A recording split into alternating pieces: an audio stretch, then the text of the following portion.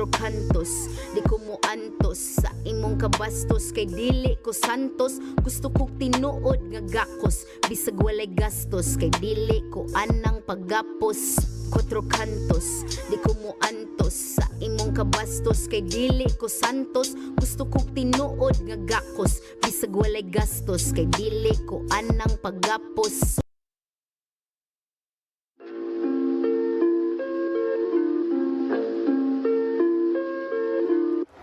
Quatro kantos, di ko mo antos sa imong kabastos, kay dili ko santos. Gusto kong tinuod nga gakos, bisag walay gastos, kay dili ko anang paggapos. Quatro kantos, di ko mo antos sa imong kabastos, kay dili ko santos. Gusto kong tinuod nga gakos, bisag walay gastos, kay dili ko anang paggapos. Sugdan na tong storya sa usa ka babay, dako siyang pagmahay sa iyahang gilabay. Dito siya ni tagay, unya nangitag away, ni syagit siya og peste giatay. Di kadawat siyang kahimtang, kay iyang nakitaan. Giduwa-duwaan ra siya og giatikan. Lami kay labtikan, kalimtan ali na dire kay ato ang ablihan. Ang quatro kantos, di ko mo antos sa imong kabastos, kay dili ko santos. Gusto ko Let's wander La Union's Tangadan Falls. The perfect side trip after surfing the waves.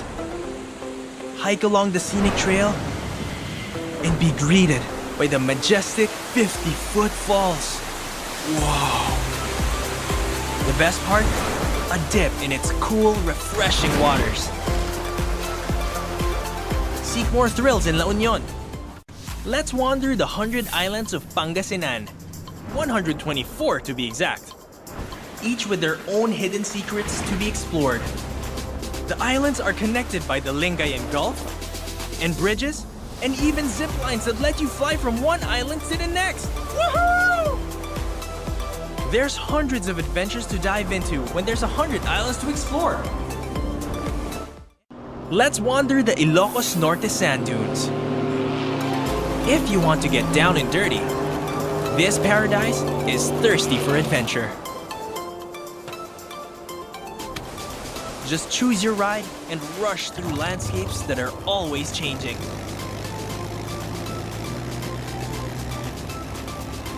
Go where the wind blows, here in Ilocos.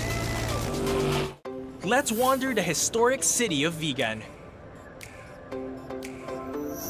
This UNESCO World Heritage Site is one of the best preserved Spanish colonial towns in the world. Walk along cobblestone streets of heritage houses and historic attractions dating back to 1500s. Don't forget to take home Ilocano crafts for pasalubong. Travel back in time in Vigan.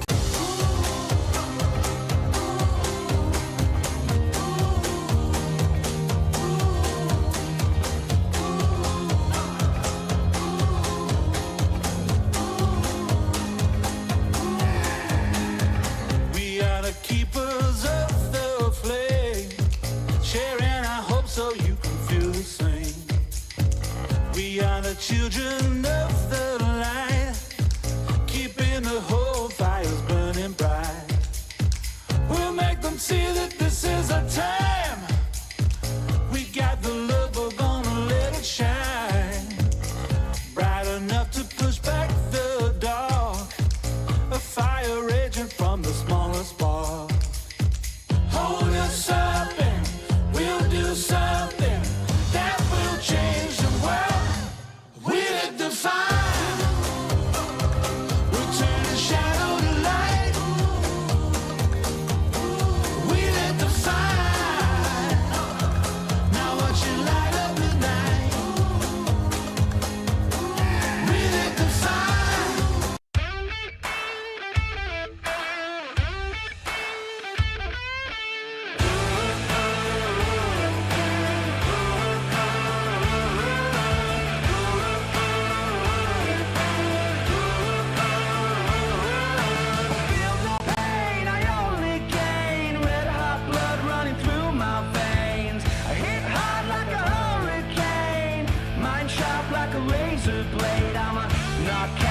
Knockout, there's no doubt, I'm a champion.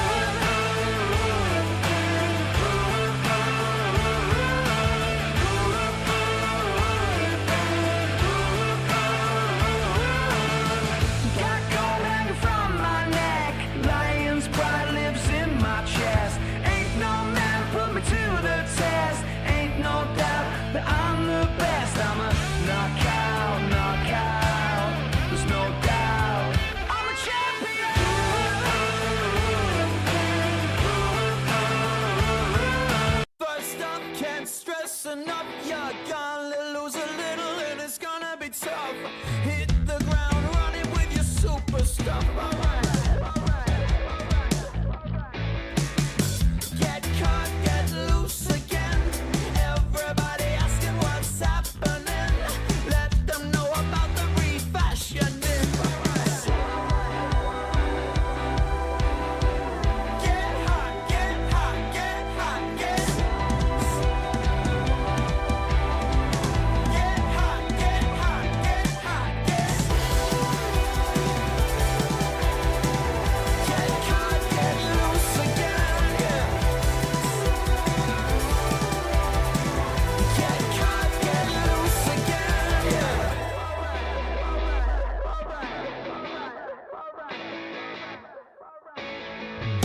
Break, break, 'cause the stakes are high. We are pure trouble and we won't be told no street. The WSL La Union International Pro 2024 is brought to you by Tingog Party List, House Speaker Martin Romualdez, and the Department of Tourism Region 1. The WSL La Union International Pro 2024 is sanctioned by the World Surf League and organised by the United Philippine Surfing Association in collaboration with the provincial government of La Union, the municipality of San Juan, and the La Union Surf Club. This event is sponsored by Alima, Clean Canteen, and SMC Infrastructure. This event is recognised by the Philippine Olympic Committee and the Philippine Sports Commission.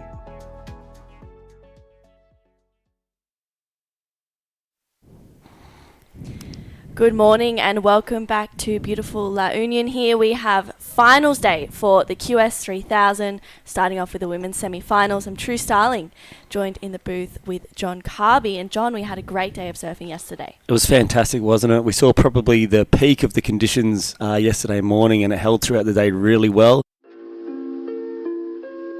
It was just a great morning. It looks like we've got Jerry down there talking, so we should shoot down to him. Down to you on the beach, Jerry. Finals day for the shortboard, and we're really looking forward to that. The surf's pumping, and we've got some amazing surfing coming up. Can't wait to see it. Can't wait to be here. Well, I am here. Sorry, John's going to hassle me for that. But really looking forward for today. We're going to start with the women's shortboard semi-final, move on to the men's shortboard semi-final, followed by the men's final and the women's final. So it's going to be an amazing day of surfing, and I'm really looking forward to it. So back up to you guys, and thanks for everyone that's helped us here.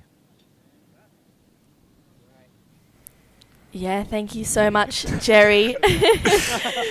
Loves the chat, Jerry Deegan.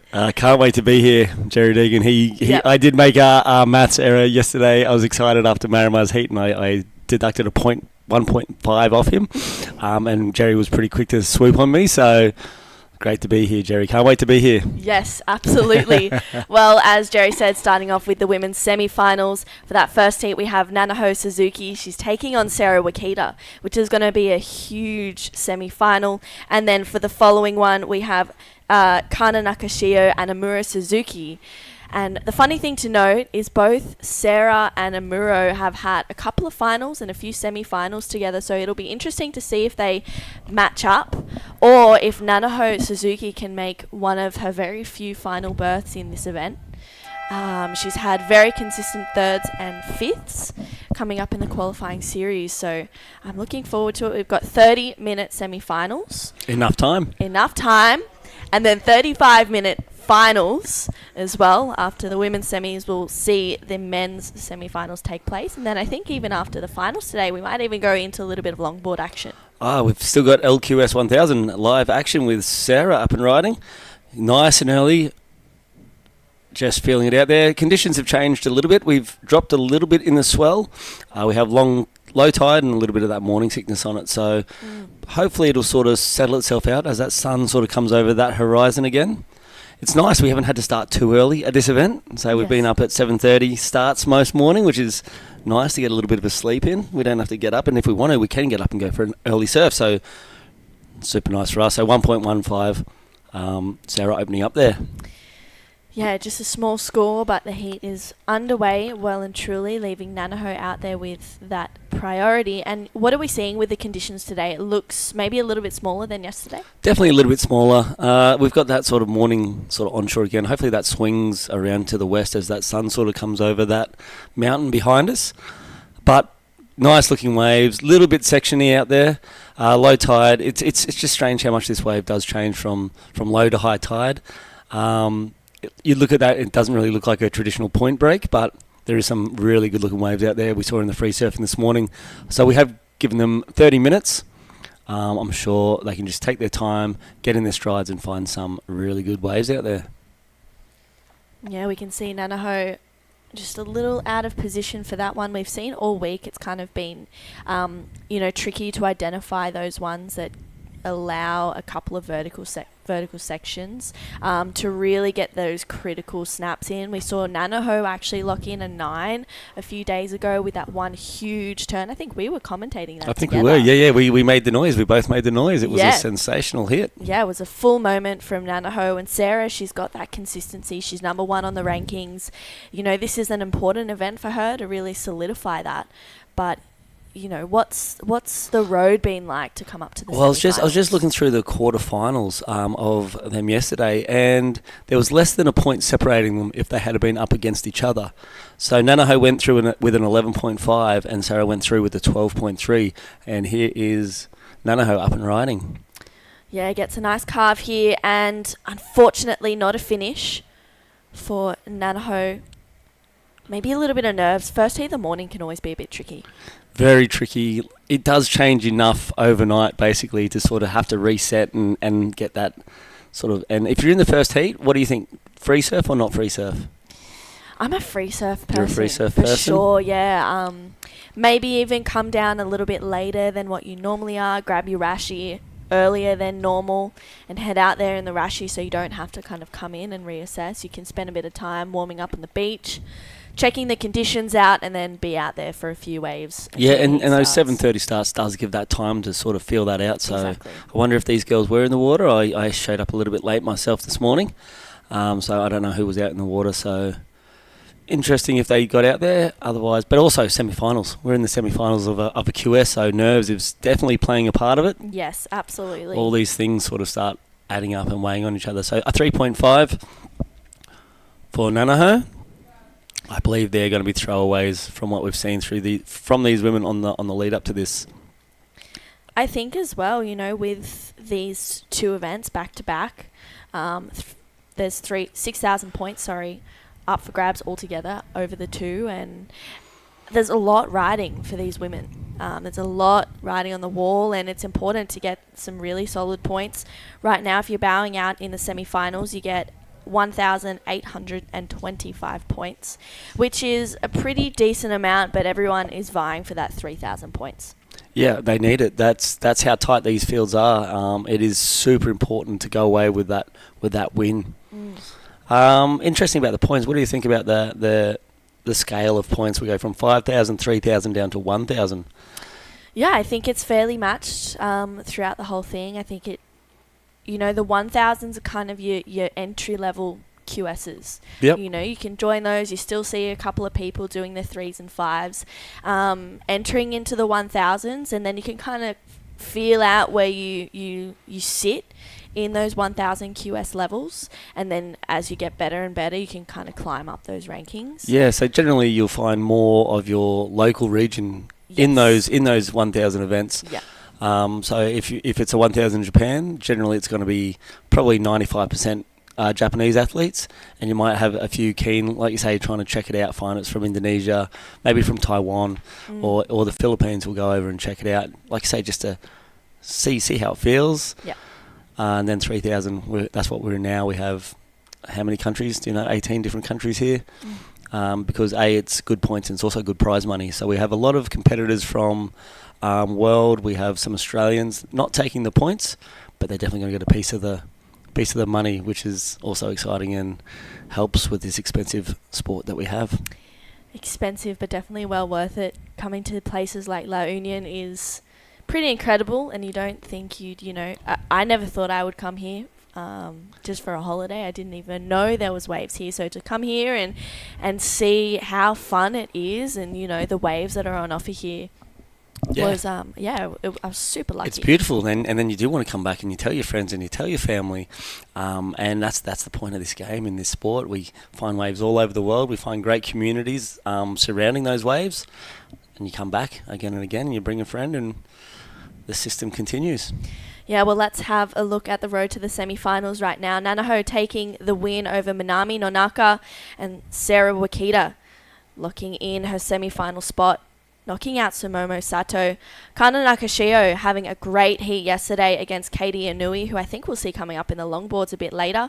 And Amura Suzuki getting a 9 and a 7.25 against Anon Matsuoka. We'll see her in semi-final number 2 as well. So some really stacked semi-finals. I think this second one with Kana and Amuro. Amuro is a veteran competitor. She's been on the tour for a while. And Kana Nakashio, she is still a junior. So she's been, she won the Asia Junior rankings last year to solidify herself a spot in the WSL World Junior titles at Oceanside a couple of weeks ago. So she competed in that. And I actually spoke to Amuro last night. I saw her when I was, going out for dinner, and she was having dinner with Sarah Wakita. Awesome. And I was thinking, are we talking game plans here? Are we talking about how you're going to figure out to meet each other in the finals and put on a great show? Or are you taking it a heat at a time and kind of focusing on yourself? And she goes, I definitely want to have a heat with Sarah, but got to make it through the semi-final first. Yep. And that is a joy. When you surf against someone you know, and you enjoy it, it makes it fun again. But it's a rivalry. There is no friends in the water, but it is great to surf with those people who do fuel you and make you surf to the best of your ability, and you know that you're going to push them to the best of theirs. Up and riding. Yeah, here we go. This is Sarah Wakita, straight off the bottom into a nice carve, a little bit slow, but she regains some speed. Nice connection for Sarah, this one. Hopefully starting to wall up a little bit for her. Patiently waiting off the bottom, cracks it off the lip, unfortunately goes down. First wave of consequence for the heat so far, though. I do believe that second turn is probably where the points, and if she had hit that last section, we would have probably seen her go into the good range. Not yet even 10 minutes into this heat, so still plenty of time, and these girls are still figuring out the lineup, I believe. Sarah obviously recognised that one, so she's going to be looking for something like that. She now knows what's going to run into that inside section. We are on the low tide, so it is hitting that little end section a little bit better than it was that we saw yesterday afternoon. Yeah, and I think that end section is really tricky. Let's have a look at this one again, John. Yep, so up she goes, that opening wrap, just a little bit of a two-part turn there, nothing consequential. I would like to see her hit that a little bit harder. She sort of half committed through it. And then this section, she's already seen it there. Nice, deep bottom turn, just getting a little bit late and get it going over with the lip. Yeah, well, that score still locks in at the best wave of the heat of 4.25 for Sarah Wakita, even with that fall. I think, yeah, like you were saying, that last section, you kind of have to hit it maybe a little bit earlier than what you expect to come down in front of. Yeah, that's probably the most. Changing part of this wave too, that inside section. And you'll see later as the tide fills in, the surfers will still look for it, but it seems to be too deep. And also as the current moves across that inside reef that we don't get at the low tide, it has to escape somewhere. So you get that choppy, bouncy wave in there because there's a lot of current and water rushing back out to sea, and that's the only way it can get past these waves. So a lot goes on in those little end sections and breaks and reefs, and the way it changes through the tide throughout the day is also super interesting to watch. But it's plenty of waves, plenty of scoring, and we saw yesterday as that tide was full, they were dropping some huge scores out there. Yeah, there was big numbers, 9s being locked in, 7s and 8s every other heat, which made for really exciting surfing. It made, me excited to be in here. I was kind of coming off my seat every now and then because there was big turns being locked in, and you never knew if it was going to be make or break moments. Absolutely, and there was plenty of them. There really was. There was both. There was surfers missing that section that you knew was super critical and a super critical time, and then other surfers were sending it and absolutely demolishing sections and getting those numbers. It was a really good day of surfing. I saw you out there for a free surf in the afternoon. How'd you go? Yeah, I made my way out the point and tried to get a couple of waves, but ended up getting a few sets on the head. That was just mistiming it. But yeah, I got a few at the point and then ended up paddling down to the beachy where I saw you on that left. The narrowbean in me was starting to come out. And Yeah, definitely. Wanted to try get a few lefts, and it was pretty fun. It was hard work, but it was fun. Yeah, I think they called the competition, the director called the competition off at the perfect time yesterday, because literally as they called it off, the wind did fluff up a little more and it got tricky out there. There was some big chop and plenty of good waves on offer still. It's just every now and again you'd get knocked off by a little bit of chop and sort of miss it going. So a great call from our director Luke Landrigan yesterday to off the heat and start again this morning. Absolutely. I think as well the conditions that we're seeing this morning, it's pretty clean. It's definitely not as lumpy and bumpy as we saw yesterday, but it's good. There's still a little bit of size as well, so there's definitely sections that you can unleash on.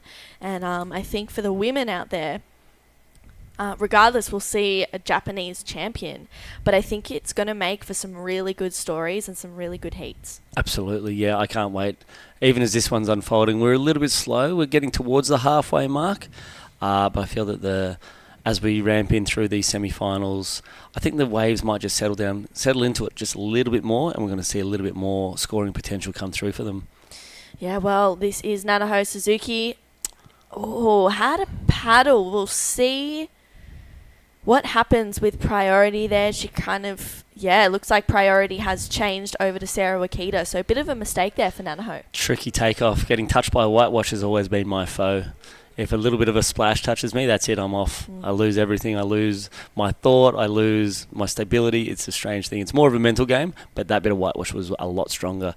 And you could see what she wanted. That wave looked great. She was just a little bit out of position, and it hit her a little bit harder than I think she thought. She was actually backwards by the time we saw her.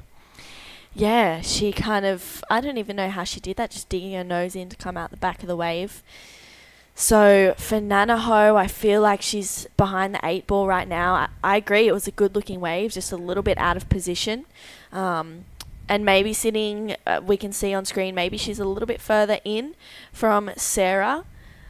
So it could be a good opportunity for Nakashio to This might free her up. reposition. Yeah, that curse of priority. Sometimes it's a blessing, sometimes it's a curse, because you can get sort of stuck holding priority, looking for that maybe higher score. Here she goes, look, and it's done exactly that. Here she goes, opening up. Yeah, taking off in the whitewash. That one doesn't offer a lot, so she kicks out. Yeah, but that's definitely that reaction to what we were talking about. She made a priority error, so now she's under priority, which means she can choose whatever Sarah doesn't want.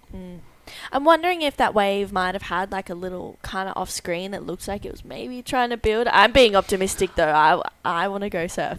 I think I'm going to trust her instincts. Yeah, 100%. Being out there and watching it is so different.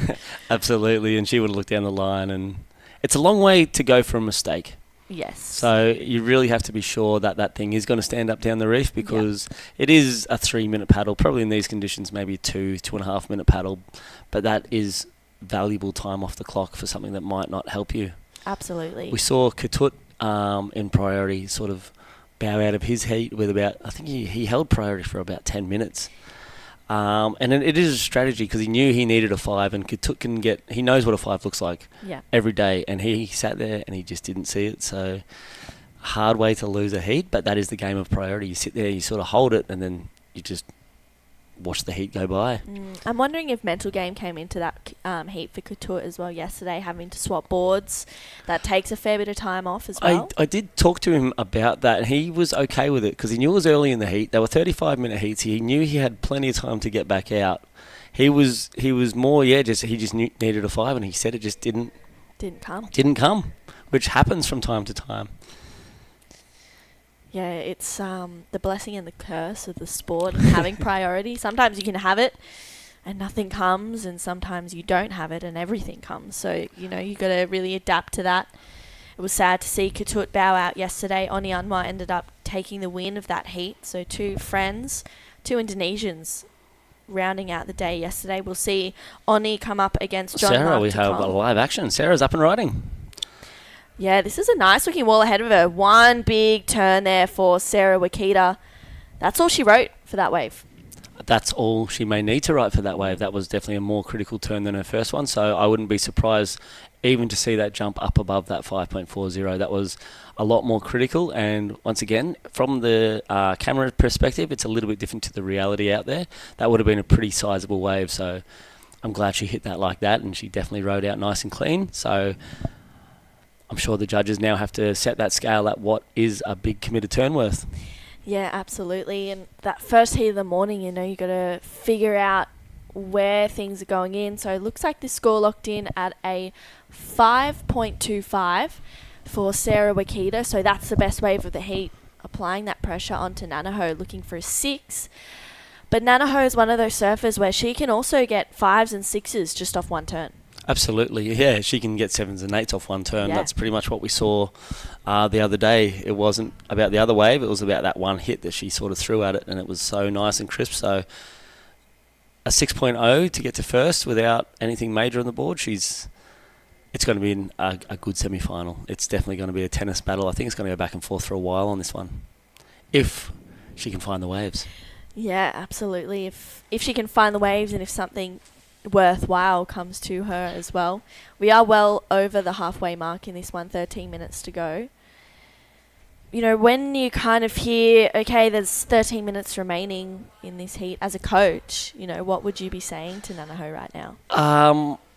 I'd be asked, well, at the moment she's done nothing wrong. She's done nothing out of place. She's been cool, composed, apart from that priority error. I'd be hoping that she's just composed herself after that and not let that sort of infiltrate her game plan, because she would have been out there with a game plan. She knows what she's looking for.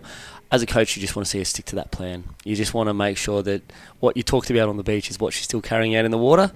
And obviously they probably would have talked about where she's got to sit. She's made a plan. You can see her now. She is actually adjusting. She's moving up the point a little bit. And someone as experienced as her, you've got to trust athletes' experience, because they are out there. It's easy to sit back on the beach and say you should be there, you should be here, you should be there. It just adds confusion to the mix. So as a coach, I like to let the athletes dictate what happens out there.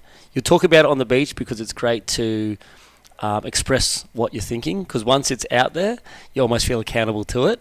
And then you actually can think about that discussion and that plan and that strategy. So when you do make a choice like this to move up the point, it's going to be an intuitive move and using your experience. And usually as a coach, I'll always back them. Sometimes it doesn't work out, but it's good to see when it does.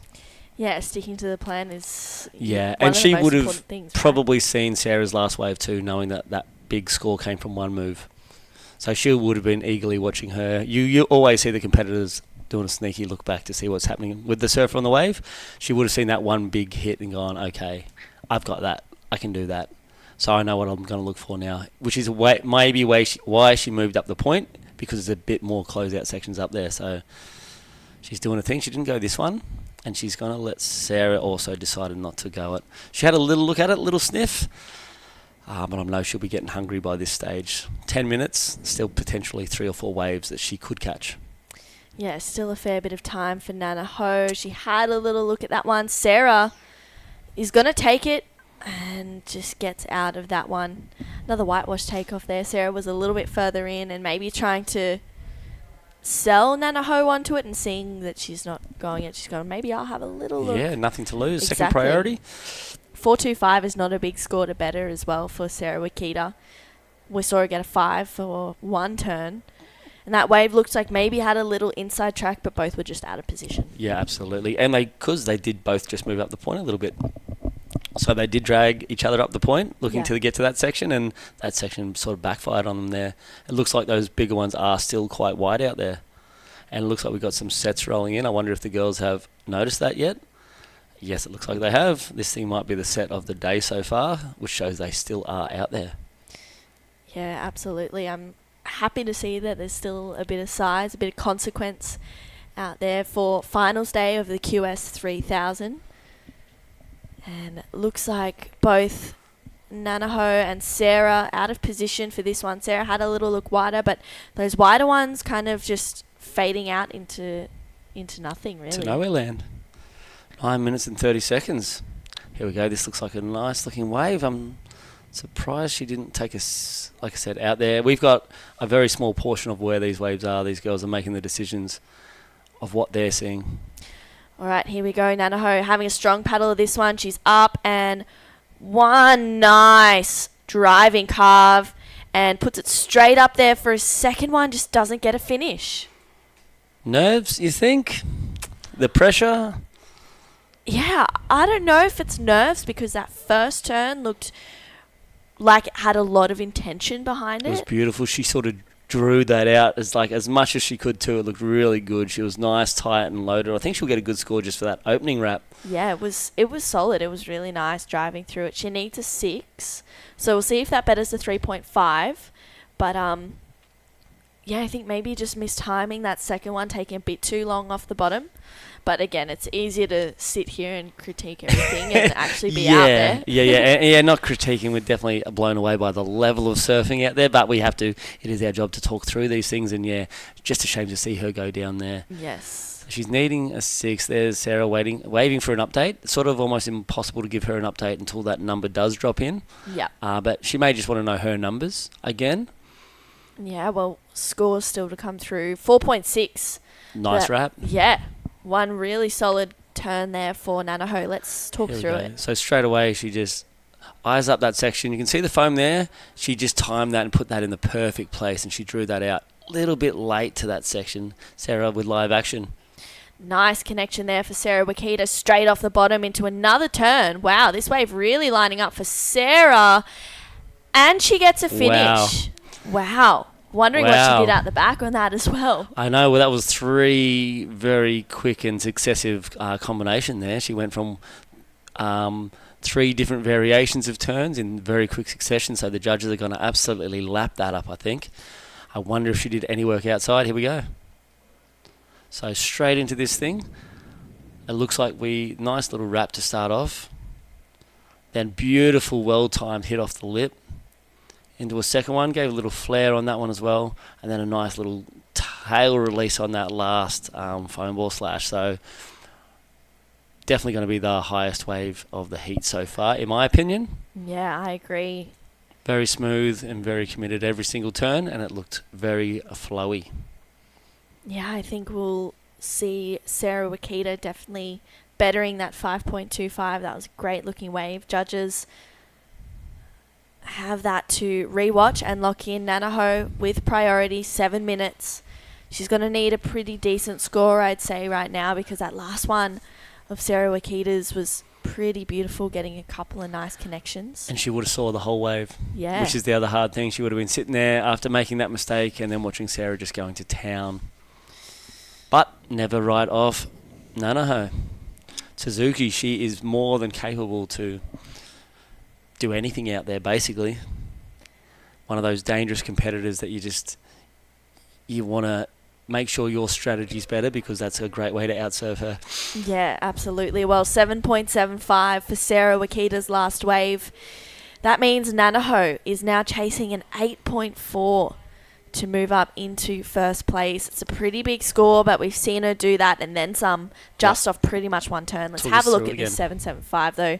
Really nice looking wave as she carves through that first turn and then connects it so well. I think she just timed everything so beautifully, and then to get this bonus end section and get the ride out was just a cherry on top for Sarah. Yep, beautiful. And the way she jumps off the back of the wave, she knows it. She knows that was going to be the wave that is going to put her in that power position in this heat. Here comes some more sets marching in. Yeah, so the line's starting to come through a little bit more consistently now. Maybe the morning sickness is starting to wear off this morning. Yeah, I don't know what that is, the magic of morning sickness. You can see that sun is now well and truly on the lineup. It just seems to be there's something in that when the sun hits it, everything gets more pristine, more nice, and the waves start rolling through. Yeah. 5 minutes. I can hear the 5-minute buzzer out there. I heard the beach commentator Tim Patton update Sarah on that wave, and Nanaho would have heard that also. So she knows now 5 minutes and 8.40. Yeah. What do you think? 5 minutes, she still has opportunity for 2 waves as long as she sort of gets moving soonish. Yeah, I think I think 4.5 minutes, she's got priority. I really feel like if a set comes through, she should be, reaching and really challenging for that 8.4 right now. It's a pretty big score, and it's not nice to hear that that's what your requirement is. But I think for Nanaho, she's such a, streamlined competitor. She's very focused. She knows what she needs to do. And I think this whole event, she's been dropping 7s and 8s. So she knows how to get that. And I think if she can just tap into that to get that 8, she's in a good position. And I feel like Sarah, she's slightly shut the door a little bit, but Nanaho's got that priority. So Sarah has done everything right throughout this heat. Yeah. She has surfed a very smart, very well in tune surfing heat. She's put it together from start to finish. She started early and then she just built throughout the morning on her scores. So textbook heat from Sarah, and now Nanaho just has to sort of meet that at the moment, which is going to be tricky for her with 3 minutes and 30 seconds now. Well, Nanaho hoping that a set will come through, and also has to use her priority pretty wisely. This wave, not really going to do too much, and I think that was smart to not paddle too hard for that one. I think so. Just a small little baby wave rolling through underneath the women. Up next, Kana Nakashio taking on Amuro Suzuki. I'm really looking forward to watching this one. The junior taking on the veteran pretty much. Amuro Suzuki is a bronze medalist Olympian as well. Wow, for the which is so Tokyo impressive, Games. isn't it? It's an amazing. We've had one opportunity to get an Olympian. We have one here in San Juan La Union, which is pretty cool. Yeah. Super amazing to watch and to kind of see that history taking place, especially with the surfing being introduced.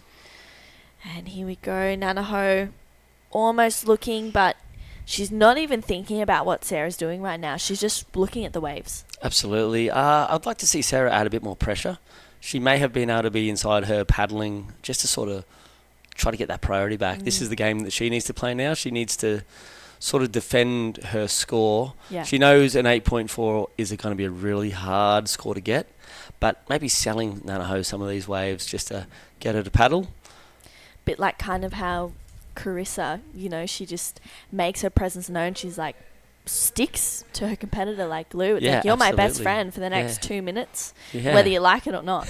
And I'm sure most of them are not out of the water, absolutely, but in the water they don't want to be anywhere near her. Exactly. And it is half the battle, that head game gameplay. I love it. I really do love it. It makes our sport so much fun. Yeah, you've already got, Nanaho's already got that pressure of needing an 8.4, and then for Sarah applying maybe more, being there. This is Nanaho up and riding on this one. Oh, she needs an 8.4 first. She has got an air game, like you said. She does, yeah. A nice, clean opening carve. But this wave not doing too much more for our Japanese competitor there. It's hard to watch when you want it to get close. You always want that exciting finish, especially from our point of view. I'm sure Sarah would have been very happy with that. But from our point of view, I wanted that to stand up. I wanted to see that opportunity. I want to see it get close, but not going to be the case in that wave. So 1 minute. Now Sarah has priority. Once again, it'll be interesting to see what she does here. Will she move over and sit next to Nanaho, or is she just happy to sit there and understand it's going to be very hard to get an 8.4 under priority no matter what the case at the moment? Yeah, I think Nanaho still has that paddle back out to do as well, but Sarah, she's going to have a look at this one. Up and riding. Interesting. Yeah, maybe just realising that Nanaho's probably not going to make it out the back. Nanaho may have conceded by this point, and she might have been heading towards the beach. Yeah, so huge potential victory. There's still 15 seconds. You never know what can happen. I'm not going to counter out just yet. That could be a huge mistake, true, but yes, I think you're safe, to be honest. Yeah, I think so too. So we'll see Sarah Wakita move on through to the women's final. Unfortunately, Nanaho Suzuki bowing out of that semi-final there. They've been putting on a great performance right now. We can see Sarah 13.0 combination, Nanaho needing an 8.4. We know she's well and truly capable, but unfortunately running out of time. Up next is Kana Nakashio and Amuro Suzuki for semi-final number 2. We'll see who the second women's finalist will be taking on Sarah Wakita. Don't go anywhere. We'll be right back with semi-final number 2 right after this break.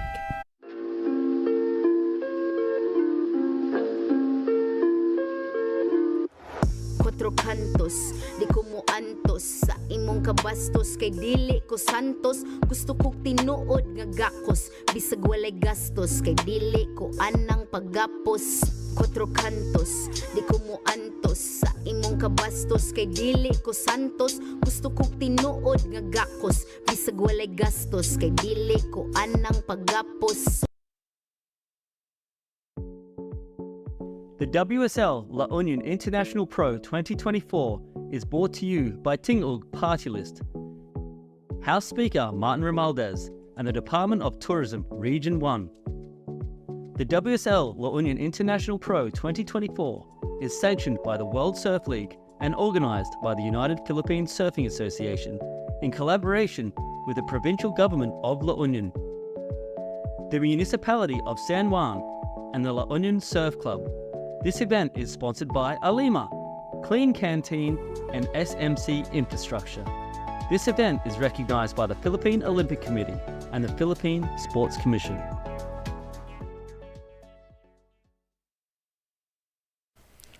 Welcome back to finals day here at La Union International Pro. We have women's semi-final number 2, Kana Nakashio, taking on Amura Suzuki. We just saw Sarah Wakita take out the first semi-final. I'm True Starling, joined in the booth with Jerry Deegan. Jerry, good morning. Good morning, True. I hope you're well. She dominated that last one. You know, there was no question all the way through. I don't know that this will be the same deal, but the surf's good. The girls are happy. We're getting results, and I'm happy to be here with you, True. Yeah, absolutely. It's been a nice morning. John and I were talking about, the morning sickness potentially starting to fade off a little bit. This morning was a bit slow in that first heat, but Sarah getting that 7.75 really solidified her final. Absolutely. And yesterday, there was a lot more morning sickness yesterday, and I think that was because the wind didn't really slow down much overnight.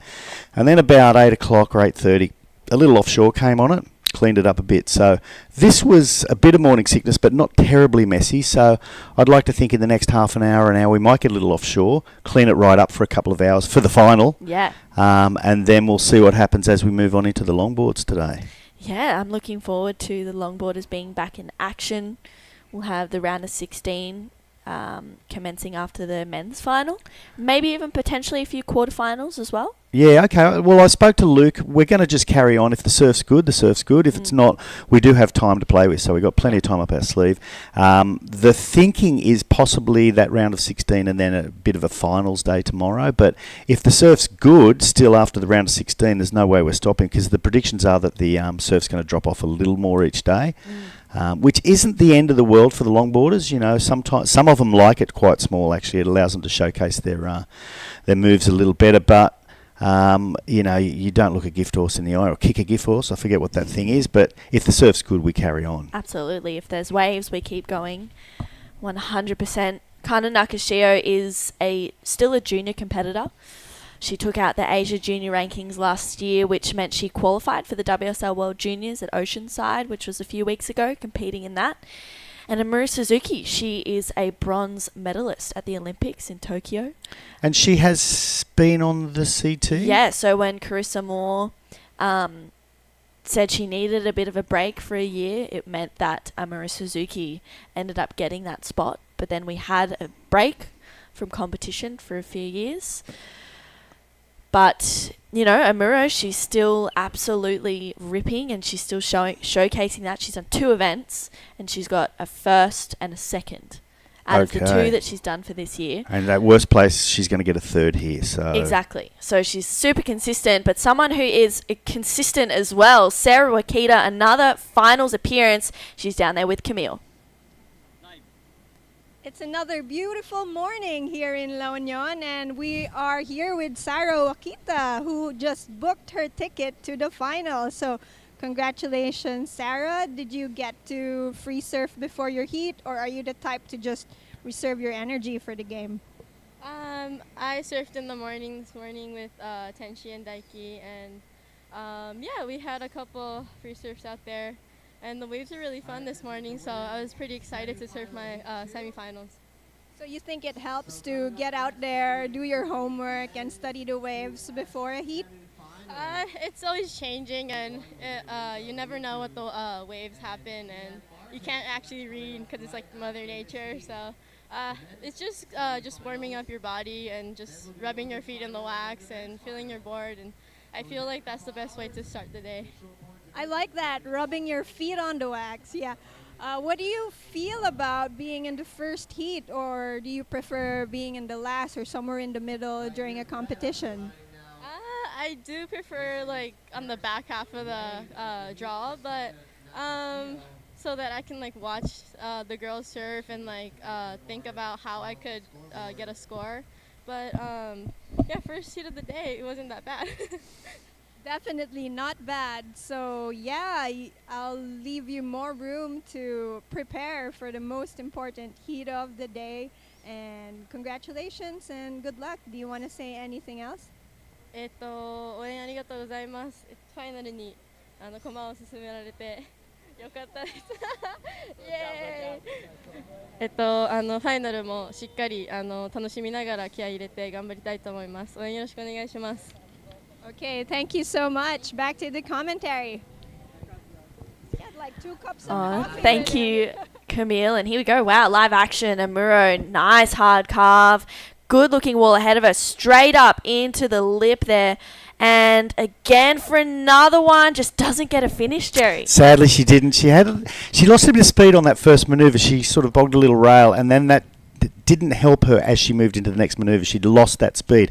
While the interview was on, we saw we didn't see, but there was a 7.25 by Kana. So hopefully the boys in the booth next door can give us a replay of that and see what is it. And here we go. Straight. Thank you, guys. That was really good. So there's Kana. She's taken off out the back. A little wrap back into the pocket to get some speed up, and I guess she's going to smack that lip right now, and that's exactly what she did. That was a big... Oh, okay, that's terrific. She got all those points on that one manoeuvre, so it was a big hit. The judges are loving it.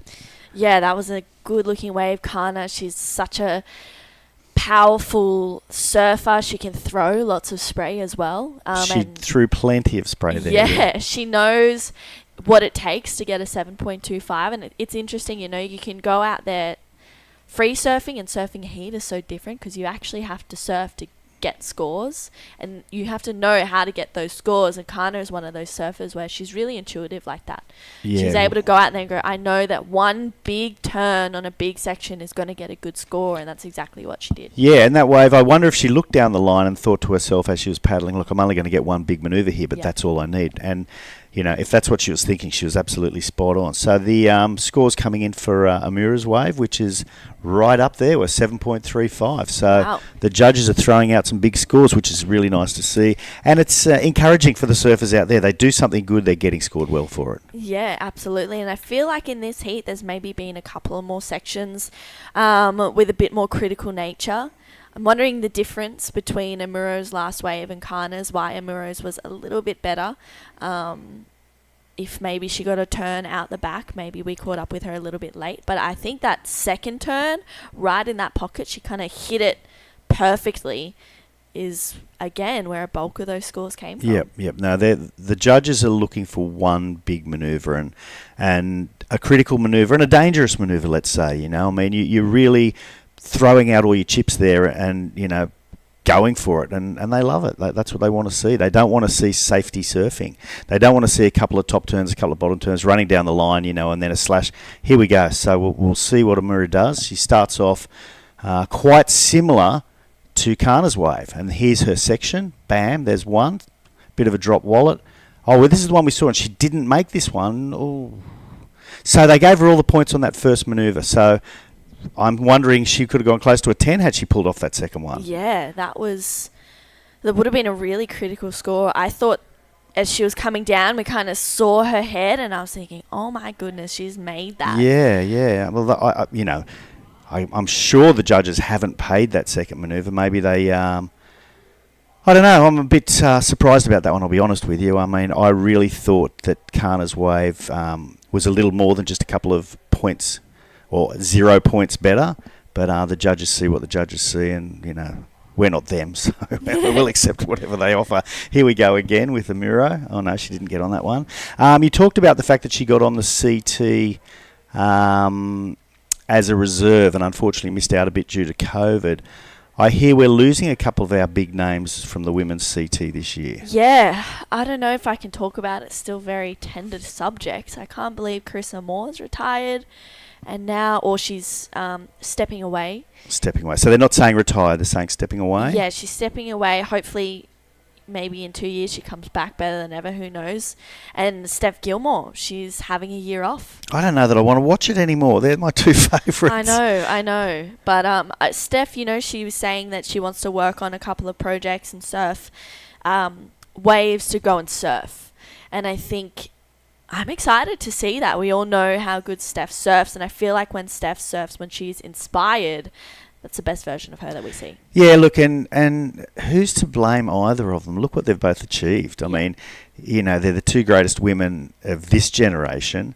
And yeah, let them do whatever they want to do. You know, I don't blame them at all. It's just, I guess, a bit disappointing for us, the viewing public, that we won't get to see them in the events. You know. Yeah, but then it kind of takes out that experience in the CT in the sense that two of the best aren't there, so that really opens the door for juniors or rookies or kind of people who've not been on the CT or women who haven't been on the CT for too long. And others that are up there, Taylor Wright, for example.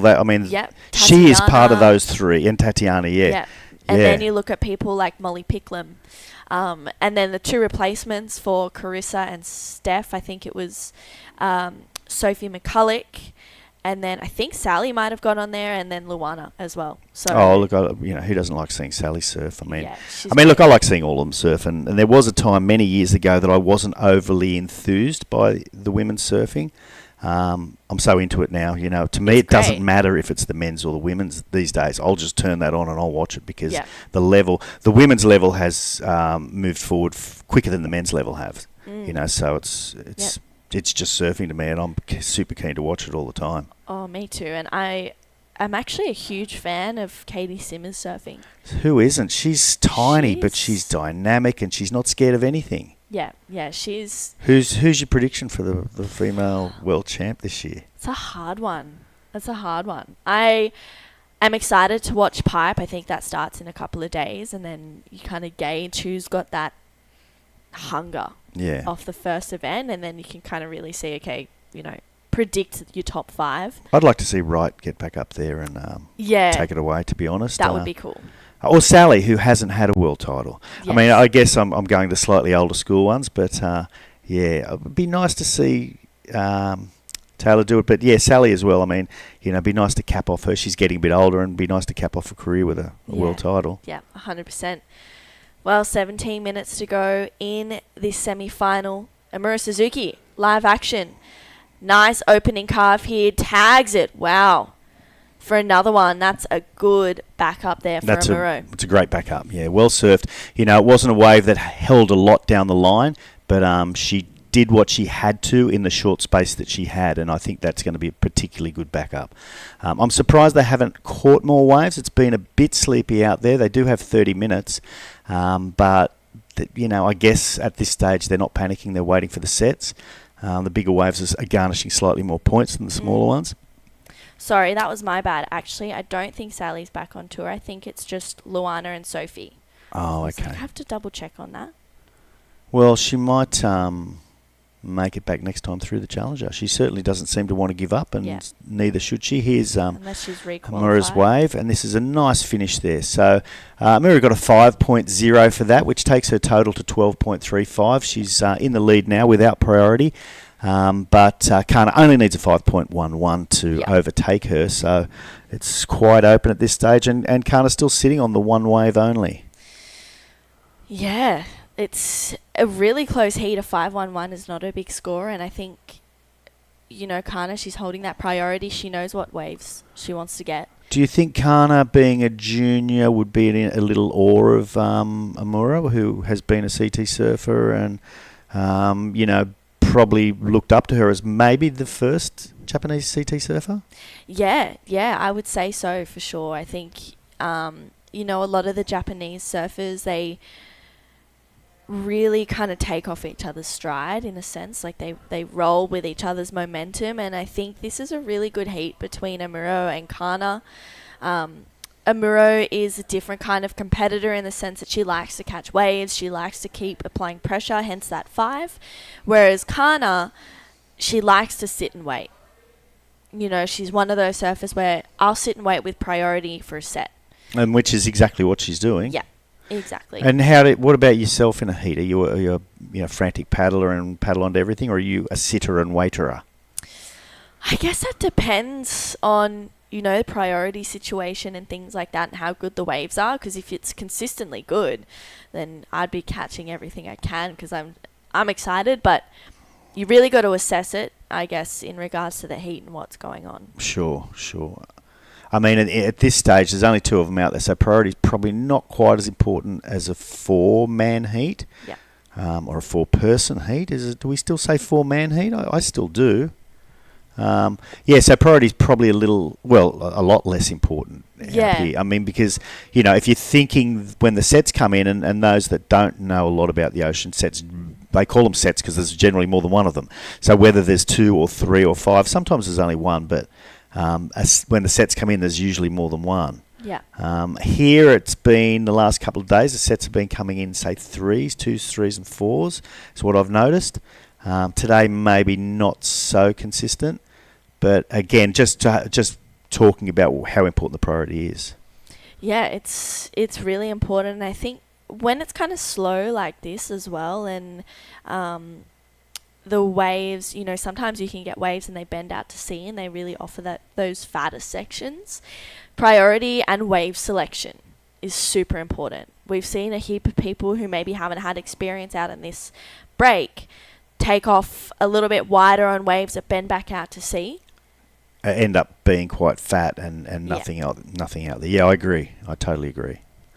And not all of them have experience out here, and if they have been here during the comp, they haven't had much option either.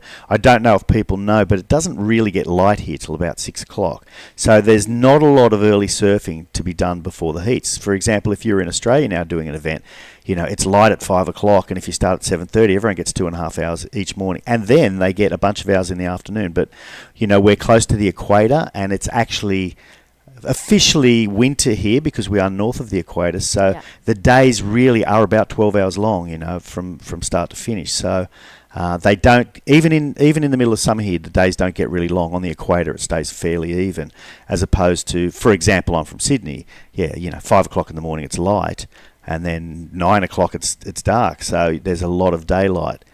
So what I'm saying is there's not a lot of practice time out here, and when you do have that 1 hour before and 1 hour after the event, there's 60 people out there chasing waves. 60 hungry, I call them kids, you probably wouldn't, but 60 hungry kids out there on longboards and shortboards, not to mention the locals that want to go out and surf with them.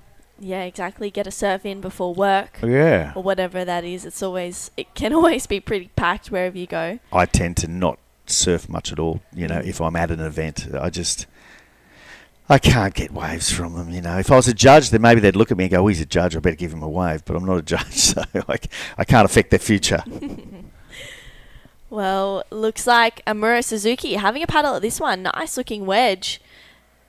Straight up into a nice carve down. Cuts it short and tags it there, but doesn't get a finish. So Amuro just catching a few waves under priority there. Yeah, why wouldn't she? I mean, that one, she was probably a bit early to that last hit there. She lost all her momentum at the top there, and I think it probably would have maybe bettered her 5 had she waited a little longer until that section was a little more critical. But here we'll see it again.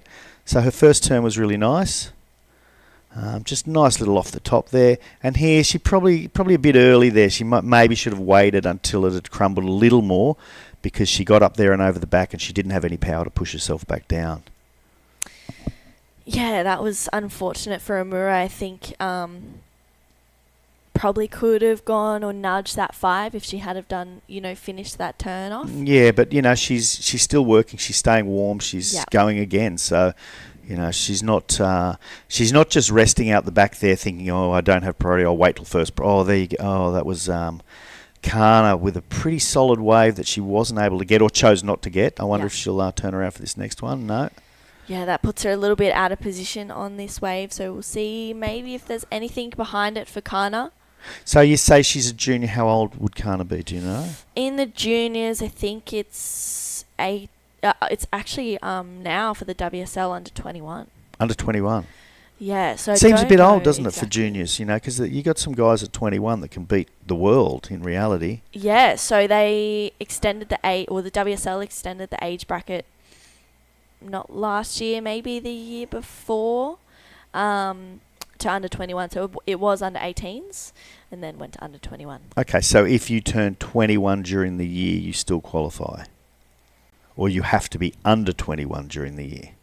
I think you have to. I don't know the logistics of it. I think you I'm have sure to we be can under hit Matt. 21. I'm sure we can hit Matt with would that. know. And that's Yes. Yep. the encyclopedia / dictionary of surfing. Yes, he is for sure. And speaking of, we actually have Matt down on the beach with a conditions update. Matt, what have you got for us? All right, so as you can see on the outside, we have our Japanese competitor paddling out in the red singlet. It's a dead low tide an hour ago, minus 0.7, up to a high tide this afternoon at 8:30. So a 14-hour tide window. We have a full moon at the moment, and that's why we have such a drastic tide change. We don't have that classic 6-hour changeover. I'm sitting on some kanji right now, so this is like soft reef, and this is completely covered at high tide. The surfers are finishing their waves just out here on the inside section, and they're on the inside. That's the inside reef where they make their way on the inside. So big tides, a factor of today. The wind is still offshore. We have about half an hour until that wind starts breathing up, maybe a few air sections. Back to live broadcast in the booth. Thank you so much, Matt. That was perfect timing, was. wasn't it? We It didn't even was. know that was coming, and that was pretty informative. So we appreciate that, Matt. Yeah, love having a chat with Matt. He knows a lot about everything. And here we go, Kana Nakashio. Having a paddle at this one. Straight up and into that section. Kind of having to redirect it a little bit and comes unstuck. Yeah, she did. And the first turn, I guess she was a little disappointed with the first turn. It came off a little bit soft.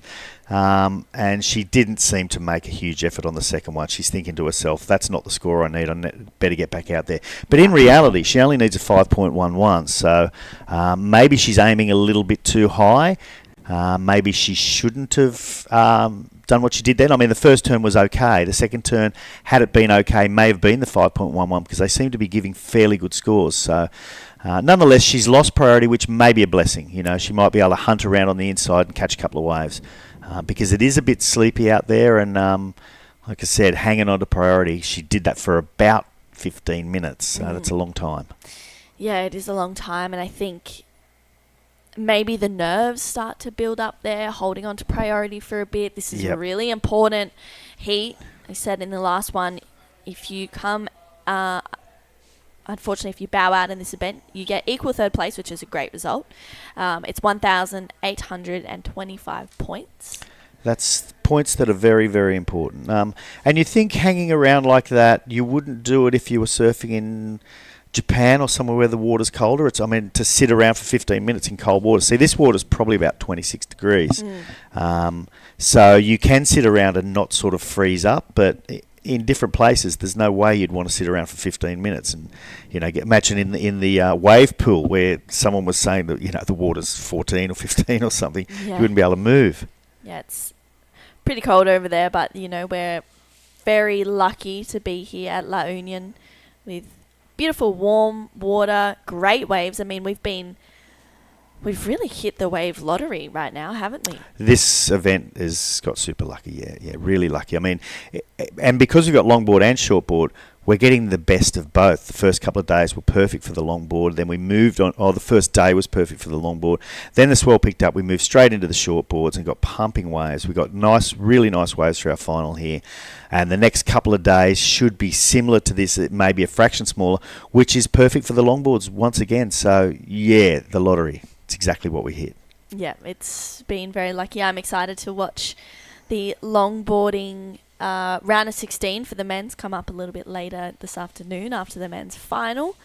Yeah, we'll have JR, the local hero, who did bow out yesterday in the quarterfinals of the shortboard, but what a waterman he is, and he must be, 2-1 to win the actual longboarding. It's his wave. He won it last year. He's been on the world circuit. He's really the king, so you wouldn't bet against him. Yeah, that's for sure. And we've also got his brother, Jun, coming up straight after that in heat number 2 for the round of 16 of the men. So it's going to be a good one, but 5 minutes to go in this semi-final. Amura Suzuki still in the lead with a 7.35 and a 5.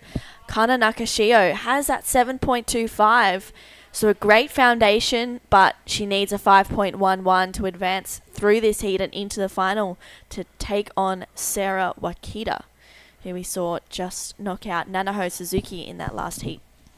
Yes, and we have the men's semi-final coming up. Rinta Oto from Japan will be in red in the next heat, and Ken Martin, who's from Sweden but lives in Bali. Or did I get it wrong? Are you showing me something else? Semi 2, yeah. Oh, look, I can't wait for Semi 2, to be honest. John Mark Tokong and Oni Anwar. I can't wait for it. And I know I'm probably not rostered on here then because we've had a little roster change, but I'm staying. You're staying, absolutely. I'm staying no matter what. Love that. Love that. Yeah, look, I know both of them really well, particularly Marama, but Oni as well, because he spent loads and loads of time in the Philippines and really is almost a second son there in the Philippines. So, yeah, I can't wait for it. I wish that was the final, just quietly, and I don't, mean to say anything against Rinta, who I don't know real well, or Ken, who I do know fairly well. Ken's just a super lovely guy, but yeah, I kind of was wishing that was the final, but all the best for Rinta and Kian, and Kian, they're both looking for a big result, actually, both Rinta and Kia. Yeah, okay. Well, here we go, live action. One big turn there for Kana Nakashio. Is it a 5.11? It was a nice turn. It was a nice turn, and they are rewarding things like that. So with 3 minutes to go, she's certainly hoping that's what it's going to be. Oh, there's part of the cheer squad. Yeah, that is, I think, Shohei we had there. There's Marama. There's Marama, the boys. The Shargao boys. Hey, boys. Love that. Love the big smiles and the energy, the positive energy. Exactly. They'd jump up and down with, you aim your phone at them. They'll jump up and down. They're all happy guys. Yeah, absolutely. Well, this last wave. More of the Japanese crew. Cheer them on. Good on you guys. Yeah. We know who you're going for. Well, it's easy in the women's section for them to cheer on the Japanese because it's only Japanese. Yeah, exactly. And I think if we see Amuro progress through this semi-final, once again, we'll see a Sarah Wakita, Amuro Suzuki final, which I think is going to make for fireworks. But even with Kana Nakashio, if she can get that 5.11, we're still waiting on this last wave to lock in. Yeah, the judges are really thinking hard about that one. So they liked it. I don't know if we can get a replay of that in the meantime, but certainly the judges are replaying it for themselves at the moment over and over again. And there we go. It's in, and she got it. Wow, a 5.7 for Kana Nakashio. That takes her into the lead. Let's have a look at the replay. So it's just one big manoeuvre, straight off the lip, super committed. And that's what they've been paying, and she did it. So congratulations to her at this stage. 2 minutes remaining. It's not over for Amura, but that makes it a little bit difficult. She needs a 5.60. Hello, fellas. So, yeah, she must be a bit broken there. She's going to turn around and give it a dig. She knows what she's got to do. One big manoeuvre will do it for her. All right, here we go. Amuro with 1 minute, 30 seconds to go. She needs a 5.6. Oh, and she just missed that section, sadly. She's going to hang on and see if there's another one there. Yeah, it doesn't look like this wave is going to do it, and you can just see the defeat, but still a minute 20, although Kana has just regained priority. Yeah, the money's now with Kana, obviously. It doesn't mean a wide one can't come through and Amura can, pick up something or pick up some scraps and still do a big move. But what they do like is the big move on the big wave. So on the inside, I'm not sure. So, okay, so Kana's going to give it a dig right there. Maybe try to improve her situation. Well, this is coming into a good fast section. She's gone a bit too far behind on that cutback. You could see that little double up there. So she wanted to get back down into it, but she went a little bit too deep, I think. And I don't know if Amura's back out there already and going to get priority. We'll see that shortly. I can't see it on that particular angle, but with 30... yeah, so she's out in front of Kana. She'll probably get priority, but 30 seconds. A wave has to come through as well in this one. I see a little one behind, so there's a small chance there. Will there be an opportunity? Okay, it's this one or it's nothing. And she's looking like she's going to try to get onto it. It's a smaller wave. She's not going to get onto it. 15 seconds. Kana Nakashio getting a 5.7 in the last 2 minutes of this heat. With 8 seconds to go, it doesn't look like Amuro will get another opportunity before the hooter goes. So Kana Nakashio taking the win over Amuro Suzuki with a 5.7 in the last pretty much 2 minutes of this heat. She'll see herself in the finals with Sarah Wakita. Wow, 12.95 combination. Really close top scores between Kana and Amuro. And up next, we do have men's semi-final number 1, Rinta Uto and Kian Martin. Don't go anywhere. We'll be right back after this. Let's wander La Union's Tangadan Falls. The perfect side trip after surfing the waves. Hike along the scenic trail and be greeted by the majestic 50-foot falls. Whoa! The best part?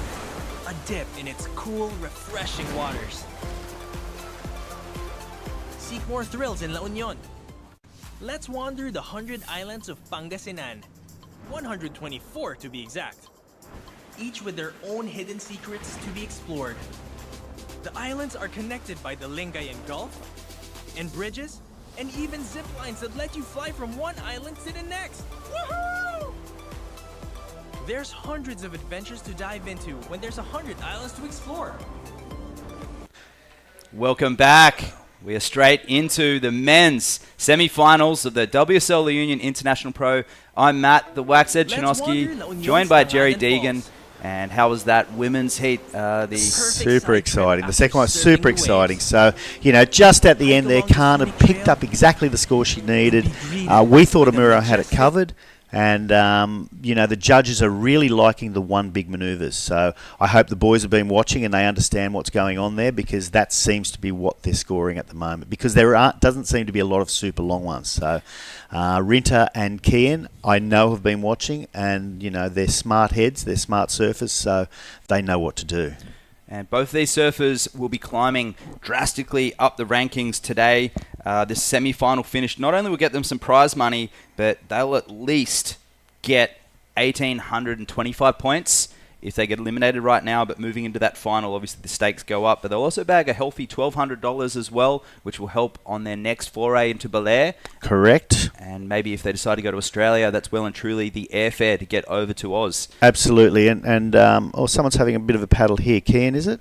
So, yeah, the organisers here are organising buses to go to Belair, so they're saving the surfers a lot of money. They're transporting them from here to there, which otherwise would be quite a nightmare, a bus to Manila and a change of bus. And so what they've done is they've organised a couple of buses for us as well, to head straight over there. And I believe it's a bit of a mountainous journey at one stage, 6 hours across from Western Luzon to Eastern Luzon. So I haven't done it before. I'm looking forward to it. I'm a bit nervous that it's the day after the awarding ceremony, and I'm worried about how my head's going to feel on that day. But nonetheless, I can sit back and look out the window and watch the scenery.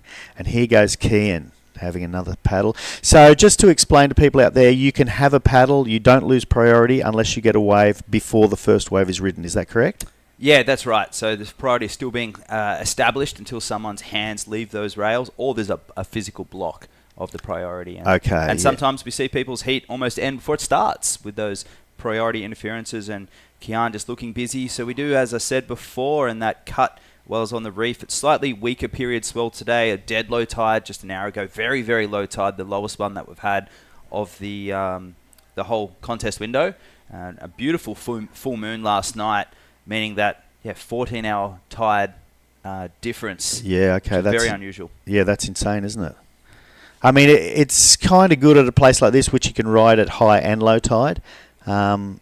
14 hours, yeah, it's when you're from the east coast of Australia, that's almost unheard of. Yeah. Well, it is unheard of. It's not almost unheard of. It is unheard of, exactly. There might be little bays and coves that might be affected uniquely way inland, but here goes Kian Martin and the sure-footed surfer. He's surfing with that Swedish flag, and he's making his way down and hammers that end section as well. So, two-turn combo. How do you feel that'll settle based on what we saw with the women's surf? I liked it, and I think he's going to get rewarded. I'll be surprised if it's not up. But, I don't know if the scale is a little different for the men's or the women's, but surely it's higher than a 5 or a 5.5.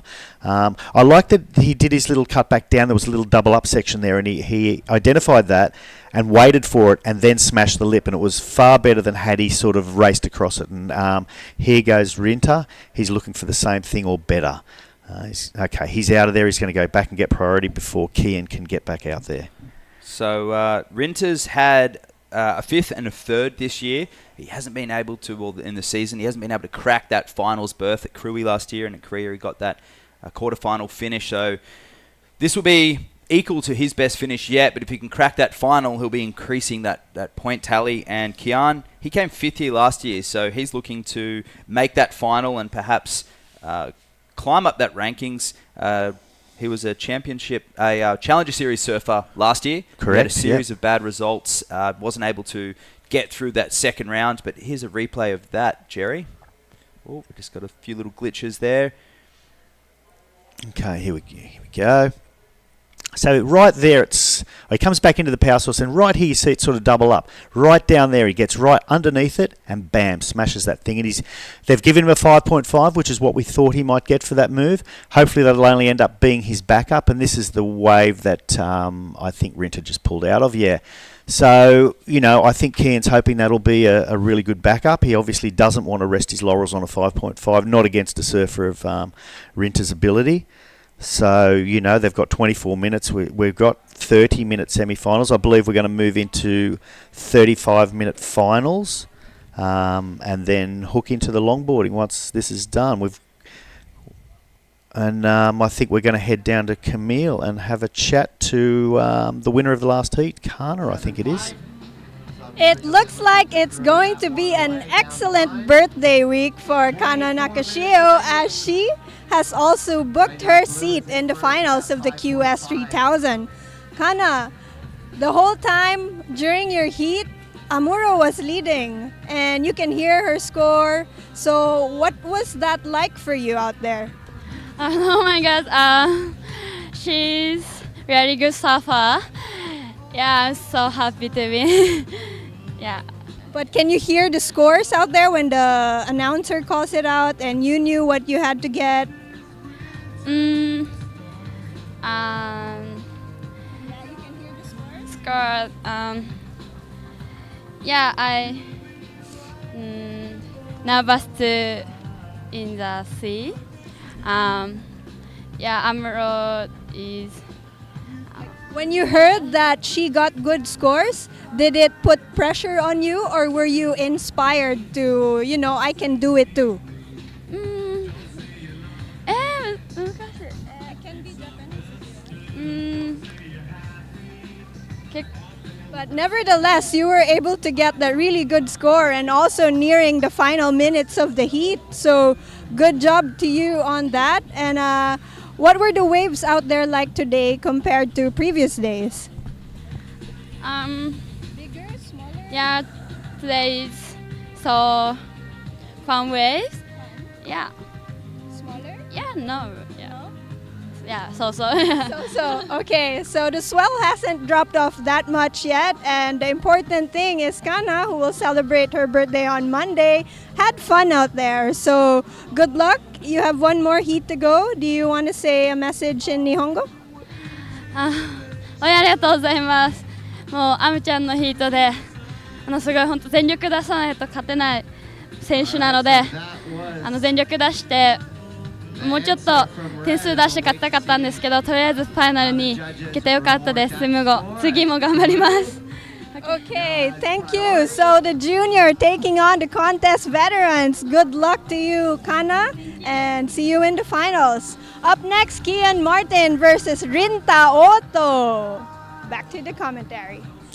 Thanks, Camille. That was a fun little interview. I know I did a couple of these interviews last year, and for the surfers like Kana, we actually had an interpreter, which made it a little bit easier to sort of understand what she was saying. But she's a cute kid. She's only young, and she'll learn English as she travels the world and surfs.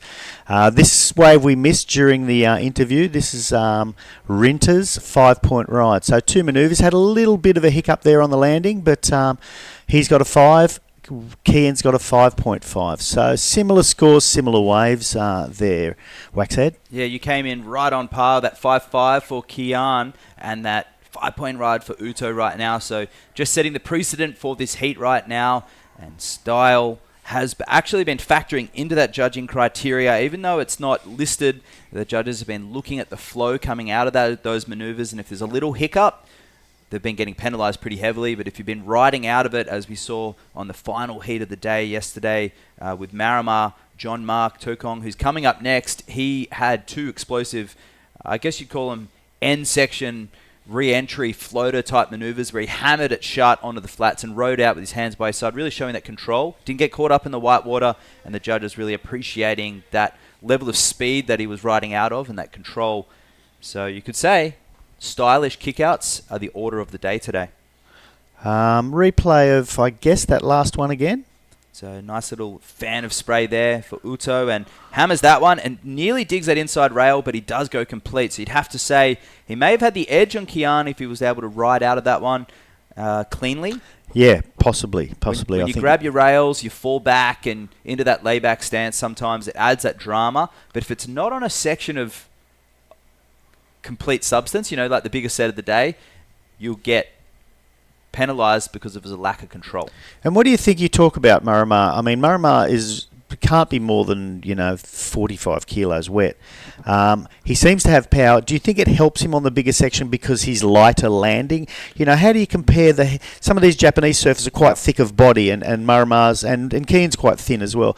That's a really good helpful question. Or not so? Not generally so, but we'll talk about where boards come into it shortly. And here's Kian, nice gouging turn and snapping that one well and truly under the lip, and goes again for a tail drop floater, and he's out of there. So some progression coming into play there, and really hot dogging that wave and piecing together a 2-turn combo on a tricky section. Yeah, it was a pretty nice wave. I see it coming in probably similar to his last wave. It was very different than his last wave, but he's mixing it up. He's not just waiting with priority. He sees a wave, he goes for it, and I think that's what they need to do today. And we'll show that because the women's semi-finals, they didn't get that many waves. So the boys, they're 10 minutes in and they've only got a couple of waves each. Is this... Oh, he's just taken this on the inside. That was really clever. Just as we mentioned, he's ready to take waves. So there's 2 waves scores to come in for Kian. So I think they will, at least that first one of that exchange will be higher than that 5.5, just showing that element of progression. The judges will be rewarding progression maneuvers today. It's a little bit smaller. The combos will still be important, flowing between maneuvers, but with less dramatic sections, it's going to come down to a little bit of progression. So the formula that got those surfers through the last few days with that committed down-the-line approach may not necessarily come into play today. Yeah. Well, it's a different day. The surf's a little different, a little smaller, and a little less powerful. Hey, that's the reef I was just standing on. Yeah, okay. About half an hour ago. You can see the tide slowly coming in. So this is a 4 the judge gave this one. So I love that turn, but manufacturing that section. And this one here, I mean, on a free surf day, you'd barely call that a good wave, but he gets a 4. And here he is down the line. He's going to try and add to his point tally there. So he goes tail high, reverse, and nose picks it down. You can see how far up the board he rode out of that. So clear of the white water. That was a really nice... It was. His tail. He got some height as well there. His tail was well over the white water. So that may well here it is. It's going to come in as his best score there, the Waxhead. Yeah, 6. So he's got 6. So he's got a 6 and a 5.5. They're still sort of medium scores.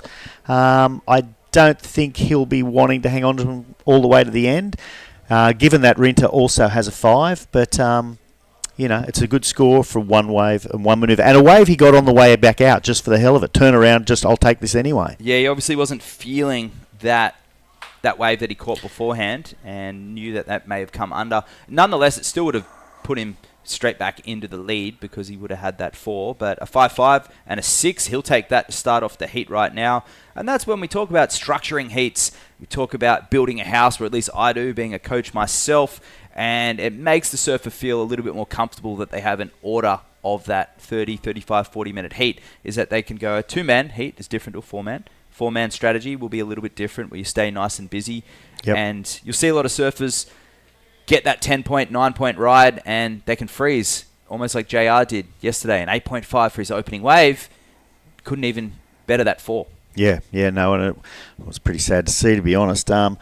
Yeah, I don't, but I guess whether he froze or not, the waves didn't come his way, but he had an awful long time to get another wave, and his competitor certainly did get the other waves. The other end of the spectrum, it was Kian Martin that was in that heat, and he's heard of that 8.5 that JR had bagged pretty early on, and in his post-heat interview saying that it influenced him to go hard. He had nothing left to lose, so the stakes had all of a sudden risen. Correct. So in many cases, you would start off with you'd be happy with a 4.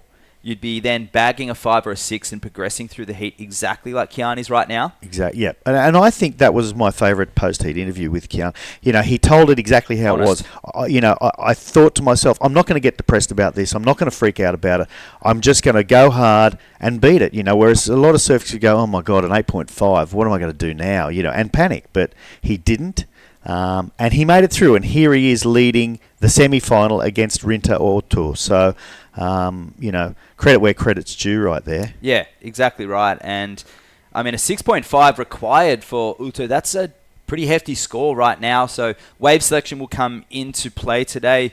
The surfers will have to pick the eyes out of it and try and be on the 2 best scores of the day. And with a little bit of lump and bump, I think we could see some interesting conditions unfold in the next few hours, because that wind will... Well, this morning as we woke up, the wind was already up. It was. And then in the last Backed off. it backed off, exactly, which is a bit what happened yesterday. The thing is, though, will it come up enough for the airs by the time we get to the finals? Maybe not. Hopefully it won't be too bad once we get the longboarders, because we don't really want onshore for the longboards, Yeah, and that will be the call, because that round of 16 of the men's is on hold. They haven't made that official call. They would like to run that, I believe. Yeah, they're hoping to run it, yeah, but we do have some time up our sleeve. So, the goal would be to run that and then maybe have a finals day tomorrow on the longboarding. But because the predictions are that the surf's going to get a little bit smaller, and also we're going to be right in the middle of the lower tides, not giving us those inside sections as well. And the longboarders, rather than doing one dynamic manoeuvre, we want to see down the line and toes on nose and all kinds of stuff. Yeah, and it's not just nose riding and the longboard criteria as it is just progression in shortboarding. We want to see a variety of manoeuvres, use of the rail, progressive manoeuvres as well. And here goes Kian Martin, one of the leaders of the pack when it comes to progression, as he's seen pulling that 6-point ride pretty much out of nothing down the line on the end section. Yeah, it just goes to show, you paddle out, you see something, you turn around. Proof in the pudding there, and if it ends up being his best wave, he'll be glad of the kind of crappy wave he had before that, which wasn't crappy, but he knew it wasn't enough and knew he had to spin around with the option to go on anything. One big manoeuvre, you can get a 7 or an 8. And I'll be honest with you, that was not the biggest manoeuvre I've seen, and the judges really loved the fact that he turned around and did that on a critical section. Yeah, element of difference as well, surprising the judges, and that's something throughout the day that surfers will reach into the bag of tricks and perhaps he's been saving that for a moment like this. Reading that forecast, would have woken up this morning. He actually did say in his post-heat yesterday he was really stoked that the conditions had mellowed out a little bit from the day previous. That allowed some more performance surfing, and here goes Uta. Nice opening carve there. Silky smooth and ramps up for that. A nice tail slide there, and he does get caught up, and he rides out, which is going to be a crucial wave for him. And Kian on the right-hand side of the screen with just that single Andy Irons-esque tail waft. And a look back to the judges. It's hard to tell. To me, Rinta's wave looked like it had a few more manoeuvres and a little more critical, but we didn't see all of Kian's wave. And Kian's going to race back out there and get priority with 11 minutes and 45 seconds remaining. So, really interesting. Here we go. Here's Rinta's wave. So, he's just getting some speed together there. A nice little slash back. Sees the wall. Kind of off the whitewater floater, and then bang, he got to that one a little late. I didn't think he was going to ride out of that, so that was pretty impressive and quite critical. Yeah, a little bit manufactured that end turn, but he got the completion, and that'll be a nice backup score for him, and we'll see what Martin did here. So, a nice floater to get things started. We caught up with him right here, and bang, a with that hair, the board shorts, the Billabong sticker, the frame, looking like a young version of an AI there, and that's a massive compliment not to be taken lightly.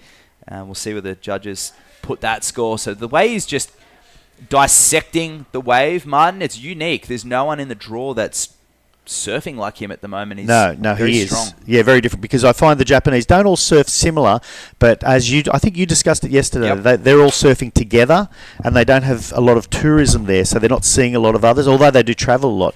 Kian's surfing in Indo with thousands of other people every day, and gets, I suppose, a lot of influence from other good and bad surfers, you know. Absolutely. We truly are a product of our environment, and I mean that's why we've seen the Filipino surfers increase when Siargao gets so good over the years, because they've got those visitors coming. La Union, on the longboard side, certainly the case. Same deal, They're yeah. getting better every single time I see them.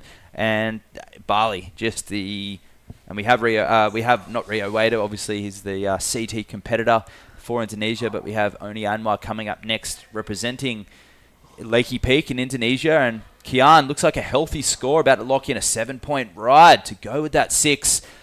A great heat total this morning, a 13 flat, which will get you through most heats around the world, and a 7.75 for Rinta. So the judges appreciating that second fin throw and the combination of maneuvers. So Kian narrowly with the lead, but only a 5.25 required for Uta.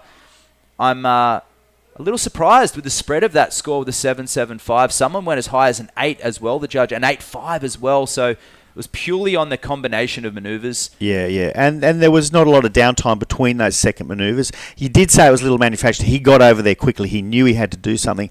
And I see people really not appreciating that real late hit. For me, it seems like something incredibly difficult to do, to get around that section. The lip's already coming down. Yes, it's true. You don't get up over the top of it. You know, your fins aren't free. But just to ride down on that downcoming lip when you've had no time, I find it a really difficult manoeuvre. So under priority, Utu here. It'd be cool to see the 7-point ride and the 7.75 side by side again, which is what we saw initially in the replay, just to do those comparisons and really dissect the scores, because we had the smooth, clinical surfing of Uta with the 3-turn combo and the disjointed, progressive combo of Kian Martin. So 2 different styles of surfing. Surfing is obviously very interpretive when it comes to styles, but the judging criteria is not.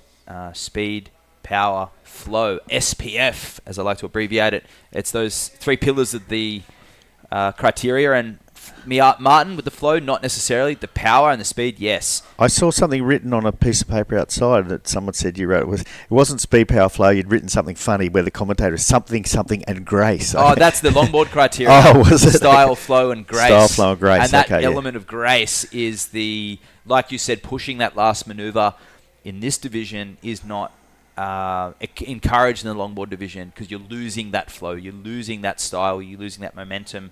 And the idea in longboard surfing is not to perform tricks per se, but to package it up into a beautiful dance, and obviously get critical if you can make the judges' jaws drop at the same time as performing those maneuvers with style, flow, and grace. You're going to get those scores. And what do you see the difference between style? What are the shortboarding ones? The 3? Speed, power, flow. Flow. What do you see the difference really between flow and grace? They're kind of similar things? Yeah, absolutely, but it's the flow between maneuvers, and the graceful aspect is generally the body language that the surfer carries through their movement. Because you look at someone like, we've watched him over the years, Parko. You've got to say he's got some graceful, grace. Absolutely. But graceful, as you've seen, he would have won many more world titles if grace was in that criteria, as would Torren Martin, as would Dave Rastovich, as would Tom Curran. Same with Rob Machado.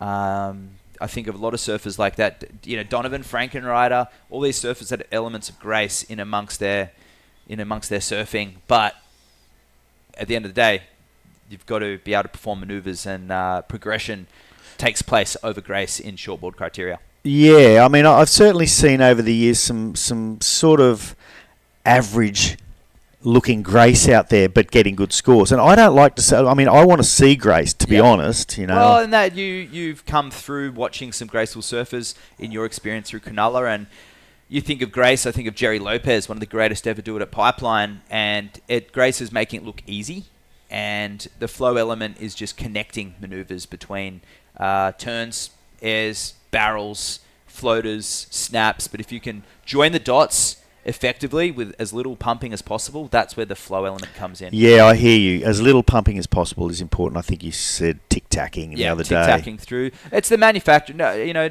gone are the days of 3 to the beach maneuvers, because the waves have increased in quality. Like, we're on a right-hand point break here, which, as we talked about, that a lot of the QS surfers are relishing that opportunity to be surfing waves that aren't closing out. Exactly. Which is why your event in Siargao was traditionally such a destination spot, ratings or not, for people to come. And talk a little bit about, with 5 minutes 20 remaining, what that event Siargao has done for the Philippines. And if anyone not familiar, Jerry Deegan was one of the first foreigners to come set up camp over there in Cloud 9 and really familiarize the world with, well, Philippines with professional surfing, but open up the world to Cloud 9. Yeah, well, there are a couple of guys before me. That's true, Dave and Larry and Kevin, and bunch of guys there. But yeah, I got involved in the comp early, and I didn't really want to get involved in the comp, but I was begged to get in the comp, and I thought to myself, if I don't get involved in this, they might not do it right. So yeah, I spent 20 years running the event, and it went from just a backyard thing with a couple of tourists, through the various levels of professionalism from the very, very bottom, and now it's going to be a 5,000. And I don't take much credit. I give most of the credit to the locals and Mayor Resilient, who was the mayor that looked after the place for a long time, while Rinter just is up and down. He's looking for another wave. But yeah, over the last 27 or 28 years, it's just gone from strength to strength. But for a long time, it was an invitational. Everyone wanted to come. Billabong sponsored, a Quicksilver sponsored, a bunch of different ones. But because it's such a cool wave, that everyone wanted to go there. And so there were lots of photographers and lots of people came out there. And you wonder, did it get too exposed? Do people blame me a little bit for the way things have changed there? Would it be better if the locals were still the locals and, having their basically subsistence lifestyle? I mean, you can't go back in time. You can't change things. So hopefully we did it right and it's sustainable. And on a surfing level, now we do have fantastic surfers, and they're travelling the world surfing. And so that has been a good part of it. And another positive side of that gentrification and tourism element is that progression is always going to come, and as long as if you defy that progression and if you pretend it's not going to happen, it hits a lot harder, and people get involved that don't necessarily have great intentions. People here in La Union, and we're in San Juan at Mona Lisa Point, they have great intentions. We think of the Landrigans for one. Yeah. We think of the Jerry who runs the Escape Hotel here, and they're allowing us to host up the WSL event. But it's giving back to these communities. There's 20 surf schools along this beach here run by locals. That's giving them the opportunity to be around the beach, and they no longer have to go to the capital city to get Yeah, they don't have money. to leave the They can province, get which is foreign traditionally money. what happened. Yeah. They can get foreign money here, they can support their family, and they're able to build a sustainable lifestyle and surf as well and create a lifestyle for themselves that was previously not possible. And here goes Kian Martin, current heat leader, tail drop floater, and he's working this one through. Nice stable surfing, and he spins to win and rides out of that one. So judging off that 7-point ride earlier and that 6, you'd have to say that one will be right there, Jerry. I agree. And he had priority, and Rinter really wanted that wave, and there you go. So Kian's like, you're not taking this one, buddy. I'm taking it. I'm going to, shut the door right here and right now. So with 2 minutes to go, has he done that? Possibly. Wow. That was a terrific wave. And he really projected out into the flats on that, and he's got that down pat. You can see his feet really widening, getting ready to pounce on that section, sliding up the board. And he's got those reverses down pat. And at this level, you need that in your artillery. He did, and he was confident. He that reverse, he knew he was going to make it. The section was perfect, and he didn't hesitate. There was no, should I do this or should I do that? Should I just get points? Was I just keeping him off that wave? He was out there to score points, and he knew what he was doing. That was strong surfing from Kian Martin. A different type of Martin that we've seen in the last few days, really opening up. And an 8-point ride across the board. Excellent surfing there from Kian Martin. showing us how it's done, bringing an element of progression here this morning. There you see John Mark coming up in that next heat with a little clap, and he's a surfer who feeds off confidence. He'll have noticed that, and he'll feed off that energy. Yeah, definitely. And Kian, it was incredible to do at the end there. I mean, there was the value of having priority and using priority, because the wave didn't look epic, but he just did not want Rinter to get it. Now Rinter needs a 7.26, which is going to be very difficult with. Well, here he goes. It's a real white watery wave. He's going to have to do something huge on the inside. The wave's not really helping at the moment. He nearly runs Kian over. The wave didn't help him. He had to take it, but unfortunately it was whitewashy and sectiony. So it's looking like a one-way 30-second runway here for Kian Martin. A 7.26 required for Uto. That won't be the score, and they're paddling back out now. Martin will likely get that priority, so it'll be all she wrote for Uto in this, but he'll bag a considerable amount of points going into that next event in Belair. So he's already second in the rankings, and with ratings leader being knocked out already, he'll take this third place, and that'll be a healthy finish for him and some healthy prize money too. And just finishing this one off, he did get up before the hooter, and this one strong carve there on the inside section. This one more of a point break down the line, speed jam there, and beautiful clinical surfing there from Uto, and this one likely not going to be that 7.26, but we'll have to wait till the judges lock in that score, and we'll close this heat out very shortly. And that's where we are. San Juan, La Union. If you want to come down and check it out, today is finals day, and we may be going into the longboards after this as well. There we have Kian Martin, 15-point heat total, going excellent, and Rinter Utu. That was a fantastic heat, but some progression from Martin, taking the win. We're going to go to a break. We're going to come back with semi-final Heat 2 shortly. Let's wander the Ilocos Norte sand dunes. If you want to get down and dirty, this paradise is thirsty for adventure. Just choose your ride and rush through landscapes that are always changing.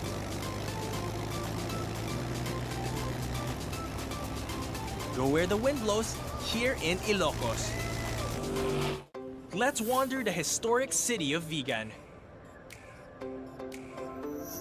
This UNESCO World Heritage Site is one of the best preserved Spanish colonial towns in the world. Walk along cobblestone streets of heritage houses and historic attractions dating back to 1500s. Don't forget to take home Ilocano crafts for pasalubong. Travel back in time in Vigan. Okay, welcome back. We're now moving into the second semi-final of the men's with John Mark Tokong and Oni Anwar. And I have contest director Luke Landrigan with us, and of course John Carby, the man of the moment, the man who's always available. So how are you guys going? Are you excited about this? Yep, super excited. Morning guys, morning everyone. Well, morning after Jerry, that morning John. semi-final, that was epic. What an exciting finish. It was an exciting finish. Kian really took control there. We got Oni Anwar up and riding. We've already had one small wave from John Mark Tokong during the little break there. And Oni has a little bit of a tail blast there. I don't know that that'll go into his score right at the end, but what did you think of that, guys? Yeah, I think it's just getting started, just loosening up. As one of our competitors said before, getting their feet in the wax. Yeah, I feel that they are going to be lighting up, these two guys. They are really similar, really dynamic surfers. Really, they actually, if they were in the same country, they'd probably be brothers. Yeah, probably. And what do you think of the conditions, Luke? You're the local man. You know what's going on here, tide-wise and wind-wise. Yeah, it's low tide now. The swell dropped off a bit, and once the tide starts to push in, we're gonna see more the swell wrapping around that reef again, and it's gonna have longer rides. But now, yeah, it's still tricky. Gotta pick the nice ones that will line up. Yeah, I noticed that's on his first wave. And there's the points. Bit of razzmatazz from him. That's nothing compared to what he can do. No. I mean, they'll be waiting for something far better than that. But like I said, he's just getting started, warming up. The last heat was just, amazing. So Kian has now moved through to the final. I think we're going to run the women's final after this, followed by the men's final. Would that be right, Luke? Yep, that's right. And then make a decision on the longboarding. Yep. you're like me, you know, you want to keep running, don't you? We love to keep running. From what I saw, I believe on the chat group that it is going to be on the round of Yeah. 16. Okay, great. So If moving ahead. there's waves there, it's surfable. So yeah. we'll Yeah, get the predictions are longboarders out looking there. worse, right, for the next couple of days. When It's you gonna see the start dropping predictions, off, yeah. Do you trust the predictions here, Luke? Here, it's 80% accurate, and 20% is Not accurate. fickle. Yeah, okay.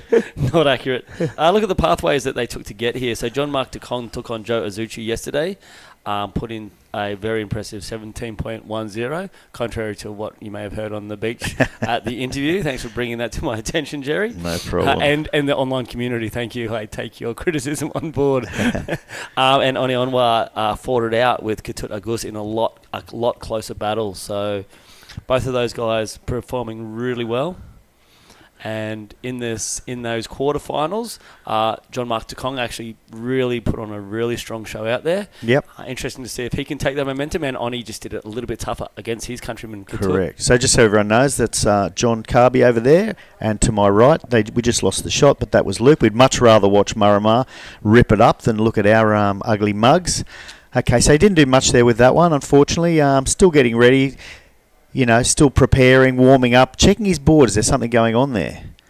Nice, fast opening wrap, and then sort of just caught in the whitewash. Maybe that bobble got him. He does have a little crease in the back quarter of that board. Yeah, he showed that, I think, in one of the interviews yesterday. So he did that in his round of 16. Up and riding Oni and down. What do you, as his coach, recommend if he's got a little crease? I mean, obviously you've looked at the board and you don't think it's going to affect anything unless it breaks during an air. It's done that sort of buckle, that twist. So he has a little crease along the top and a little one on the bottom. It's more of a surface wound than anything else. There's an element of risk in it, but the waves today aren't as big. But he is planning to probably get to the air if he does get the opportunity. And he doesn't carry a board that's exactly the same as that one, like he doesn't have a duplicate board there? He actually rides a few different boards. He's got a few different shapers. So he's one of those surfers, he finds a board. He won the local national tour on that board. He said it felt really good. He was surfing super smooth out here on it. And as we've seen, it has been his little board. But he's checking it out again. Yeah, so he is. if we see him give a wiggle, I hope he's got a great little support crew down there on the beach. Sure he does. And hopefully they know I think exactly Phil Maher what was board. down there sitting with him at one stage, so I'm sure those happy islanders will help each other out. Yep. So, yeah, he's just checking out his board again. And, yeah, it was surface, but once you keep wearing on those little surface things, then you can actually get yourself into a place where your board will be unsurfable. So Yeah.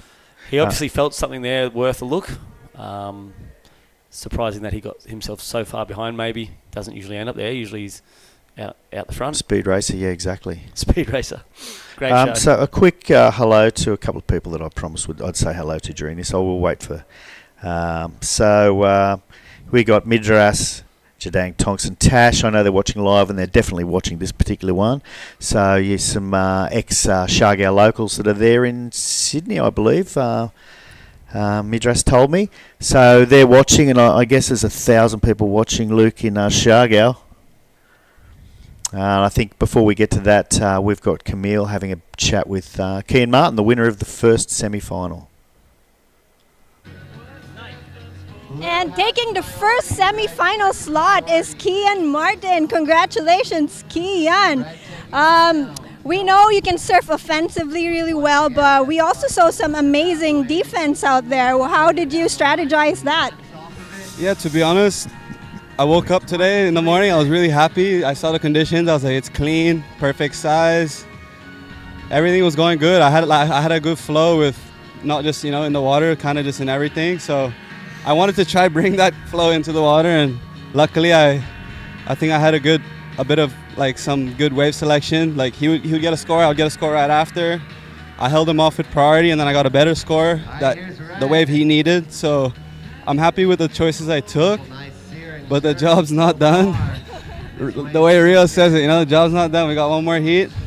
I'm just gonna try save my energy and let it all out in the final. So stay tuned. Yeah, talking about saving your energy, so I also talked to Sarah Wakita, and she went for a free surf before her heat, whereas you chose to conserve your energy. How do you decide these things? Yeah, because the last few days I've been surfing before the comp. I've been getting up real early and dark, like 5-ish and then wait for the sun to come up around 6 and be one of the first ones in the water. And then I was only surfing like one heat a day. And then I kind of, in my mind, I was like, today I'm going to surf 2 heats. I have to make the semis and I have to make the finals. So in mind, with knowing I was going to surf 2 heats, I did not want to, like, not knowing, but like just, that was the envision, you know? And then I didn't want to, I don't know, I just want to have as much energy as I can to do what I have to do. Okay, let's talk finals. Have you surfed with either of the surfers out there, Marama or One? Yeah, I've actually surfed against both of them. Both Oni and Marama are real good friends of mine. We've been competing a lot against each other for the past few years. We actually, all 3 of us qualified for the Challengers together, so it kind of put us in a good, tight space. For me, that's the best thing possible. The outcome out of which one of them, Oni or Marama, is good because the level is so high between us from the Challengers last year. I think we're all going to put on a good show. So either way, one of the boys that get it, I'm there to fight. So I'm hoping for both of them to make it, but let's go. Only one can proceed. And I got my slot. okay, and the crowd erupted with cheers as one of them just landed a big score, I guess. So yeah, stay tuned. As Kian said, job is not done, and perhaps the most important part has just begun. So congratulations, and yeah, let's watch this crazy heat in the back. Commentary. Okay.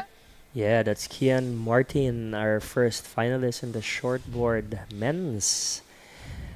So we would want to see the replay of John Mark's 675. Yeah, And during the commentary, that's what looks we like missed. Maramar proved his board is in good stead. Looks like we are going to shoot down to a replay hopefully soon. 6.75 dropping in, so it shows that his board is still in order and he didn't bring it to the beach. So things looking good. Here it is, up and riding. Nice, fast, buckets of sprays coming off that into a trademark wrap. Nice, high, tight, speed and flow. A nice little loose tail jam on the end of that one. Yeah, simple wave, And you without know. priority too, I think. Yeah, the under priority, exactly. Simple wave. The first turn was the money turn, and then you're right, that's his trademark wrap, isn't it? And he always finishes it off. He always seems to find a little finishing manoeuvre. So that's probably added that extra half a point or 0.75 to what he ended up with. So There is something in Marama after the Challenger Series campaign. It is, and you could see it in Kian and also, but the scary thing is that Oni has it also. Oni is a seasoned competitor, and when you get a seasoned competitor like Oni, who's been doing it for a long time now, I think these two, one of their best matchups was actually 2019, where they started coming up against each other in the SEA Games. I mean, when I said there's something in Marama surfing, because I've seen him surfing since a young kid. Before he would just go down the line and just boost a huge air. But since after that Challenger Series, it seems like he has more confidence just doing turns and then just smashing the lip. And look at what he got. He got a 6.75. Yeah, he could have got carried away, and he didn't. So maybe he's become a smarter surfer. Yep. Usually during the Nationals, he will just go down the line as fast as he can and boost a big air and get his score. He sort of still has that too, which is exciting. Yep. He showcased that over there in Shargao, the event we had there. Semi-finals, I think he was down to about 3 minutes to go. And instead of even throwing the trademark or the safe, I dare say, air reverse, he actually went for a straight air with a grab. So And got the score. and definitely got the score. Partially because he went for that straight air. You don't see them very often, and it was really critical and something the judges hadn't seen throughout the event. So Exactly, yeah. So, he is. He's getting smarter. He's getting better, and I'd love to see him get to the Challenger Series again. Give it another crack. He didn't do so well. He made a couple of priority errors, but he's got the ability. he does. And speaking of ability, here comes one with ability. So to finish that off, Oni. Oni Anwar A little bit from stuck. Lakey Peak, Stuck on that Sumbawa. first one. He's riding new boards too, Cabianca. I was talking to him yesterday. Well, they seem to be working for him. I mean, that wave was a bit sort of weird. He didn't get the speed. Something happened to him there. I'm not really sure, but the boards have been going pretty well for him. So tomorrow, I've got word from our friends from Kurma. They're an organization taking care of turtles. And we're going to release one turtle they've been rehabilitating. Oh, nice. amazing. Right here? Yep, right here. So we'll have some of our surfers join that too. Yep. And be there for the release. So shout out to our friends from Kurma. Carlos Tamayo and Tito Toby Tamayo for taking care of the sea turtles. What a Unreal. great initiative, huh? That's what we should be about as surfers. We should be about protecting the ocean environment, particularly the creatures that live in it, because we are technically in their home. And look, at being in their home, how nice is it when you see a turtle out there? You know, you see a turtle going underneath you. As a matter of fact, you know, growing up and surfing in Cronulla, I never used to see them as a kid, but over the last few years, I've seen more there than I ever saw, and hopefully that's because people are protecting them more, and Same you know, here. like these people that are releasing it tomorrow. When I was surfing, I wouldn't see turtles here, but the last 10 years, sometimes you see their heads sticking out, especially when you're surfing the point. Apparently, what Kurma is doing is when the fishermen's, when they're walking on the shore and they see the eggs, if you give it back to Kurma, they pay it, they like give you money for it. So, because before they used to eat it, they used to sell it. So now you're getting incentivized. They also increase the price of eggs. So they pay more than what the fishermen will get from the local market, incentivizing them to then make a living off protecting turtles rather than going to a cause maybe not so Here good. goes Oni down the line here. Nice little inside. Boom. Oh, a bit of a nose pick. Didn't manage to hang on to that one. But yeah, that's unreal, Luke, to hear that. And I'll be down here checking it out. It's awesome. It is great. It is great. Because like you say, when you're out in nature, you love to see nature. That's a part of the game for us. Yep. And so what do you think... we've got people that used to always come to these events. They're not here at this one. Tippy and Tim. Who do you think they're going for? Because they love both of these surfers. I know they're sitting there with bated breath watching this, and normally they'd be sitting here with us. I know Tippy is in Hawaii with his family. I just saw a clip of Shia, his youngest son, just sending it. Oh, really? North Shore. On his way, huh? Yeah. But guaranteed they're going on. It's hard to get that country country home feels out of the blood, but they do love Marama. But Oni, who doesn't love Oni? That's the other thing. These guys are two of the probably most loved guys on the regional tour. Yep. And they unfortunately came up against each other. Look at that headland. What's over there, Luke? A few waves? Yeah, that's Lingsat. And around the corner is Kareel, Jesus Point. It's a long 200, 300 meter right-hand point.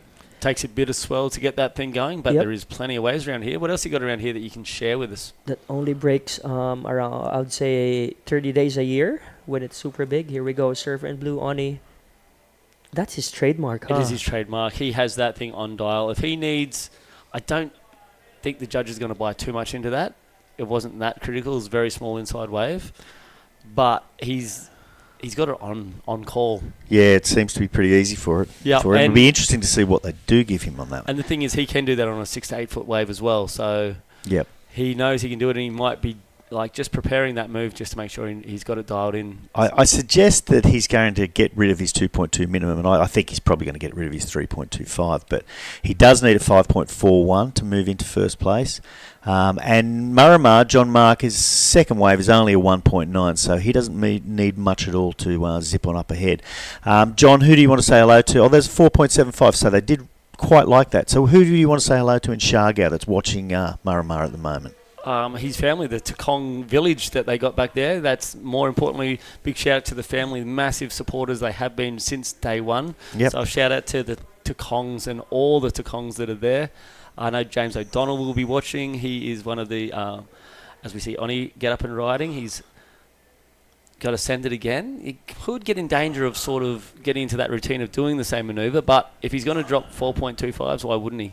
Yeah, that's right. So yeah, the Tokong family. I think Ross Robinson lives there, close to the Tokong family as well. Robinson, James O'Donnell, Vizsla sponsor and Yep. Kudo board rider sponsor of Marama. Yep. Everyone in Shargau loves Marama, so Absolutely. I don't want to miss anyone out. We've got Tom Super, who we mentioned yesterday. We have Look, we've got all Soot and Soot, Neil and Soot. Rudy. And what about yourself, Luke? It's almost your second home, Shargau. Who's down there watching? Yeah, shout out to all the boys, Carlito, Dodo, Yokyok, and those Wilma, guys. Wilma, of he'll be course. watching Yeah. heavily. Also a coach of Marama. It's so funny we don't sort of say hello to Wilma because he's normally here with us. Yeah, and he is a part of what you see out there. He's one of the OGs that helped mentor Marama ever since he was a little girl. I think Wilmar is the OG, really. is. He's helped Been around everyone. since forever. Yeah. He's got his new sport of that funny skateboarding thing. Funny skateboarding. I'm not hassling you, Wilmar. We love to watch it. Surf skate, and he's got it in. He's one of those guys. That's why he's such good as a coach. His body positioning is so on point. He knows where shoulders and arms and bodies should be, and it transfers really well to that surf skate. So he looks good doing it. Which he does. Yeah, and he knows because he's got one of those bodies that he can tell what to do, and it does it. Mine, someone who keeps on doing something every day. He keeps on going. Wake up and does something straight up. Yeah, he's a committed guy, isn't he? We miss you, Wilmar. Love ya. We'll see you soon. How's that? The shout out of all shout outs to Wilmar and Lindo. But it's true, we miss him, and he's normally out there on the judging panel. The joy of these sort of events around the country is we get to expose other local judges to this high level WSL event. So there is a reason there's other judges in place, because it helps upskill the Philippine judging community as a whole, so we can also uplift our athletes to hit that standard of WSL events such as this one. Yeah, not only that, I mean, it's not just the athlete. It is, you do need to have judges. You do need to have people learning what to do, and I like the fact that Ty and those guys like to have shadow judges watching behind, learning what to do as well. Yes, looks like Marama with priority has moved so far down the point. He would have lost priority on that one, you think, or that was just a look? No, I don't think it was matter. Oh, he's bogged a rail there. Oni just trying to milk this. He doesn't. He seems to be out of sorts a little bit, Luke. Yeah, I saw him surf early today. Like, he was out there at 5:30 and he was sending it. I think I was watching from the tower. I was standing up there next to somebody. We sort of me, looked at him with me, Terry, yeah. and said that's Oni, and said that's Oni, because he was racing down the line, putting hack after hack on that thing. Yeah, and so you're right. A little bit out of sorts. We'll get a replay of that. Maybe actually, Marama is going to look at this one as he takes off. There it is. Looking to throw away that 1.9. Safe to say he's done that already. Nice. Very reserved, though, as you said. Yeah, he probably knows what he needs. I don't know. He's going to hang on and hope there's something else there. I hope there's something else for him. He always finishes with something, you know. Oh, yeah, there is something. Okay. Good move. That was a good choice. It was a good choice. And what I liked from the start of that wave, he took off and almost went left a little bit, you know, stalled it a bit to get up some... Faded, faded's the word. Just to give himself a little bit more space to hit the lip. Yeah, that little fade takeoff. He knows where he wants to be and he knows how to get there. So, and that second turn for me was a point of interest, because what you were saying before, old Marama would have sent an air reverse, and back then it would have been 50-50. Yeah. Well, he would have sent an air reverse and not surfed through, not made it through to that second section, where he did garner another couple of points. So we'll see how many he gets. I'd say his percentages now, he'd be landing an air reverse 70% of the time, and yet he still held back and took that through to the last part of that wave. So, like you say, Luke, a mature, maybe becoming seasoned surfer now, which is really cool to see. Yeah, shout out to his daughter too. I'm sure Olive is somewhere there running around. Oh, she's been running around all day, every day, non-stop. She's been hanging out at home and just... She says to me, I have to start running. She's chasing me and punching me. I'm thinking, how do I get away from this kid?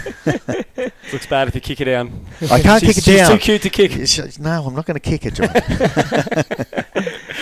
Here we go. Server in blue, Oni Anwar from Lakey Peak. Doesn't like this wave. He's going to... go back out and see where Marama is. He's going to get interesting sort of look back. What's he looking at there? Maybe seeing how that one did run off to see how far Marama rode that wave. He's still paddling out there. A little bit easier without that current. There's that score dropping into 6.25. So definitely a smart choice and a well-surfed wave to make things really hard for Oni now, needing an 8.25, who seems to be stuck in that 3.45. Talk us through it, Luke. Here we go. Here's a replay. He's just going to fade of it and just going to hit that lip straight up and just going to lip line this. And like you said, John, usually he will just send it on that last section. But now here he is just trying to wait for it. He's seeing a build up on the inside. And just a quick wrap. And another wrap. There sheer instincts, I think, knowing to stay on that wave, because that is a risky maneuver. Yeah, not many would have stayed on that wave, I don't think. Marama's been coming here. Here we go. Here's a replay of Surfer in blue.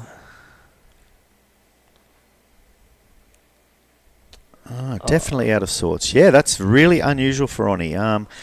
I guess you do that a few times and you're second guessing yourself, so that's not good for the next 7 minutes. We really need him to, take one apart right here and get his confidence back and know that he's got it, which he does have. And like we said, now we're into the previous Challenger Series surfers. Like, these guys all do know each other, so they all know how quality their surfing is. So it also allows for those nerves to get back in. It's quite nice when you're in a heat with someone who maybe you've got that experience and skill over. Yep. These guys will both be very worried about themselves, and being in the Philippines, obviously Oni a little bit behind. I think in the round of 16, Marama got the nod on that heat, going through first place, and Oni was second behind him. So all these things, they can build up and they can add stress and pressure. But Oni is Captain Cool, so... Yeah, but it's that thing up the top left of your screen there that's adding pressure to that 6.23 or 6 minutes and 20 seconds remaining. That starts to add the pressure, and then Marama's just given away priority, so that's a little. Well, I haven't taken priority yet, but I'm sure yes they have. I did have a little chat to Marama too about the priority. He loves being under priority. He loves being under priority. He loves seeking and looking around. He doesn't love that pressure of having that priority and waiting for that wave. Okay. He likes when he loses priority. Not that I believe that was a strategic move. No, he was going for the wave, obviously. Yeah, and he didn't want to lose priority on purpose, but he likes that release on pressure because now he can lurk around, and like what Oni was doing before, was throwing away getting some 4.75s and 3.5s under priority, just hacking away at it. And we'll see Marama do a similar thing now. I reckon that Marama will be looking to get a little bit looser now. We may see some airs come from him. What do you reckon, Luke? Yeah, for sure. Marama is always explosive. He's been here, like, the first time he got invited here was for a Grom Comp. And I remember, I think he was 8 or 10 years old. First time to ride the airplane. He said he was so scared. The turbulence was so strong. And funny story, him and his uncle Usot, and I think he was with Pit Alipayo. Pet, one of the greatest surfers to ever be in Cloud9. So here's two blonde, dark-skinned kids with slippers. They wouldn't allow him in the shopping mall. Classic. Well, now I'm pretty sure there's a poster of him in the shopping mall. Yeah, to what he has done. So he's been here in the last 10-15 years of his life. Oni, So will they call that a committed paddle? Doesn't matter because Marama has committed to the paddle. He's going to hang on again for the inside section. It's no good there. Just a quick hello to Wayne Roach, who came to La Union many, many years ago. I don't know if you know him, Luke. He's a very famous Cronulla shaper / surfer, and he's watching online at the moment. And he says he has fond memories of his trip to La Union many, many years ago. Maybe he caught up with your dad.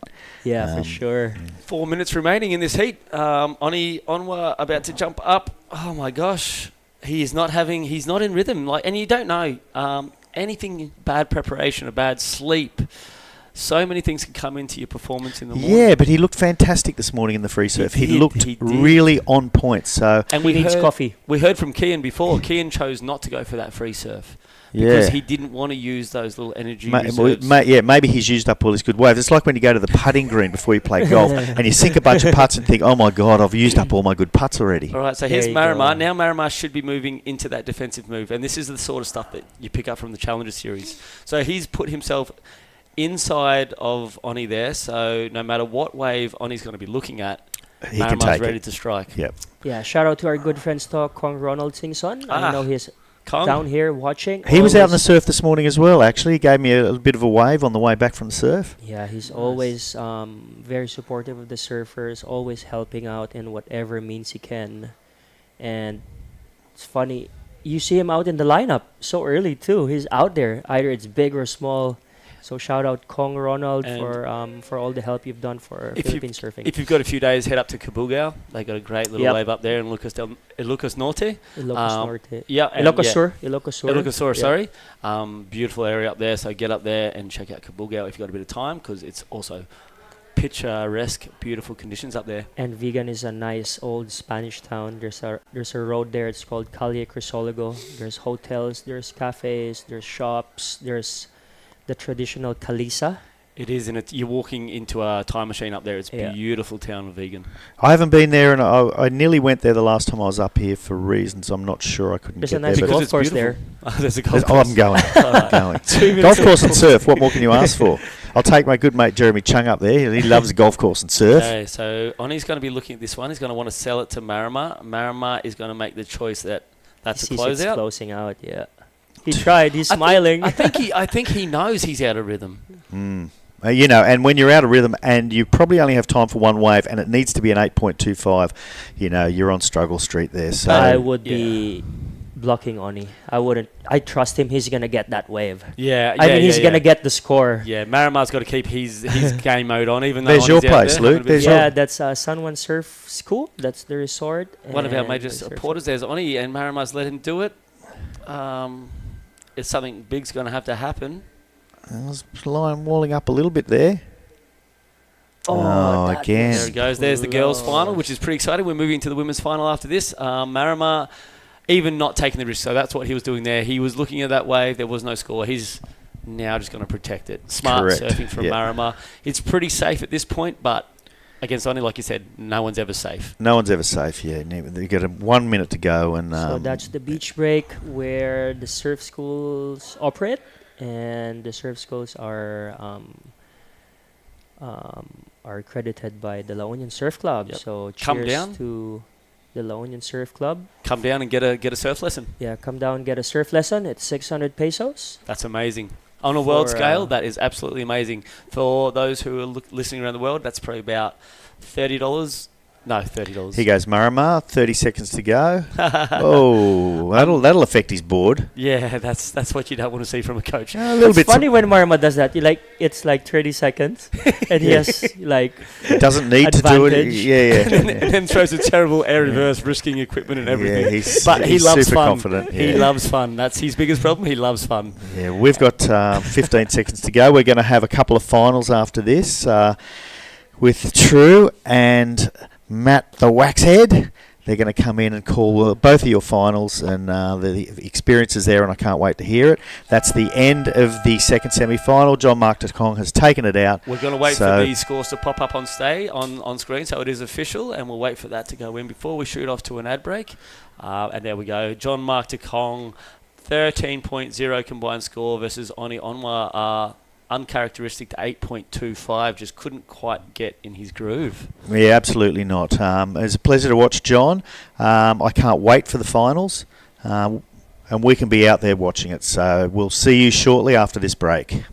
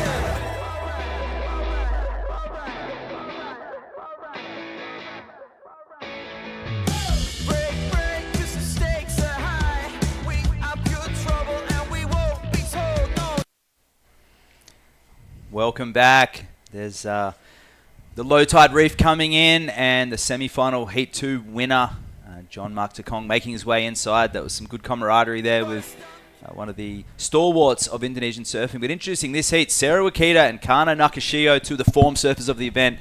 Really no surprise that they made this final, True. Yeah, absolutely, Matt. I think, Sarah, she's a queen of consistency. I feel like she's had a bunch of results, heaps of, final appearances. I don't think we've seen anything less than quarterfinals from Sarah. And Kana Nakashio, she is a junior, and she took out Amuro Suzuki in that last semi-final, looking really strong. Yeah, that was a big scalp for Kana. She's currently ranked number 5th, and she'll skyrocket up the rankings, but its ratings leader This is Nakashio up right now. So getting that first wave of the exchange. So 17th in the World Juniors just 2 weeks ago at Oceanside. And she's already surpassed that result. And Wakita here, ratings leader, loading up in that section. And more of a beach break looking lineup right now. And there's Marama coming in after his victory. He's stoked. And what's your preparation leading into a final, True, being a professional surfer yourself, going from the semis to the final, knowing you're back out there in 30 minutes? Yeah, it's I feel like, you just stick to the same preparation as you would for any heat. Maybe you want to just get a little bit more laser sharp and focus a little bit more. For myself, I try to meditate or really focus on my breath, and that's really, it slows the heart rate down, which brings more oxygen into your brain, which means you can make better decisions. And I think that's really important going into these high pressure situations, especially after you've just had a 30-minute heat as well, where you had that pressure cooker situation, and being able to compose yourself, because realistically it'll be an hour's difference from when Marama paddled out to when he'll be going back out again. And we're going to catch up with our semi-final Heat 2 winner, Marama, right now, down with Jerry. Okay, John Mark Tokong, Marama, fantastic. You did really, really well there. You've smashed your semi-final. You're moving on into the final. How did you feel about that? Oh, I feel like really confident. I mean, the last heat with Oni, man, he's one of the best surfer here. And he's one of my idols. So I was like a little bit nervous, and during my heat, like first two waves, always falling down. I was like, man, you have to save some score. So luckily, I just got some good waves and try to do some torrents. So I got a 6 or something. Were you watching Oni at all? He seemed a bit out of sorts. He wasn't really the normal Oni. Yeah. Well, I was like, oh no, what's happening to Oni? I was like, because he used to do like rip, he's doing airs, but if he made all the airs he did, yeah, that would be hard. And we thought you were pretty laid back. There was a couple of times we thought you were going to go to the air and you didn't. Does that shows a bit of maturity? So I was like, okay, should I do air? I was like, no, just save some score first, and then if there's an if you have a good score already, like 2 6s, and I was like looking for an air section. Yeah. So that's what the last wave I did. I tried to do some air, but I didn't make it. So this is what happened. Cut myself a little bit. So oh no! I'll go and find you a Band-Aid, young fella. Yes, please. Rub around, please. I won't keep you long because you've got to prepare for the final. So congratulations, you'll see Keen in the final in about half an hour. Say hello to your fans in Siargao everywhere, and then we'll let you go and rest and prepare for the final. Thank you. I just want to say hello to all my family, my fans, my friends in the Philippines, and also like all my friends from Australia. Hello guys, thank you so much for all your supports. See ya. Congratulations, and back to you guys up in the booth. Great to hear from John Mark Tokong, making his way through to the final, and that's a great result for him. 14th coming into this event, and he's looking to really skyrocket up those rankings, which he will, because he's going to need to. And number 2 ranked Uta has moved forward as well. Yeah, I think that's going to be a really great matchup. Marama, I feel like, with each heat he gains more and more momentum. But for Kian, I think I don't know, he's just got a little edginess about him. And I just think that he's eager for a win. We saw him, I think he bowed out in the semi-finals or quarterfinals in Taiwan, and that was a huge loss for Kian. So I think this event means a lot to him, but also a lot to Marama being in the Philippines as well. Yeah, and Martin's showing a sense of progression as well in his surfing this morning. Something we haven't quite seen is because the wave is disjointed today, and he's really brought that 2-stage turn mentality where he's going to the air, he's letting the fins fly, and he's showing that progression approach where a lot of the surfing throughout the week's just been sending it up there and hoping for a completion. And if you get a 2 or 3 turn combo, you're pretty much going to get through your heat. But Martin with that progressive edge, interesting that Martin was surfing against JR yesterday, and he noted after JR got an 8.5, it brought out the best in him at the beginning of the heat. So that's where he went to the progressive approach, and it's flicked a switch with him. He's got his best result of the season so far, and he'll be looking to take that win. But Marama, he won in Siargao, and he's had a bit of a rough season on that Challenger Series, and he wants to get back over to Oz and stay there after the QSs so he can surf that Challenger Series as well, kicking off there in Australia. And there's some of our Japanese fan base right now, no doubt supporting Wakita and Nakashio. Just a 1.1 and a 0.75 to kick this one off. And I have to say, with Wakita being the standout, leading the rankings right now, she had some great results throughout the year. She took out the 3,000 at Akuragahama Beach. Newcastle, she got a third. She won at the Tamil Nadu. She got 3,000 points there. And a fifth at Minami. And here she goes, up and riding. Snaps this one into the pocket. And she's going to look for an end section here. She's been pretty sure-footed throughout this whole event. That one, not a clean combination. And behind her, Nakashio. A nice jam in the pocket. And she gets the completion. A little bit sketchy on the end section. But that will likely be the best of that exchange. And she's hunting for more on the inside. What did you make of that, True? I think that was a nice wave, a good way to start off the final campaign. I feel like it's level 1 right now for the women in the lineup. I think, they're just finding their feet. We spoke, I think, on first day of competition. They're getting rid of their jelly legs. Finals bring out a bit more nerves as well. So I think, for both of them, they're just trying to surf that out. And this is a replay of this last one of Sarah's flying down the line. Nice first snap. Really throwing her arms up, and then unfortunately this one just doesn't cooperate like she was hoping, so she has to kick out. I feel like Kana and Sarah surf really similar. They've got that low center of gravity, their arms, that wide wingspan as well. So nice turn here that we saw from Kana, and then she also gets that bonus section for a finish, which this morning we've seen so many people fall on that. So Kana's locks in at a 6.75, which is the best score of the heat. Sarah's just a 4. Judges making a really clear indication that if they're getting that third maneuver in, it's not necessarily quantity, but it's the quality of the maneuvers, but it's showing that flow and that connection between the maneuvers. Especially on this is a point break. We are here at Mona Lisa Point, San Juan La Union. So if you can look that up, if you look on Google Earth, it is a right-hand point break, but it's sectiony. We're at a very low tide this morning. It was a deficit, a minus 0.7. 14-hour tide windows with a high tide at 8:30 tonight. So the waves are very tidal, but 14 hours of it to fill in. So I've seen it slowly change throughout the morning. These women have had a slightly different lineup to what they had this morning. But the sections, they pop up out of nowhere. There's an outer reef that we saw on the bigger day, about 200 meters off to the north.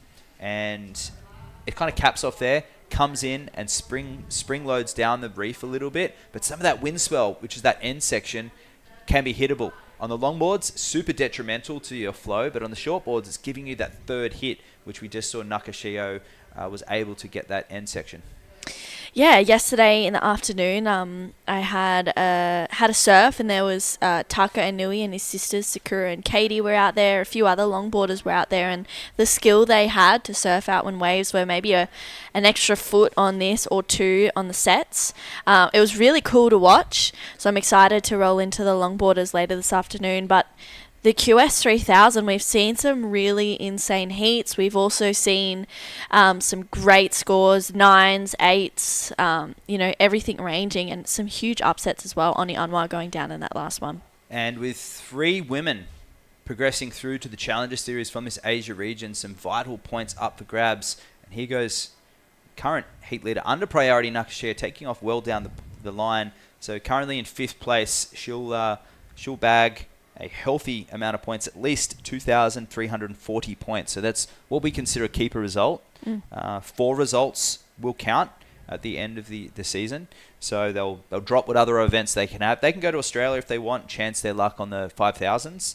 But having even a 2340 point tally out of this, that's a healthy one. Yeah, absolutely. It's a pretty good amount of points to roll through, and it's a keeper, that's for sure. I believe 5 results count for the Asia Series. So there's been so many events throughout the year. We've had India, which was a Tamil Nadu event. We were at Siargao last year, Taiwan, Korea. How did the India event compare to the waves here? Pretty similar, you know. The Indy event, the setup was definitely different. It was a right point, but they actually had a man-made break wall to protect the temples. Maybe not as powerful as what it was here, but it was a super playful wave. I mean, I was having a ball out there on my epoxy. It was super fun. Yeah, it was a lot hotter than here, so you really had to manage your energy levels and kind of where you're at leading up into heats, that's for sure. But pretty similar, you know, and Sarah being in this final, it doesn't surprise me. I think Kana may have had a pretty good result there as well. And Kian, coming up in the next heat, he also got a second in Tamil Nadu. He actually was winning the whole final up until the last minute, where Tenchi Iwami just pulled a rabbit out of the hat and took the win. And that's what I've been loving about this Asian Region QS series so far, is the storylines that are developing. It's all one-way street, with the Japanese surfers dominating the women's side of the draw from the quarterfinals onwards. And in the male side, it's mixed between the Indonesians, Filipinos, and the Japanese surfers. And up and riding Wakita right now. She's driving off the bottom, and that one a little shaky on the top section there. And she'll work her way through to the inside to see if there's a reform. And she's going to stick with it with nothing to lose, and that one fading out. So she's searching for a 3.51, pretty marginal. Do you think that score will be it? We'll see. I think, you know, it was a good turn, but it wasn't really much of consequence. It could be in the 3s range. It could be just below.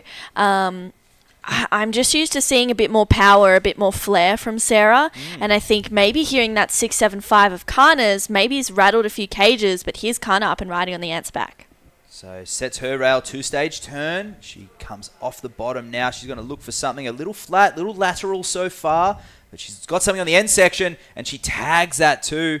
It looks like she may have a bonus there as well.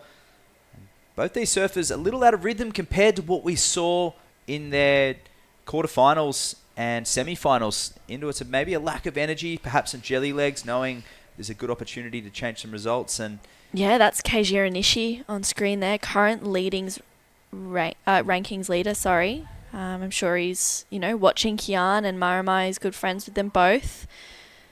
And keeping a close eye on, you know, where he might go on the leaderboard. He got knocked out before the quarterfinals. So huge loss for Keijiro. yeah, absolutely. And those two surfers, Kian Martin and Maramai, will climb up the rankings. But ratings leader on the women's side, Sarah Wakita, she's got a little Coco Ho style going on, despite the Volcom sticker on the front, using her body, the way she throws herself into the lip.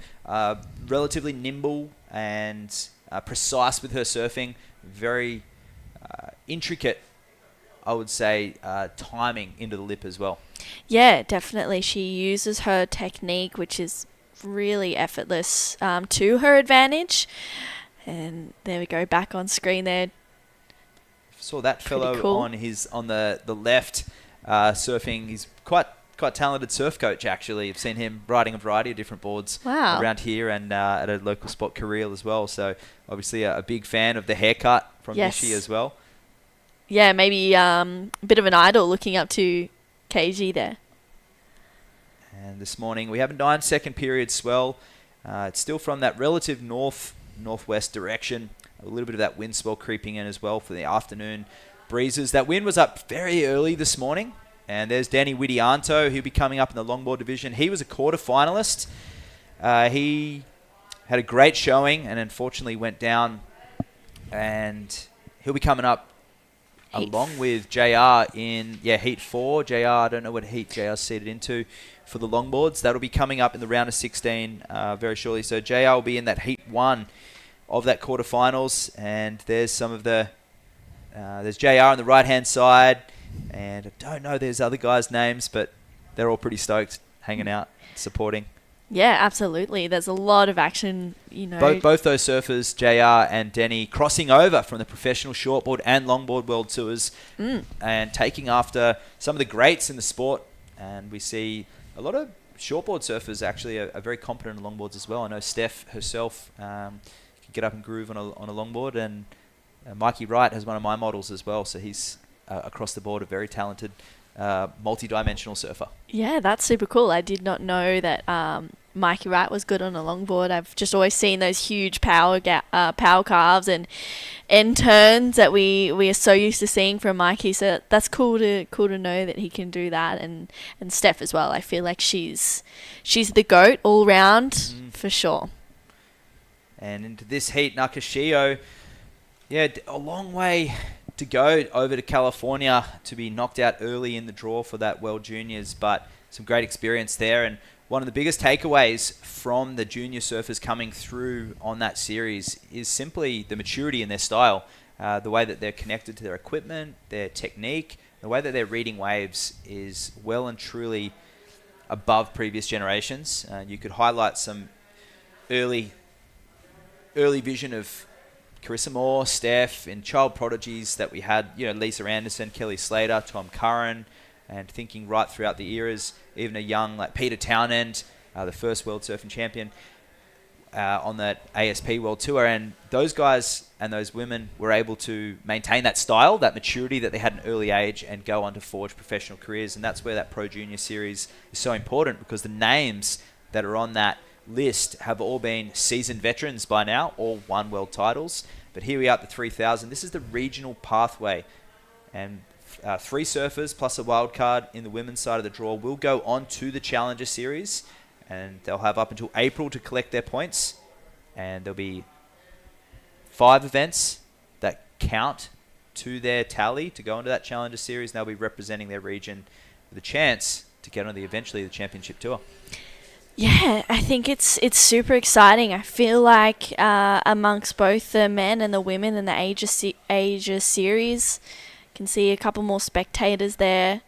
Both the men and the women in the Asia Series are pushing the boundaries, and they really want to qualify. They want to be on the championship tour, rattle some cages, and it's exciting to see, and the amount of work that they all put in. They spend so much time in the gym trying to get fit and stay fit. You can be fit, but staying fit is also the hard part as well. And I think it's so good to see. They're laser sharp, they're focused, and they want to do well. Might I add, some of the surfers at this event will not be going to Belair because they'll be going over to Puerto Rico to compete at the ISA World Tour to build their experience. And some of them even going to Hawaii to improve their skills. So with that chance to eventually get on the CT, you'd need to have experience in places like Hawaii. And this is the time to do it. Between November and March is that season, that winter season in Hawaii, where you'll get that experience. And the Wakita surname is certainly no stranger to Hawaii, with the Wakita Bowl, her dad and her brother, synonymous with pipeline. And her dad, I believe, surfing in the Eddie Big Wave event as well last year at Waimea. And when the tour goes to Hawaii, eventually when she's on it, and it's not a matter of if, it's when, I think, which is the maturity that Wakita shows in her surfing. But up against it with a 6.75 and a 5.25 from Nakashio, she needs an 8 to move into the lead, because that last 5.25 to go with that 6.75 is a pretty hefty total right now. True. What's going through Wakita's head right now? So that's a really good question. I think 15 minutes to go is a lot of time, and maybe focusing on that 8 as a single score requirement could be a bit unrealistic right now. I think, Sarah's well and truly capable of getting an 8. There's no doubt about it, but I think maybe she could strive for getting 2 6s or a 6.5 and a 6 to just kind of put herself into the lead, because it's a bit more achievable. We saw Kana get that 6.75 off a really good wave, and we know that Sarah can do that in her sleep. So I think breaking it down with this amount of time on the clock could be a good idea for Sarah. And up there, that is... we got Robert Magaluna, Noah Arkfield, and there was Filma Alapeo there as well, all from Shargao. They're stoked watching. Well, they're in that same hut where Marimar is preparing for his heat too. So they'll be giving him some G ups, and they won't be being quiet. They'll be revving him up right now. And those guys they're beach boys. They thrive off that energy, and tapping into that energy is Nakashio right now. Kana coming off the bottom, nice opening carve, little snap of the fins there, getting some momentum. This wave holding up, and she jams that one in the pocket. So that was a major maneuver by the morning standards, given that decrease in swell. I think that might eclipse that 5.25, true? Yeah, I think so. I think it will come near that 6.75, I'd say. I really liked that wave. That first turn was nice and solid second turn, throwing heaps of spray. Kana's not tall in stature, but once again, like a Coco Ho, uses her technique to her advantage, throwing heaps of spray, and Sarah out behind her. And nice flowing cutback, swooping through that one, and a nice roundhouse there. She's going to try and tag this end section, loads up, and she snaps that one. A smaller wave, perhaps a little manufactured, but a completion nonetheless. Yeah, a good way to get herself back into this heat. I'm interested to see where this last one of Kana's will go. In my opinion, I think it'll be the best wave of the heat, or close to, if not. And Sarah, she's got a little bit of work to do right now. She needs to get back into that, priority rotation that is really beneficial for her. And 7.25, this last wave of Kana's. Let's have another look at it. Fading a little bit, nice first turn, a little bit of a slide there, and patient off the bottom here. She tags it there, throwing heaps of spray. So, yeah, best wave of the heat so far, 7.25 for Kana Nakashio. Right now, Sarah, she was needing a 10, that last wave of 5.25. So now she needs an 8.75 to go to first. And, yeah, once again, it's within reach. But I think Sarah's in a dangerous position right now because Kana seems to be getting momentum. She seems to be in rhythm on the good waves as well. And sometimes you can be surfing really well. But if you're not in rhythm on the waves that have those steep sections, that is what it is, And Kana seems to be in that rhythm and really making the most of it. Getting in sync with the ocean, feeling that, and the energy is slowly dissipated throughout the morning. The tide is slowly coming in. We have a decrease in swell. We had 6 foot waves 2 days ago, peaking. It was relatively solid, almost getting into step up surfboard territory. I know Kian Martin coming up next relished in the smaller conditions yesterday, saying it was a little more balanced and less victory at sea. Ironically, we saw some of the best scores of the whole event in those bigger conditions. Yes. But very difficult to compete in. Fellow commentator John Carby was out there on that big day, and he was lost at sea, for a better word. Did you surf that morning as well? The day before? I did. Yep. I think I may have surfed. I surfed that morning. Yeah, I think I was one of the early heats, and it was hard. It was tricky. As you said, it's a bit of victory at sea, and sometimes I was actually in a heat with Kana, and once again she was in rhythm with those good waves, and just finding those steeper sections and holding. It's all well and good if you're in rhythm with the good waves, but if you're not matching that with your surfing, you're not getting the scores. And Kana's doing that. She's really trusting her ability and trusting her instincts right now. And we talk about the points being super valuable, obviously moving on the Challenger Series, but something that we do underestimate is how far prize money goes in this event. And there'll be $5,600 for first place and $2,800 for second. So although the point spread's not that diverse, 3,000 to 2,340, there's almost double the amount of money on the table there. There is double the amount of money on the table, so for first place. So quite a bit of incentive for these surfers to take the win and dig deep. 9 minutes 50 on the clock. Wakita's going to have to reset. An 8.75 out there is going to be very difficult, but using her priority, Kana, and she's driving off the bottom. The birthday girl snapping that tail, driving around, nice section there, and really releasing the fins, and a nice finish on that wave. So really finding that rhythm as we keep. That's been the order of this heat so far, True. And I mean, Kana's just looking like she's absolutely on fire, and it's just no wonder that these Japanese surfers are on top of the rankings. Yeah, absolutely. I think that's going to come close to a 6.75. I feel like it was a nice wave. She did well. I don't know if it'll surpass it, but I think, could be a good throwaway if not. Is it her birthday today? On Monday. On Monday? Yeah. Wow. So she's having a good week, and she was lost for words after that last heat. English obviously being her second or third language. She was just in the flow state, and that's looking like it right now. Very humble, and obviously when it comes to water, though, she has that killer instinct, which is so crucial when it comes to events. You can be as mellow, humble as you want, but when you're in a heat scenario, you need to be able to pull out all stops to beat those competitors. And A 7.85 dropped in for that last wave. So really running away with it and almost putting Sarah Wakita into combination land at 9.85 required. So Sarah really having to dig deep right now and reset, but 8 minutes, still a lot of time on the clock, True.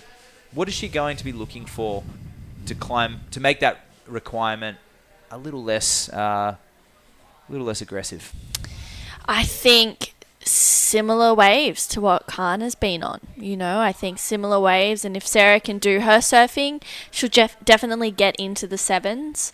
But right now, it's just all about that mental game, really. Maintaining that composure. I think big turns on big sections is going to decrease that requirement. And we know that. That's standard surfing from Sarah. So she's going to have to be on the best waves in that next 7 minutes and 30 seconds. I saw her playing with the hair there, perhaps just resetting and understanding she's an experienced competitor, obviously leading the rankings. And she has priority, which is step number one. But someone we want to give priority thanks to is the Department of Tourism Region 1, the Tingog Party List, and House Speaker Martin Romualdez. They're the presenting sponsors of this La Union International Pro. And we want to thank the La Union Governor, Rafael Ortega David, and the Department of Tourism, Region 1 Regional Director, Jeff Ortega, San Juan Mayor, Arturo Valdres. We thank you guys so much for allowing us to come here, host this event, and put on a show for your local surfers to be inspired. And hopefully we see the Filipino flag flown in the women's division coming up. And our sponsors, these events cannot be made possible without the sponsors and the hard work from San Miguel Corporation, Vans, Alima, Clean Canteen, MVP Sports Foundation, and thank you very much to Wendell there, and Bagong Filipinas. So many minor sponsors as well. And there's Marimar sitting in the rock pool, the tidal rock pool right now, just tuning in, connecting with nature. Absolutely. It might be a bit hot out there today, trying to cool down, keep that cool kind of atmosphere that he has about him. I'm sure, up in the tower with all the Shargao family, they would have been hyping him up, so he probably needs a minute to relax, to recenter, and really, gain that focus that we know he has, because he's got a big challenge ahead of him with Kian Martin. Both of these competitors have been in form this whole event. That's why we're seeing them in the final. Yeah. And I'm excited. I think we've got fireworks coming up in this next heat, like we've seen in this one with these sevens from Kana. And by fireworks, we don't actually mean bright-coloured things that we light. We mean surfers flying through the air with two of the most progressive surfers in the Asian region meeting in that final. And these surfers will bring the best out of each other. I just hope they can just build a comfortable heat total first and then unload. If they start going to the air straight away and start pushing the progression, it may be great viewing, but I feel like the nerves, and we may get a slow end of the heat. So if I was both of their coaches, I'm saying just build that house first, get some momentum, feel the lineup, and then go crazy in that last 15 minutes so we can bring it home with an air show. That'd be a very exciting way to finish with 5 minutes remaining. Still no sets of substance for Sarah Wakita. And she's going to use her priority on this one. And she takes off, gets low, pounces on this section. Opening carve. This wave, you see her on the front foot there, back on the back foot, and tags that section with a lot of control. So that will be one of her best waves yet. A combination of maneuvers. Showcasing a lot of speed down the line. You could see that precision foot adjustment. Get on the front foot as that wave fattened up, comes down the bottom, drives off the bottom, and was able to get those fins just a little free on that tag, and it always looks good with that fan of spray, True. Yeah, I agree. I think that was the best wave I've seen Sarah surf in this final. I'm excited for this score to come through, whether it'll better that 5.25. I feel like it will. There were 3 really nice connections, not much downtime, and the patience that she had as well off the bottom. Let's have a look at this replay, though. Really, at the start, I was thinking, I don't know about this wave, Sarah, but, she trusted herself. Bit of a carve, cut it short, and then this is where she lines it up. Nice connection there, and then here, just tagging it perfectly for a finish was Sarah Wakita. So we'll see where that score comes. What do you reckon, I Matt? think it could be nudging excellent, only because it's the control and the fluidity in that last combination of maneuvers, carrying momentum all the way through that wave. Yeah. And she never looked like she was trying to manufacture maneuvers. She surfed what was in front of her. So I won't be surprised if it goes up into the 7s or 8s, but it was just that first section was a little bit dicey in a setup. It wasn't a beautiful looking wave. This screen is flattering, I must say. On the span of the judges, when they're out there on the deck looking at it right now, the wave looks very different to these flattering camera angles. Yeah. So it is tricky, but it won't shock me if it goes high. And a 6.95, so one judge going as high as a 7.3, one as low as a 6.3, so that'll average out the 6.95. Well rewarded, given it was just a 2-turn combo at the end, True? Yeah, I think so. I think for those 2 turns, a 6.95 is definitely a huge feather in the cap for Sarah. She's competing really well, super smart through this heat. I mean, she hasn't had the best kind of scores just yet, but she's got herself back into this one maybe a little bit too late, because right now Kana has the priority. But again, anything can happen. I feel like I'm saying that a lot throughout this event. We've seen so many heats where people have come back, and here we go. Sarah had a look under priority, but doesn't quite get onto that one, doesn't offer too much. An 8.15 is definitely a big score right now, but on the right wave, Yeah. I feel like Sarah will be able to do it. So 2 minutes to go. She's going to have to hustle for that priority battle. Sarah will take some composure and some positivity out of that last wave, knowing that it was just that 2-turn combo at the end that probably got the majority of those scores. First one was a bit of a check turn, but there is 2 waves on the outside section. This will be very interesting. She's moving away from Nakashio. Nakashio's way out the back, but what she doesn't know is there's 2 to 3 waves coming. So which one will Sarah take? Should she go the first, second, or third? Because Nakashio can't play defense. Ooh. And it looks like there is a wider one breaking here. It's going to go wide off the reef.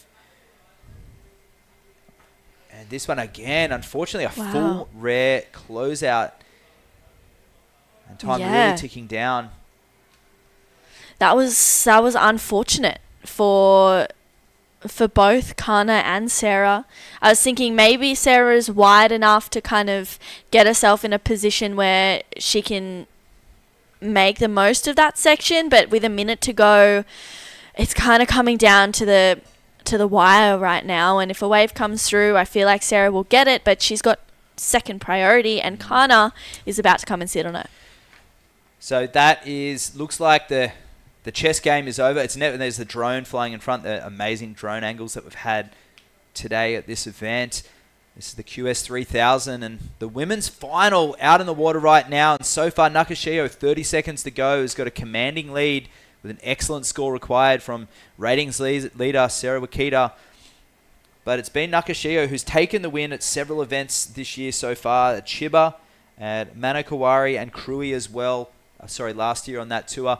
And there's the compound. There's the Vans umbrellas set up and the judging tower above that. We're going to count this one out in a few seconds remaining. And the La Union International Pro Women's QS 3000 has been won by Kana Nakashio. No more scores to lock in. That is a very clean, clinical, and meticulous win from Kana Nakashio, taking that one out 15.10, defeating Sarah at 12.20. Both these women garnering more points on their rankings of the Asian qualifying series. We're going to go to a break. We're going to have a 5-minute stop in between the men's final. We're going to be back shortly.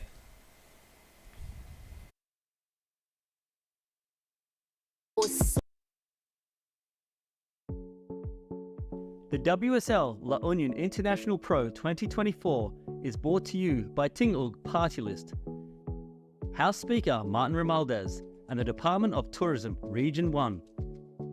The WSL La Union International Pro 2024 is sanctioned by the World Surf League and organized by the United Philippine Surfing Association in collaboration with the provincial government of La Union, the municipality of San Juan, and the La Union Surf Club. This event is sponsored by Alima, Clean Canteen, and SMC Infrastructure. This event is recognized by the Philippine Olympic Committee and the Philippine Sports Commission.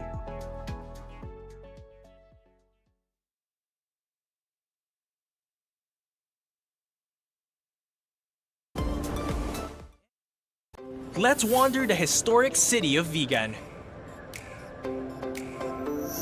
This UNESCO World Heritage Site is one of the best preserved Spanish colonial towns in the world. Walk along cobblestone streets of heritage houses and historic attractions dating back to 1500s. Don't forget to take home Ilocano crafts for pasalubong. Travel back in time.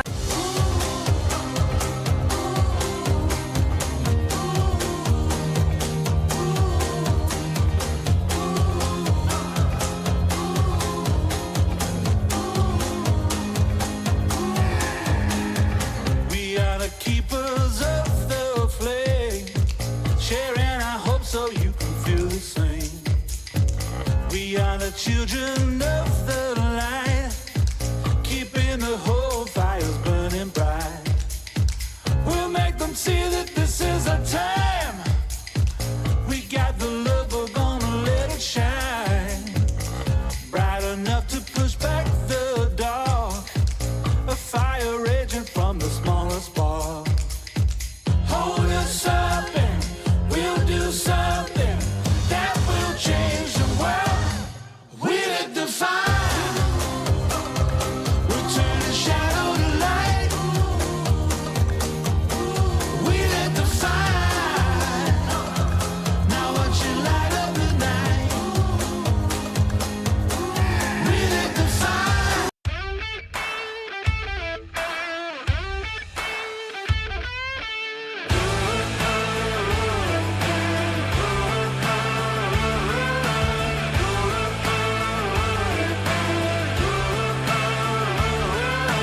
Feel no pain, I only gain red hot blood running through my veins. I hit hard like a hurricane, mind sharp like a razor blade. I'm a knockout, knockout.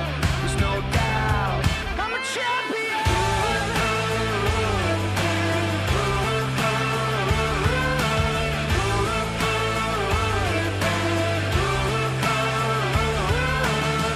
Got gold hanging from my neck, lion's pride lives in my chest. Ain't no man put me to the test. Ain't no doubt that I'm the best. I'm a knockout, knockout. There's no doubt. I'm a champion.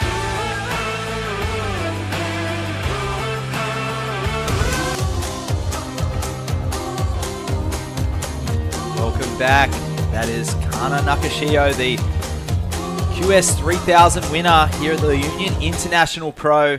She'll go skyrocketing up the rankings. Coming into this event, ranked 5th, taking out ratings leader Sarah Wakita. And it's her birthday week, and she's the 2024 champion. Japanese surfers dominating this event on the women's side of the draw. I'm Matt, the Waxhead Chinosky. You've got John Carby and True Starling joining us for the call in the men's division with Kian Martin and John Mark Tokong. How are the vibes on the beach down there, Carby? It's exciting, and you can see Team Japan down there just supporting their countrywoman. That's why we do it. Like, there's emotion involved. They're cheering her up the beach now. Yeah. They're loving life. Look at them. They are stoked. Yeah, that's Sumomo Sato and Nanaho Suzuki doing the chair for Kana. And a huge win for Kana. And 3,000 points is going to sit nicely in her back pocket and definitely be good for... She's sitting at 5th at the moment, so I think it'll be good for her rise up the leaderboard. And confidence moving into the Belair event. Yeah, This is 100%. the building blocks that she's going to really make that campaign for the top 3 and into that Challenger Series pathway to the top. For sure. And in the top 10 at the moment, Kian Martin, this is going to be a very crucial result for him because we're taking, what's his qualification process? Is he a dual sanction, do you know, with Indonesia, or is he just taking the European rankings, or is he taking those He's taking valuable points away? He is a Asia region surfer. He's lived his life in Indonesia. There is a criteria to fall into the Asia region. You can't just come over and become an Asian surfer because you want to become an Asian surfer. He falls into the category. He's lived in Indonesia all of his life. He qualifies. I'm not sure of the dot-to-dot points of the rules, Sure. but he qualifies for the Asia region. So when he does surf, it is for the Asia region. That's right, and that's why he's already got the points on that leaderboard at the moment.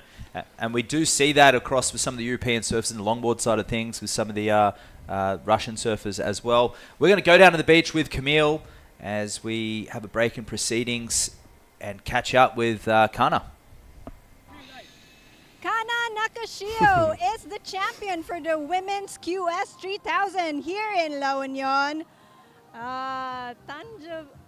Omedetou gozaimasu. O genki desu ka? Yeah, I'm so happy. Oh my gosh. You just won 3,000 points. What a way to start the year. How do you feel? Yeah. Yeah, I'm so happy. Yeah, La Union, yes, it's my, 前じゃないわ。Yeah, La Union is last teen contest. Yeah, I'm so happy. Yeah. Want to say anything to supporters or people watching you all over the world?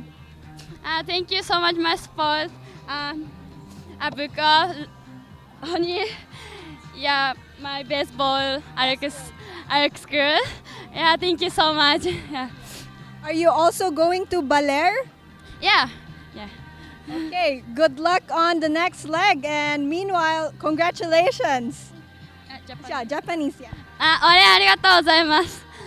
これでとりあえず1個優勝してランキングも3番に上げて、まだ CS に向けてあと3戦あるので全力出し切ってCS クオリファイできるように頑張るのでこれからも応援よろしくお願いします。Okay, so once again, otanjobi omedetou and omedetou gozaimasu. Birthday girl's pretty happy. Back to the commentary. Congratulations.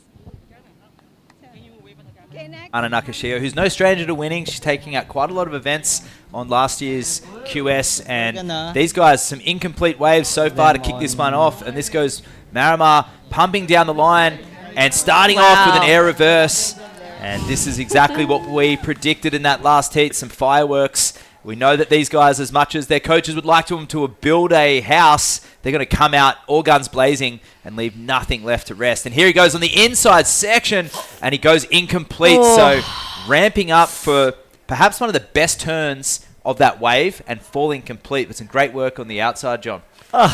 Building a house, it's the final. Leave nothing out anymore. This is where you're going to send it. Don't worry about that house. The house has been built throughout the event. This is, I think Kian said it in his... He's going to leave nothing. He's going to spend all of his energy, and that's what a final's about. You've proven your point. This is Kian's earlier wave. I believe he went incomplete on this 1.0, just catching that front edge rail as Marama. He talked about going to the air, and straight away, as soon as he gets the opportunity, not real high, but nice and smooth. And then he has this knack to get those ones that run all the way through. So not only did he put that exclamation mark, high risk on the outside section, he's now getting to work. A few nice, tight little wraps. Unfortunate, missed that one on that last move, but it looks like it's not going to matter, dropping a healthy 7.25. Yeah, that last fall, it doesn't matter. It's inconsequential. 7.25 on that is, pretty decent way to start off a final for Marama. I think if he had have made that turn, we would be seeing eights. Eights for sure, yeah. He may have also ended up on the reef. Yeah, he might have been walking back out. That too. Yeah, exactly. Because that was the longest wave of the morning so far, and obviously he's surfed this wave a lot of times as well. But just seeing his, that air, just stay with it after the air and keep that momentum is showing that he's really hungry right now. And if we thought there was any lack of energy, well, he's just proved us completely wrong. And they're not building the house. They've built the house. Like I said, this is them throwing the house party. I feel like this is the same Marama that we saw in Shargao, but Kian Martin, he's definitely eager to get in the air as well. Wow, sticks that one. Kian, nice answer back. Progression is on point now. This is the level. Like, they used to call it progression. I think we have to start dropping that word when it comes to air reverses. It's just a staple in the surf game now. Yeah, anything where the fins are released, that word progression comes into it. Speed, power, and flows generally connect. There's Bonnie McLeod. She's done a fantastic job coordinating this event over here in the background with Ty Sarati and the WSL team over there in Australia with UPSA as well, of course. Tingog Party List collaborating really well with the local government. And a lot of people to thank to get this event here. This is a really major thing for Philippine surfing, along with Belair and along with Siargao as well. John Carby, his name is synonymous in the last decade over there in Siargao. Tell us a little bit about the work that you've done over there and what you continue to do. Well, this is the point where there's the girls there. They're stoked. Look at them. First and second place right there. It doesn't get better. I saw True almost getting emotional as that speech was going on, because it's also women's surfing's in a great place at the moment, as you can see with those Japanese throughout those quarterfinals. So in this region, we are so strong, and that's what we are a part of in the Philippines, and that's what it's exciting. Our breakouts with Marama joining the Challenger Series and JR going on to the World Tour, and not just that, coming in 8th place has been great for our sport, and it's been a lot of work, and I don't take credit for any of it. I'm just another piece in that block that's been growing for the last 10 to 15, even 20 years, where these guys have already done the hard yards and everything like that. So we are a little bit late to the party, but we're at the party now, and it's really coming through. So I don't take any credit. I actually give honour and credit to the guys who've done the hard work before me, because it's been a long story here in the Philippines, as it has in many countries. Yeah, and also coming from somewhere like Australia with an established surfing foundation and culture, and you've been you may be a little humble in your influence over here, because you are a well-known person and a figure that everyone looks up to, including Marama. You seem to really bring out the best in him. You've travelled with these surfers. You travelled with Marama. You were there at the ISA for some of these surfers. And what's it been like travelling with the Filipino surfers and seeing them open up new opportunities beyond just surfing in the Asia region? It's unbelievable. We were talking with Luke earlier. Marama's first time here was the first time he ever came on a plane when he was a young kid. They wouldn't let him into the malls because he was wearing slippers and not shoes. Wow. So it is a story, and travelling with these guys to parts of the world that they wouldn't ever imagine going to. Marama on the tour. Here we go. Here's the girls with their token checks, their trophy checks for the prize money they get. But I think travelling with them and learning the hard times, going through the hard times, is so much more meaningful and growing than going through the good times together. So here goes Marama again, trying to get a back up for his 725. And there he is, projecting through that one in a lofty air section, connecting in the air. And here he has a combination of maneuvers too. If he can finish this strong, this is going to match that first wave, no doubt. Carrying speed down the inside, and he goes again. Are you kidding me? So this guy is on fire, and he's got more to give. No. And he goes down. But that'll be a really, really healthy score to go with that 7.25. And everyone in here is loving I mean, it's electric surfing, True. It is. It is electric surfing. That Filipino flag is waving high. Local legend Jefferson De La Torre down there, representing the flag for his town and his community. Yep, absolutely. And I think, Marama, he feeds off that electric energy. We saw him do that in Siargao, and we're seeing him do this here. And, Matt and I were talking in that last heat about building the foundation. I'm thinking, that's probably a really good idea for both the surfers to start off, not really go to the air and build a foundation. But then I'm thinking, Marama won Siargao pretty much going to the air on his first wave. And I think that's when we see dangerous Marama, where he leaves nothing in the tank. And someone like Kian is ready to do that in this final as well. Wow, nice connection there, Matt. And this is exactly what we did predict. And another beautiful nose pick there from Kian. And on the other end of the spectrum, and I was talking from a coach perspective, knowing that these two have got the progressive elements, if one overdoes the other, sometimes you can have, it's overwhelming, where both surfers fall, and they're looking for something that may not necessarily be there, where you've got to search those 4s, 5s, 6s, and leave the 9s, but they've come right out the gates. So we're still an 8.5 for Marama, just got locked in, and I knew that was going to go excellent based on that 7.25. When we do that comparison, it is a heat-by-heat basis. The judging scale is sliding on a heat-by-heat basis. The criteria remains the same, but let's have a look at this one again, True. Yeah, Marama just goes straight to the air, gets like that tail flick as well, like kind of taking it through the beach, that length, and nice connection there. I think he really just connected the dots on this wave. Goes to the air again, not too high on this one, and once again didn't finish it, but going excellent It's with funny, that 8-5. the easiest maneuver of the lot, he falls at the end, Yeah. similar to last time. Yeah, probably legs are burning, that legs- lactic acid. Second surf of the day Exactly, as well. yeah. Well, I think we've got some good scores as well coming for that last one of Kian, Matt. So whenever surfers are performing something radical, something critical on that first turn, you know it's going to be good. If they can back it up with a second or third turn, that's where the flow and the combination, that key word flow and combination, come into it. We can get big scores in a single turn. Marimar's air still would have been a mid-range score, but the fact that he backed it up with a combination of rail carves and he had that momentum down the line, everything was just coming at him, and his surf foot was in front of him. An 8-point ride locks in for Kian Martin, so game on right now, and you start to think back to those tiny little errors at the end of Marimar's wave. Replay. Yeah. Straight away, nice opening wrap, and this second turn he gives that little slice of variety with that blow tail, getting Wow. the full redirect, and then setting up for a very smooth sort of nose pick tail reverse there. So these guys are going to go at it. This is a battle. This is a boxing match right here. And I'd like to say as well, both Marimar and Kian are very passionate surfers. They are not afraid to throw their hands up. They're not afraid to claim and show that passion. I think I'm excited. We've got 21 minutes. The first 9 minutes of this final has been insane. I'm exhausted.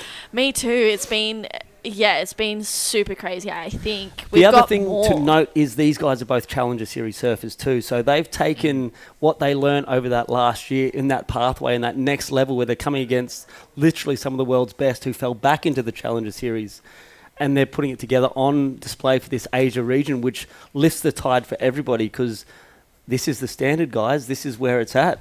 And if they can re-qualify now for the Challenger Series again, which they're both in contention for, Ken Martin, up and riding. He's going to set this one up.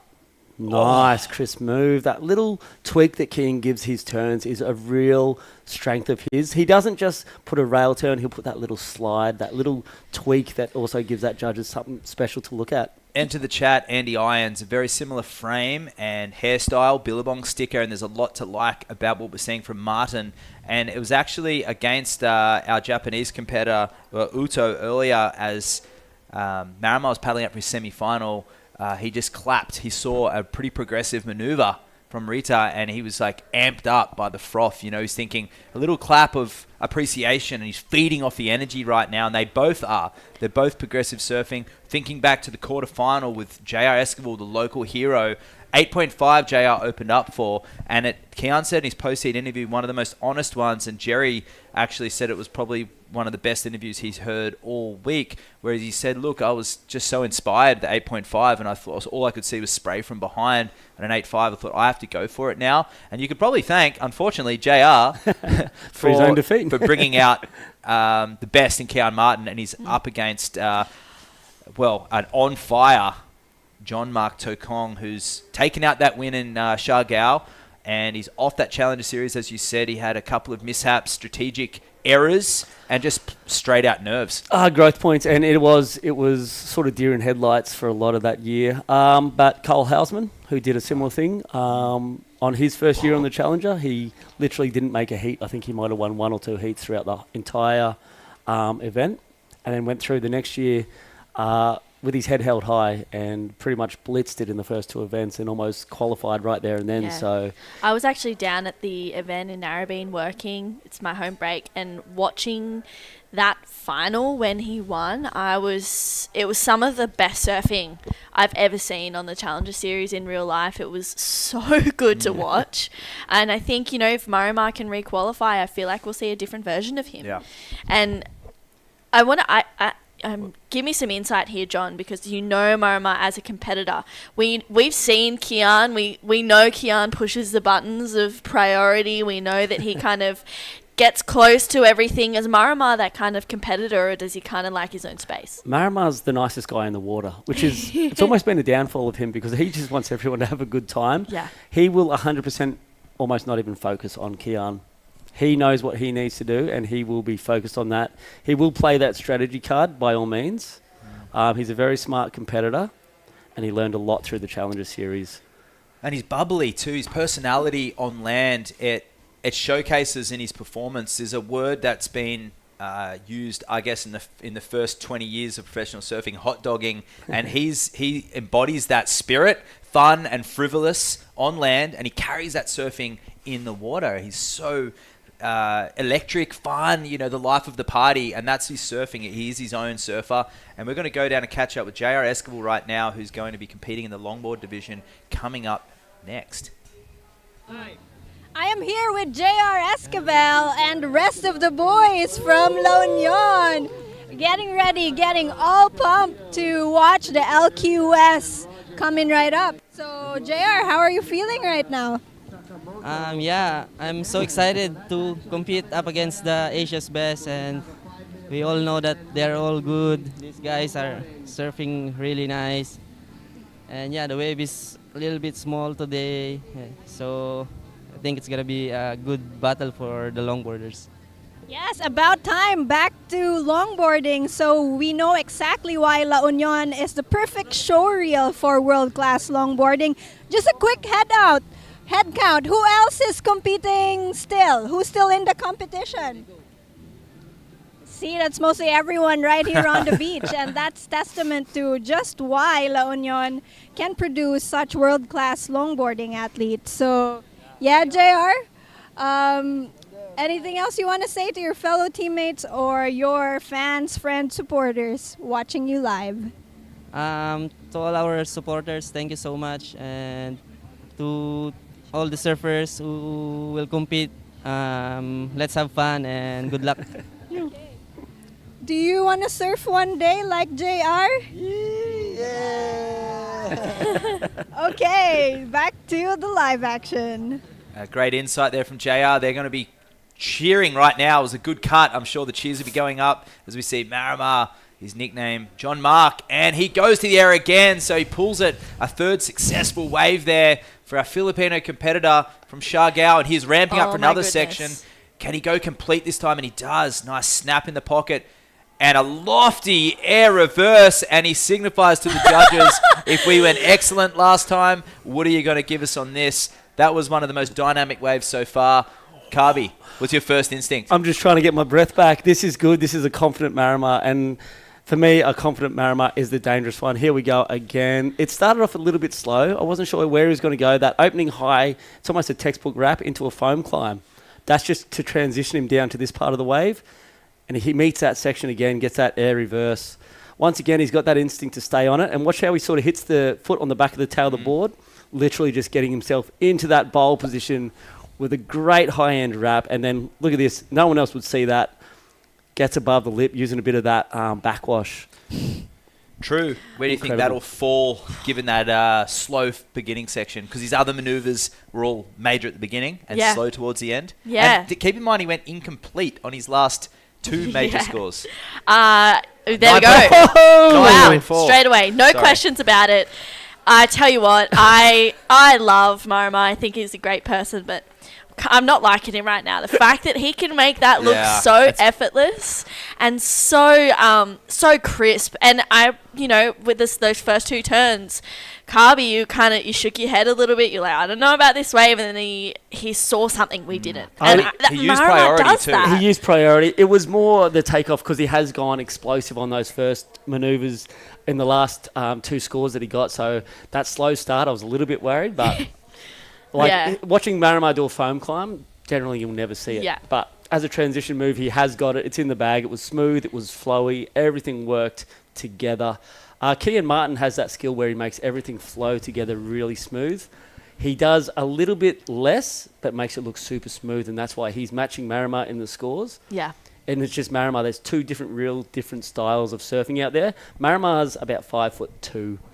So different statures, so they're going to approach the wave differently, and we're watching that. And we can show that it still equals points no matter what your style and approach, depending on how you go at it. And sorry, Matt. No.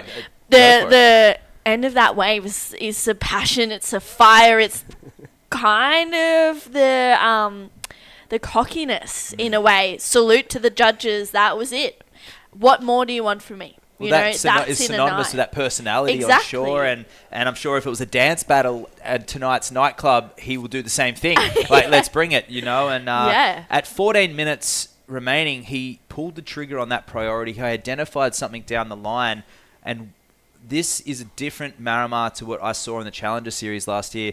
This is somebody who made a strategic decision to take off on that wave, and he didn't necessarily need it. It didn't look great at the beginning, but he stuck with it, and where he went incomplete, it's like he listened to the judges, and he's been able to have that dynamic finish, and he was able to go, okay, there's that section I've fallen on. Imagine how good my scores could be if I didn't fall. And he stuck with it, and the scores were proof in the pudding. And I'm the Waxhead, Matt Chinoski, True Starling, and John Carby here. A pleasure for us to be here. I can't help but smile right now. This is amazing. I'm super happy. We're on the edge of our seats, literally. Literally, yeah. It's Wow. hard to be sitting here and watching that and not wanting to jump for joy after every wave. I know, nothing against Keir Martin. We love that guy. He is a great thing for surfing. And they're in an amazing final together. It's just the local boys putting on a local show, Yeah. and it's you can feel it. It's exciting. But like Matt's been saying as well, we saw in that last heat with Rinta and Kian, where Kian heard that 8.5 and he goes, okay, well, I need to bring it. I think we're going to see a different version of Kian right now, and it's exciting. That's what I mean with that. At that 14-minute mark, you put Kian on that wave. He knows that he was already needing an excellent range, or 7.75 to go into the lead, right? So he's going to unload, and you could almost say advantage Kian if he takes off on that wave. So that's why that 14-minute mark for me was a turning point. And he was paddling for that wave. He did force Marimar's hand to take that wave, and I'm pretty sure, and like you said on the Challenger Series, there may have been a time where Marimar might have let Kian go that wave. He'd done a few of those errors on the Challenger Series. He made some priority errors. He got an interference call against himself. So what he has learned, he left nothing for chance on that one. He put it back in his hands and come up with a 9.40, the best score of this event so far. But 9.9 needed for Kian. What's the mentality going into this next 10 minutes? Go for it. Literally. Go for the 10? Go for a 10. Go as big as you can. Go as hard as you can. And I think Kiani has that mentality. When big things are expected of Kian, he always comes to the party. And I just feel like, he's got more to give in this one. You can see him feeling fired up. So if he can get the wave, I think we'll see some big surfing. And yeah, the mentality, it's if you see a lip, hit it.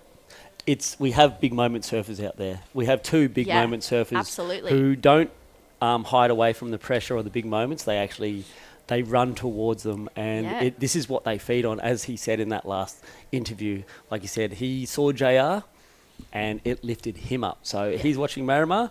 He's waiting. He's like a crouching tiger at the moment, ready to pounce. You lean into that challenge. You embrace it. You look forward to it, and that's what both Kian and Marimar do.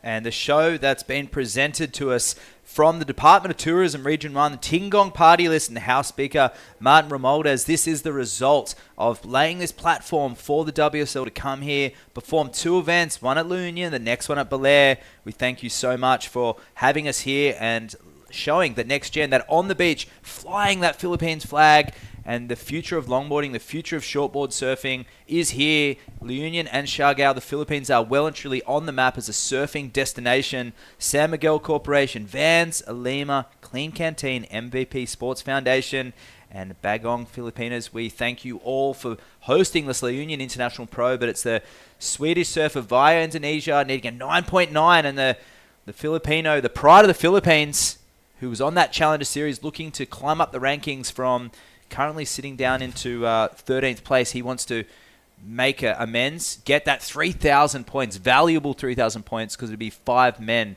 that progress onto the Challenger Series, and he's got some work to do. Yes, it's a climb. It really is. He's got 3,000. He'll possibly get another 3,000 from this if things play out the way he wants them. Then moving to Belair, if he can lock in another one, he'd almost be guaranteed. But also with this amount of explosive and great display of surfing, there's also that wild card option that the WSL does give to one of these Asia region surfers too. So there is a few pathways, and being an exciting and explosive surfer, it does bring attention to you. So there is a few options to get in there, and it's not necessarily who's getting all the results, Yeah. but potential results. Well, is a mark big that thing. moment, 14 minutes in this final. There's a lot of officials watching this now. This is a new and improved Marama. Wherever he finishes the end of the year, if he can go on to clinch this, that'll be a really important mark in his surfing career. That just that one wave that he took, learning already in this heat, listening to the scores, processing, and that's what we call in the championship tour a surfer IQ, heat IQ, and it's all these little elements that are the whole package of a professional surfer. True, how important is it to have all those figures together? Super important. Everything needs to line up. You need to make sure that your boards are dialed, your body's dialed, your mind is dialed, and if your preparation leading into an event isn't in sync, then that's where we can see really good surfers unfortunately bowing out in the early rounds. And I think, as you said, Marama, we're seeing a different version of him, but Kian Martin on the answer back. I'm looking forward to this one. So he's ramping up down the line. Nice flow at the moment. And that section kind of going a little fat, a little soft, so using his priority. And Marama doesn't necessarily need this wave at the moment. And but he goes to a little air reverse, and it may have an end section. Now he's just hamming it up for the judges. That first section air reverse, that would be enough to get through most heats. But not this one. He's got an end section here, so a little carve back into the whitewash. A little slow in this midsection. So I would have preferred to see Marama actually sit out there and maintain priority. Or even pull off after that. Yeah, I think he's feeling pretty pumped up, and he doesn't care at the moment. He's feeling in control, and you can see by the way he's surfing. Yeah. Kian, you could see his body language on that one, realising he made a bit of an error. Marama, I don't know where the judges, because we're looking at it from the TV perspective, it might have been a bigger wave than what we can see. Yeah. So it may get there. They might have seen it in a different way, so we'll let the judges lock that one in. But I think it's going to be a good score, but it might not go into the excellent. And I think Marama has his little girl here. Yep, Olive, little Olive Tokong, the little superstar. So is she the little secret ingredient to this recipe? Because she was there in Shargao. She was there in Shargao. There it is. Nothing really high, nothing really too special in that one. Still a 7.95. Still it's a throwaway 7.95. So Marama's having fun out there. He's got back up. So Olive, he loves surfing, but his passion for his daughter far outweighs anything, and that's the joy of him. Shout out to all the Tokongs back home in Shargao watching, because they are his fire. They are the ones that inspire him. If you know Marama's story, he sort of come from nothing. He used to sneak away with some of the travelling foreigners. He'd go for a week up north and sort of ditch school and his family and be on a borrowed board and sleep on the balcony of resorts just to go surfing with some foreigners or some tourists. And that's what sort of helped build Marama. He was known as No Fear for a while, because he'd be joining these foreigners who would come up there as a 10-year-old kid. Here's Kian's. This is one we didn't see, incomplete anywhere. So he'd go and sleep on the balconies and just be a part of that crew. He always wanted to be a part of that crew, and now he's leading that crew. So super fun. If you come over to the Philippines and he's there, he'll surf with you. He'll even call you into the waves. He'll show you where to sit. I remember him giving me instructions on how to get in behind the waves at Cloud 9, and then ironically I ended up to be his coach. So bit of fun.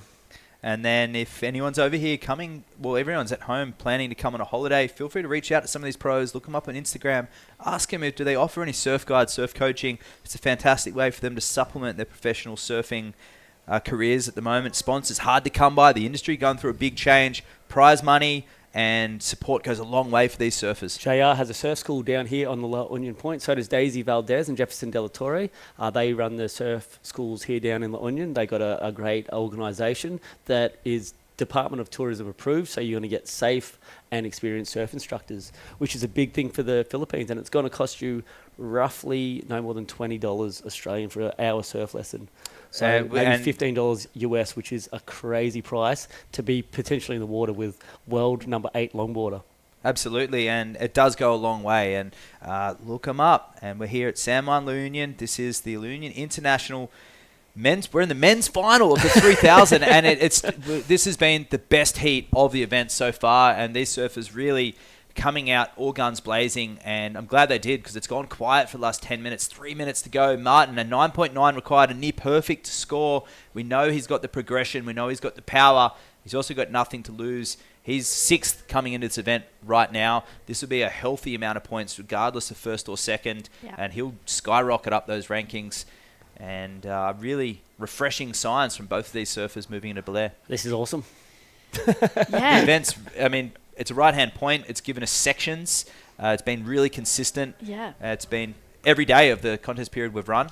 It's been exciting to watch, and Marama again just keeping busy. Yeah. Finally a mistake. Little trip on the opening manoeuvre there. He's going to ramp up again.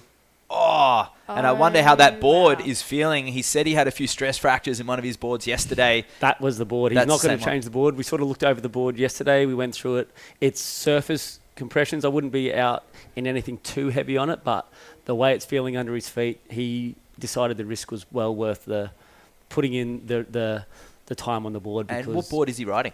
Don't hit me up with that one. I'll hit him up on the beach. No worries. He has about 3 different riders. I know Flanagan, ECS. So he hasn't locked into any board in particular. He has a few varied shapers. He's on a new board, which I haven't even seen him since he's been on that board. So he brought it here to La Union on the national tour, which he came through with a victory.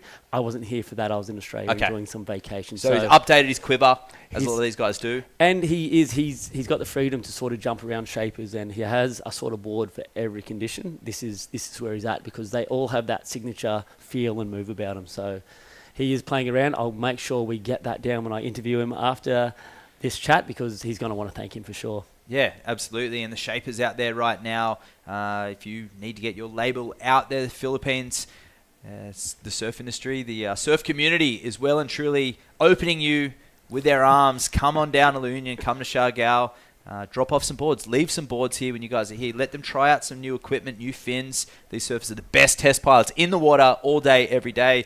And true, such diversity in waves around here. Yeah, there's so much going on down here. Back on, the board comment, Tenchi Iwami actually left a bunch of boards in Tenchi Siargao. is an absolute... he's now family over there in Siargao, because he did bring, and he's supporting the community just off his own heart. And it is a huge thing for Filipinos to be treated with that much respect and regard. That he understands there's a need, and he filled it, which is amazing. Which, I was...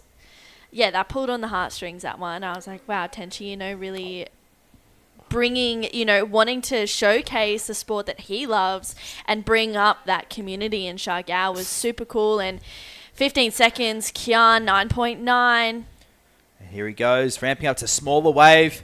He's got some momentum down the line, and he goes for the Superman, and he's unable to ride out, and he's claiming that. He got some pop. He did get some pop off that. He actually went a lot higher than I thought he was. So there we go. There he is. The QS 3000 winner, John Mark Tokong Marama, takes the win. Won in Siargao. No, he takes the win at La Union. The pride of the Philippines moving forward up the rankings. He's going to go and skyrocket into that top 10 right now, and it just is so fitting. The Filipino Challenger Series surfer is going to perhaps put his mark in a wildcard spot, or maybe move up into the rankings. We're going to go to a break very shortly, but highlight of that heat, Carby? That 9.2, the confidence that he had to send 2 air reverses and finish it. It's like, this guy, he's the highlight. He is the highlight reel, and I'm sure we're going to see plenty of it. Here he comes to the beach. I can't wait to meet him down there. And then back into LQS.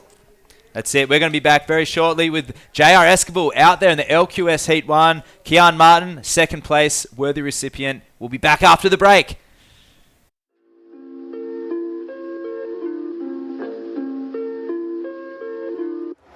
Quatro cantos, di ko mo antos sa imong kabastos, kay dili ko santos. Gusto kong tinuod nga gakos, bisag walay gastos, kay dili ko anang paggapos. Quatro cantos, di ko mo antos sa imong kabastos, kay dili ko santos. Gusto kong tinuod nga gakos, bisag walay gastos, kay dili ko anang paggapos.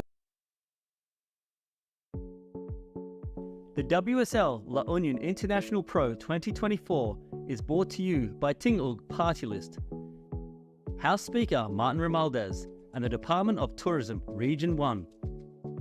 The WSL La Union International Pro 2024 is sanctioned by the World Surf League and organized by the United Philippine Surfing Association in collaboration with the provincial government of La Union, the municipality of San Juan, and the La Union Surf Club.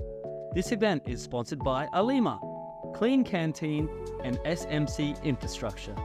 This event is recognized by the Philippine Olympic Committee and the Philippine Sports Commission. Let's wander La Union's Tangadan Falls. The perfect side trip after surfing the waves. Hike along the scenic trail and be greeted by the majestic 50-foot falls. Whoa! The best part? A dip in its cool, refreshing waters. Seek more thrills in La Union. Let's wander the 100 islands of Pangasinan, 124 to be exact, each with their own hidden secrets to be explored. The islands are connected by the Lingayen Gulf, and bridges, and even zip lines that let you fly from one island to the next. Woohoo! There's hundreds of adventures to dive into when there's 100 islands to explore. Let's wander the Ilocos Norte sand dunes. If you want to get down and dirty, this paradise is thirsty for adventure. Just choose your ride and rush through landscapes that are always changing.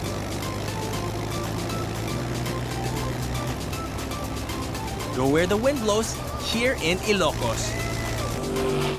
Let's wander the historic city of Vigan.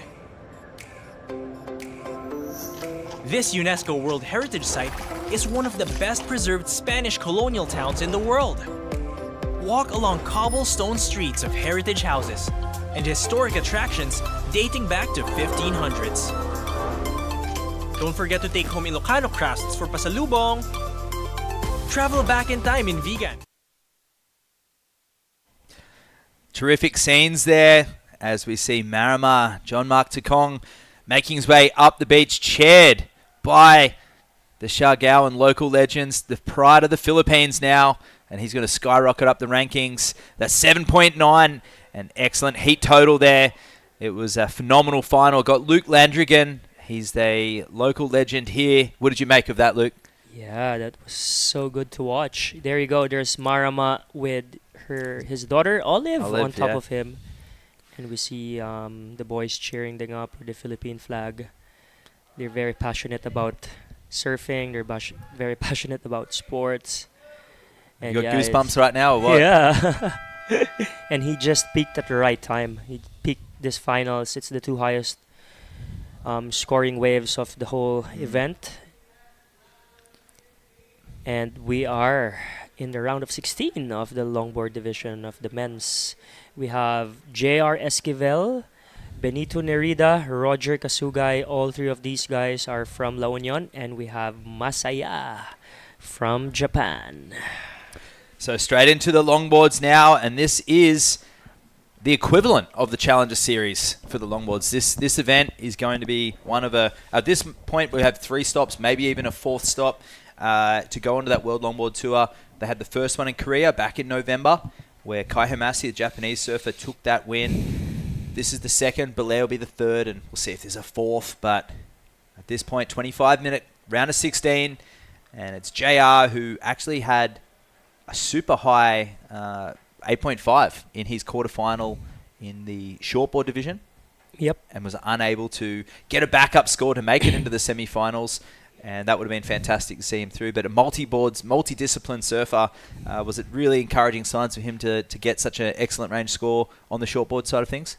Yeah, well, he was in the semifinals last year. And yeah, I was talking to him earlier. He said, I was just waiting for that last wave. I miscalculated the 2 waves that I took, and Jer's the type of guy that he always learns from his mistakes, and for sure he's gonna carry that throughout the next heats he's gonna be in. So we have 25-minute heats for the longboard, and we have John Carby down there with our champion John Mark Tokong. Down to you, John. Okay, here I am. Let's make some noise for John Mark Marama Tokong. You are a crowd favorite. You are a local Philippine. How did that feel? Oh man, this is crazy. I feel like I can't. I'm so happy, that more than happy, Like, you can't really like say anything. Like, it's so hard to explain. But I feel so stoked right now. Like, all the people here at like next to me, like all the people that watching on this event, the people that supporting me. Wow, this is crazy. Thank you guys so much. Let's talk a little bit about the Heat, because you went out there and you sent it right from that first wave. You didn't hold back. Was your plan just to go as hard as you could from the moment you went, because you're still built on that? Well, like on the final, I feel like really confident, you know, because this is last round, last heat. So I was like, okay, if I got like a really good wave, the first wave, and then I was like, okay, I'm just gonna go send it. I'm just gonna go that section, do here, and then try to go more turns and save some score more. Like, trying to be more smart than the last, semi-final. Yeah, that wasn't that smart, but during the final, I was like, okay, now time to relax, just do what you're gonna do, and you can do ears and do it. How was it out there with Kean Martin in the water? You know how dangerous he is. Did you worry about his game, or you were just 100% focused on what you were doing out there? Well, like, for me, I'm just literally like just focusing on myself, you know. If I'm thinking about like, well, Kian's such a great surfer. I saw him like semi-final, quarterfinal, did like doing crazy airs. Or like, but if I'm thinking that wide against it, what was this again? What was the name again? Oh my God. It's okay. Let's talk about, you got a lot of big supporters down here on the beach, including myself. Who's that little supporter and your biggest fan that you got on your arms right there? Oh, who's this one? Olive Indigo Tokong. The biggest fan ever. He's always there for me, no matter what. Yeah, and I know your passion for surfing is big, but your passion for surfing is bigger. Olive, do you want to say something about your daddy? Are you proud of him? Yes. Hello, everybody. Your family? You want to say hello to Mummy and your family? Your family? What is it? No, She's going to be a little bit shy. Moving into Belair, and now you've got 6,000 points in your. Are you thinking Challenger Series? Are you putting together your campaign, or are you just going heat by heat, event by event? Well, like right now, I'm just gonna do like every event. I'm not really like focusing about. Well, my goal is to be in the Challenger Series, but if I'm thinking that way, I'm not really like focusing. So I'm just gonna focus every heat and every event. So that's what I'm gonna do. And you are a man who lives in the moment. You put on so many special moments out there. Once again, I'm going to get the crowd to cheer for a man, Marama Tokong, our La Union Pro 2024 LQS champion. Woo, woo, woo. Thank you, guys. Love you all. Enjoy your time, Marama. Enjoy the win, and we'll see you guys in the commentary, and we'll see this guy back in Belair for the next event. Thanks, guys. Heartwarming scenes down there on the beach. Thank you, Kabi and Marama. He's just a ball of fun, and taking that fun and frivolous, carefree attitude on land into the surf, and that's why we saw that excellent range progressive surfing. But Tsukamoto from Japan out there right now and falling off. Ooh. And going for the leg rope. So that's an interesting choice. All of these surfers opting for the leg rope still out there, Luke, which is something we don't see on the longboard tour very often. Yeah, that's right. Been watching a lot of the longboard tour, and yeah, very rarely you see them in the leash. Here we go, JR. So he, hollow section there, and he's back on that Thomas speed shape, gouging carve there, and he kicks out of that. So the pillars of the criteria taking a shift from speed, power, and flow with the shortboarding and that progressive approach. We're looking for the style, flow, and grace. Footwork is the key for those people tuning in right now, linking between the nose ride and the tail, the turns. And if someone can showcase the nose riding up on the front of the board in the critical part, which is the most dramatic part, usually on their takeoff or when it gets hollow, they're going to get some great points as long as they make it look easy. That's the key with longboard surfing. Yeah, style is such a big factor in judging of the longboard. And here we go, surfer in white. Roger Kasugai, currently the #1 seed longboarder in the country. And he kicks out of that one. I believe he's riding a Zamora board. Yeah, he's riding a Zamora pintail from Ian Zamora. Pretty wide area pintail, but the weight for me is what's been looking good under his feet. And he doesn't know why, but I told him it's probably the weight. And here goes Benito Narita.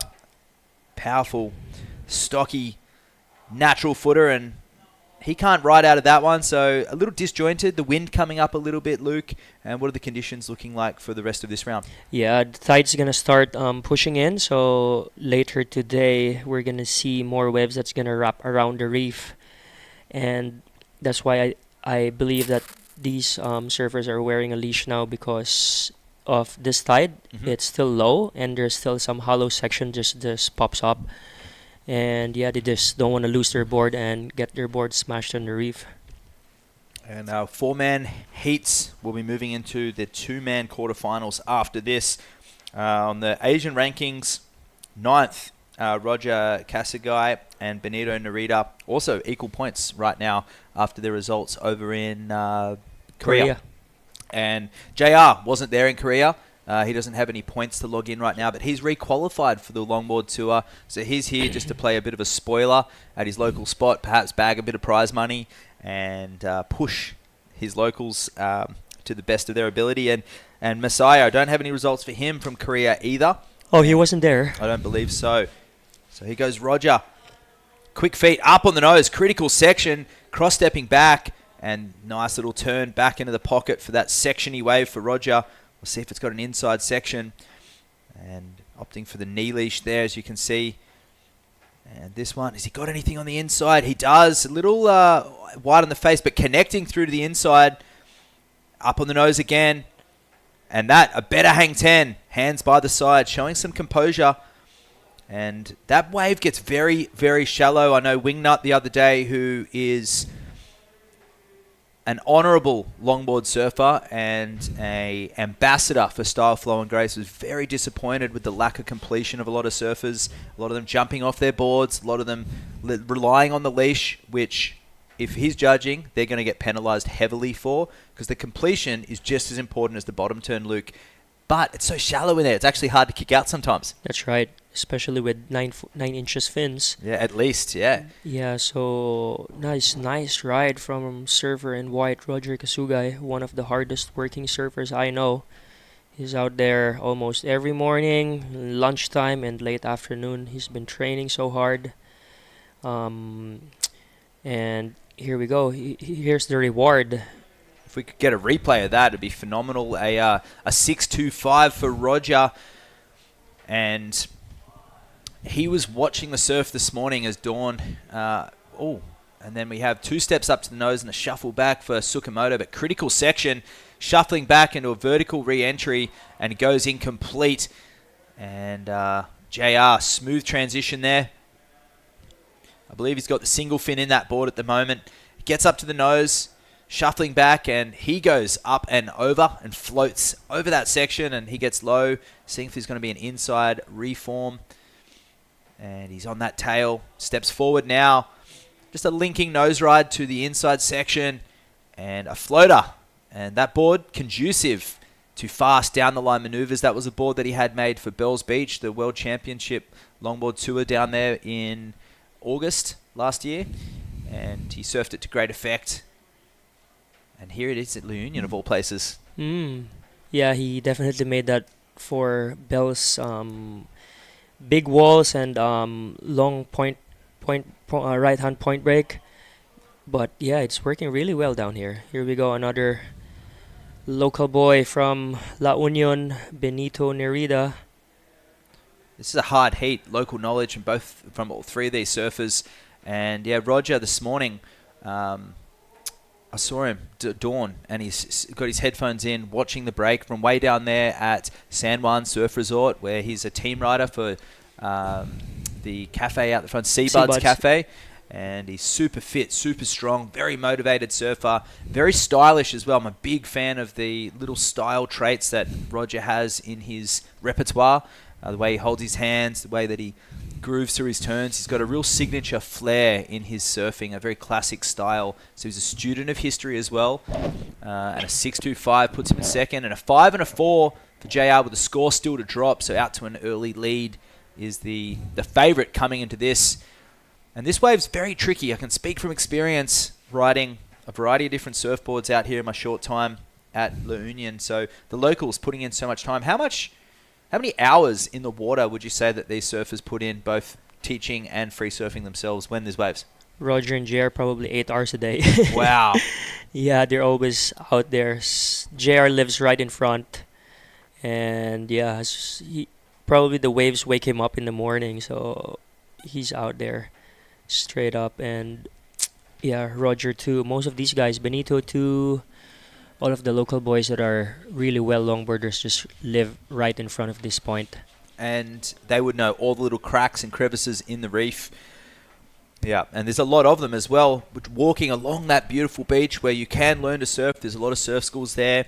Your surf school out the front of San Juan Surf Resort is a cool one. The guys pumping some music, and they're always nice and approachable.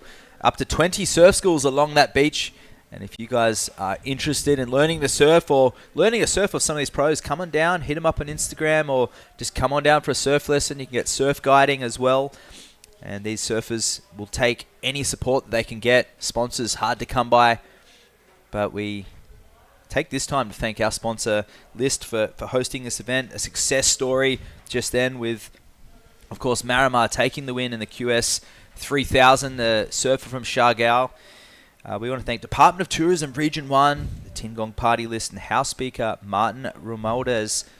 And we get back to that. Roger, beautiful hang 10. You can hear the crowd going wild on the outside of our speakers now. That combination of maneuvers, hang 10, cut back, 4 steps up to the tip. Love the straight leg pivot. So for me, this is the best wave of the heat so far. If you can get complete and kick out with some style and flow, beautiful readjustment there. And up on the nose again. It's not quantity, it's the quality. And this wave has some moments. He likes it. He does. And he kicks out. And there you go. JR's third wave, an 8.25. Would love to see a replay of that. Here's a replay of Roger's previous wave. And he just goes straight to the nose, hang 10. And turns on this, and that's what you were talking about, like from bottom turn and walking to Straight the nose while it. going up. Yes. Yeah, those little combos flowing between the maneuvers. This wave is a lot more disjointed than JR's. You can see that he had to keep cutting back and setting up and pivoting and stalling. A lot of maneuvers, solid surfing, some great moments, but just maybe lacking that flow element in between. JR had a lot more flow between the maneuvers. The footwork was there for Roger, though. The hang 10s were there for Roger. Healthy score about to be locked in the 7 range at this point. And yeah, it'll come in under JR's, and I think it'll fit well. So a 7.5 puts him up into the lead. How do you feel about that score? Yeah, it's really good. That's a keeper for sure. So, Matt, tell me something about the equipment difference of Roger and JR. Yeah. Because I know that longboarding, they are judging traditional surfing. Yeah. And with JR's 8.25, majority of the maneuvers wasn't traditional, but he got in the 8.25 range. Yeah, style, flow, and grace. So traditional longboarding is just using the footwork to link between the maneuvers. Okay. So cutbacks and floaters were around traditionally in longboarding, but we'll get back to that criteria in a second. So that there, flapping around that board, catching its nose, that's a lack of flow, to put it bluntly. And that board, wider nose, and he's trying to power surf that board around. It's not looking in sync. It's not looking matched to the wave. Where JR's surfing on that 8.25, if we get a replay of it, he was linking the maneuvers into the next. Everything was flowing, and there was no real hiccups. There was no real disruption of that flow. There was some critical moments, and this is Green's wave. We want Red's replay, but that's okay. So you see there that area of the nose just flapping and bumping, and he did eventually fall off. So anytime the board's making unnecessarily movements up and down, flapping around, that's always going to be taken into consideration with the scoring. Floaters are fine. Re-entries are absolutely fine, but it's got to be riding in and out with speed. And there we have Benito, stretch 5, middle of the board there, which is the safest place to be as he trims through. Great timing, shuffles back to the tail. So that's a crucial element. Gets the nose rides, but it's the cross step like that is crucial to get those points. And this one, just more of a lateral nose ride facing forward, but some moments of critical surfing in amongst that. But to sum it up, it's not a nose ride fest. Your turns are just as important as your nose rides. And Rogers' turns both on pintail surfboards. Rogers, soft rails. And this was JR's. This is the excellent range score. So nice opening carve. Comes off the bottom. And nice footwork here. And see that nose ride there. That was critical for a moment because it was steep. A little shuffle there, but he flows out of this. And a little grab of the rail, little safety grab. And a combination of maneuvers there for JR Esquivel. Up on the nose, 4 steps up to the tip again. And he goes for another turn there. And a nice carve. Pushing the rail back around to the inside section. And then he kicks out of that one with style. So where Rogers' turns were a bit disjointed and catching a little bit of chop, JR was smooth. Roger had the hang tens, the footwork, but the turns just a little more staggered. Put Roger on that same wave, a little cleaner. I think we could see something a little bit different. There you go. Surfer in White's last wave, a 7.5. That was his... Here we go again. Surfer in White. Roger Kasugay paddling into this. And fading a little bit. And Nice. straight to the nose. 5 and a 10. That section there, if he could come through it on the nose, bit of flare there for Roger. Little drop knee. And see, they're just like tail turns at the moment, trying to get back into the pocket. And he's working this one through. Some nice momentum here. What has he got on the inside section? And he kicks out of that. Nothing really doing on the inside. Still be a nice backup score, but I think back to Masai's wave 2.9 to go the 5.5 and the 3. And he's currently in third, looking for a 7.76, a hefty scoreline. He's on the tail there. Trimming forward, up on the nose. Oh, critical moment, and that's how you snap a longboard. Nose goes down, the leash pulls back. We'll see if his board's okay. Rapid fire action. But did that make sense, that description? Yep. Thanks for that. That's what I was looking for. And 5 minutes left. In our next heat would be June Esquivel, Rico Dumagin, Martin John Kennedy, and King Villanueva, all local boys. Yep. So you're going to do this heat with True. I'm going to go down. We're going to talk about equipment as well. I'm going to update you guys on the difference between Roger and perhaps JR's board if they're on the shoreline. And but it's Tsukamoto and Narita at this point. He's in combo situation. Benito, I know he's surfing there. He was surfing very strong the other day. He knows this spot really well. And these surfers, this is a huge opportunity for them. Nearly 5 minutes to go. Who's supporting them with the entry fees to enter into this event, Luke? Most of them would have sponsors, and some of them would work for it. Like they do surfing lessons or their jobs on the side for entry fee. Some of do they do solicitations and stuff and asking for help. And then as far as the money goes, the longboard money is the prize pool is not as deep as the shortboard prize pool. So if they make it to the quarterfinals, they will start earning a little bit of prize money, but the points as well. Benito up and riding, a surfer in blue, Filipino surfer, nice cutback, up onto the nose, good footwork. And the inset screen, Tsukimoto, that board not looking great in the chop. He's having an awkward start to this heat, but Benito is searching. He's out of combo now. He's searching for a 7.36. He's got the inside track, gets the 10. Middle of the board now, and he shuffles back into a nice float and goes incomplete on this shallow inside ledge. Sayang, that one. So that's Benito's fourth wave for Benito. We'll see what the judges give him. And here we go again, surfer in green, Masaya. So he's fading this one, gets low there, and no footwork, which is What board key. is he riding, man? I'm not sure. That was some nice, quick nose riding there, but he's having an absolute heat to forget at the moment.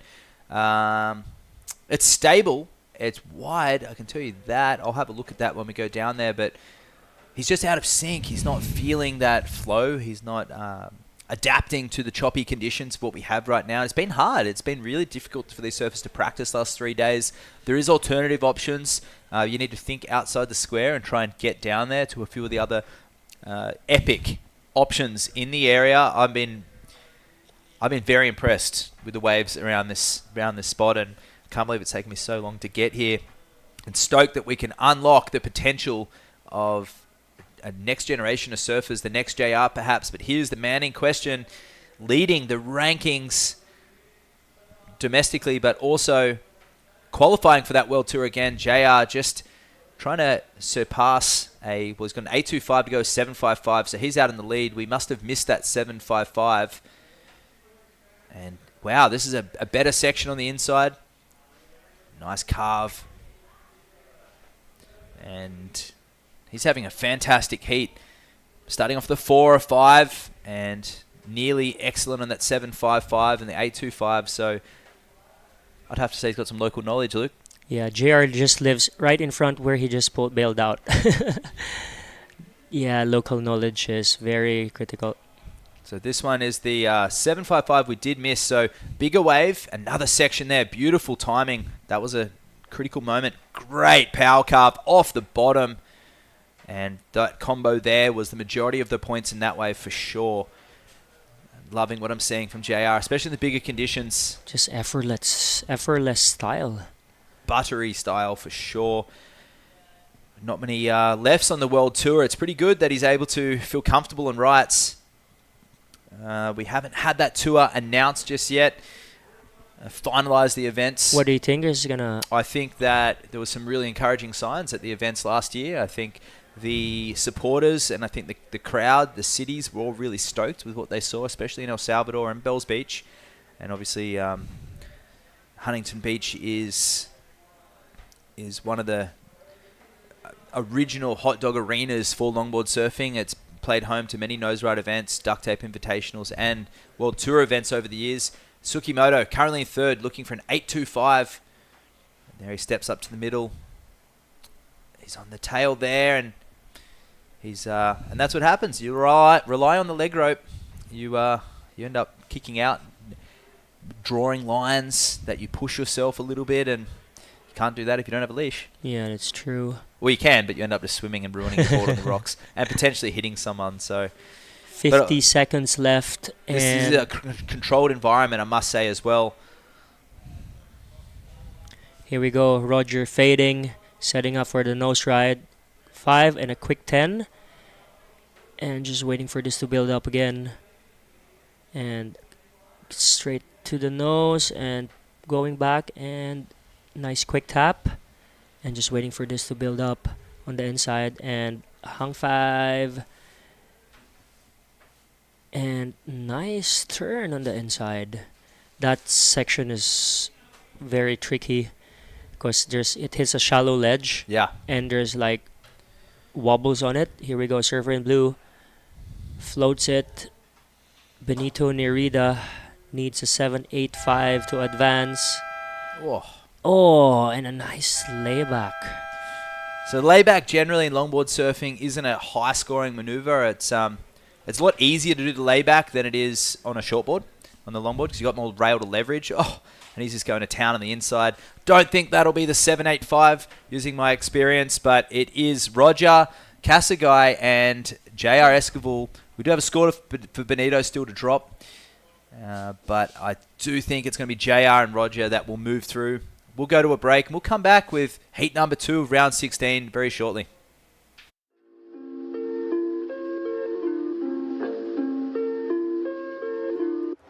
Quatro cantos, di ko mo antos sa imong kabastos kay dili ko santos. Gusto kong tinuod nga gakos, bisag walay gastos kay dili ko anang paggapos. Quatro cantos, di ko mo antos sa imong kabastos kay dili ko santos. Gusto kong tinuod nga gakos, bisag walay gastos kay dili ko anang paggapos.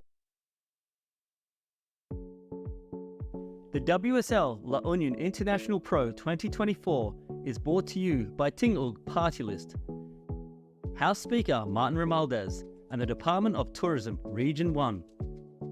The WSL La Union International Pro 2024 is sanctioned by the World Surf League and organized by the United Philippine Surfing Association in collaboration with the provincial government of La Union, the municipality of San Juan, and the La Union Surf Club. This event is sponsored by Alima, Clean Canteen, and SMC Infrastructure. This event is recognized by the Philippine Olympic Committee and the Philippine Sports Commission.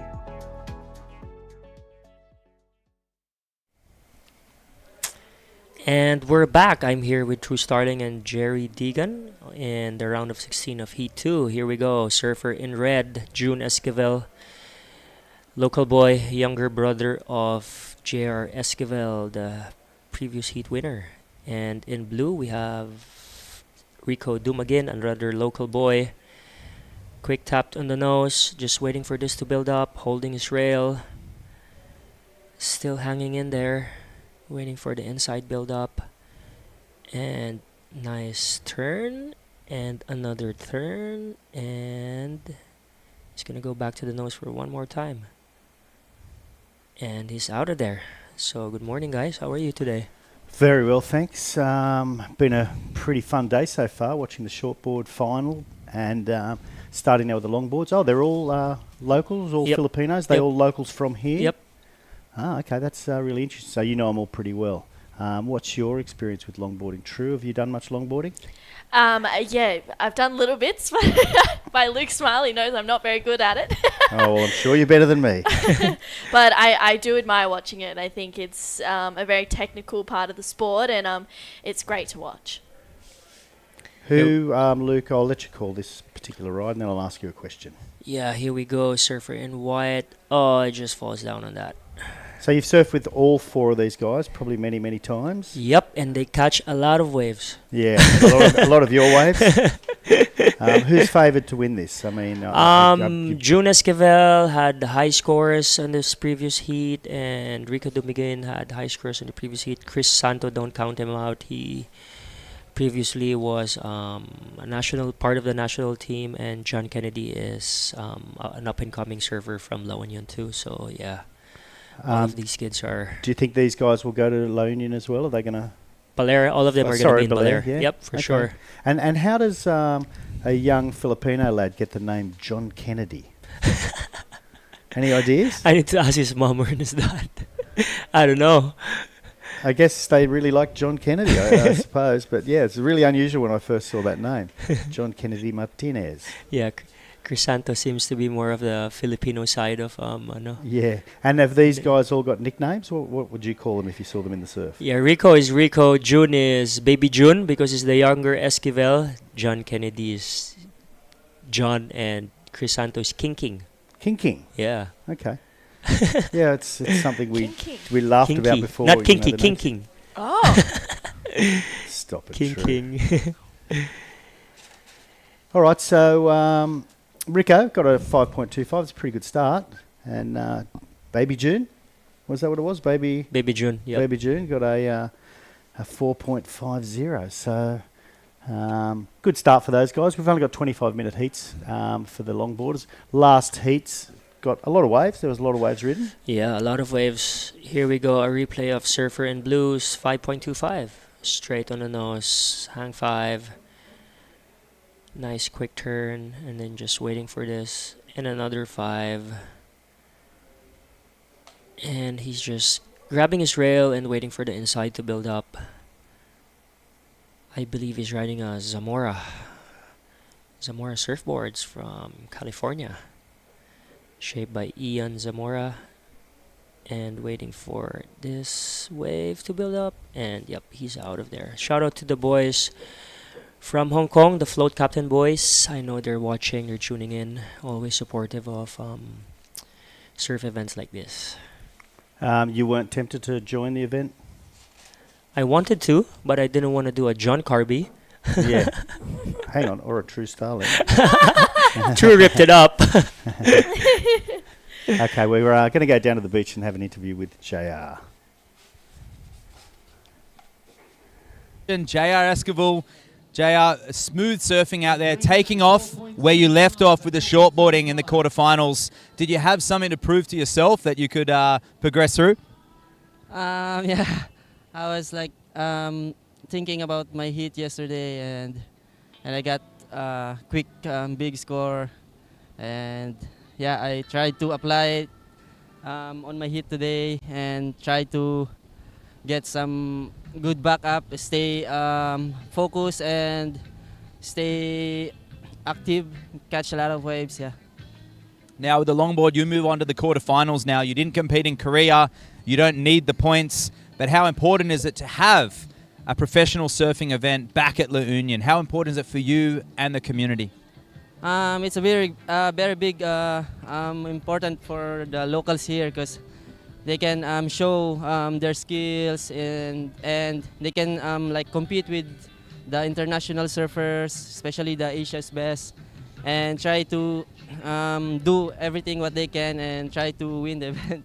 And there's a new generation coming right behind you. They're all surrounding us on the beach now. And someone else who put in a great performance, local Roger Casso guy. We have some great boards here we're going to talk about quickly. So you're riding a Thomas that you had in Bells Beach, smooth surfing. But the major difference for the viewers at home between both these pintails is this one has hard edge with a single fin option, and that created those nice searing calves in the bigger open face. Roger, on the other hand, he's riding a Zamora-shaped traditional style single fin because it's got soft rails. Bit softer, but it allows for that stylish nose riding in the pocket that we saw Roger possess. Fin pretty far back, and the idea is that both these boards do similar things. This one turns better, this one nose rides better. And Roger, a few quick words from you. Any shout outs to anyone supporting you right now? I would like to thank my sponsors, Vans Philippines, kudos, Easy Peasy, thank you for providing me the good shades, and of course to Black Market Philippines, and to my kid, Rio, and my wife. So the locals on fire here in the longboards. We're going to go straight back into some more longboard action with the Filipinos. Live action in the booth. Thank you, Waxhead. I'm hoping he has some sunscreen on that Waxhead of his because it's pretty hot out there, and I've recently been to the skin doctor who told me I never put enough sunscreen on. So, boys and girls out there, cover your face with sunscreen, cover your skin with sunscreen, and you won't have any problems. 100%. So what have we missed since we've been here? Crisanto's had a 4.75 and a 5.0. Rico is in the lead. And Crisanto is in second place. Only needs a 1.01 to move through. This heat seems to be a little slower than the previous heat at this stage. Baby June hasn't even got his back up yet, so he's got every chance of improving that. And John Kennedy has only got two really small waves. He'd be hoping to get rid of both of those waves, True. Yeah, and I saw JR had an 8 and a 7 from that last heat. What did he do that kind of made himself stand out? Big, nice carves and floaters, and he was getting to the nose too. Like what Matt was explaining was he had edges on his tail, which allowed him to make nice big turns compared to the rounder edges that will give you better hang time on the nose, but lesser grip when you do big turns. Yep. We've got two up and riding at the moment. We have June and Crisanto. June's on the front, a wave in front of Crisanto, and they're both taking it right inside. June's on the nose. He's going to see if he can milk it a little further. Crisanto's wave seems to be a little bit bigger, and he's had to get around that section. So he's cutting back into the power, whilst June just is carrying on. So whether there'll be an inside for Crisanto, no. So he's going to get out, paddle back out, get priority at least over June. Or Baby June, while the other two are out there with priority, Rico and John. And we saw in the last round, I should say, Rico and JR had heat together, and that was a pretty good heat to watch. Yeah, and they're best friends too. Yeah. They both got through, so yeah, they're pretty stoked. Super cool. Okay, so being heat number 2, if Rico gets through this one, he will surf against JR. Most likely. In the quarterfinals. Which actually it's man on man, so not exactly sure how that works. First goes into the first one, So second goes into the second one, is that correct? Other way round. Second will go to the first heat, first quarterfinal. First will go into the second quarterfinal. Yeah, so we could see potentially a brother and brother quarterfinal maybe, That's or right. we could see a brother and best friend quarterfinal.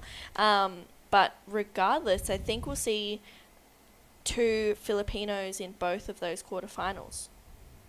Yes, right, yes, exactly right. The Filipinos in the longboarding are starting to look a bit like the Japanese in the women's shortboarding, who took all 8 positions in the quarterfinals, which was really interesting, something I've never seen before. And this is Baby June's 5.5.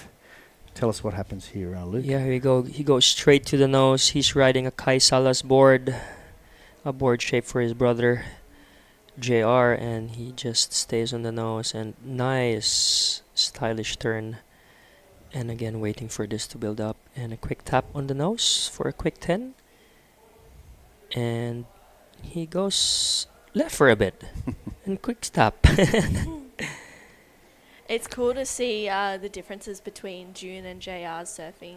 JR goofy footer and June a natural footer. So the difference within that and their own flair that they can bring on the longboard is really exciting. And then this is John Kennedy, another local kid from here, and just wobbles a bit after that nose ride.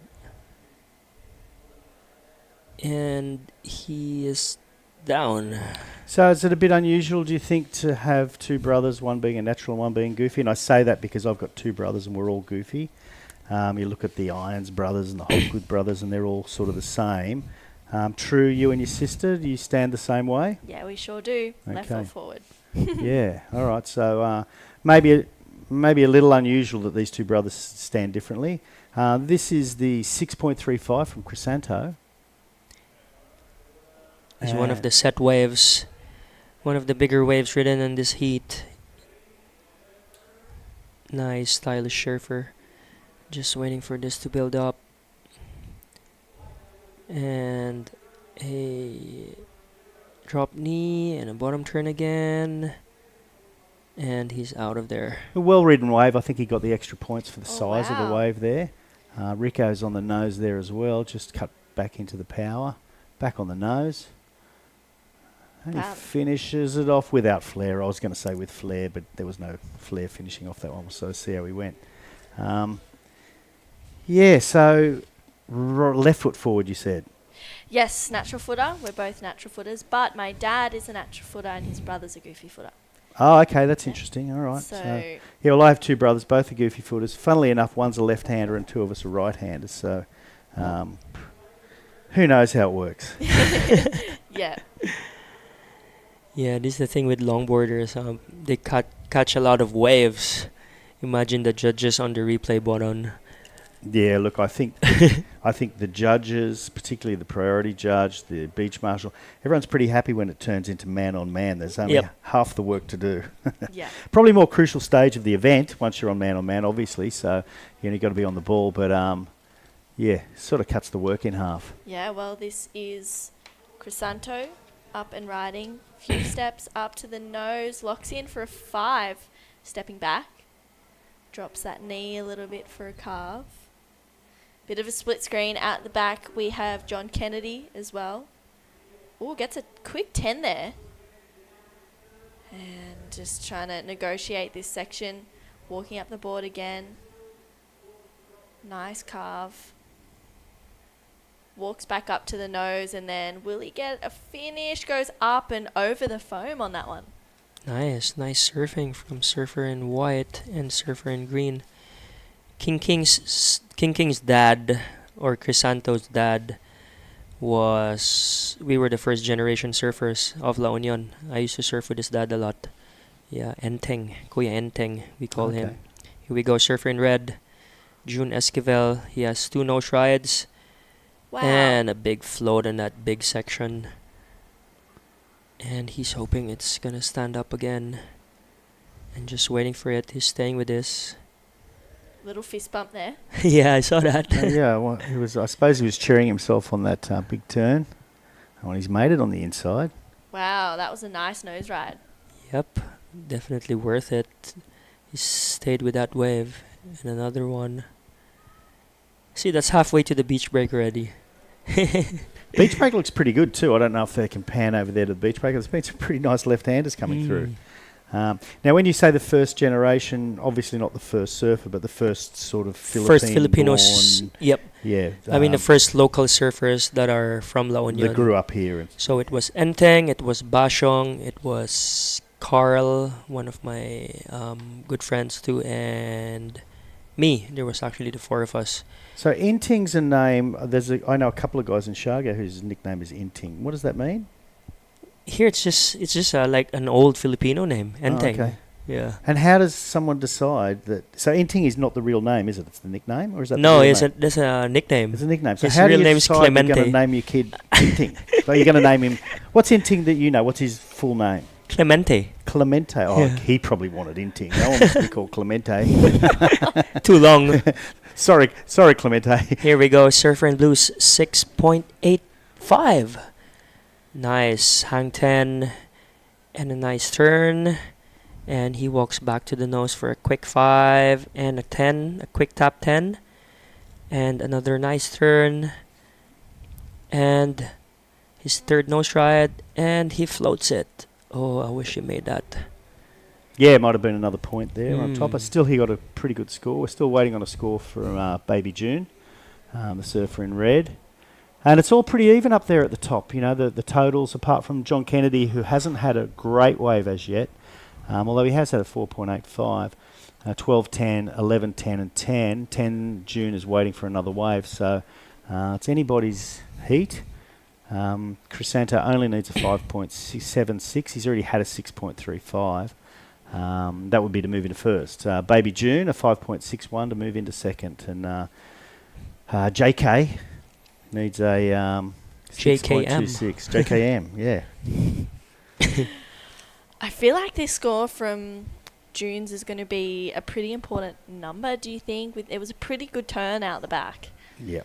And Yep, then I to kind And a of big floater on the heavy section, yeah. Yeah, and then to follow it up with a couple of good nose rides on the inside, I think. I think so too, yeah. That's why it's taking the judges quite a bit to analyze. They're watching it on the replay. And there we go. There So we go. you're right. It's a 5.90. Puts him into second place. So you're spot on there, True. Yeah, like I said, not as many rides this time as the last heat. We've got 3, 3, 4, and 4. And a lot of mid-range scores there. So no one's really opened up with a big high-scoring wave as yet. And there hasn't seemed to have been that many sets either. Haven't really seen a solid one come through this time. So I guess whoever's got priority, which is Rico, might want to sit out there and wait for a set so he can separate himself. He is in the lead, so, he's in a nice position. There's JKM on quite a small one, but obviously without priority, he's just trying to keep busy.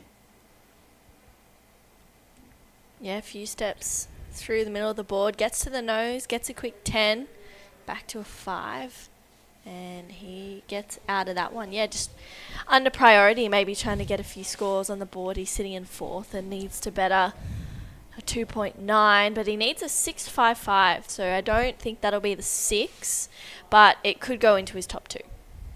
Well, there you go, it has, yeah. It's not really helping him. It didn't help him at all. But maybe it makes him feel a little better that he's got 2 better scores in there. He certainly has the ability. I mean, they all obviously have the ability. But you did mention that Rico and June were probably the 2 that you favoured as far as getting through there, Luke?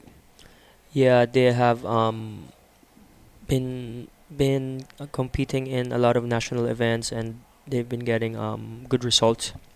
I know June won the last national event here against his brother JR. Finally, he said, I finally beat my brother.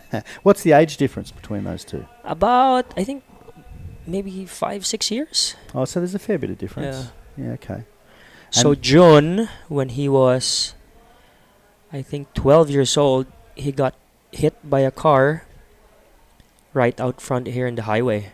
Oh. So there's a part of his skull that's missing, about this big. So when you touch his head, there's part of that, there's no skull. Oh, can't wait to go and touch his head. So he couldn't surf, I think, for at least a year or 2.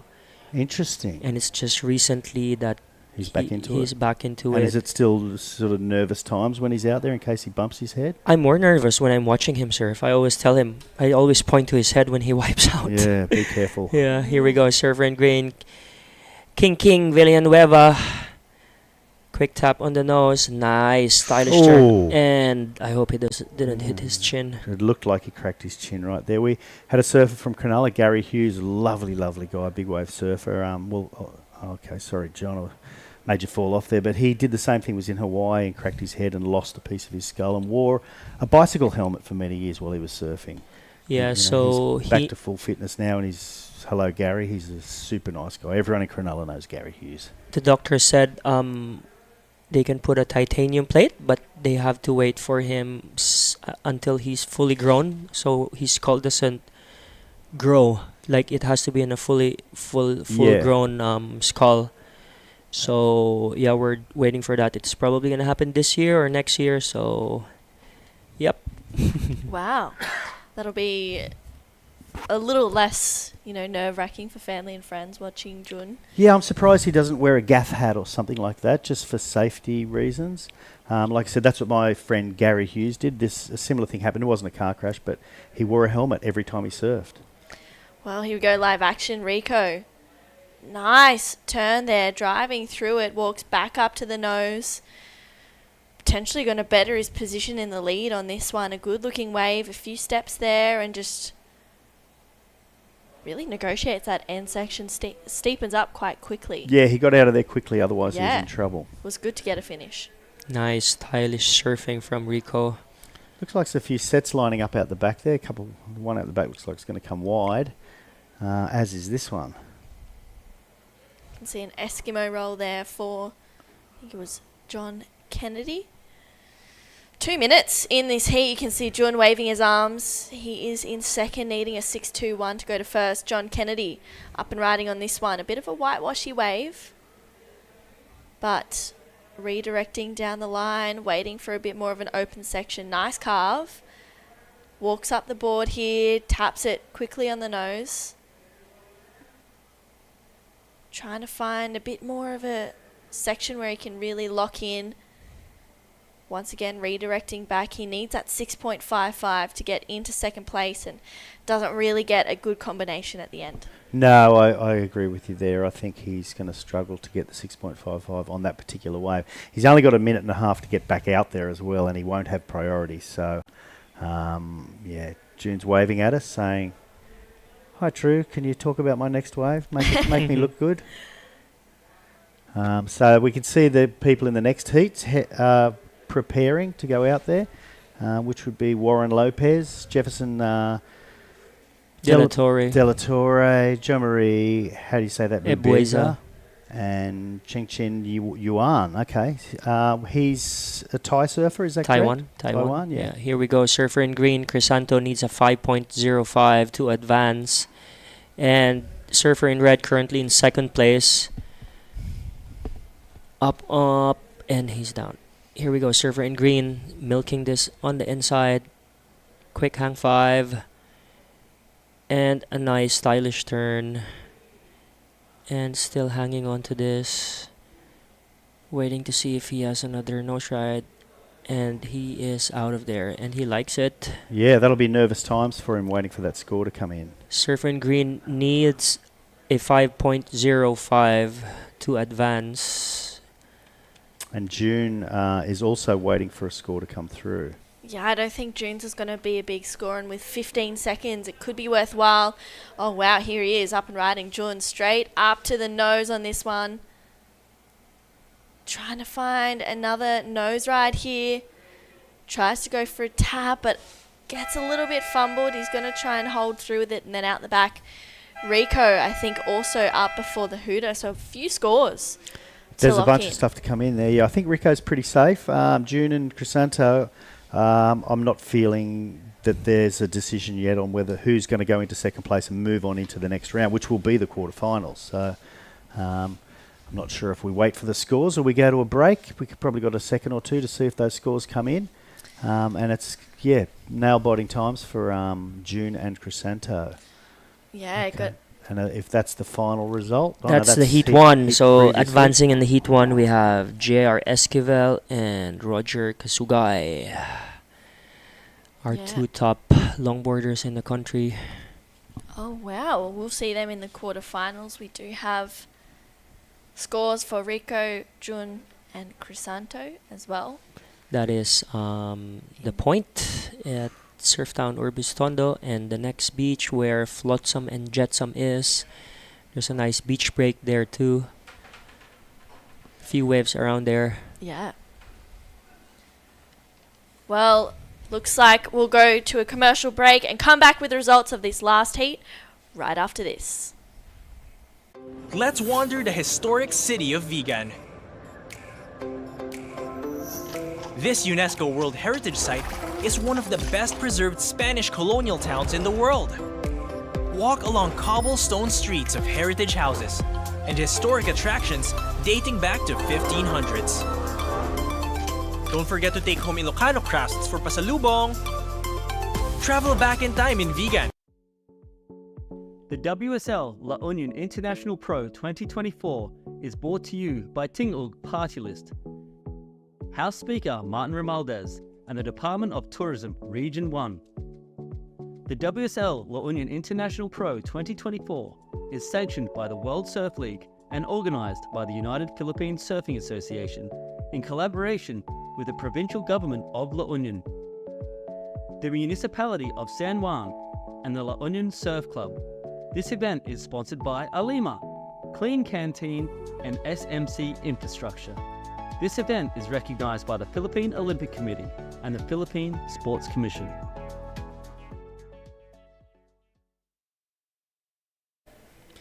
And we're back, the La Union International Pro. I'm here, Luke Landergan. Welcome back through Starlin. Thank you, Luke. Starlin? Starling. Starling. And we're in the round of 16, Heat 3. We have 3 local boys against 1 surfer from Taiwan. Yeah, it's going to be a good heat, and we saw the results from that last heat as well. Rico took that heat out, and Crisanto actually got score in the On his dying last wave. moments. Yeah, on the last wave.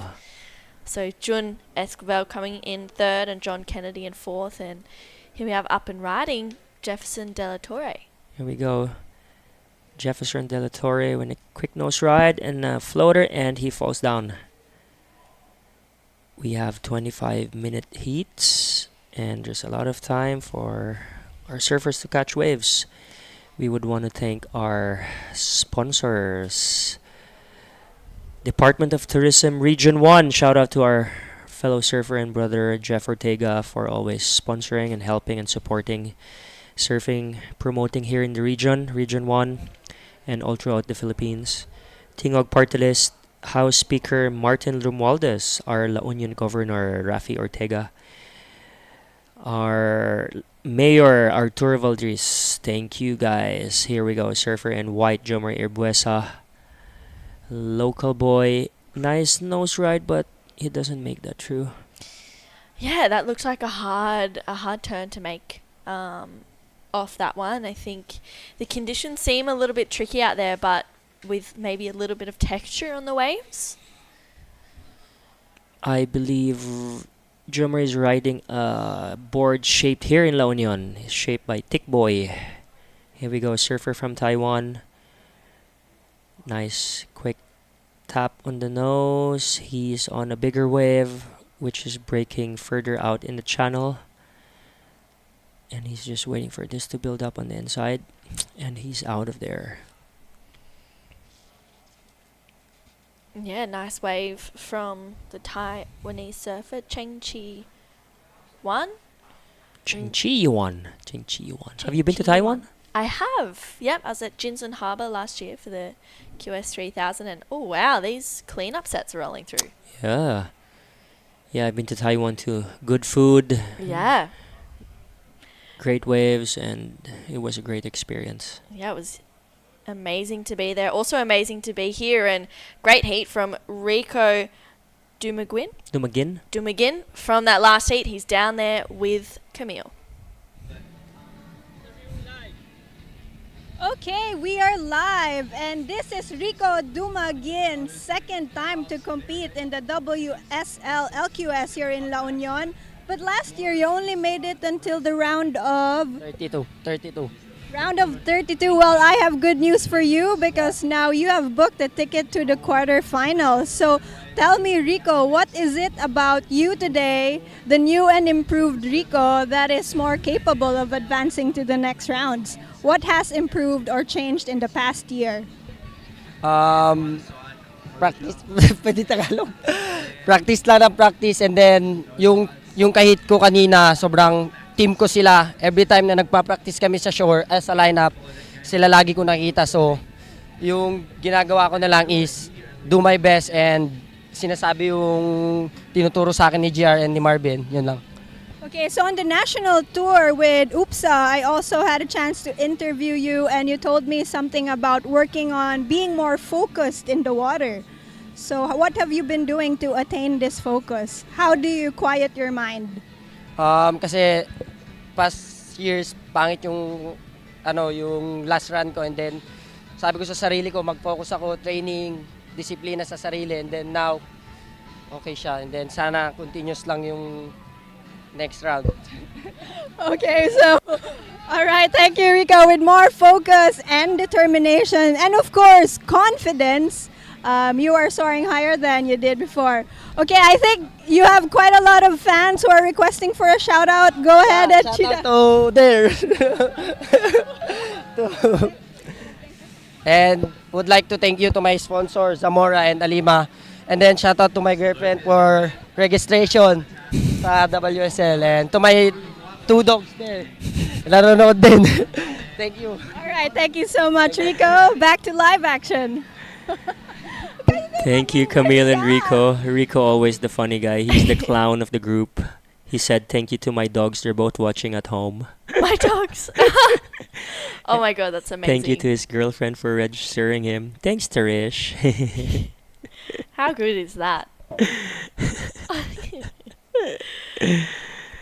Well, not much going on in this heat right now. A couple of twos.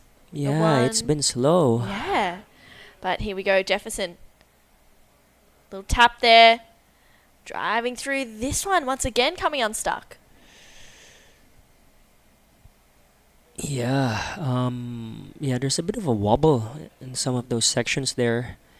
It's because of the changing tide. Once we see the tide coming in, it's a bit of a high tide. It's a bit of a low tide now. Once the tide comes in, it's going to be high tide, and it's going to wrap around the reef better. Just hoping for this wind not to get stronger all throughout the day. But good news is there's 18 minutes left, and only 2.85 is the highest scoring wave, so there's a lot of chance for all of them. Yeah, the lead is well and truly up for grabs in this heat. This is heat 3 for the round of 16, and then we'll move into heat 4 with Danny Widianto from Indonesia, Mark Sergey Aguila from the Philippines, Kai Hamase from Japan, and Takahiro Tsuchiya also from Japan. We saw Kai take out the win in Korea, the wave pool last year. Have you surfed the wave pool? I have, yeah. I was lucky enough. So good. We went to the wave pool in Melbourne. Oh, yeah. So good. It was heavy. Yeah. So the Korea wave pool is actually a same bit, one, yeah? Yeah, same, but longer. Longer, that's yeah. right. And I felt like maybe it was a little bit bigger than the Melbourne one. The one in Korea had that beast mode. Yeah, I surfed that. It was pretty gnarly. It was sick. It was really good fun, but yeah, I had to be pretty aware of what's going on. And this is live action. Jo Marie Ebueza just digging the nose, but gets out of it and just trying to recover there and out the back. The Taiwanese surfer Cheng Chi locks in for a nice nose ride, using the middle part of his board. Another kind of wide set going into the channel. Yeah, it's a bit funky out there. Here we go, surfer in red. Nice nose ride. And just waiting for this to build up, and a nice turn. I think he's riding a Zamora. And behind him is a surfer in blue, Jeff De La Torre. Back-to-back surfing. And blue still on this. Nice turn. Another nice turn. Just milking this, waiting for it to build up. And he slips off. That was unfortunate. He was really driving through those turns. I thought he had the potential of maybe getting another nice nose ride. So scores for all 4 of our surfers to lock in with 16 minutes to go. Right now, Jefferson is in the lead. Cheng Chi 1 in second. Jo Marie Ebueza 3rd. And Warren Lopez in 4th at this stage. But we have scores for all 4 of our surfers, so I'm sure we'll see a change up in the leaderboard. No real scores of consequence locked in yet. 285 is the highest score of the heat. And with 16 minutes to go in this one, I feel like there's an opportunity to either wait for one of those good sets and lock in a good score. We saw some 6s and 5s in that last heat.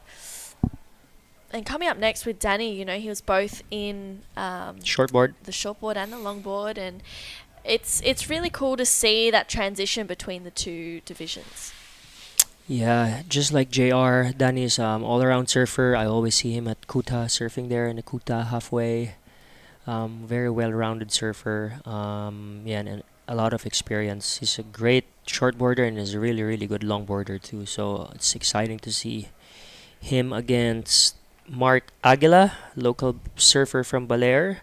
Kai Hamase, the winner of South Korea. in South Korea. And Chuichiya Takahiro from Japan too. Yeah, it's going to be an exciting one there. We've only got 3, well now 2, there's only 2 Japanese longboarders left in the draw. We saw Masaya Tsukamoto get knocked out in that first heat. Alright, scores are in for Jefferson, 4.65 in his last wave. Last of Joe Marie, a 2.5. Still waiting on scores of Cheng Chi Huan and Warren Lopez to lock in as well, to really give us an insight into, you know, where this heat is going to go in the next 14 minutes. We saw a great win from Marama Tokong, John Mark Tokong, but here we go, live action. Cheng up and riding on this one. This one looks like it's going to stand up a little bit better for him. Gets a nose ride there. Negotiates that fall down and just kicks out of that one for the Taiwanese surfer and out the back. Oh, Joe Marie going down. A lot of nosedives in this heat. This is a Yeah. bit of funky heat. Yeah, a little bit kind of need to figure out, you know, which ways are the best ones, or just really embrace that you know, those steeper sections. So currently sitting in first, we have Surfer in Blue with a 4.65 and a 2.5.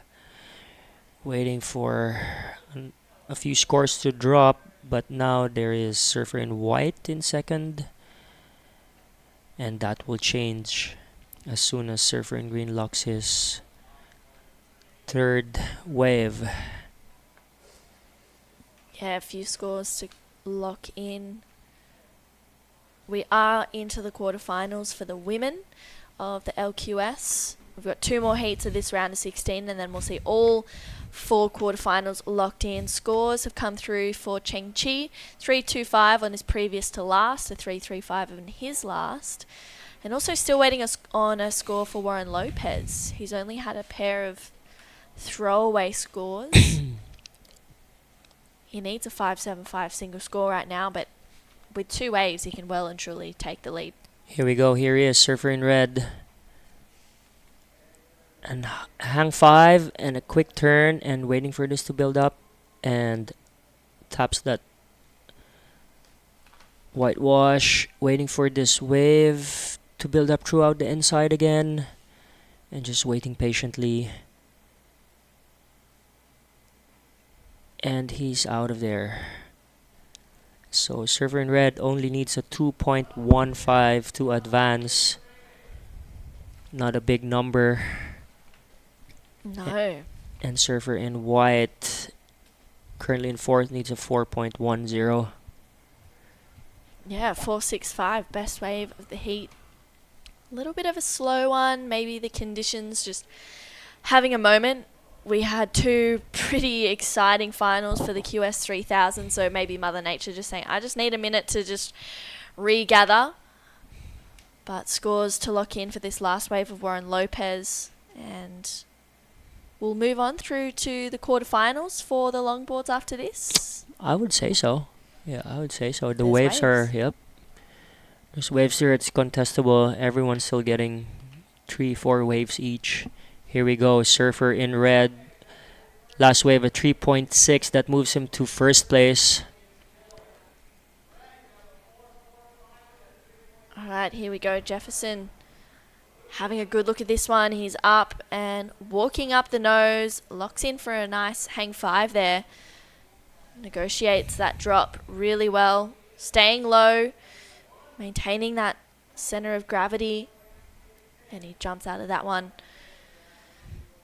And last wave of Warren Lopez, 3.6, goes into the lead. So Jefferson down into second, needing a 3.4 right now.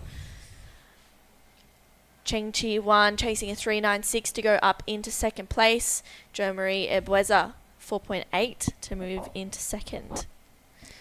And so Jefferson is Jefferson, Warren, and Jo Marie all local surfers from here? Yes, they're all from here.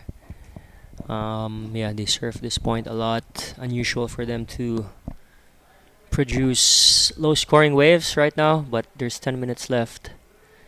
So we'll see. Jo Marie has priority, needing a 4.8, and he's riding a local shape board from Tick Boy. Will he lose his priority with that? Let's see. I saw him paddle a bit. Yeah, there we go. Priority switched to Cheng Chi Wan. Yep, there you go. If the priority judge sees you paddle and attempt for a wave, you're gonna lose your priority. And gave it to Surfer in Green. And in second priority is Surfer in Yellow. Oh, and White, sorry. We've moved from the short board criteria into the longboard style. Flow and grace is what the judges are looking for. Combination of maneuvers. And it looks like Jo Marie having a good paddle at this one, and this time getting onto it. Straight up to the nose. And again for a quick tap. Walking through this one as he embraces that whitewash coming down and has to kick out. It seems like everyone's getting a little bit caught behind on these waves. He has a 1.25 and a 2.5. I'm pretty sure he's going to replace both of those with that wave. 8 minutes left. There's a lot of time. How do you think we'll see the conditions? Do we think they'll improve throughout the afternoon? Should be starting to improve when the tide starts to come in. Seems like it's still dead low tide out there. Yeah, hopefully this wind doesn't continue. Otherwise, we're gonna call it off and have a free surf. How's that? Sounds great. I'd love that. I was surfing the beachy yesterday. Yeah. Was surfing for like maybe an hour. About 80 duck dives and 3 waves. That was workout. Yeah, it was hard. And it looks like Jeff up and riding on this one. Straight to the nose, locks in for a moment there. Carves through that one. This wave's starting to get a little bit smaller, but he'll stick with it. Hoping that it'll wall up on the inside. Slow, concise steps up to the nose and gets out of that one. We could have a staff heat. There you go. Surfer in white drops a 4.35, moves him into third place, and now only needing a 2.96. And Surfer in blue, we'll see what they give on his last wave. A few sets coming in, true? Yeah, a few lines rolling in. We'll see if anyone takes any of these waves. Cheng Chi Wan sitting in fourth, holding priority, needing a 3.96. We're still waiting on this last wave of Jefferson. See if it'll better his 2.65. And here we go. Warren, strong paddles, doesn't get onto it. Bit of a priority error. He was sitting in second priority, and this is Cheng Chi Wan. Straight up to the nose here, and again locking in. We can see him loading up for a nice carve here, and once again just waiting for this section to wall up a little bit. Goes to walk up the board, but is patient, and then out behind him Jo Marie on a nice looking wave. Nice, stylish surfing by Jo Marie on that local surfboard shaped here in Surftown La Union. And a nice carve.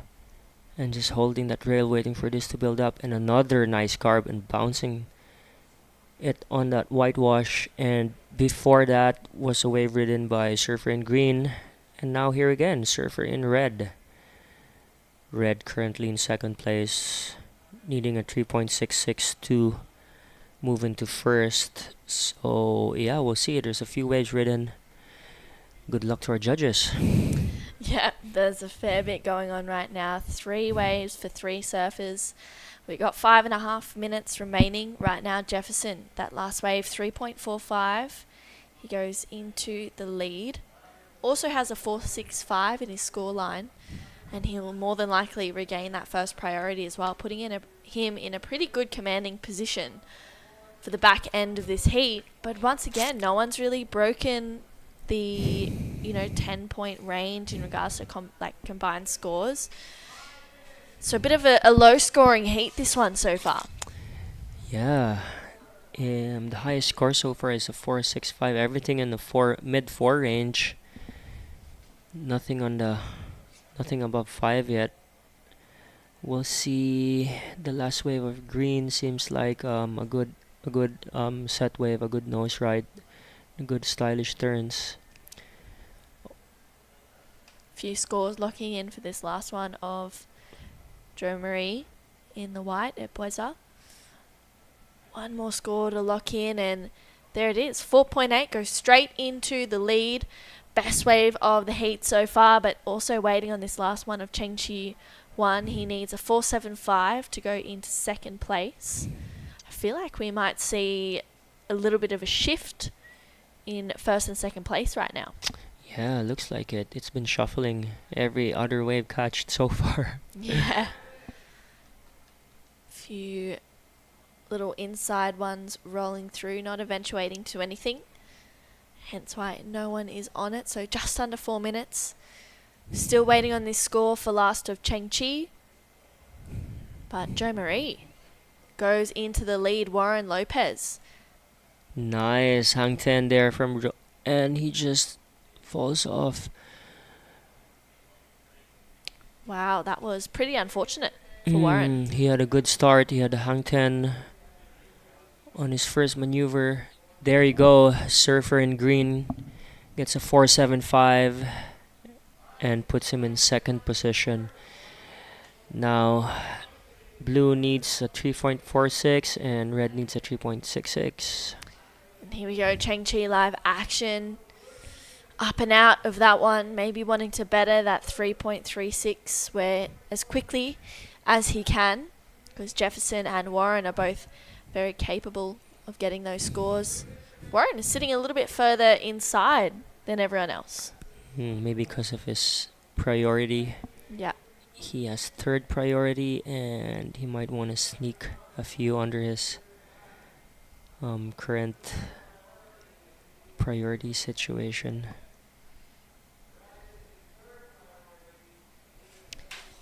Crazy how much the swell has dropped since yesterday. We saw some pretty decent looking sets roll through, and even this morning it was a fair bit bigger. We knew that it was going to drop off pretty quickly. That's Perfect right. for longboarding. Perfect for longboarding. It looks super playful out there. And yeah, hoping to roll into the quarterfinals for both the men's and the women. Here we go. Surfer in red only needs a 3.66. Quick hang 5 and another tap. Nice stylish turn. And another hang 5 and a quick 10. And still riding this up to the inside. Another nice turn. And just waiting for this. I believe he's riding a Zamora board. Interesting. He only needs a 3.66. What do you think of that wave, Drew? I think he might come close to getting it. I feel like even though it was a smaller wave, he surfed it really well. And I think, you know, with 1:25 to go, he could be applying a bit of pressure onto Cheng Chi. But it seems like he's coming in. Yeah, I think he will get something close to that. Yeah. Because we'll see. 1 minute left. Nervous moments for Warren Lopez and also Cheng Chi 1. Scores need to come through right, but that means sometimes it takes time as well, so that can just really, you know, drag out the situation in the sense of if Cheng Chi needs to know that he needs a score as well. So 40 seconds, the score's rolling in. Looks like he gets it, a 4 for Warren Lopez going into second. So 35 seconds to go. Cheng Chi Yuan needing a 3.7. Jefferson De La Torre needing a 3.8. And Joe Marie, this guy up and riding right now, he is in the lead. Using his second priority on that wave. 20 seconds to go. Warren making his way in. If Jefferson and Cheng Chi catch a wave, it's pretty much out of his hands, and looks like someone's having a paddle. This is Cheng Chi Yuan up and riding, but doesn't get down the face of that one with 5 seconds to go. So looks like Joe Marie Ebueza and Warren Lopez moving on through to the next round. You could see the passion there for Cheng Chi Yuan and coming in third, and Jefferson De La Torre in fourth.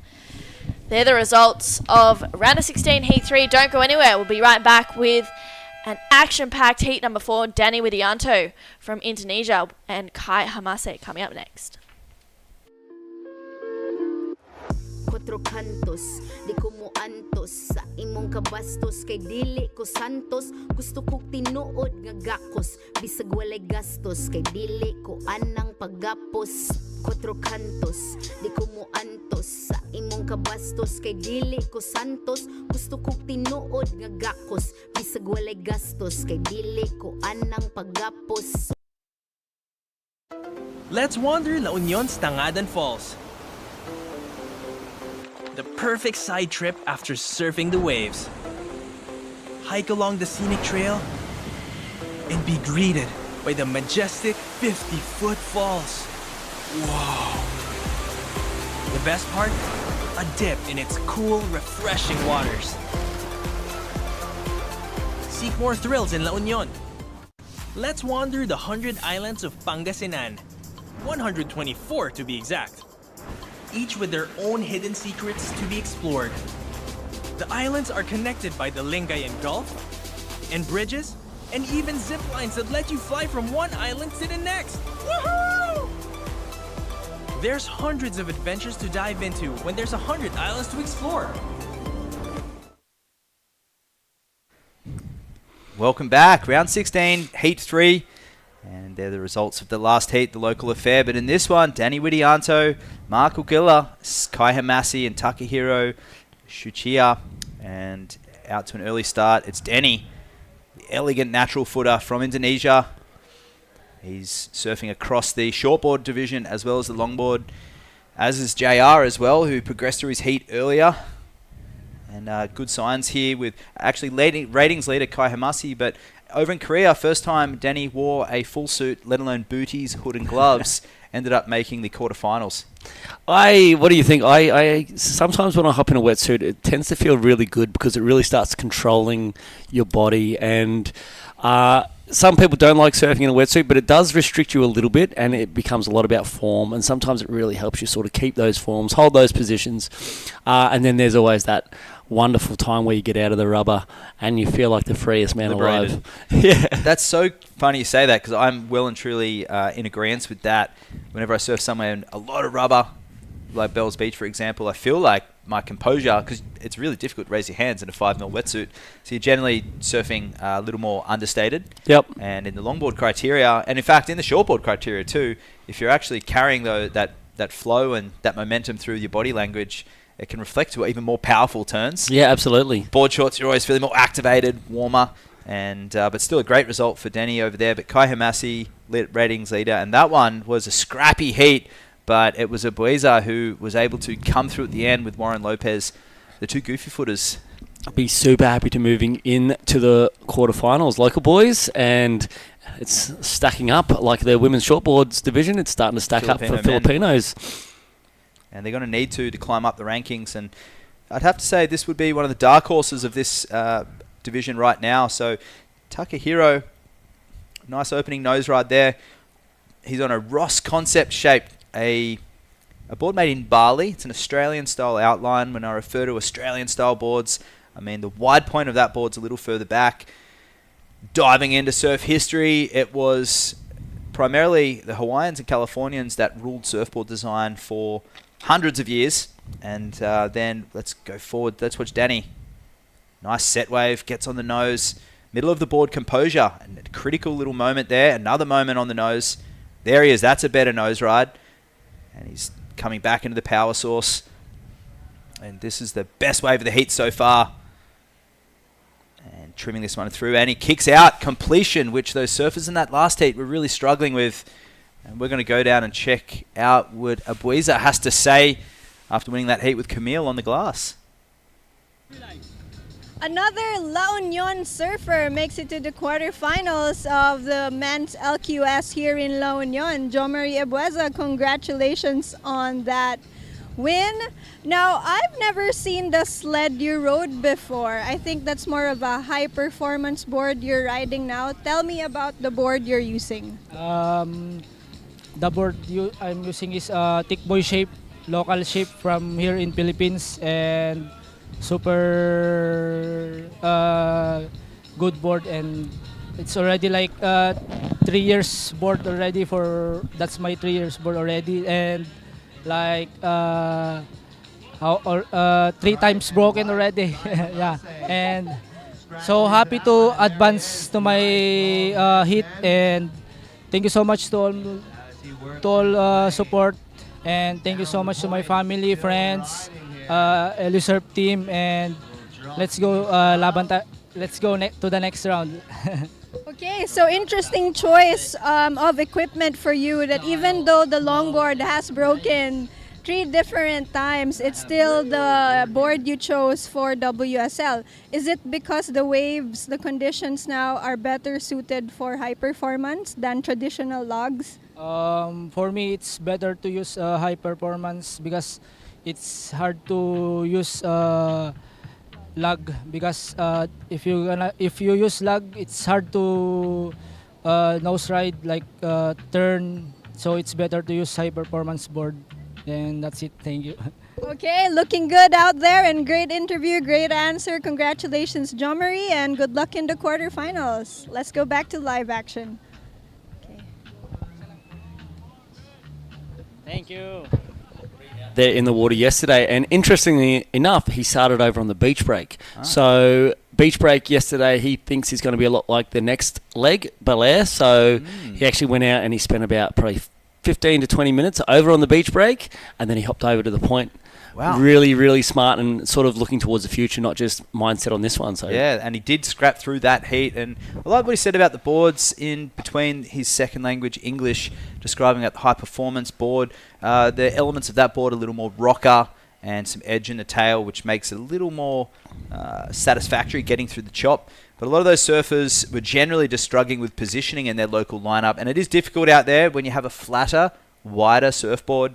It is it's going to nosedive a lot easier. But somewhere that is perfect for longboards, and you actually originally grew up there on the sunny coast. It's home to some great longboarders. It is. We got Noosa Headlands down there, which is basically the capital of longboarding in Australia almost. We have a great reputation, several points on that one section up in Noosa Heads.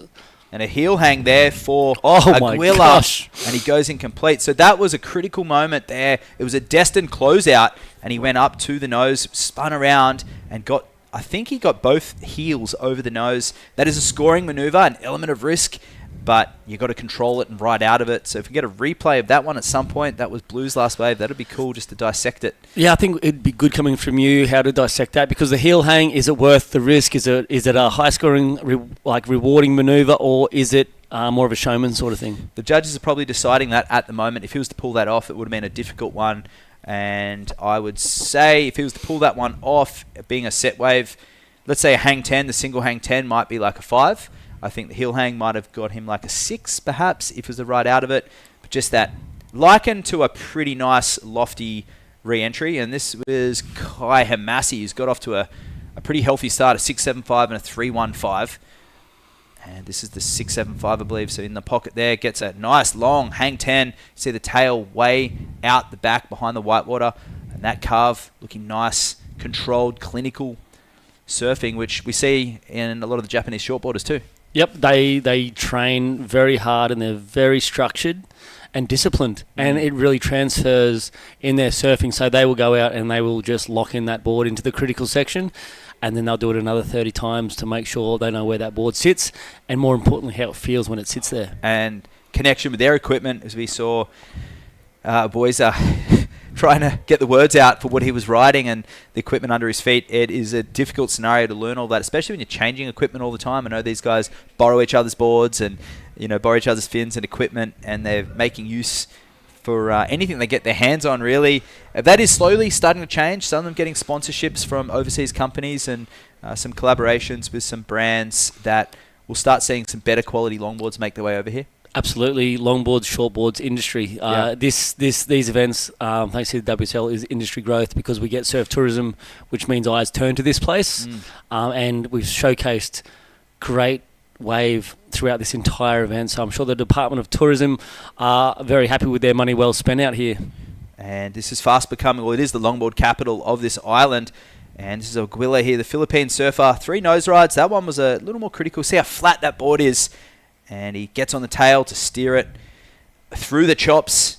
And the choppy conditions, not so conducive to traditional longboard surfing, but these surfers, a bit of showmanship there from Aguila, just going, where's that inside section gone? And Danny in red, our seeded surfer, top seed coming into this right now.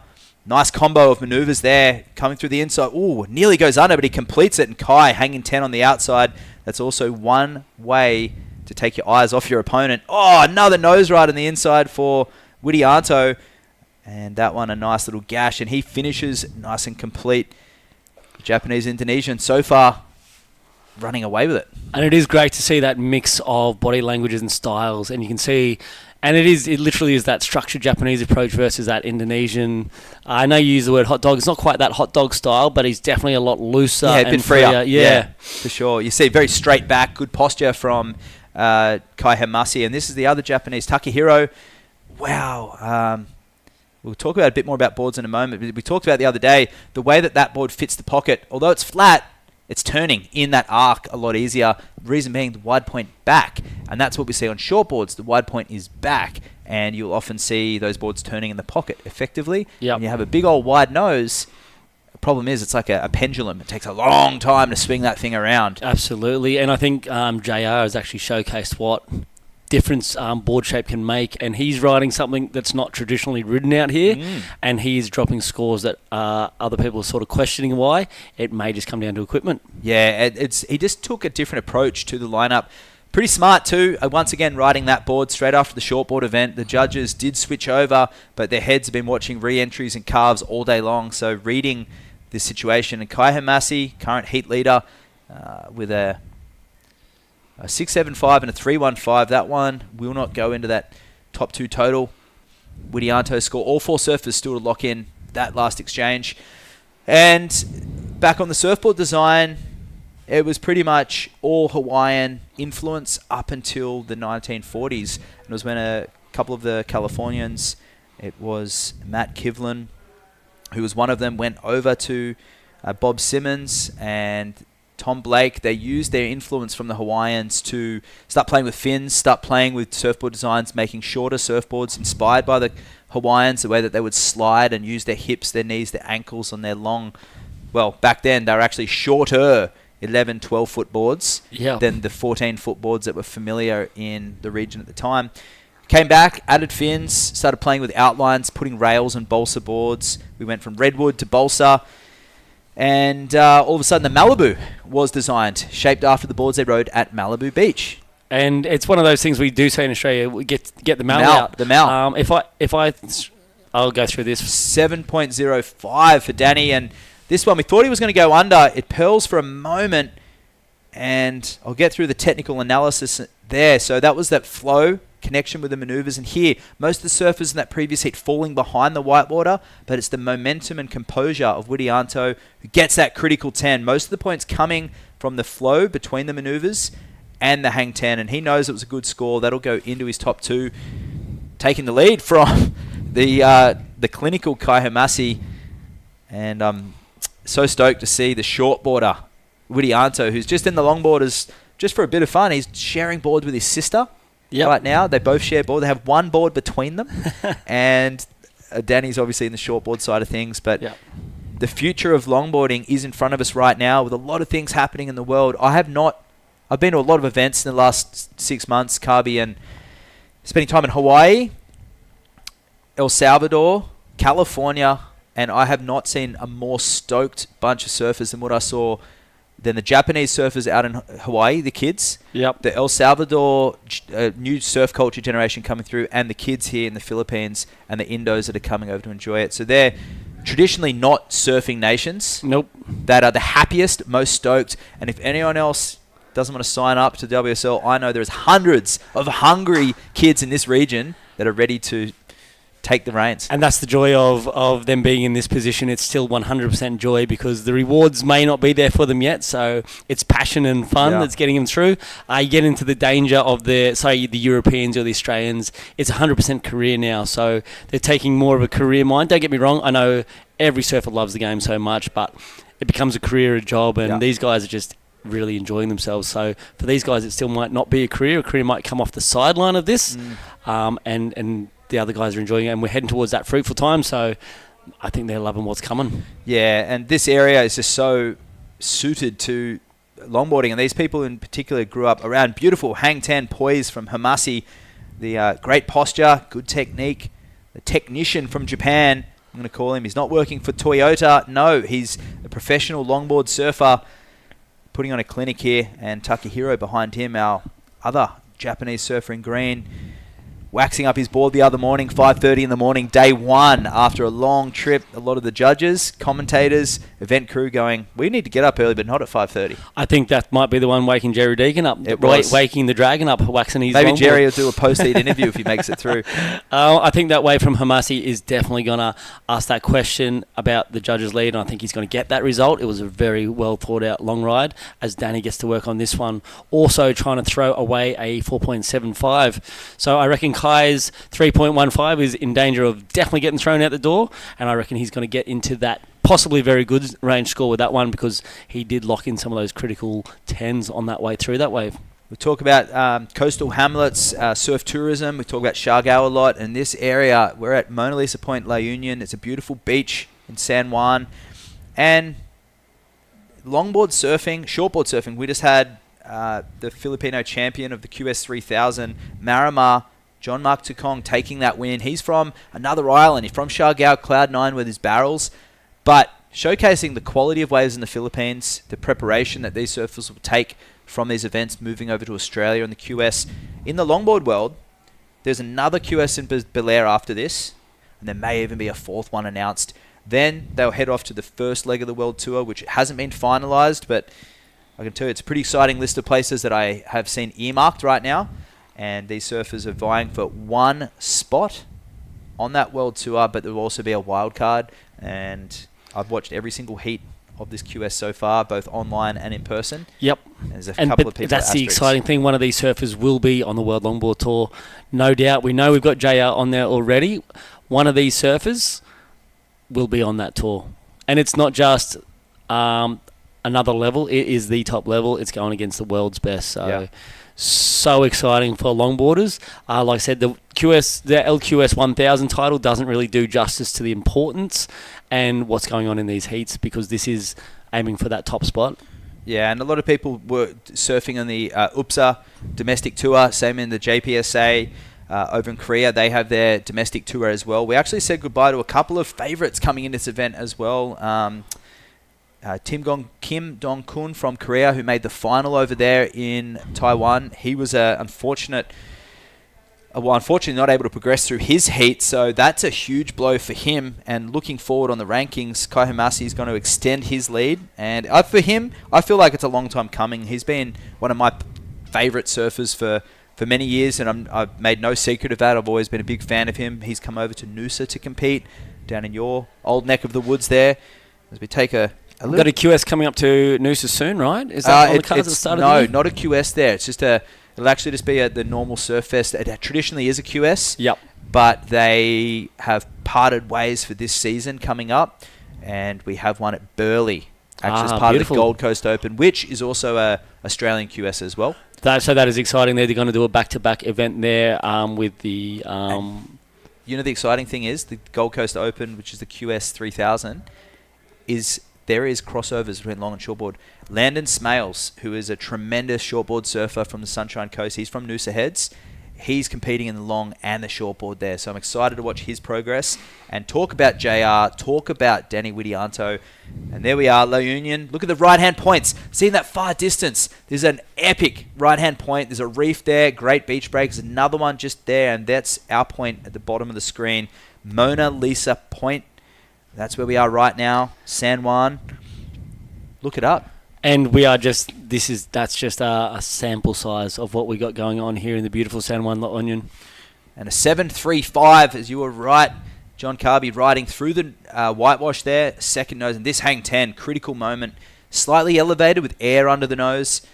And he comes sort of around. I love that little swivel technique that Kai's able to replicate each and every wave. Doesn't matter if it's a big bowly section or a small choppy section. He's able to really intricately move his hips, his ankles around, and he's got such an upright, polished style. And you used that word earlier, diligent, was it? Diligent? I don't know what I used. It was it's structured and it's disciplined. Disciplined. Thank you. Disciplined. I'm going to write that one down because that summarizes the performances of the Japanese surfers across the short and longboard divisions. I'm very impressed with their showing at this event. Yeah, and it is literally, that's one of those weird cultural things that comes over. Like the Japanese are known in their culture to be very disciplined and very structured, so it also makes sense that that's the style of surfing that they bring, and it showcases the ability because they work so hard for what they have. And Takahiro here, that's a critical setup. He's chasing a pretty hefty score right now. He's in combo, actually, a 13.9. Oh, and he's hanging on. He's hanging on to the inside section. He gets the reform. So at this point, unfortunately, the commentator's curse. He only has a couple of threes in his scoreline. And Aguila goes incomplete as well, using that leg rope for its maximum advantage. And Mark is trying to get that critical nature. We saw that hang heels that he done before into that bomb section, and he was trying to go for it there again. He knows what he needs to get. He knows he needs an 8.10, so he knows this is the time to put it out what he can do. Just unfortunately getting caught up again in that critical section of that wave. That's why they call it critical, because it can go one way or the other.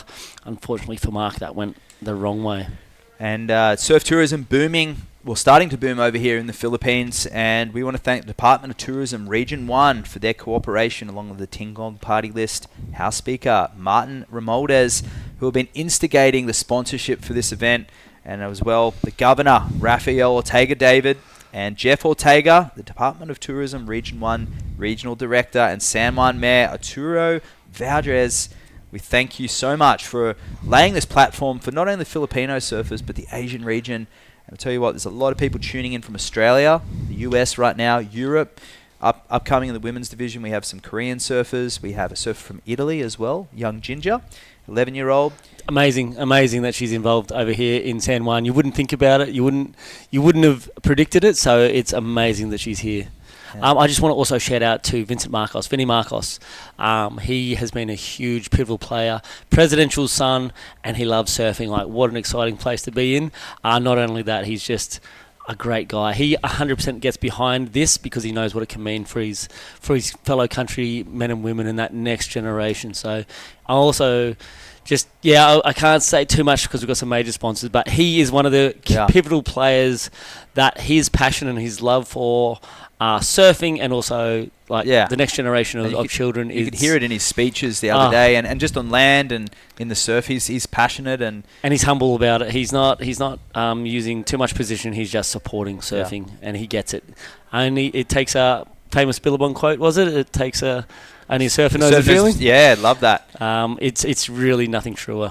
And there we have Billabong team rider. Nice foray into that. Was Kai Himasi. Thank you, Kai. You shouldn't have gone down on that one. Yeah, it was but sitting pretty comfortably out there with a 6.35 and a 6.75. Yeah. Priority with Danny Widianto. This is going to make life very difficult for Aguila, needing an excellent 8.10, and Takahiro way down into fourth position. All these surfers have been scoring great waves in and around the contest site the last few days, and not necessarily in those bigger, burlier conditions that we had, but down the beach and up the beach. I would have also loved to see the longboarders go out into that big stuff. Me too. Because the next steps literally are we have Bells Beach, which can be a huge thumping right-hand point wave. El Salvador, which can also be a big thumping right-hand point wave. Yep. And you probably Huntington Beach as well. Yep. So none of it's been finalised, but in last year's tour, that's what JR had to deal with, and he did progress through, but he's armed with more experience, and here is Aguila with his answer back. Nice opening nose ride, and this wave shouldering out a lot. You can see the section fading away from him. Most free surfers would love a right-hand wave like that on any given choppy day, but this one, he's making some nice work of the nose rides there, but a smaller wave. It might be one of his best yet. Would have liked to see him hold those fives. Instead of running back down the board for those series of taps, I'm pretty sure he could have locked that in and just sort of maybe rode through them, giving those judges that more flow and style appearance and that critical nature of that five. As drop the jaw a little bit. Absolutely. So it is one of those things, as you feel that tail right up. Safety is back on in the middle of the board. The critical nature is at the front of the board. Correct. And there's Denny with just securing his second position as he works his way through. It'll be the Japanese and long nose ride there for Denny Widianto, who was searching for a 7.06 to go to the lead. It's all right. He's already progressed.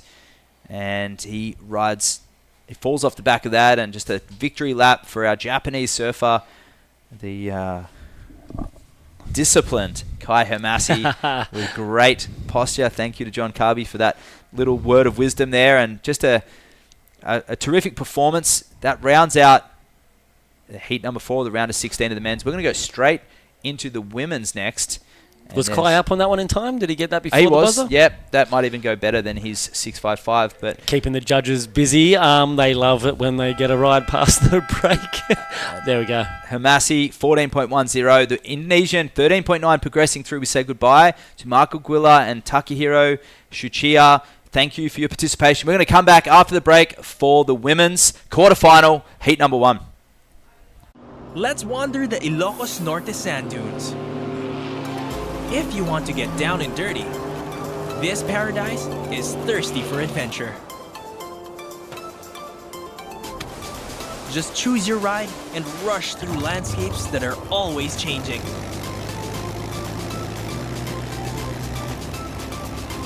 Go where the wind blows, here in Ilocos.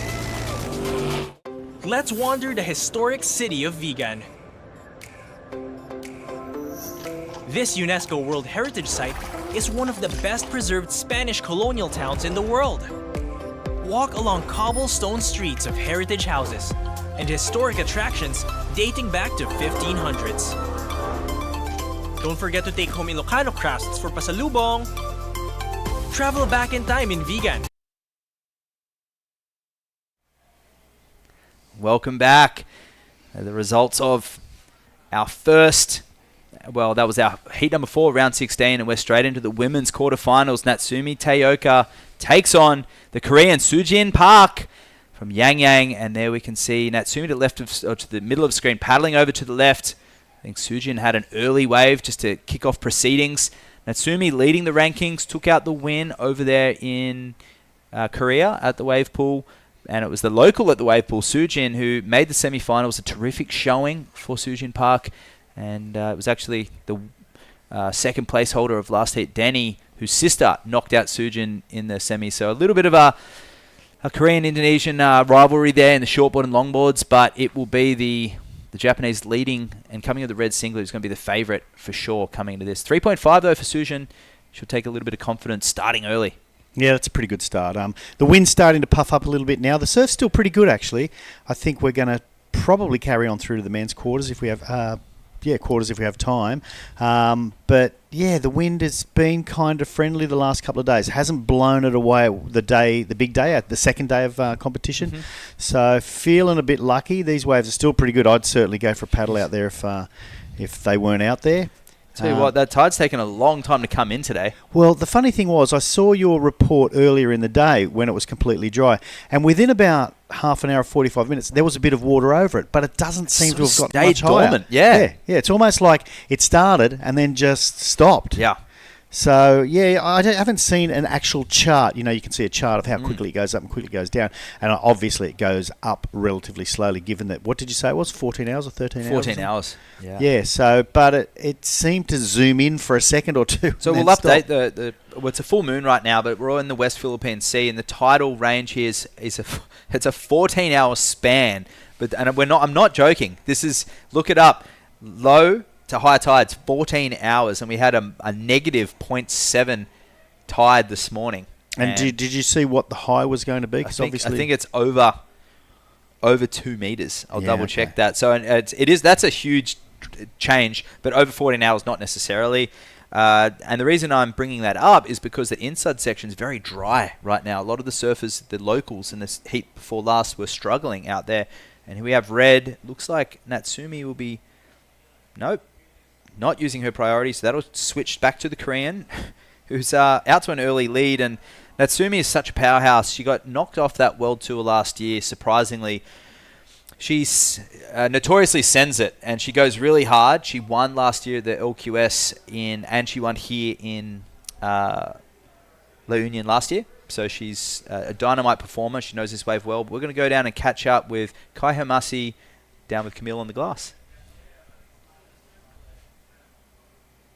Kai Hamase, you are advancing to the quarterfinals, and the commentary earlier was talking about how you are a very disciplined surfer, and I think that's because you like boarding. You're also a shortboarder, and you're also snowboarder, and a champion of surf skate. Yeah? So, want to talk about how you love boarding? Yeah, before longboard, I did skateboards, shortboard, but now I did longboard. So fun. Yeah. So longboard is the one you enjoy the most? Yeah. Talk to me about the kind of longboard that you use. My longboard equipment is 9.3, made in Japan longboard. Yeah. Yeah, no high performance for like a log. Yeah.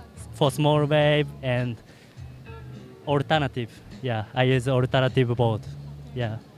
What about your fin? I use 10.25. I use 10.25, yes. Okay, and looks like you're using the correct equipment because you are soaring into the quarterfinals. So once again, omedetou gozaimasu. Arigatou. All right, back to the live action. Thanks, Camille. Much appreciated. That's pretty interesting about the fins. It's something I don't know a lot about, the wax head. So can you tell us about what you use and why you would change a fin and whether you have it at the front or the back of your fin box? I use my signature FCS fin, the Waxhead Industries fin. I have a 10-inch fin I did with FCS throughout COVID, and I helped redesign their range in 2020. So we did 5 fins, and we re-updated the flow, we updated the connect, we updated the click. We updated the pivot fin and introduced my fin. There's a Thomas Bexon collaboration, a Clea Moniz collaboration fin as well, a Deus collaboration fin. So we did lots of fin work throughout the COVID era, and FCS were located really close to me. So I have a 10-inch fin, which I put in boards to surf here. Sujin Park actually has one of my fins in her board right now. It's actually a McTavish board as well. My model, McTavish, fin and board, coincidentally. It's just her distributors have got her on that. Natsumi's an FCS team rider. She'll have either my fin in her board or the Clea Moniz FCS fin. And 10.25 for Kai on that. I think he said 9.2 or 9.4 is about right. 9.3. 9.3, perfect. Yeah. So 10.25 is a good fin. Mine's pretty upright with a solid base. Now, fin design, a solid fin, which is like a pivot fin or a nose rider fin's really wide base and a really wide, cumbersome tip. And that'll drag and won't release very well. It'll hold really well on the nose. Which makes me think of an old-fashioned kind of fin. Exactly right. Yeah, something you would have seen pre-1966.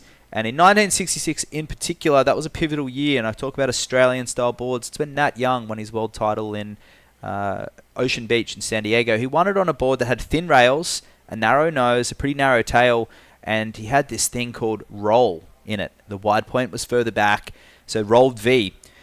He used flex fins, which were designed by George Greeno, a kneeboarder. And what it was with the fins is, you can imagine if you have roll, this is a great time to look at it, and you have a flex fin, the tip of that fin, if you look at my hands, actually was laying over with the board. So you turn, bottom turn, and the fin would spring, and you come high. And all of a sudden, the turn was no longer just lateral. You were able to drive and carve through turns. And that changed everything for everyone? Shortboard revolution began literally moments after Nat Young won in 1966. And by 67... In fact, at the 1968 World Titles, there was surfboards ranging from 7 feet long up to 10 feet long, and there was boards with pointy noses and longboard hang 10 style boards. So Natsumi with her first wave, kicking off with a bang. So just back to the fins, if you're okay, because I don't totally understand the way it works now. So there's no one screw that you screw the back of the fin and slide it up and down anymore. FCS have worked something different. Yeah, so you still have the old school screw and plate. FCS have come up with a design that's a click and play sort of design, where you basically slide it into your FCS fin box, slamp it down. It's got a little ball bearing that opens wide. Yep. And then you just tap it up, much like you would with the FCS2 style shortboard fins that click in. And here's Sujin Park, Korean surfer, a veteran Korean surfer, in the middle of the board looking for that section, and she's coming through. She's going to make it to the green face. This would be a great backup for her. If she can get some clean work down in here, look for a nose ride perhaps. And she's got it through the hard part at the moment. It's going to get shallow in here.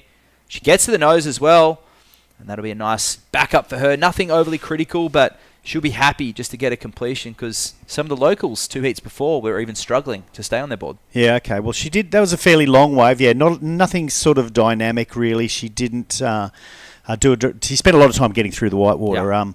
Yeah. So just back to the fins, because I'm kind of so fascinated. George Greeno, who's a kneeboard surfer, he came over from Santa Barbara in the earlier 60s, and he spent a bit of time in Noosa, and he went back down to... Oh, I remember seeing the footage of George Greeno. He had those kneeboards, the spoon kneeboards with fiberglass tails, and he was fascinated with nature as a fisherman, and he just saw the way tuna fish move through the water, so he designed a fin that would flex like the fins of a tuna fish. I talk about this in my coaching, the mentoring, the Art of Trim. You can look me up on Instagram at the Art of Trim, and this is a crucial moment, because Nat Young, Bob McTavish, Russell Hughes, Robert Keneally, there was Bobby Brown from Cronulla as well. There was a plethora of surfers that looked up to George Greeno and saw what he was doing and go, we want to do it standing up. So they thought, how can we do this? We can't go shorter because we standing up on the boards, we need momentum. So they cut the boards down from 9.6, 10 foot 9.6 down to about 9 foot 9.2. They pushed the wide point back, which created which was a pig design. Typically, that wasn't new at the time. The first longboards with fins had pig designs. The wide point was pretty far back, and that was the first Malibu designs, which is the word Malibu. They were popularized at Malibu in California. So it was Californian designed, Californian inspired, I should say, but Australian perfected the pig design. They put the roll in it, like Greeno's kneeboard. They put a flex fin in it, like George Greeno's kneeboard. And all of a sudden, thin rails, these guys were just going up and down the wave, and not laterally, but able to carve.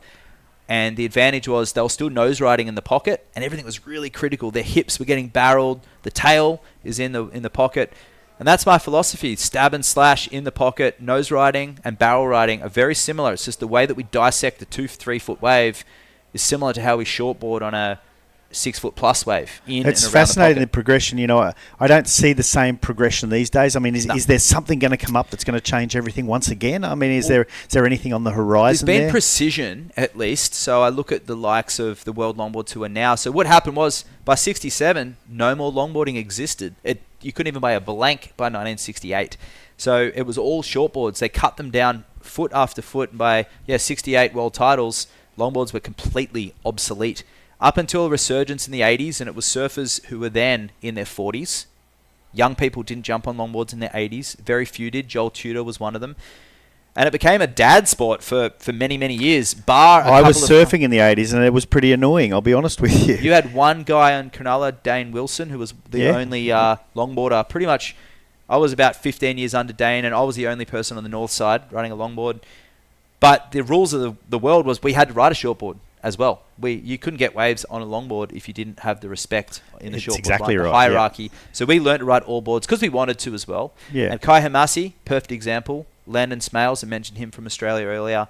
Danny Widianto, J.R. Esquivel, these are well-rounded surfers. Harrison Roach, 2022 world champion. Julian Wilson, obviously proficient WSL CT surfer and Olympian.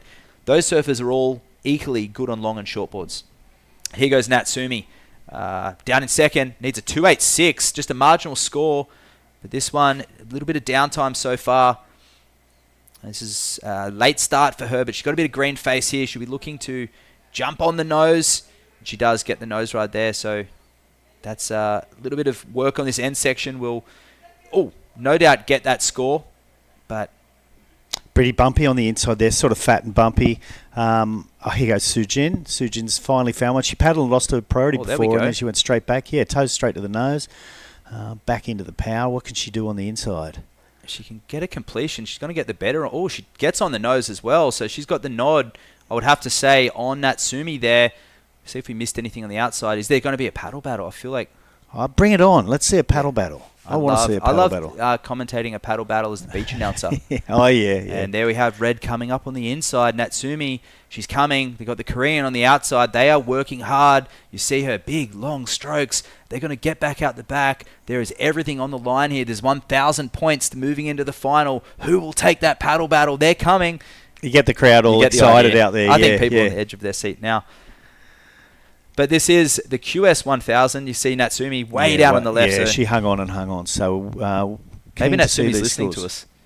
You think so? She's got headphones in? Yeah, headphones in. Is there any laws about that? Can you have your headphones in and you have your coach talking to you? You know, I think there is. I can't confirm. I will get back to you on that, Jerry. Surely if there wasn't a law against that, it would be happening. You think so? You can have the Apple Watches, of course, now, and we cannot have headphones. It has been corrected. Thank you very much to the officials that are tuning in right now because, of course, we have, thousands, if not hundreds of thousands tuning in around the world right now across the different platforms. We have Natsumi Teoka out there with Sujin Park. That's the Korean with score still to lock, currently in the lead. They're going to be dissecting that replay, the judges. And Shortboard Revolution went right through the 70s and 80s, professional surfing. Really, a 4-point ride for Sujin. We'll get back to that. Natsumi still looking at locking in her score. And it was Randy Rerick over in Hawaii who really took the reins as well and set up that Triple Crown of surfing, which created... I do remember that, yeah. I wasn't necessarily around and thinking about it then, but I certainly surfed through the 80s. 80s were, sadly enough, I remember when I turned about 15, it was 1980, and I thought, this is my decade. I can't believe how many decades ago it was already. Yeah. And then Natsumi, a 5.5, goes to the lead, and a 4, so we must have underestimated that outside section of Natsumi. I agree. Maybe we didn't see it right. We didn't see it right from the start, and we still haven't. So what happened was Sujin paddled for a wave, and the camera was focused on Sujin. Then the camera changed, and all of a sudden Natsumi was on the wave. So I think we've missed something out the back there. But either way, the judges didn't miss it. Yeah, because there is a bit of a nose ride here, but it wasn't overly dark. That was a nice moment and a bit of a carve there, but in a juicy section, but it must have been an outside nose ride in the scale of the heat. Because Sujin did get a little bit of work done on her wave, but out in priority, needs a 4.01 to progress. She knows the deal. She knows she's got to commit, and she knows she's got to go big, and she does. She's won the Korean National Tour many times. She's won the wave pool event over there. I think every time they've had a national event there, so she's well versed, and here she goes. This one's a steeper wave. It is a steeper wave. Oh, and she goes down, so she didn't look behind her. Perhaps a few nerves creeping in there, using her priority, and a little far on the board there. She didn't look around, didn't look at her shoulder, and unfortunately that's something that happens at the wave pools. Oh, really? Yes, you don't have to worry so much about the wave down the line because you know it's going to break. You know what's happening. You know it's going to break the same every single time. So Sujin, a little more practice perhaps in the open ocean. We know she's a gun in the wave pool. But a 4.01 required at this point. She's gone down to second priority, and that will rattle her a lot. She'll be breathing, regaining that composure. And a shout out to everyone back there in Yangyang, everyone in Korea that are tuning in, watching their girl in the quarterfinals of the QS 1000. And she'll be looking to be the first Korean on the World Longboard Tour, and in fact on the World Tour. We haven't had anyone representing that nation as far as the Challenger Series goes. Right. Well, I would imagine 10 years ago you wouldn't even consider a Korean surfer. So Not in the mainstream, definitely not. Oh, and a loss of priority there for Natsumi. That's 2 or 3 times priority's been passed over for no particular reason. Just I guess maybe it's a little more difficult out there than it looks from here. But it's given Sujin priority again. Hopefully she can take advantage of it. Yeah, she's paddling up the point. She wants to go big, but only needing a 4. So it'd be interesting if she does decide to just... I mean, you've got to look at Natsumi. She's got to drop a 2.5. So you'd have to think the requirement would end up being a 6 by the end of this heat. You would think so, yes. So if you had a headphone, you'd go, hey, Sujin, go for a set wave. Don't go for a smaller one, being the fierce competitor that Natsumi is. And some of the biggest wipeouts I've ever seen on longboards have been courtesy of the surfer in red. She's got such a big heart, and she goes for it. Yeah, I think back to Taiwan, 2019, they had a world longboard title at Jinzun Harbour, but they had to move it to a place called Chengong, and it's a big left-hander. It was about 6 feet. And here we have on the inside section, our surfer in red in question, the Charger, Natsumi Tayoka, stepping up to the middle. She knows she's got a marginal score to drop, so she'll just be looking for something to build on that tally, build that house, so to speak, and a nice second nose ride. Gets on the tail, carves it around to the pocket, looking smooth. And a few hiccups in this heat so far, but she's making up for it there, and she goes complete. Yeah, I thought she was going to have a bit of a stumble there, but she pulled it back together. So I'll wait for that score, and I promise folks out there this will be my last fin question, at least until the next time we're together. More. With the FCS system, you can now then not move the fin up and down. You can. Yeah, and the surf, I'd pop it out all the time, move it back and forth. Okay, so you have to pop it out. You don't slide it. You pop it out and pop it back in. You pop the back out, and then you just tap. So if the fin's in, if we can watch Sujin here, if she doesn't get this wave, we can go back to the booth, and I'll give a physical demonstration of what you do with the fins. And that's what these surfers do to prepare for their heat. Makes traveling a lot easier. And she's going for this one, unable to stroke into it. The chop creating a little bit of havoc with that flat rocket board. It is the McTavish nose rider, so it's conducive to slightly cleaner conditions. And she needs a 6.25 because Natsumi dropped a 4.75 as her backup. And here she goes, the Korean surfer. And this wave's going to jack up here. She stays in the middle. And he's going to try and carry momentum, but I can't see that 6.25 being performed just on the inside section. It might be better than her 3.5 if she can get some work done. Yeah, a lot of time wasted getting to this position. Yeah, so she's got to get back out right now. Yeah, and exactly. Cut down some time real quick. Sujin, get on your horse and paddle out. And yeah, so the fin, you tap up and you slide the front of the fin up and down the box, and then you tap back down again. The ball bearings at the back. So the ball bearing slots into the slot at the bottom and holds it? Or is there a bunch of different areas? No, you can do up and down the whole box. So you have about a 4-inch range. Okay. You can move it forward and back. Most of these surfers have the fin. These women actually have the fin in the middle of the box, if not a little further forward.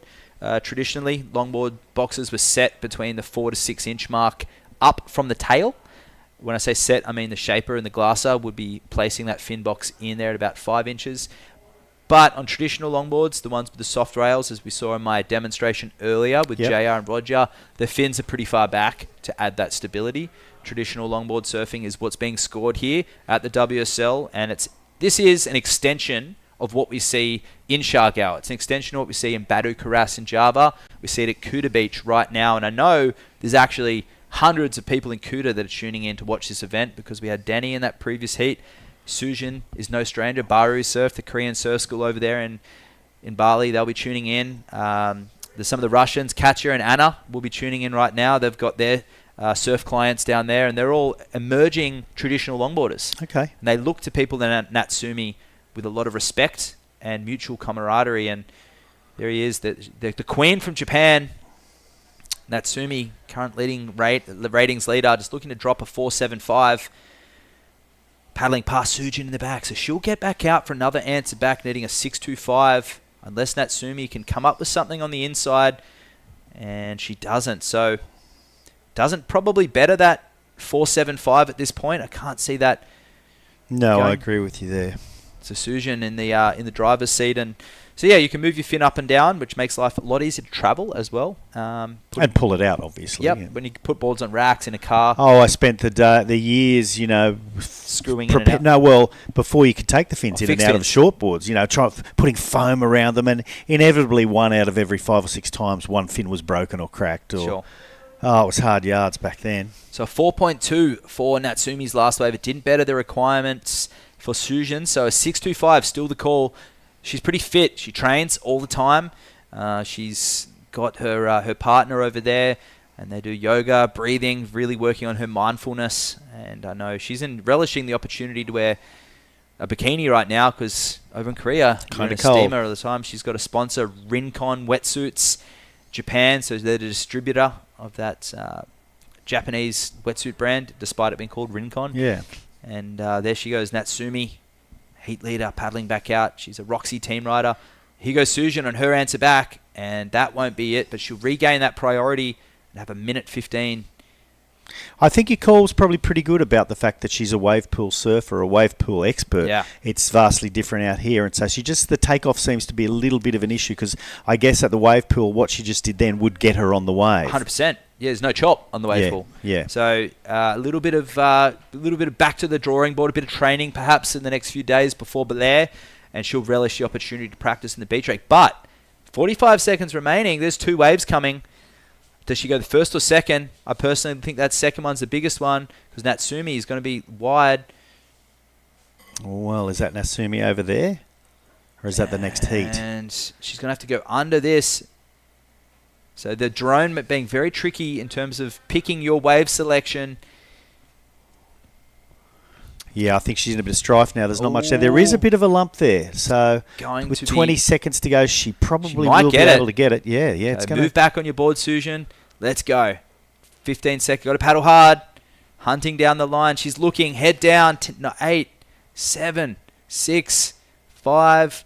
nose down again. Okay, so that'll be the end of that one, and that'll be Natsumi Taoka moving through to the she knows she's had a semi-finals. shocker. Just not able to capitalize on the elementary surfing that a wave pool doesn't give you. It's the ocean here and the elements being very tricky for a lot of surfers, but Natsumi Taoka moving through to that one with a 10.25 heat total. We'll say goodbye to Susan Park, but she climbs up the rankings. We're going to go to a break and be back with True Starling and Heat 2 of the quarterfinals of the Women's Longboard QS.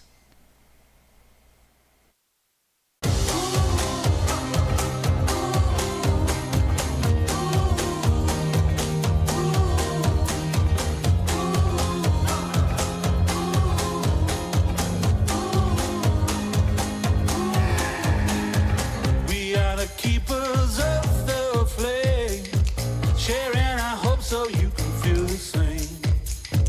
We are the children of the light, keeping the whole fires burning bright. We'll make them see that this is our time. We got the love, we're gonna let it shine, bright enough to push back the dark, a fire raging from the smallest spark. Hold us up and we'll do something that will change the world. We'll define. We'll turn the shadow to light. We'll define. Now watch you light up the night. We'll define. Welcome back to the La Union International Pro. We've moved on through to quarterfinal number 2 of the Longboard QS. We have Sheila May Convicto out there, as well as Hiroko Yoshika from Japan, which is going to be a really exciting one. Yeah. I mean, Sheila May, I believe, is from Shargao. I see her down there all the time. She's already had a 0.5. I could be proven wrong there, and someone needs to let me know.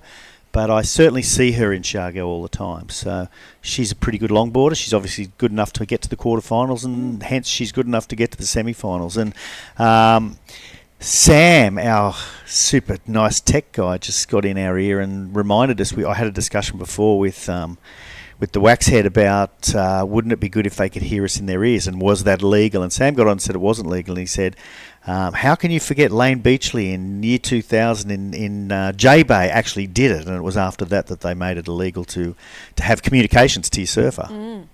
I think you can still stand on the hill and wave down, if there's a set coming. And there's Hiroko right now just taking off, and bit of a section there.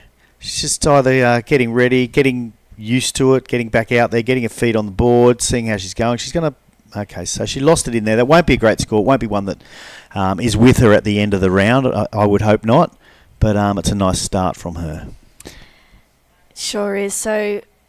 early start to this heat, a 3 for Hiroka Yoshikawa. And that last heat we saw Natsumi Teoka take the win. She took out the win at the South Korea wave pool as well, which is really cool to see. She's a very graceful surfer. Kind of ticks all the boxes, style, flow, and grace. And she did dominate. I imagine Sujin will be very disappointed with herself. She just didn't manage to get enough waves. She was in position, and Matt, the Waxhead, was suggesting that it's because the majority of surfing is done in a wave pool where it's far more predictable. And you get out here, and although it's a point break, it's almost like a beach break. It's really difficult to predict whether the wave's going to break on your head or whether it's not going to break enough. And a couple broke on her head and a couple didn't break enough, and she just found herself out of position too often. And that allowed Natsumi just to take what she wanted in reality, and she took it and she did very well with it. Yeah, she's pretty good at capitalising on opportunities when they present themselves. Holding priority, Sheila May Convicto right now from the Philippines.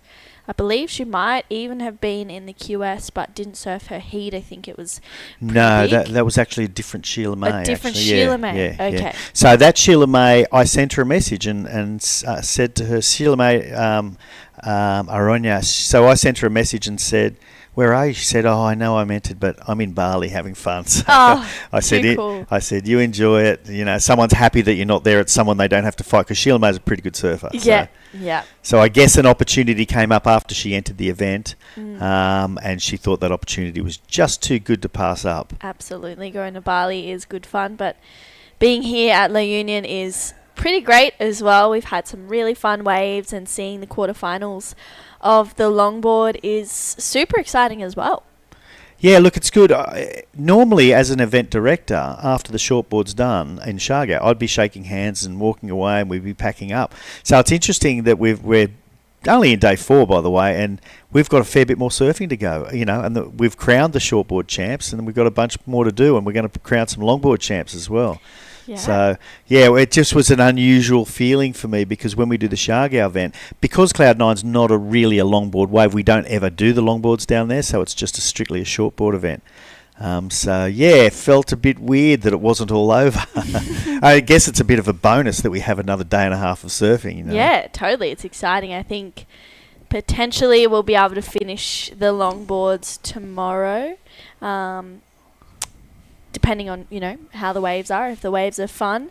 And here we go, Sheila May up and riding right now, just staying low to her board, trying to get around this section, hoping that it's going to offer her something. She looks like she's going to try and walk up her board, which she will, and just goes down and out behind her. Hiroka getting a nice combination at the start, but has to kick out because that wave doesn't do too much. Yeah, so neither of a great scores. I remember Hiroka in one of the earlier heats, actually with the blue bikini and the blue top, and she's managed to keep her colour coordination going. I know it's just the luck of the draw whether you get blue or red, but there were a stack of highlight reels with her, just because the colour pops out of the water, and it's a good look. So she's got a cool blue and purple board as well. Yep. I'm just going to ask someone about Sheila May, actually, see if someone responds to me. Okay. And looks like we have Camille down there with Natsumi Teoka. Next round, I think this is semifinals now. Yeah, so Yeah, talk to me about how it is out there. You were telling me it was a bit difficult. Yeah, I surfed this morning. Wave is more clean and easy to nose riding, but this time it's bumpy and I couldn't find good waves, so it was very hard for me. How many longboards did you bring coming here to La Union? This time I brought 2 boards. Last time I brought 3 boards, but I only used 1. So yeah, I decided 2 boards. Do you think you would have done better if you chose different board than what you rode? Actually, the board is same.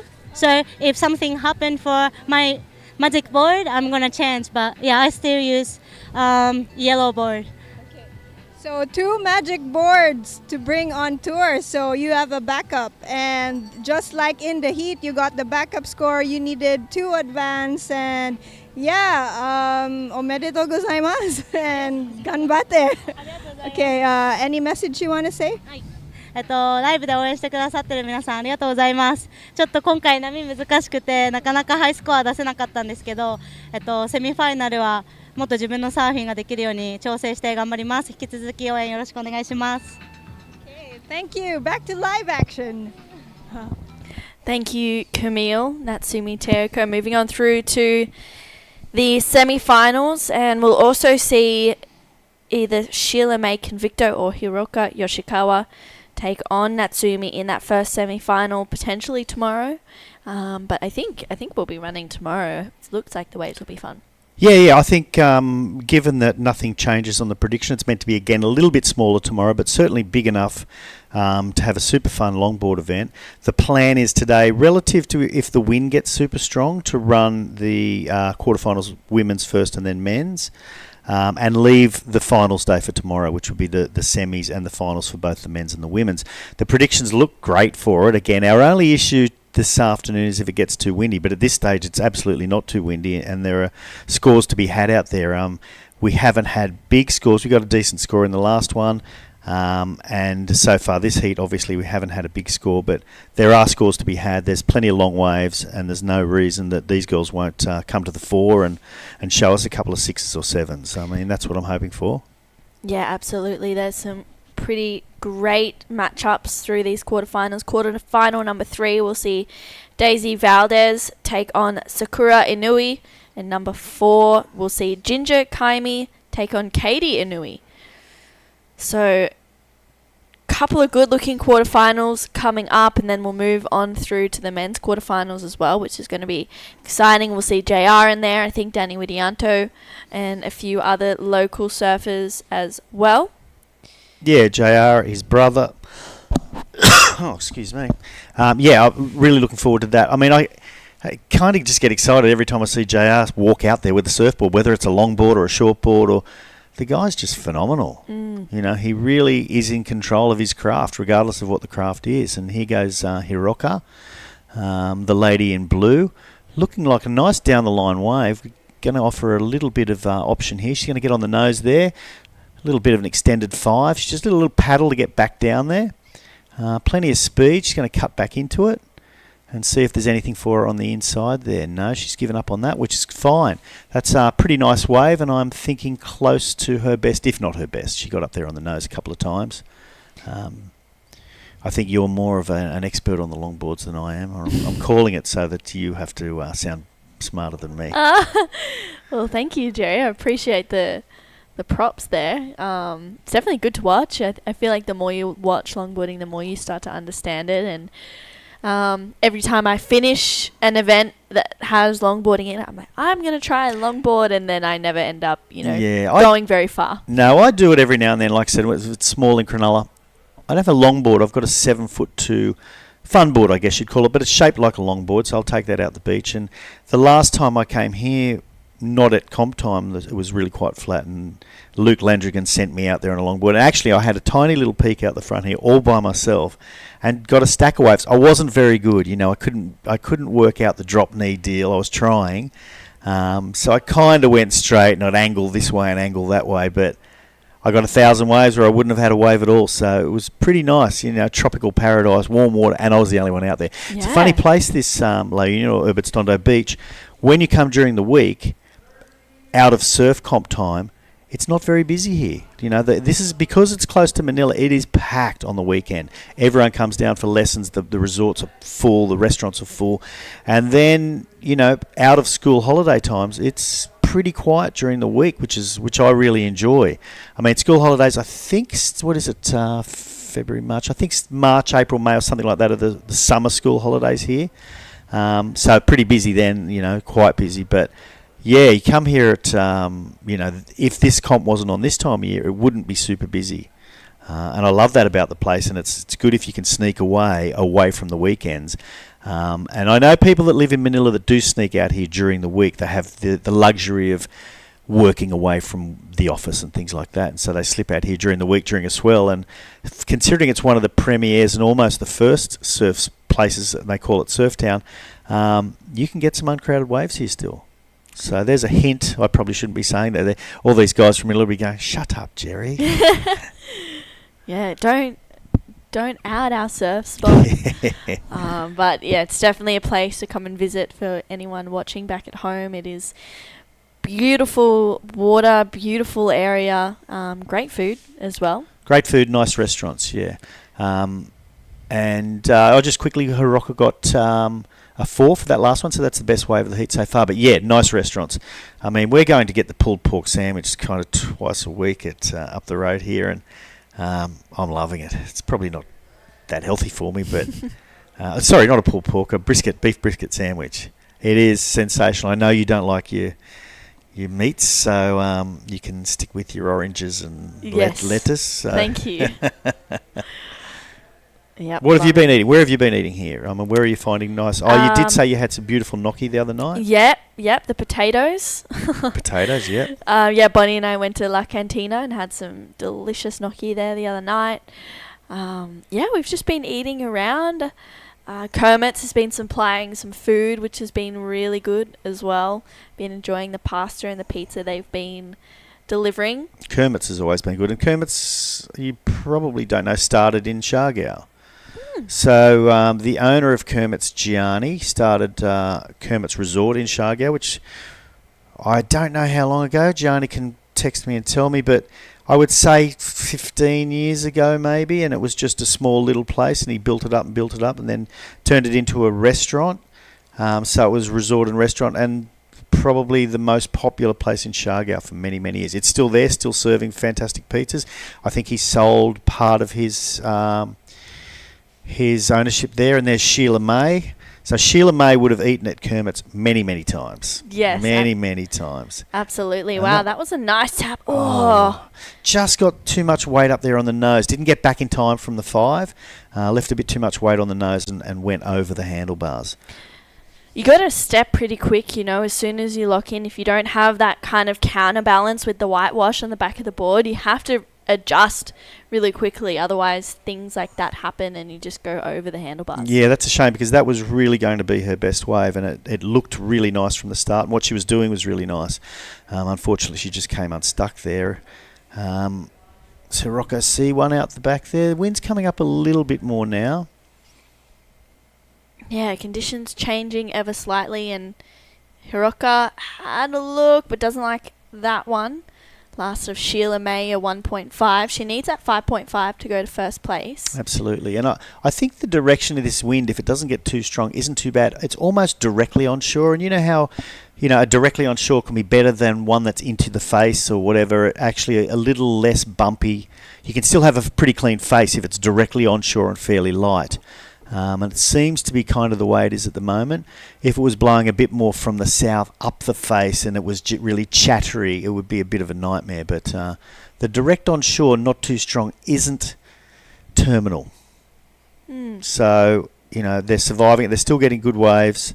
And it's just a matter of how strong that wind gets, I think. Yeah, exactly. Well, at this stage, we're definitely running through to the men's quarterfinals.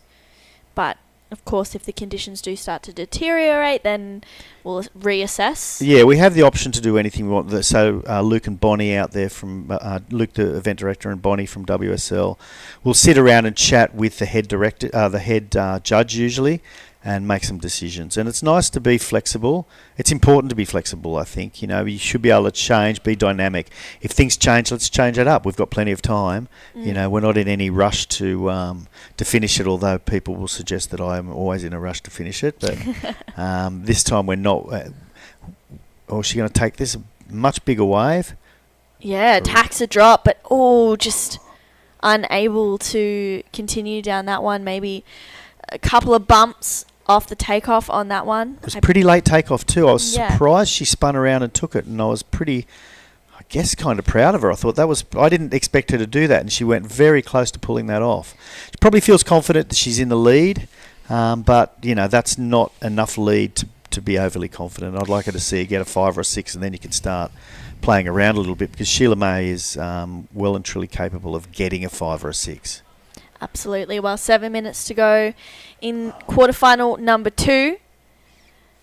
And yeah, as you were saying, Jerry, we have up until the 28th of January, which is Sunday, to finish this event.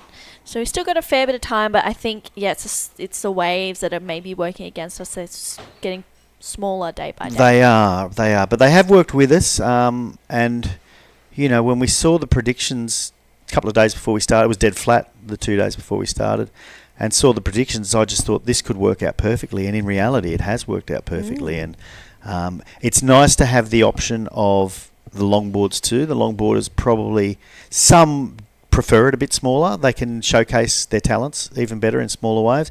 And the shortboarders probably want it a little bit bigger. So it's worked out to a T in reality. And the result of the shortboard, of course, everyone in the country's pretty happy about Marama taking out the men's. Yeah, 100%. Kana was... Sorry, someone's in my ear about to talk to me. Well, that was unfortunately Hiroka just coming unstuck. Sheila May Convicto regaining priority. We saw her have a paddle before and not get onto one and lose her priority. Will she spin on this one? No, she just wants to get out the back. Hiroka just paddling wide. So, yeah, with only a 1.5 and a 1.0, Sheila May needs to start taking off. Needs to start getting some points. Otherwise, you know, it's going to be a foregone conclusion before too long if she needs to get 2 waves. So here she goes. Okay, let's see what she can do. There's a nice wall there. She's got plenty of speed. She's just trying to get to the green water there. Turning back into it a little bit. There you go. Up on the nose. Steps back. She's going to get back onto the wave. She didn't. She lost a bit of her momentum there and found herself a bit far out on the shoulder. Yeah, that wave had a couple of good moments on there, but as you said, just fading out into not really too much going on. I feel like sometimes that inside section, it's real hit or miss. Sometimes you can connect it, sometimes it just doesn't work in your favour. Exactly, and they gave her a, was that the 2.5? They already gave her a very quick 2.5, so that was, I guess, for the one little hang 5 that she did. So she needs to still improve on that with 4 minutes to go. But, you know, all week we've been seeing people do last-minute heroics. So heroics are possible, and we've got Hiroka having a paddle. Doesn't need to worry about it. Sheila May's way inside. 4.5 minutes to go. Hiroka's looking like the favourite at this stage. Yeah, she's had the 2 best ways of the heat, being a 4 and a 3. Sheila May needing a 4.5 to go into the lead with just over 4 minutes. She doesn't have the priority, but she might be able to swing on this thing, but she goes, no, I'm a little bit too far in. It's not going to work in my favour. Up next, Daisy Valdez from the Philippines taking on Sakura Inui from Japan. Sakura from a very strong longboarding family. Taka Inui being the brother and a older sister of Katie. But Daisy also very experienced. Daisy's a legend of Philippine surfing, really. I mean, she's been doing the longboards and the shortboards since Jesus was a baby, and you know she's now into her 30s, getting to the other side of the 30s, and she's still super competitive. She's been involved in every representative Philippine team, and she's a cool chick, by the way, and her lovely husband Jeff is a pretty solid surfer as well. But she's been just a stalwart of the Philippine surfing thing. She travels to almost every single event. I believe she's going to head to Noosa for the Festival of Surfing there in the next few weeks, I think it is. So I'm not sure if Daisy's been to Australia before. But she'll enjoy it and she'll do well, and funnily enough, she'll probably find the water in Noosa a bit cold compared to here. Yeah, probably in a couple of weeks. I mean, it'll still be warm for the Aussies, but for the Filipinos, maybe a little bit cold. She might need to pack a wetsuit with her. Yeah, I know she's got a couple of days in Sydney, so whether I can convince her to go for a surf in Cronulla, at only 21 or 22 degree water, she'll be freezing. Yes. Well, coming down to 2.5 minutes to go, no change to the situation. Sheila May looking for a 4-5 to move on through to the semi-finals. And Hiroka Yoshikawa looking to better a 3 to make it a little bit harder for Sheila May to progress through and take on Natsumi Teoka. We saw her take out the win at the South Korean wave pool event, LQS 1000. Last year in November, I'm going to say, from memory. Yeah, it was directly, I think they did Siargao, then Taiwan, then Korea. I think it went in that order last year. So it would have been maybe mid-November. Yeah, from memory it was around then. So yeah, because we finished the Siargao event at the beginning of October, and a bunch of the surfers and WSL people were just heading on over, and I hung around and just went surfing, which was nice. Love that. Well, 1.5 minutes to go. The clock is ticking for Hiroka Yoshikawa and Sheila May Convicto. Philippine and Japanese matchup, much like quarterfinal number 3 coming up very shortly. Yeah, I'm wondering, although Daisy is favoured, she's in the red jersey next. I'm hoping we can have a representative of the Philippines in the semi-finals, but the Japanese girls have just been dominating everything. Yeah, well, here we go, live action right now. This is Hiroka Yoshida up and riding on this one, wanting to better her 3.0. Slow steps and then connects with the nose there. Drops her knee to get a carve in. And this wave just shutting down in front of her with 40 seconds to go. Will she better her 3? I'm thinking she will. I think she might even better her 4. I think, unless Sheila May, here we go, what can she do? Can there be fireworks right at the end? Yeah. Waves run away from her. So she's going to hang on, but she's going to lose a lot of scoring potential getting over there, and it's going to make it pretty tough for her. She does need a 5.5. So there she goes, toes on the nose. Oh, 10 points for the bomb. I love the bomb, but that'll be it. So that'll be Hiroka Yoshikawa moving through to the semi-finals, and sadly Sheila May Convicto heading home or heading to Belair. I'm not really sure what she's doing there, True, but it was a valiant effort, and the last wave of Hiroka was a 3.65. It was right in between those two, so you were spot on as usual. Yeah, well, we'll see Hiroka Yoshikawa in the semi-finals, potentially tomorrow against Natsumi Teoka. Don't go anywhere. We'll be right back after this quick break.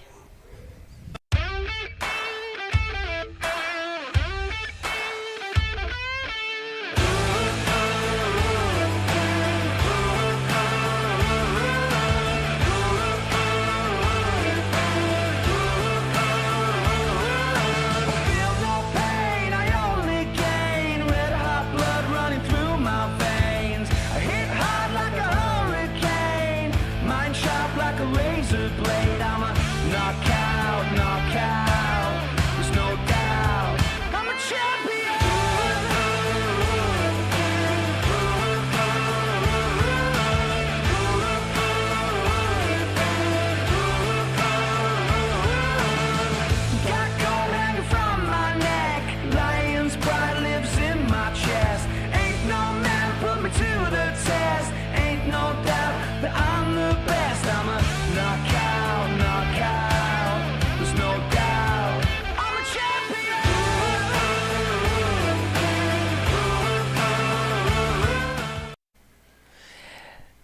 Hello. Yeah, welcome back. We've moved on through to the quarterfinals for the LQS 1000 for the women. Daisy Valdez is taking on Sakura Inui. It's shaping up to be a good quarterfinal on paper. I'm True Starling, joined in the booth with Luke Landrigan. And Luke. Hi guys, hello True. So we have Daisy in this heat, and in the previous heat we had Sheila May, Convicto, and Hiroshi Yoshikawa. So Sheila May got second, so she's out, and the only Filipina left is Daisy Valdez. So yeah, Daisy, a local girl, been surfing all her life. Partners Jeff and Daisy coach a few of the young kids. They put them under their wing and travel around to do all the national events. That's pretty cool. And is Daisy, Jerry was saying he thinks she's going to Noosa. Yeah, she is. She was in Malibu a few months ago with us, and she joined another event. I think it was Queen of the Point. Yeah, she's been traveling. Yeah, really traveling. Well, her first wave, 5.25, straight off the bat. There you go. Would love to see a replay of that. Yeah. So Sakura Inui out there with priority. Sakura is also, she's about 15 years old. Sister of Katie and Taka Inui. And yeah, she's been competing for a while. And she's been longboarding since pretty much she was born, I'd say. So Sakura is the eldest daughter. Is it? Is she younger than Katie? I think so, if I remember it right. Yeah, I think so. Yeah. They're also, as well as being good longboarders, they're also really good shortboarders and also sup surfers. Yeah, I know they're... Well, down on the beach we have a very happy Hiroka Yoshikawa, who's down there with the Waxhead. Hiroka, I've known you for a long time, and we meet again here on the beach at the La Union International Pro. I know that heat wasn't the best one to go by, but taking some confidence. Are you looking to take this win of this event? Yeah, I'm happy, but it was so hard to choose the waves. That was so bumpy, but I was so lucky. And how have you enjoyed your time in the Philippines? You've been here before, and how many times have you surfed La Union? I came here last year and stayed 1 month. I love here, long wave, good food, good people. But actually, I had a sick in this time, so I couldn't surf in this few days. So it's so hard to keep the breath. Yeah, I noticed you're a bit sick and a bit low on energy. Just earlier in heat number 1, we're talking about fins, and right here, this is a board made by your father, and she's running the FCS Kalia Moniz fin, and I'm just going to pop that one out. And that there is an example of the fins that a lot of the surfers are using. This one is FCS, one of the leading brands, obviously fin control system. And that's that little ball bearing we talked about. And this one, 975 with a pintail. One of the key aspects of the pintail is that a curved Greeno style fin like this fits into the axis of the tail. So when you have a leading and trailing edge that looks like the tail, you're going to have a fin that probably suits your board. More knowledge, hit us up at The Art of Trim on Instagram. Hiroka Yoshikawa, tell us a bit more about this pintail made by your father. Yeah, this is a new shell, single fin, 9/4 single fin, shaped my dad. I'm so happy to use my board here. And I love the colours, it's matching the jersey. If you jump onto that world tour, where's going to be your favourite destination? I like Malibu. I like single fin, longboard, no sliding, so I want to qualify this year. And Natsumi leading the rankings. If you can get that win and go to Belair, it's going to be very interesting. And what does Natsumi mean to you? Somebody who's really made you step up in terms of your performances. I always excited to surf with her. She always pushing me high level, and I always enjoy. Well, go and rest up, relax, and we're going to go back to live action. I'm going to give her back her fin. Speak to you guys shortly in the booth. That could make for a pretty interesting heat with no fin. So, yeah, definitely give that back's head. But Daisy locked in a 5.5. So she's put on a bit of pressure to start this one off. Yeah, Daisy Valdez straight up 2 waves, 5.25 and a 5.0. A lot of time left, 18 minutes. We would want to thank our presenters, Department of Tourism Region 1, Tingog Party List, House Speaker Martin Romualdez.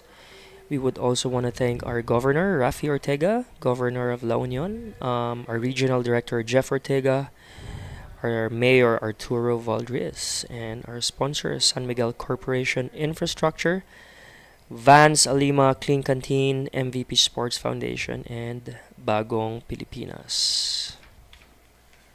Yeah, huge thank you to all those people who's helped put on this event here at La Union again for the year, which is for the second time. Sorry, it's such a beautiful spot and really fun waves. We've kind of, I think, I was talking to someone, I can't remember who earlier.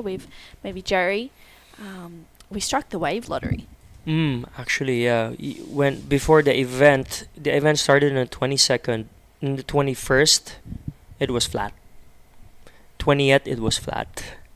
19, it was flat. So those surfers who arrived 3 days before, they really didn't get to practice. And we woke up the next morning at 5 a.m. on the 22nd. There you go.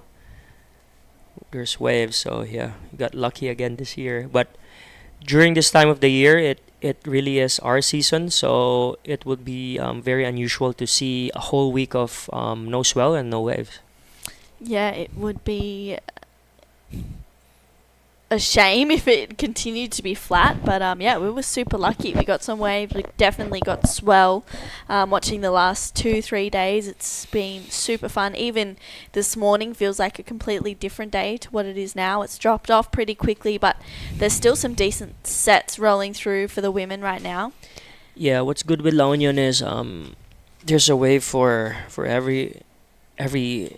There's beginner waves at the beach break. There is longboarding waves and shortboarding waves up here in the point. When it's super smart, it's for longboarding. When it's super big, obviously it's for longboarding. And the beach break is as much fun too. Yeah, there's a little sneaky left over there at the beach break, which is super fun to go the opposite way of what we're seeing. But these rides have been really rolling through consistently all events so far. Quarterfinal number 3 right now for the women's LQS 1000. Daisy Valdez with a commanding lead right now, 5.25 and a 5.5. Sakura Inui hasn't had anything, about 10 minutes gone by, and she's going to have a solid look at this one. She's paddling a little bit behind, but she looks like she'll probably get around it, just trying to walk up her board here and get onto some open face, but unfortunately that one closes out in front of her. Yeah, there wasn't a good looking wave. I think she's gonna paddle back out there. Shout out to our friends watching and listening now. Shout out to Wendell Vance, and of course Kong Ronald Singson has always been helping our surfers and a bunch of our young up-and-coming junior surfers. Here we go. Third wave for the surfer in red, Daisy Valdez. Oh, that did not look like a very comfortable fall on that one, but not to worry. She'll regather and make her way back out. So Daisy is from here, as you were saying, Luke, and runs a surf school with her husband Jeff. How much does the community like to... We'll come back to that, actually, because this is Sakura Nui in and out of that one. How much does the community like to back their local surfers? Oh, yeah, everyone's down there. Everyone's watching, and they're like heroes for, the local surfers whenever they're competing outside the country, especially. They're all tuning in. Even as late as 2 a.m., 3 a.m., they're all watching online, cheering for their heroes. Yeah, so Daisy runs a surf school with her partner Jeff and their daughter Kyla and their son Tonton. Tonton? Tonton. Tonton is the guy who walks around there with the pink hair. I love that. That's super cool. 13.5 minutes. Daisy just applying more and more pressure. Sakura hasn't really had much opportunity just yet. Daisy's just been really dominating this lineup, taking the best waves out there, and I guess that local knowledge really coming into play. Yep, definitely. I think Daisy's riding a Zamora surfboard.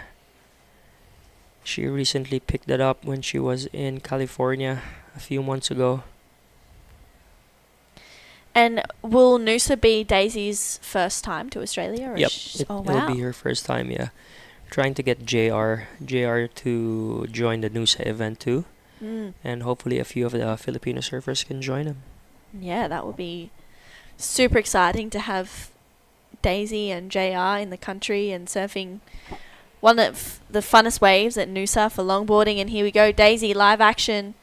Up and riding on this one. Just a few steps. Doesn't quite get to the nose. Taking her time right now. Quick tap there. Steps back and manages to hold on to a finish. Sakura on the split screen. Just kicking out of that one. And Daisy finishing that one off. Yeah, so on our next heat, we have Ginger Kaimi and Kaidi Inoue. Ginger from Italy? Yeah, from Italy. She's a goofy footer. She's a young surfer. How old is she? I think she's 14, pretty young, 16? yeah. Yeah, not in her 20s just yet. And here we go, Sakura. Oh, goes down. Whoa, what happened there? Hopefully she's okay. Looks like her back foot just slipping off the back of the board. Needs to just reset, get away back out into the lineup. Sakura is a very exciting longboarder. That's why we're seeing her in the quarterfinals. She got second in her round of 16 heat. Sister Katie actually taking the win. And Sakura maybe just a little bit eager to catch a wave and just, get her feet in the wax and get somewhat of a score on the board. Her and her brother Tucker and Katie were surfing out yesterday afternoon on their longboards at the point here, which was much bigger than what it is now, and they were all laughing and having a good time. But as soon as a wave rolled through, they were laser sharp and focused. And for sure, Mama Taka on the shore taking videos and taking notes of her kids. It's such a good thing to see that they're a traveling family and competing all over the world with their mom, and their mom was their coach. Yeah, pretty cool to see the tight-knit family just moving as one, and I feel like they're always smiling, especially Tucker. He's always got a smile on his face. And here we go, Sakura walking up the nose, locks in, steps back, but just not in time, and going over once again. Seems like in that section, most of them have been nosediving. Yeah. Looks like a really tricky section to negotiate, and if you're not stepping back quick enough, that's where everyone's going over. Well, during a little bit of a break right now, we've not got too much going on in the ocean. We've got Waxhead down there with a little bit more information. Waxhead, what have you got for us? I'm down here at Ubis Tondo Beach, San Juan, La Union. We are watching that Heat 3 of the quarterfinals right now. But an update from the beach, this beautiful, long sand beach reaches way down the coast. And then as we go further south, the same thing. Point breaks, beach breaks, surf town, coastal hamlet after coastal hamlet. We really do thank the Department of Tourism for having us here, and also the Tingog Party List, House Speaker Martin Romualdez, La Union Governor Rafael Ortega David, and the DOT Region 1 Jeff Ortega. San Juan Mayor Arturo Valdez, thank you for having us here. This is an amazing spot to host a longboard competition, and we hope we can come back here in the future. But guess what? Up next, tomorrow, maybe finals. Next week, we're going to move on to Belair, where we're going to have the third stop on the Asian Regional Longboard QS, and we're going to have the 3000 event for the shortboarding as well. So Philippines going off its first surf tourism, professional surfing. This is the heartbeat of Asia right now. Come on down here for a holiday. Tune in, live webcast. We've got action all day tomorrow as well, the longboards. Back to live action in the booth. Yeah, thank you so much, Waxhead. He's got great energy, longboarder himself. He's got so much knowledge on the sport, on boards, and yeah, it's insane how much he can give. So thank you, Waxhead, for that bit of information.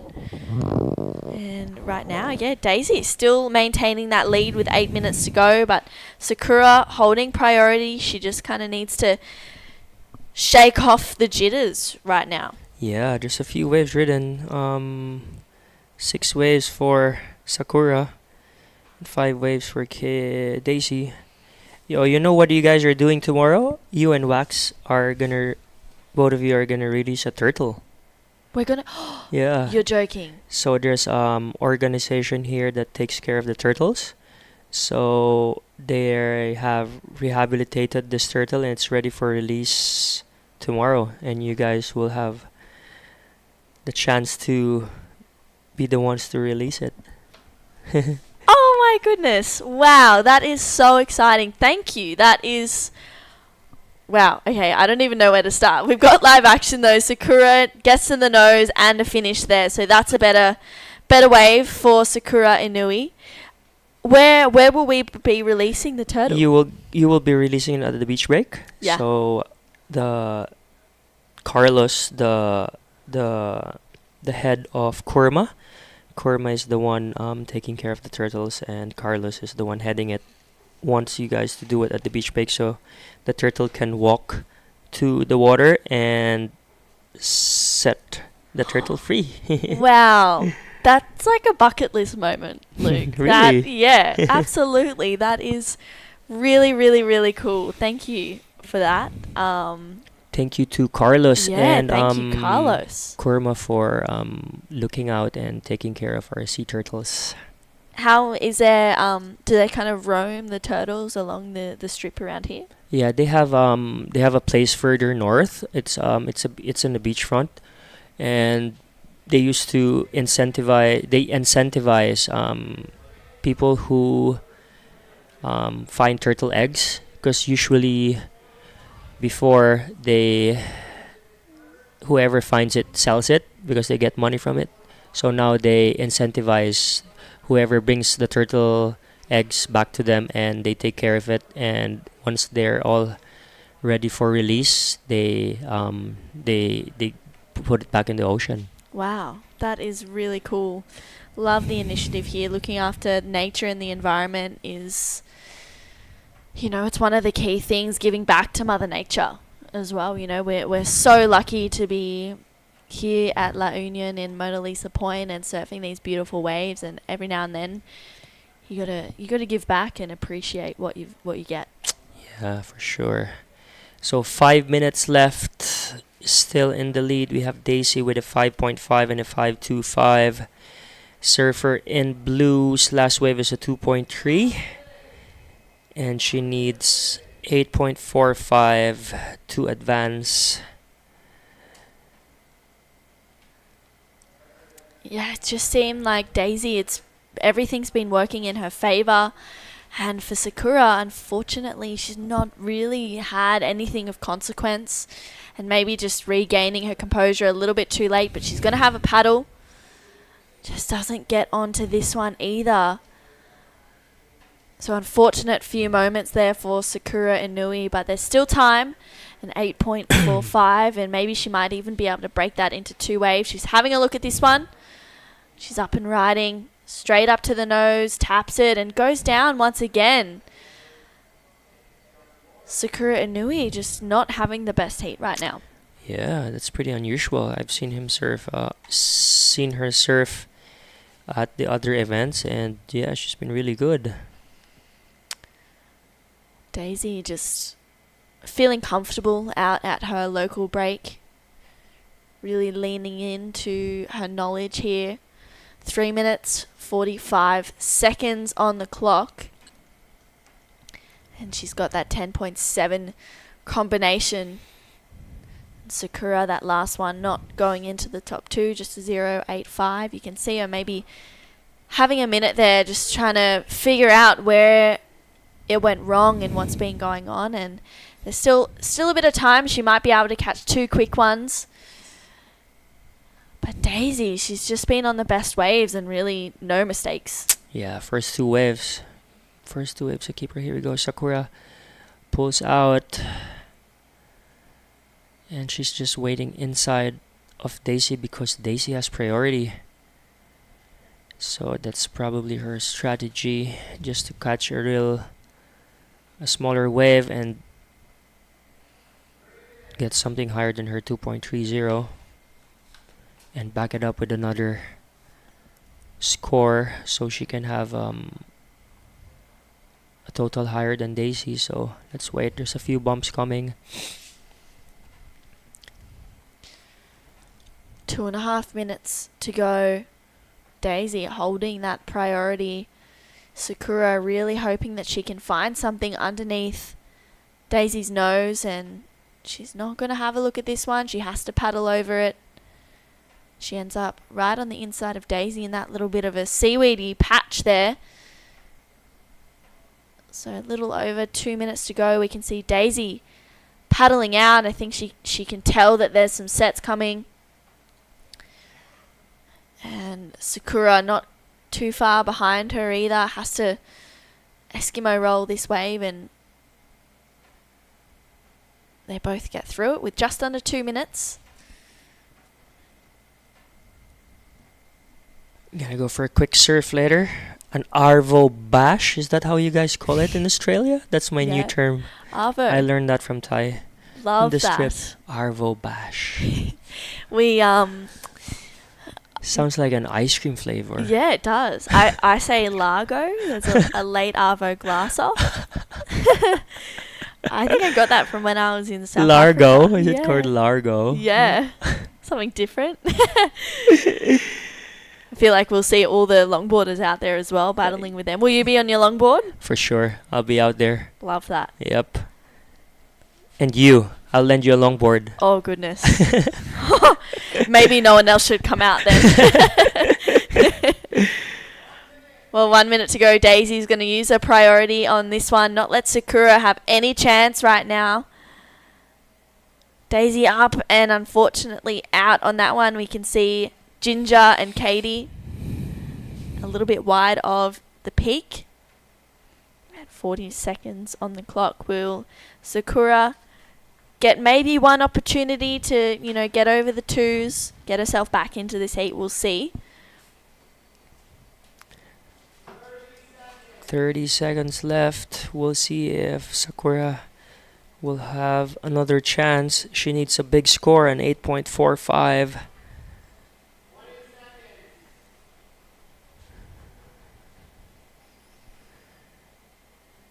Yeah, coming down to 10 seconds. And Sakura needing a score, but it's a pretty big number. And as we can hear the hooter going in the background, looks like Daisy Valdez will move on through to the semi-finals.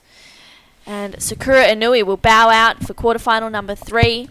Don't go anywhere. We'll be right back with quarterfinal number 4, having Ginger Kaimi, the Italian, taking on Katie Inui, the Japanese surfer. We'll be right back after this quick break.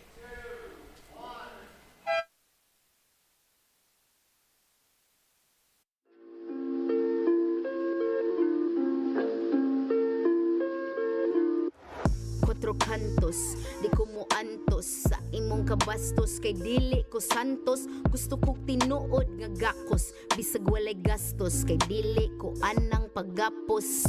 Quatro cantos, di ko mo antos sa imong kabastos, kay dili ko santos. Gusto kong tinuod nga gakos, bisag walay gastos, kay dili ko anang paggapos. The WSL La Union International Pro 2024 is brought to you by Tingog Party List. House Speaker Martin Romualdez and the Department of Tourism Region 1.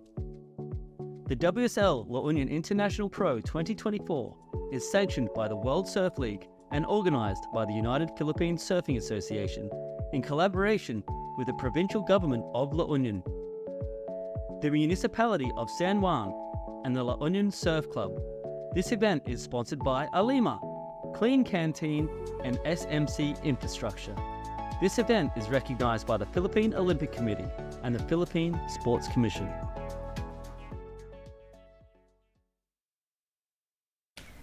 Welcome back. We're straight into Heat 4 of the quarterfinals in the women's side of the draw. John Carby joining the Waxhead here.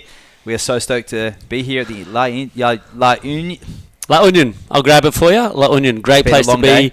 Great day of surfing. I'm stoked. I'm having a ball down here in the beautiful San Juan, La Union, Mona Lisa Point. It's just been fun, right? We've had shortboards. We saw the finals this morning. Who took out the women's? The Japanese. Natsumi Teoka. Oh, in the shortboard, sorry. In the shortboard. It was Kana. Nakashio. Absolutely just putting on a display out there. And then Marima finished up local Filipino.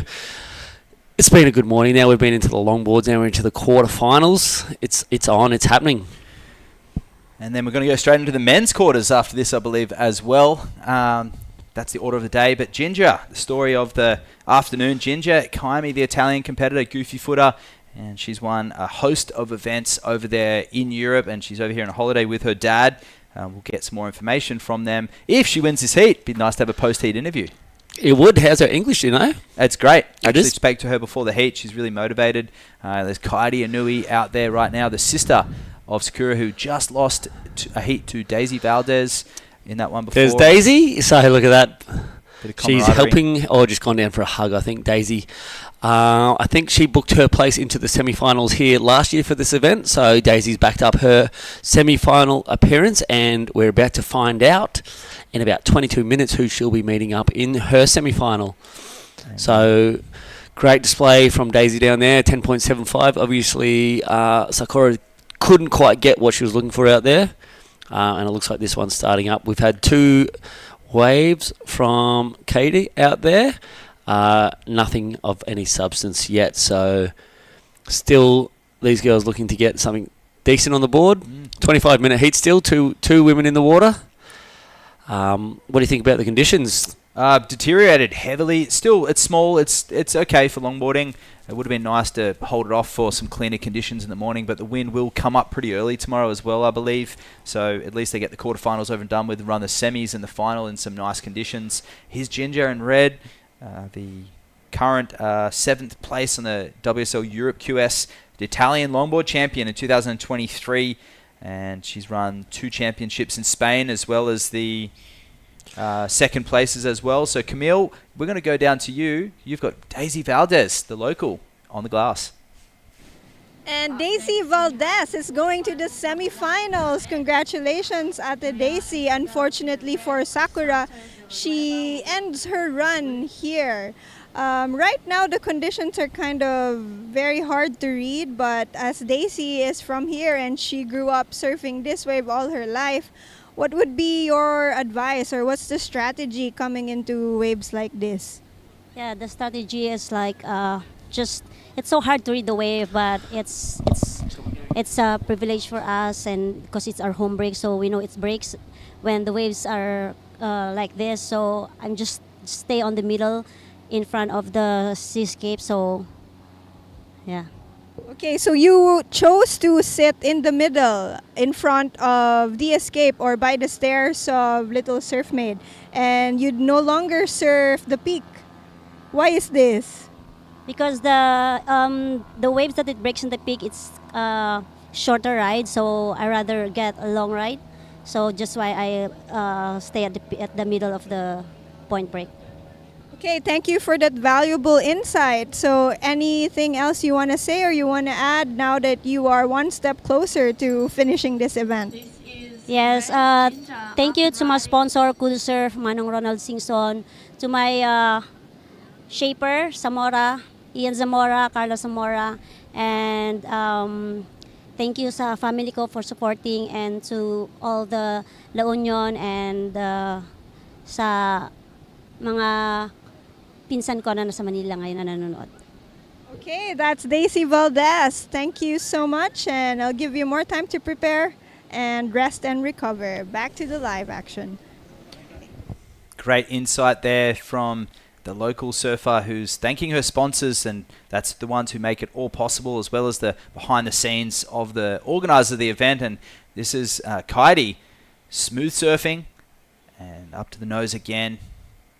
Relaxed body language on this one. And this would be a nice clean inside section for Kaidi Inui. And multiple nose rides, 4 nose rides in fact. She's right down on the inside and she goes incomplete, which is a real factor in the longboard criteria, almost more so than the shortboarding. And that's very shallow there. It is very shallow. I was wondering how far she was actually going to take that because I realised she was actually running out of room. There looks like a surfer in red. Ginger is making a way out to the back at a rate of knots, actually probably because this one was going to land on her head. And that we saw last night, Kaidi in the shortboard division yesterday. She came up against some of the red hot Japanese competitors. She rounded out those quarterfinals where it was all Japanese affair.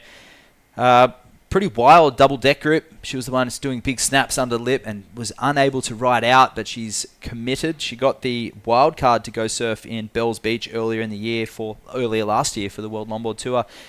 And she's also 4-time SUP world champ at the current junior, pro, and longboard SUP world champion. What a resume. Absolutely. And there's plenty more to go.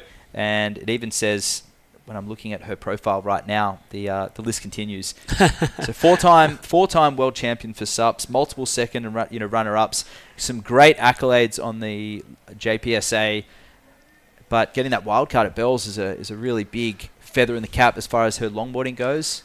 And dropping a 6.50 for her last wave. So that experience that you've just rattled off, definitely paying dividends down here at La Union. Yeah, absolutely. And poor Ginger right now, she does have priority. She got caught behind the section there. And the 11-year-old looking to jump onto that or climb up the rankings in her ranking. She won't get any scores though. Sorry, she won't get any points for her region here. This is the Asia region. But there's the replay. Nice clean opening wave there for Inui. And it's all this nose work on the inside that she's pedaling back to the tail, and she identifies something really far on the inside. She gets on the nose there. That one all just a little bit on the shoulder. But hard to find these open faces that we've seen in the last few heats.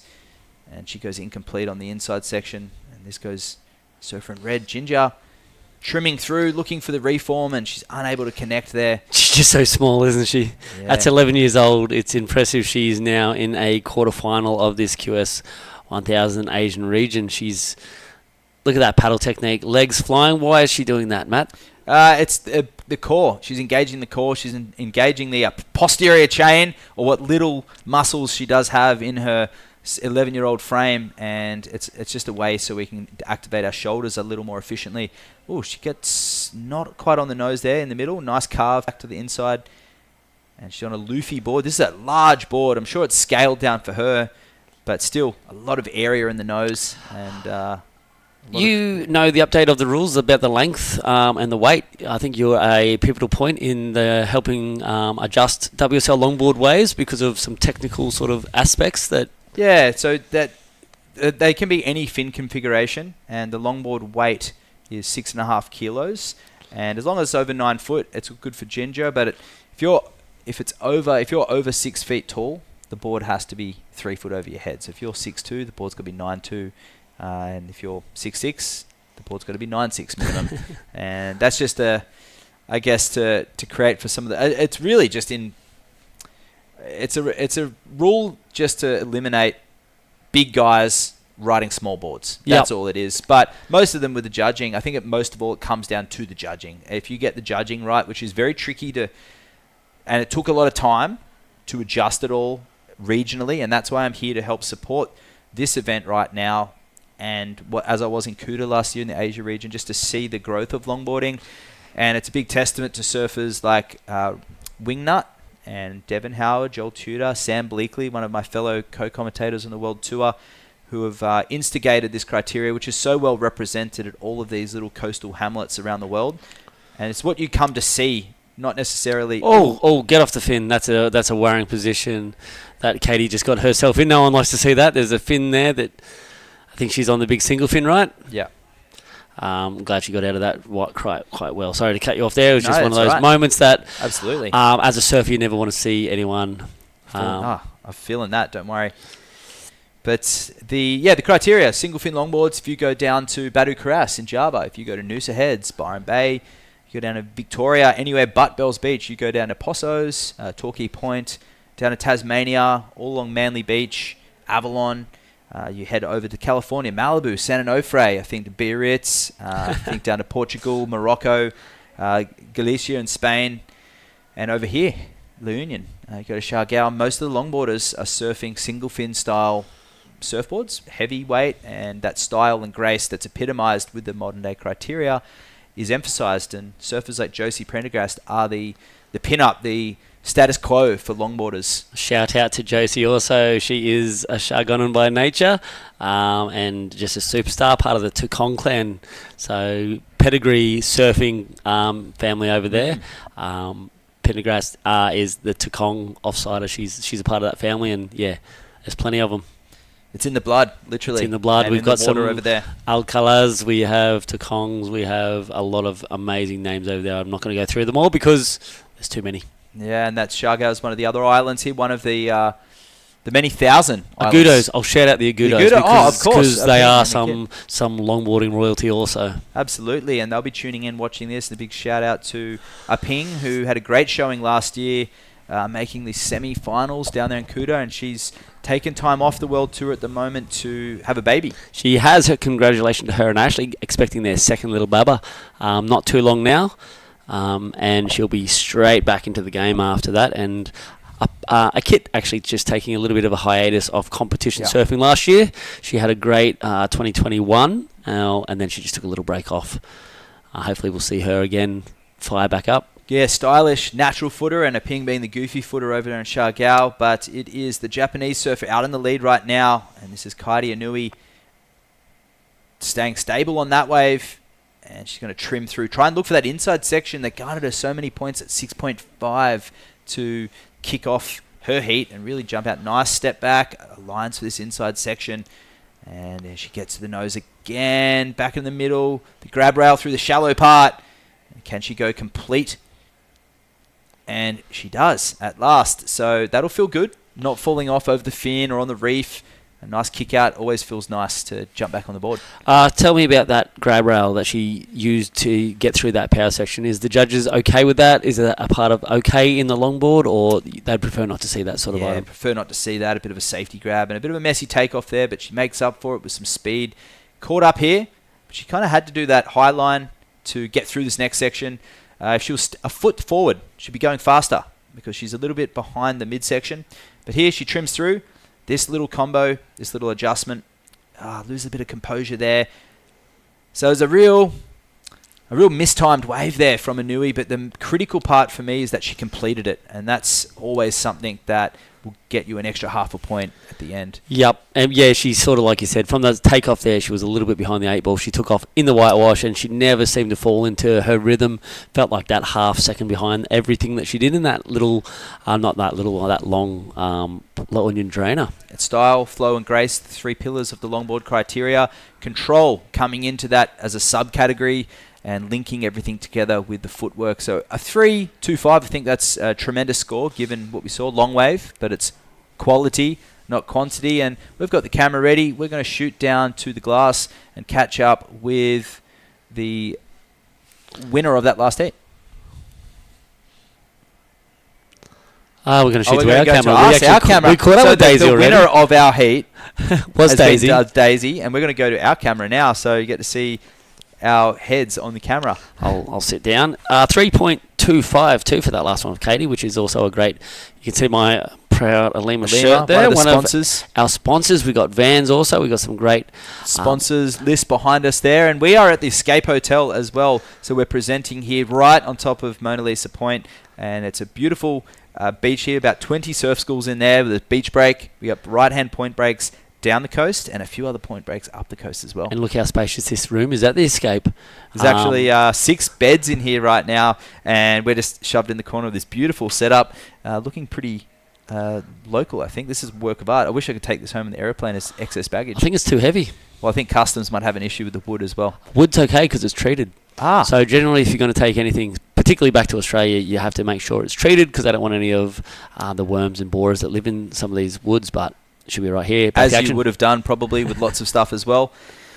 And Inui backing up that Ginger, going a bit quiet on the outside, but looking just to drop that 3.35 and increase the total. Going to turns on this. I believe Cody might have got that on the way back out. She wouldn't have quite been out the back by that stage. I think Ginger will be sitting out there on priority, but she's obviously taken this probably from not far out, which looked like a good choice because I think she'll throw away that 3.25. There's Ginger on a set.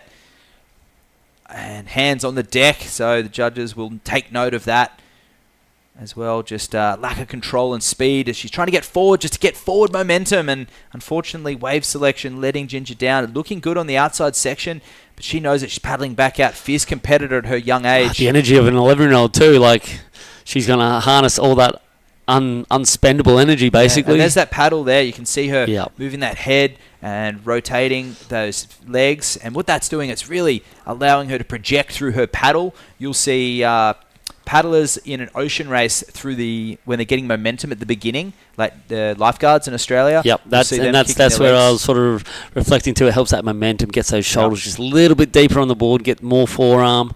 And you'll often see it in younger people as well. Yep. In the nippers we have in Australia. The other option she could be doing is jumping up into her knees and digging those two arms in together to project herself even further into the water to get speed, but you risk a wobble and a fall, and you're not going to enjoy that.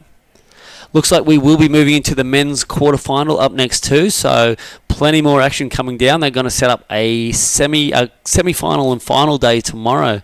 So things heating up to get those best of the conditions.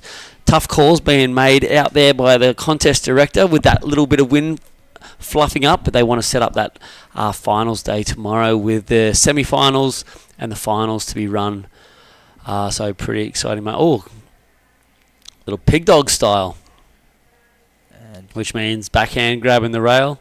Yeah, and whenever you have to grab the rail on longboard, generally it's showing you're forcing that board around. And that was nice little transition there from Ginger. And she's back up on the nose now, the Italian competitor. A ferocious competitor, I might say. Tenacious is a better word. And she'll kick out right down on the inside. So that will be, one of her best waves yet, I think. Stringing together a few transition turns. Yep, Katie backing up her 6.5 with that insider one, a 5.0. And grabbing that rail, coming through the section, bumping and riding the chops. She's just transitioning down. You said there's that little transition turn. This is where it really stood up. Would have been great to see her get a little bit more control, set that line possibly a little bit deeper just to get that board flowing down that line with a more parallel direction to the beach where all the magic's going to happen. It did go into a top 2.85, but the judges want to see those nose rides in the pocket with the tail, that wide tail. She is on a nose rider, but unfortunately the perils of a nose rider when it has a big wide nose, it's stable, but the stability you want in the tail. You want the stability to hold you in the pocket with the whitewash doing all the work. And if you're way out on the face, like Ginger was, not many points there. There's a nice fade turn for Inui, feeling the flow, and that one just catching a chop. I think working against Ginger too is her young light frame.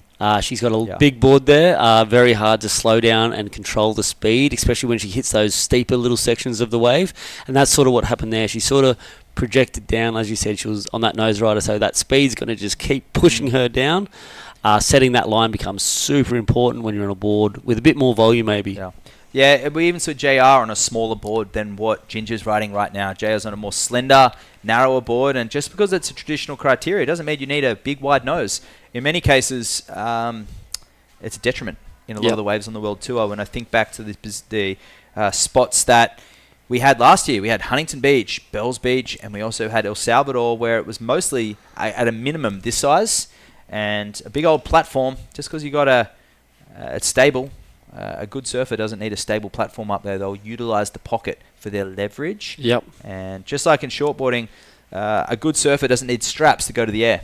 I would liken straps like we used to see in the emergence of aerial surfing. It was a bit of a cheating aspect. Yep. A big wide nose with nose riding is also the same. Yep, okay. Interesting. I did see that the WSL have got a new aerial contest format coming this year too, so that's also pretty exciting. Just as a little side note, I sort of just happened across something on Instagram this morning with a little information update on that, so be excited to see what that's all about. And I'm pretty sure they won't be using straps. We're into the last 4 minutes of quarterfinal heat number 4 at this stage. The one that will be meeting Daisy Valdez in that second semi-final is Katie Inouye. But that said, Ginger's looking for an 8.65 at this stage. It's going to be tough. She's sort of stuck in that 2 range. It's one of those things as a surfer, when you sort of get stuck in that 2 range and you can't get out of it, it can just continue in that system, and you've really got to assess what you're doing and work on something different. Unfortunately, she hasn't quite got those waves that can possibly offer up what she's wanting to do. Impressive. She's here in the quarterfinals. There's a testament to her skill and what she's done in the lead up to this. Unfortunately, she's just getting a little bit outclassed and maybe not finding those critical sections. At those the end critical of the day. sections. You can see the that big set washing the board away from young Ginger, and Priority sitting with Blue, and she'll take that wave right on top of Ginger, perhaps showing a bit of dominance in this heat and just kicking out. She's underestimating her opponent at the moment, Inouye. She's hearing those scores come through, and she knows that Ginger's really struggling out there. So Inouye, she's hunting, she's looking, she's not too fussed on Priority with 2 minutes 30 remaining. Well, something that I notice in these regionals between the short and the longboard is, and I guess it comes down to just competition, is the strategies are usually a little bit more refined in that shortboard division. They're utilising Priority well. Hang on. Oh, that was setting up to be a possible good score. She got that just bucked off the top of that one. So yeah, I think the cruisy nature of longboarding also helps with the cruisy competition outlook maybe.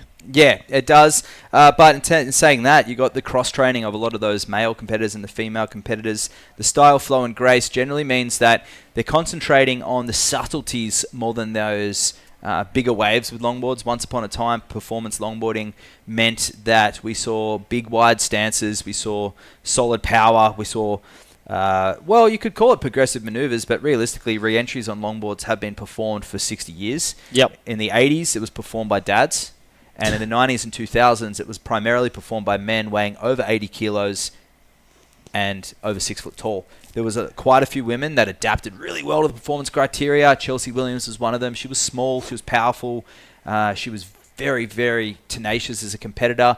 She fitted that format really well.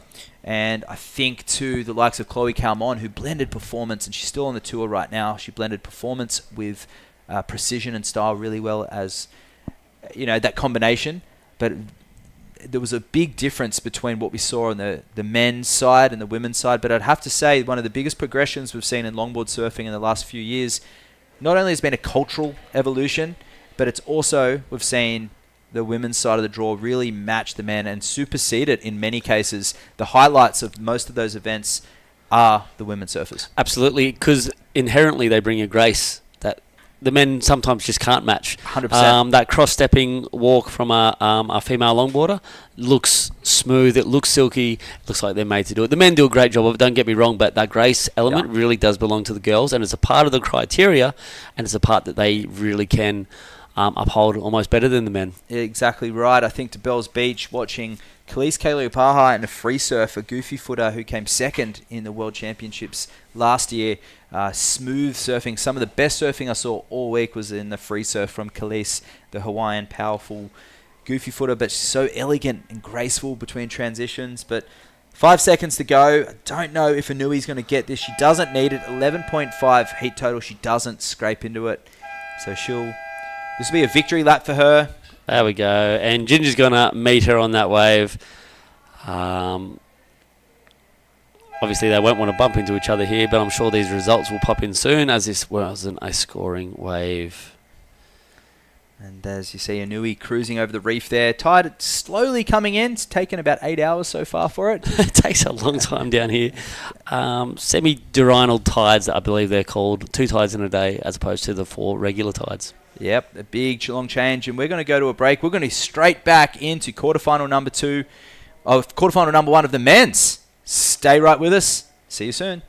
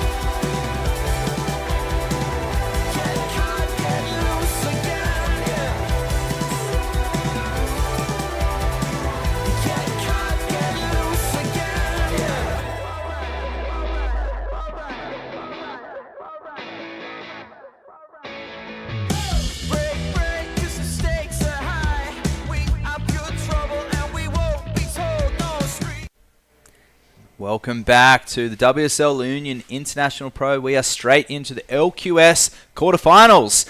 Hometown hero Rogelia Jr. Escobar out in the water right now, but it's also the local Cristiano Villanueva. Smooth, silky style, the natural footer. He'll be up against the powerhouse that is JR, who you're picking in this, and inviting back into the booth is Jerry Deegan.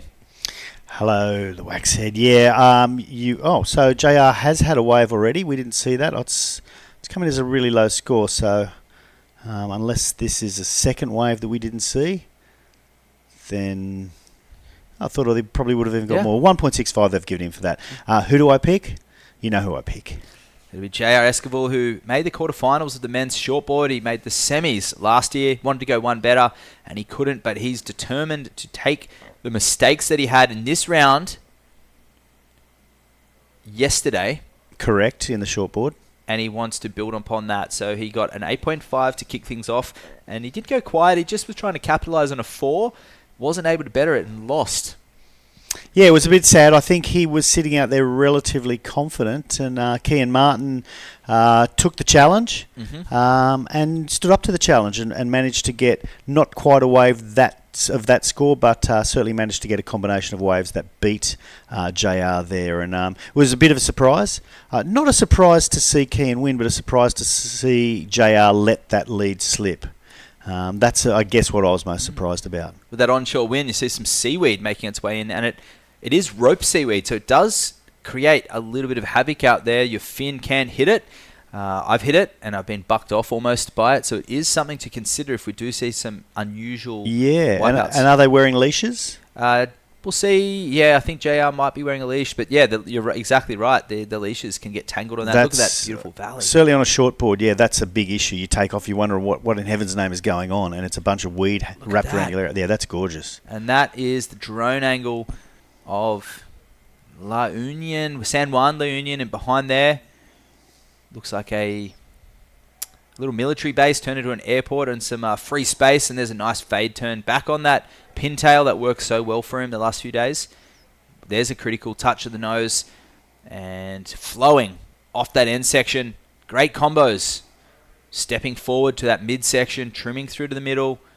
I think there is some weed on his leash. Yep, there is. You can see it in the back. Beautiful cut back there. I love the way he just turned his body language. We're going to get a replay of that. Look at the seaweed, but also that amazing transition turn to that cutback. I loved it. A little bit of body language there. Yeah, no, he's a confident guy. I love watching him. It was a 4.75. Oh, that previous one. Yeah, okay. So here we go. This is a replay of must be his third wave. Straight up to the nose. I don't know how he manages to stay there. The wave wasn't even breaking. I'll let you call it because you're far more expert than I am. Well, you see he's going up and down the wave.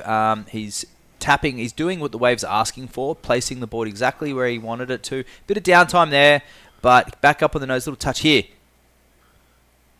And maybe is it in this next turn? No, that was that turn there where he really just, the seaweed on the back, but he really just rotated his body, gets that roundhouse using the edge on that board. I talked about that earlier with the soft rails, the edge. That's where the edge will really help. When you come halfway around the turn on the face, the edge will bite.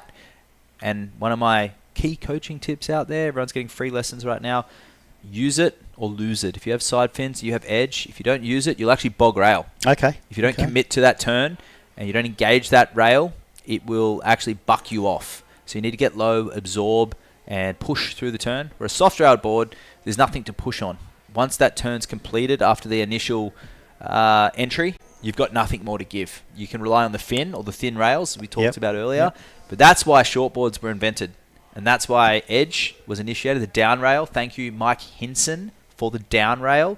He initiated that through the 60s and those big rhino guns for Hanalei Bay. 4 steps up to the nose. Steezy style there for Villanueva. Beautiful drop knee gouge. So smooth transition there. If you can keep the footwork moving and try and find something here, this is going to be a great score.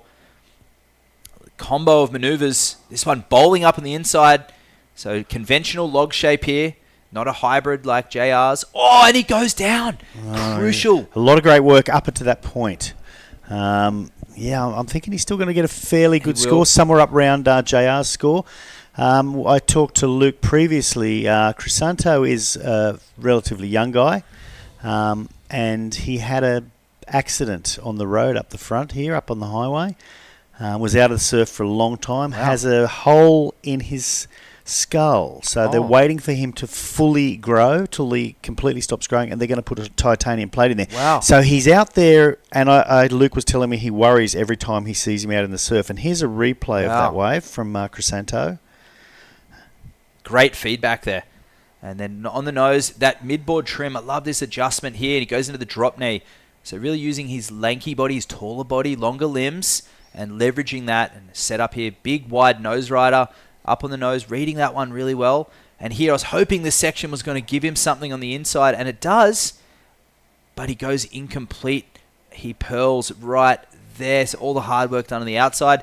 Left probably half a point begging, I think, on that inside. Yeah, yep, he certainly did. It'd be nice to just be flicking off the back of that thing. And here goes JR. Bit of a lumpy one, but he's used to that. Look at that weed. It actually looks really nice, but I know no one really likes it. No, and then you see Crisanto just getting out through the back there, and JR smooth transitions, really managing the chop well. As he coming back to the inside section, he's found a reform, shallow reef, and he knows this spot better than anybody. And Luke Landrigan, one of the legends who also knows this. And again, just doesn't finish it off.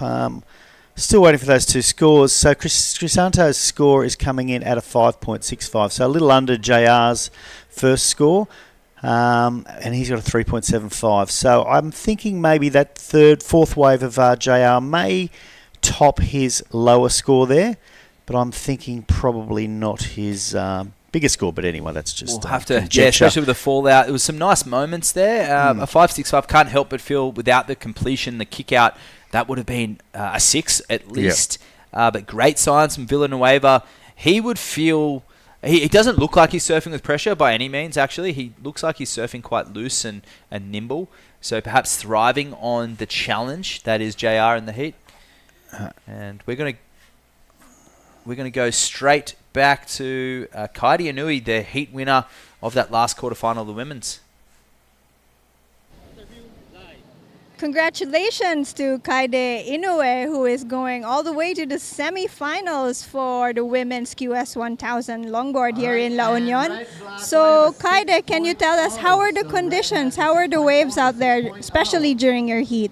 前のヒートが妹のさくらのヒートで、サイズの大きいボードに乗っていて苦戦していて、で私が乗っていたボードも妹のさくらが乗っていたボードに似ていたので、これはコンディション的にも失敗しないように先にちょっと点出そうかなと思って、1本6点台出せてよかったです。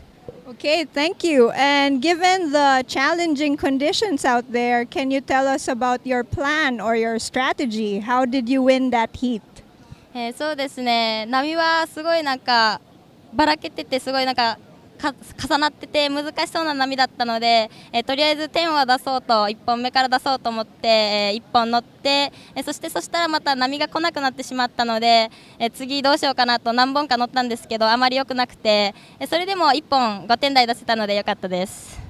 Okay, thank you. So, do you want to say thank you to your friends, family, anyone watching you in Japan and all over the world? 皆さん応援ありがとうございます。次はセミファイナル、妹のさくらの分まで頑張りたいと思います。応援よろしくお願いします。Okay, and おめでとうございます。Thank you. ありがとうございます。Okay, back to live action. Good job. Of what she said in the last bit there, she said she was making it to the semi-finals, and thank you very much. I was going to sit here and say you've answered every single question I've ever had so far, Matt, but tell me what she said the whole interview. You know what? I nearly got up Google Translate just then, just so I could have a firmer understanding, but I would imagine something like, don't listen to those commentators, and I love the judges because I'm through to the next round, and Ginger's amazing, and I think that she has a bright future ahead. It's a shame my sister and my brother couldn't join me, but moving forward, I'm looking forward to the semi-finals and the finals tomorrow. I'll watch the video footage, and yes, I'm happy. Thank you very much. You are good. That was the body language I was reading, and there's a little bit of Japanese that I know, but no, I don't think she was throwing too much shade on the commentators. But 13 minutes 35 remaining, a 6.4 and a 6 for that last wave for JR, so he's in a pretty comfortable position, but I think Crisanto with priority I hope he's feeling confident, because he's really not far behind if he could go back in time and perhaps not pull that end nose ride and finish with control, which is something I identified last year, seeing a lot of these Asian competitors at Kuta Beach in the second qualifying event. A lot of them unable to complete. And in the wave pool last event back in November, watching on the webcast, it's quite obvious if you fall off there, it's quite dramatic. And if you nosedive, well, generally it's nosediving because it's a shallow, fast, slabby type of wave, both shortboard and longboard. Kind of hard to get caught behind, but on a longboard, if you place it in the wrong spot, you step back from the nose, it runs away from you and you wipe out. You can't come. Once you get caught behind at the wave pool, there's no getting around it. Exactly. And did they have it on different settings for the shortboards and the longboards? Do you know They that did. at all? They had it on adjusted settings for the longboards, but I feel like there wasn't a lot of difference between that. I feel like it was quite similar, and some of the surfers that did swap between the both, the longboard and the shortboard, I think in the shortboard it was the Inuis, and it was also Daya, the brother of Danny Widianto. Danny did it himself. JR wasn't there, but some of them swapped from short to long, and I'm sure that they felt, Daisy Valdez did as well. I'm sure that they felt like it was a very similar setup as fast on your backside. Extremely challenging scenario. Yeah, okay. That's interesting, because I know that the difference between the advanced and beginner and intermediate in Melbourne in the wave pool is quite different. I've got a friend that works there, and he I haven't actually managed to surf it because when I went there was a massive storm and they shut it all down. There's Crisanto, nose ride right from the start. He's going to try to get around that section. Out the back we have JR as well, so loads of action. Big hard turn from JR. Crisanto's pulled out, figured there wasn't much left there. And what's JR going to do? He's going to get back out and get priority. Probably figured he wasn't going to beat his 6.4 or 6. Yeah. And thought, let's get out there and get priority with 11.5 minutes to go. I'm liking this surfboard choice from JR. Again, choppy conditions. He's making that speed shape pintail look pretty good out there. Crisanto struggling. It's funny, when he steps forward to the nose, he's got really forward momentum and he slightly shuffles back a little bit. If I was his coach, I'd say, hey, just keep that forward momentum going. Instinctively, you want to move back to the tail. Because you're worried you're going to nosedive or something? Yeah, but ironically, the tail's the slowest part. And if you go behind the apex, you'll lose all your speed you have. It's why in that emergence for shortboards, you still saw a lot of them wax all the way to the nose because they'd be up around that chest area where the wide point was, using their hands, getting that momentum. And in fact, barrel riding most of the time, even the modern day, you're seeing them forward of the fins. Yeah, I guess they wax it a lot now as well because of the airs. But absolutely, you know, when you're pulling into a barrel, you want to have your weight forward. You want momentum to be sort of heading down. Hashtag full forward trim. There is a hashtag on there. There's a big wave surfer from Sunset Beach who loves his full forward trim. He takes off, doesn't even bottom turn. He just takes off on his 10-foot Brewers. His Brewer Chapman's in the middle of the board, and I'm a big fan. It's not Andrew Stark, is it? It's not Andrew Stark. He actually snapped his board earlier today. So hello to Andrew Stark. Starky, we love you. The GM of the WSL, a great surfer, big wave surfer. Sunset Beach is a playground for him for a couple of months of the year. And the WSL, the Union International Pro, Matt, the Waxhead Chinoski, Jerry Deacon, a stalwart of the Filipino surf community, formerly of Cronulla, and spends his time now between both. I do. I love Cronulla. I've got to say I love Cronulla. I love the people there. Cronulla Point Board Riders and the Mighty Sharkies. Don't forget the Mighty Sharkies. I'm spending a lot more time there now. I've got a daughter going into year 12 and my lovely wife is there, Susan and Lily. I love you both dearly and I'll see you in a couple of weeks. But yeah, I try to get back to the Philippines as much as I can. And we thank the WSL, UPSA, and we've got our sponsor list behind us. We have the Philippines Sports Commission, Department of Tourism, which is a really big inclusion because without their inclusion, we can't have these events. And of course, the Escape Hotel, where we're sitting right now. Epic. Yeah, Department of Tourism, it's Region 1, so there's many different regions. In Siargao, it's Region 13. And Yvonne Dumadag. Hi, Yvonne. I'll be seeing you later in the year. She's just a champion down there. So yeah, the Department of Tourism is just they're the backbone really of getting this thing going. You know. And that event in Siargao, Cloud 9, the famous right-hander, which is just pretty much just notorious for a backdoor barrel. Jerry set up one of the first surf resorts, not the first, but he was also one of the first to really help with the assistance to competitions and growing surfing locally for those surfers. So thank you for your contribution to surfing over here. I thank them. I thank them for allowing me to contribute and be part of the community. And I've got loads of friends, loads of godchildren. You know, I mean, the Cloud9 or Katungnan, Pung Pung, and GL. You know, it was my home for 20 plus years, and I still feel like it's partly my home. And I love you guys. I miss you guys. I'll see you soon. Hopefully before the comp in September. But to Edna and Risa and Marnie and all the girls that worked with us, and my neighbours and Lolok and you know the congressman and the mayor and the governor, and you know, you guys made the last 25 years of my life just mega. And down here at La Union as well, we have San Juan Surf Resort, who are hosting us, the Landrigans, who were the similar situation over here in La Union at San Juan, and we thank them for hosting us with the commentary team, the judges, the WSL crew, the Ulster crew as well. And Luke, our event director, he's the backbone of this beach. You know, the Department of Tourism is the backbone of what happens in the event, and without Luke, it wouldn't be happening around here. He's a guy who's been here all his life, knows when it's going to work, when it's not going to work, where we should set up, where we shouldn't set up. Luke has really got his finger on the pulse down here. Not to mention a really good surfer. I think he was the first guy properly sponsored here in the Philippines, international sponsor as well. He's got a beautiful daughter that he takes surfing every day, and of course his lovely wife there, all at the resort, and we see them all the time. And here we have Villanueva. Perfect timing, up on the nose, middle of the board there. See, a little more improved and shuffles back to the tail. He's taller, and he goes down again, almost identical to the last time.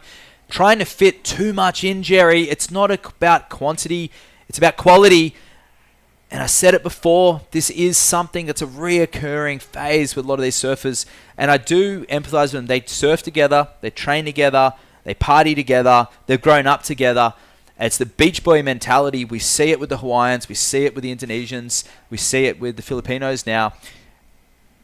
It's not necessarily about surfing that wave all the way to the shore as far as we can go. It's about just those quality maneuvers and just tuning in some of that timing a little more, and what might get you scores locally, what might get you scores at your board riders clubs, it doesn't necessarily translate to WSL level, and that will be a crucial moment with 6 minutes to go for Villanueva. I have to say, from those early signs, he was on his way to at least his best score at the moment with the 5.65. So perhaps, maybe not that 6.75, but if he can complete it, he's got to give himself that opportunity. Absolutely.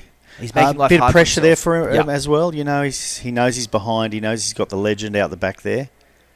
And he'll just feed straight up. He'll feed off that and up on the nose. Floater over the chop. This wave really disjointed, but making smooth transitions look like butter out there. That was a great nose ride. Great hang 10, which we haven't seen much of in the longboard rounds. And she kicked that fade there, that bottom turn. Wow. I mean, all right, I've just got to regain some composure myself here. We've been talking all day. Getting but that excited. there was clinical surfing, and there's glimpses of excellent surfing there. So if that nudges excellent, I won't be surprised. I'm calling excellent on that one, and I'm calling your call was excellent as well. So I think we get double 8.2s there. Do you want me to talk you through this? Absolutely. All right, so this big 5 there, that was crucial, and he manages these chops really well. That's not hard to do on a longboard, and anyone out there who is a seasoned competitor understands how hard it is to fit the 9 foot of board into the pocket when it's choppy like this. That big first step up to the upright 10, managing the footwork effectively in and amongst the chop. That bottom turn was crisp and a nice roundhouse turn. My favourite part, Jerry, you know what it is, the completion. The completion. He completed it. There you go. It's an 8.0. Yes. So we weren't too far off. That is an excellent wave. And like I said, you beat him. You got the 8.2 on the call. So good on you, JR. It's making it very, very difficult for Crisanto now. He needs an 8.75. Don't think we've seen an 8.75 yet in the longboarding today. So it's a tough order. But, you know, Ken Martin's words ringing in his ears, don't give up, you can do it, you can do it. Yeah, 100%. And he's really built a great platform on this heat. 4.75, 6.4, throwing out a 6 and a 4.9 with that 8. Now, if we go back to that moment, 6 minutes, Villanueva finishes that wave a score gets read out, let's just say a 6, for example, which I think he was well and truly on the way for, then JR's listening, okay, a 6. He only needs a pretty marginal, another 6 to catch back up to me. That's how important it is, the gamesmanship of this. You've got to complete at this level. You can't fall off. And if you do fall off at any point within 25-minute final, quarterfinal even, you make life so hard for yourself against a seasoned competitor who's come off the World Longboard Tour. He's here for fun. He doesn't need the points. He's going to be bagging a bit of prize money. And he's unfortunately ending the run, perhaps, of Villanueva. But he's got a chance to get 8.75 here. It's got to be something special. Up on the nose. Oh, this is a mushy wave, but he has some control. Battling a head injury, as we talked about earlier. And that wave closing out ahead of him. But he stays with it, and he's out of there. JR, wide on this one. And Joe sees him again, paddles back out. He's going to take priority. And really, he's better than 2-1 at this stage. You wouldn't put your money on anyone but JR. No, 100%. And JR was probably 2-1 to start with, and now he's, 1-10 if you can go the other way. I'm not sure if gambling goes the other way. Despite the chop, I personally would enjoy this heat right now to surf differently to JR. I would be, as a natural footer, flexing on my skill set. JR's flexing on his skill set, what he can do differently. Do you think it's an advantage being a backhander out here for some reason? No, not at all. I think it'd be really hard. I think it'd be such a difficult wave on your backside. Oh, okay. Because I find sometimes choppy waves and less wally waves can be very helpful on a short board on your backside. Yeah. That backside re-entry that JR did then is really difficult to do in clean conditions. So that one there's a small little log wave. I'm mind surfing that right now. It's pretty weak. It's something that you'd see at Watergoes down in this whole angle looks like Watergoes in Byron Bay, kind of like a peak, and then it runs down the reef a little bit. Which is a fun wave, even with a little bit of chop on it. Typical Australian-style nor'easter. Okay, yep. But it draws a lot of similarities to Sunzal in El Salvador, which is where JR had a fairly good result there. He had kind of the wrong-suited board, I think. If he had that board he's riding now, we could have seen him go a little bit deeper in the draw. So a lot of similarities to what he surfed on the World Tour last year. As we said it earlier, Bells Beach, Huntington Beach, okay. and then here he Malibu goes to again. finish. Victory lap? I think so. Minute to go. Crisp surfing. Just reading the midsection of the wave so well and fitting it, slicing it back into the pocket. I'm such a fan of JR surfing, and I'm seeing a sense of composure, maturity. And every time he hits a heat scenario, I feel like he's just gaining more experience, and he's getting better, Jerry, which is a really exciting prospect for... He almost seems to be in a class of his own, really. Yeah, he is in this event so far. Kai Hamasi is doing really well on the men's side of the draw, but the local knowledge right now of Esquivel, he's going to be one to watch moving through to the semi-finals. But it could be premature. There's no sets out there right now. Villanueva put in a great performance, a stylish natural footer. I'm really enjoying the little subtleties that he's got in his surfing. You see the body language there. Oh, not quite on the nose there. There, a little touch. See his hands by his side there, and real steezy. Nice little drop knee adjustment. I draw a comparison to Roger Casaguy, who made it through to the quarters, coming up next in red. And it'll say goodbye to Carlos Villanueva. I don't think that'll be the 8.75, but we will wait for the judging panel to do those comparisons. But that'll be more like a combo of that 4.20 and the 5.65. And we round that one out in that beautiful bay of San Juan. We're going to go to a break. We're going to come straight back with a special guest for heat number 3, the quarterfinals of the men's longboard. The WSL La Union International Pro 2024 is brought to you by Tingog Party List, House Speaker Martin Romualdez, and the Department of Tourism Region 1. The WSL La Union International Pro 2024 is sanctioned by the World Surf League and organized by the United Philippine Surfing Association in collaboration with the provincial government of La Union, the municipality of San Juan, and the La Union Surf Club. This event is sponsored by Alima, Clean Canteen, and SMC Infrastructure. This event is recognized by the Philippine Olympic Committee and the Philippine Sports Commission.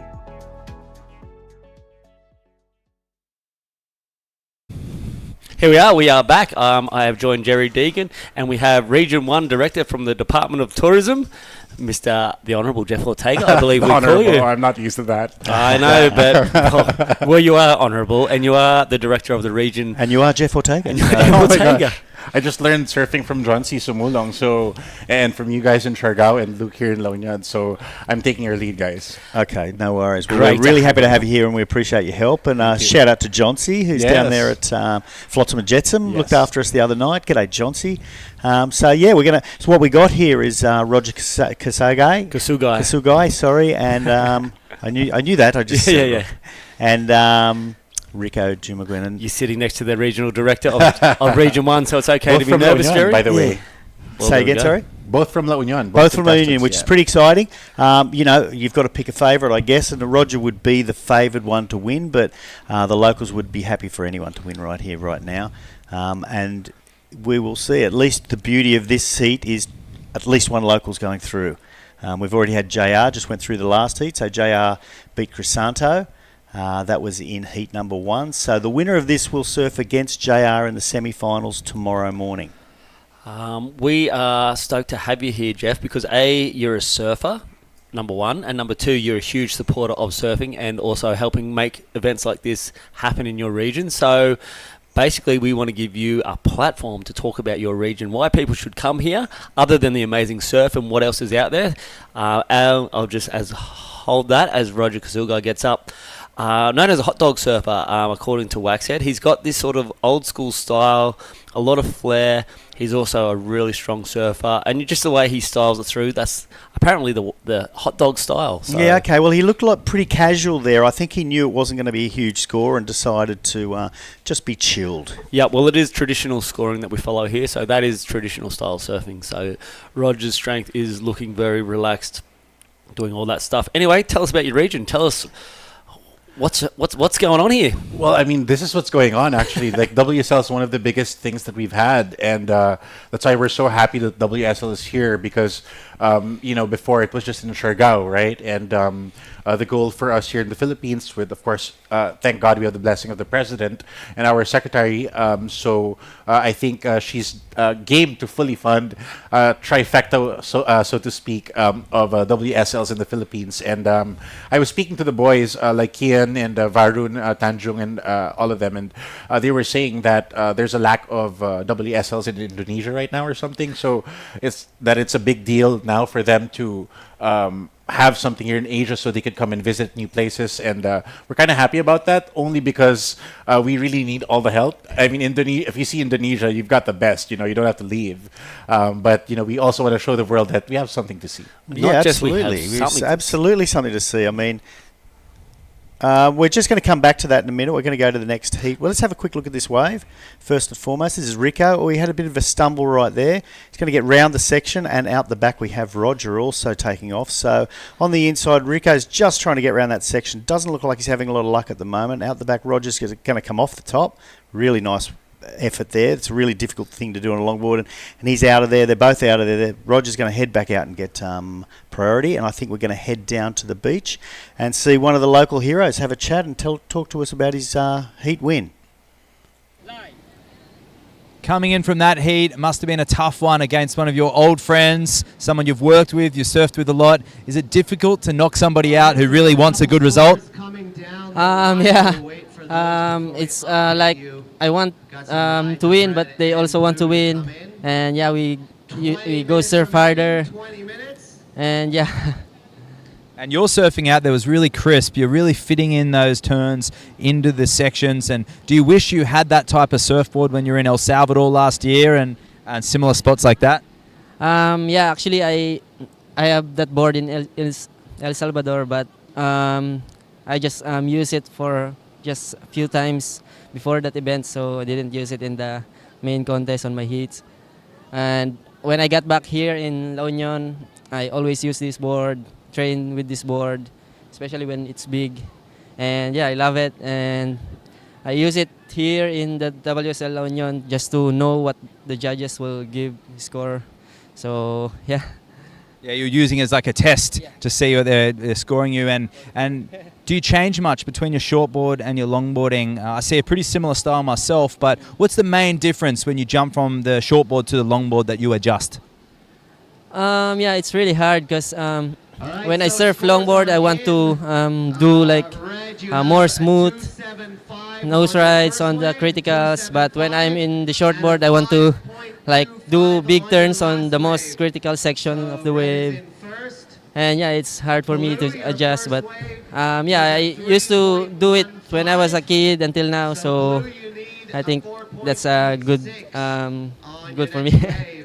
Well, good insight there. And Danny Widianto is going to be coming up shortly. He was in the shortboard side and the longboard side. Are you secretly going to be supporting your fellow shortboard surfer as well?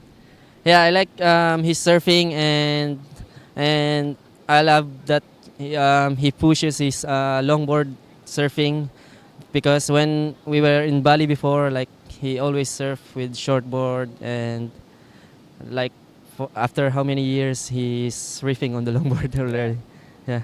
Well, I think this is going to set a precedent for the people out there. Ripping, shortboard, longboard. You went one better than the shortboard. Now moving into the final, you want to take that money or what? I don't know. I just want to surf and try to score high. Yeah, I just want to practice this board for the World Longboard Tour. So far, so good. We're going to catch up with this heat. Thanks so much, JR. Thanks, Waxhead. That was pretty good. If he doesn't want his money, we can take his money, right? The three of us will split it. It must be doing okay in that World Longboard Tour by now. Yeah, so this is Rico up and riding, and we've got some scores to catch up on. So I believe that Rico's about to lock in an absolute bomb on this one. I've watched this one during that interview, and he has had some huge moments on it. Now, Roger's up and riding also. Always loves to get that first hang five in Roger. He can do that in 10 foot. He can do that in 2 foot. Very strong legs. He works very hard on his core, and he is going to town on this wave. Looking out the back, may kick off and paddle out and get that very important first priority. Yeah, so we have a couple of scores to wait for. Previous wave of Roger was a 5.25, and you can see there, I'm pointing out to our oh, there we go. Back. We're pointing out to our esteemed guest here how it works. So 4 different judges, a 6, a 5, a 5, and a 5.5. So it adds up essentially to a 5.25. Yep. And so that's what he got. Now we're still waiting on his next score, and we're still waiting on Rico's next score. And obviously the guests at home mostly know, and I'm sure you know too, I repeat myself just in case you don't know. It's the 2 highest scores at the end of the day will count towards whether they come or go. And again, I know you know that, but you like to repeat it in case there's someone at home that doesn't know that. Actually, that's good, because there's probably lots of Filipinos watching now. Because surfing's been big here in the Philippines, or at least is starting to grow. So it's good to educate them where to watch. And of course, with the links that we have, maybe you can plug in where to watch them. I think it's on here for the link where it's happening right now. So yeah, WSL app, you can watch it. You can watch it on Facebook Live, Live and YouTube. WSL on Philippine Surfing. We have this across the board. So get on, follow every surfing to man, and you'll find this event going down somewhere around the world. We have some massive followers back home, like 20,000 plus daily. So your region is definitely highlighting this week for sure, because the waves have been incredible. I heard from Gabs Batalonis that you were out in the surf, our media guru, that you were actually out in the surf in Kirill the other day. So not only do you understand and love surfing, you actually do it too, which is amazing. It was mostly paddling, to be honest. What kind of board are you riding? I have a Zamora board. Okay. It's about 9.2. So it's been my board since I started surfing when I was about 20. So it's funny, like so it's only 2 years ago you started. Yeah, I could feel the wood in the middle already. So I think I have to. Oh, the stringer, you can feel it. Yeah, okay, well, yeah, because it's getting concave on either side of that thing. So I think I need to get me a new shoe. Time for a new stick. Roger just had a little up and down. This one looks like a bit more substantial. Rico dropped a 5.50 for that one. So Roger's still in the lead at this moment. We are 10 minutes into this heat now. He's got a 5.25 and a 5.0. So Roger's looking to throw away that 5.0 on this one and put that requirement up a little bit harder for Rico. Rico hasn't got a wave. He's chasing a 4.75. But if Roger can go into that next level of that score, maybe throw away that one with a higher than a 5, which it doesn't look like he's done. He's dropped to 3.25. So a bit more work for Roger to get back out there now, get priority, and start so making it harder for Rico. What other things in the area would we go and see? You know, we want to go surfing, but there's got to be a stack of other things that the Department of Tourism recommends for around here. Oh, Rico up and riding. Hard to get a word in when these guys are out there absolutely firing. And we are interested because that's why we're here. We're not here just to surf. The endless beauty of La Union is something that we want to take in and learn a little bit more about. Well, I mean, you know, La Union's kind of a small, sleepy little surf town, but then we do have some towns nearby, like Imuki Island in Balawan. It's about 2 towns away, so we have tide pools there with mangroves. So similar to how they do it in Siargao, in Magpupungko. I remember that clearly 10 years ago, or maybe 15 years ago. It's pretty busy now in Magpupungko. I can imagine. Yeah. Okay, so plenty of other things. I think some guys told me about a waterfall, somewhere not so we far actually away. have San Gabriel, which is about 35 minutes away from Surftown, and it's a 45-minute hike. It's not bad, actually. It's a pretty healthy hike, and you end up in this gorgeous waterfall, especially when it's a rainy season, or now is a good time, and the water's super cold. And at night, here in La Union, it gets cold to maybe about 18 degrees. That's cold for us. Yeah, that is cold for you. Yeah, I know. Yeah, that's interesting. And what kind of tourism, has tourism changed much since your tenure? Like numbers of tourists coming into the area? Well, I mean, when I started out, actually, it was only a few months before the pandemic. So most of the work that I did was repatriation of foreign nationals and, minding businesses that were closing. Rico up and riding. Look at you. You know your time to stop talking. This guy's a natural. Not very often that a young surfer like Rico can quiet the Department of Tourism director, but here he is as he is getting to work on this wave. Looking to 4.75. I'm sure he would have loved to get that little bit of work done. Just drifted a bit far out on the wall there out in the green water and lost all his pace. On the inside, but he did do some great work, and here's Roger on a bomb. Set. And Roger is that strong surfer that can take off on. Nice little drop knee turn on that. A nice rebound. Nice quick hang 5 tap. Back to the back of the board, looking for that power source again. Nice little foam ball climb for Roger. Will this step up again? I think it will. I think Roger may be on his way to improving his 4.75, but the judges definitely will have a lot to think about with the last of Rico and the last of Roger now to drop in. Yeah, that was a pretty nicely ridden wave. It was a set. There's always a little more points for a bigger wave. You know, if you do the same thing on a smaller wave and the same thing on a bigger wave, you're definitely going to get another point or so. So that was the biggest wave I've seen ridden during this particular one. So yeah, back to the your role as such and how the tourism's going here and what are the differences? Well, the most important thing really is injecting the gospel of surfing. To be honest, I found myself here in this position because of surfing. So John C. helped me open a lot of eyes and introduce me to people like you, Jerry, back in Siargao, I think in 2009. It was a while ago, yeah. And so these things kind of built up and stuff, and I felt that we can't rely on one person, so it would be good to have people in government to see and apply what we have here on the ground to the funding of government, because it's very different. The bureaucracy is very different. So usually a normal surfer wouldn't understand that. So I kind of placed myself in the middle so I could bridge the gap together. So it's great. Look, and I think you can hang your hat on surfing. I mean, that Siargao's the proof in the pudding.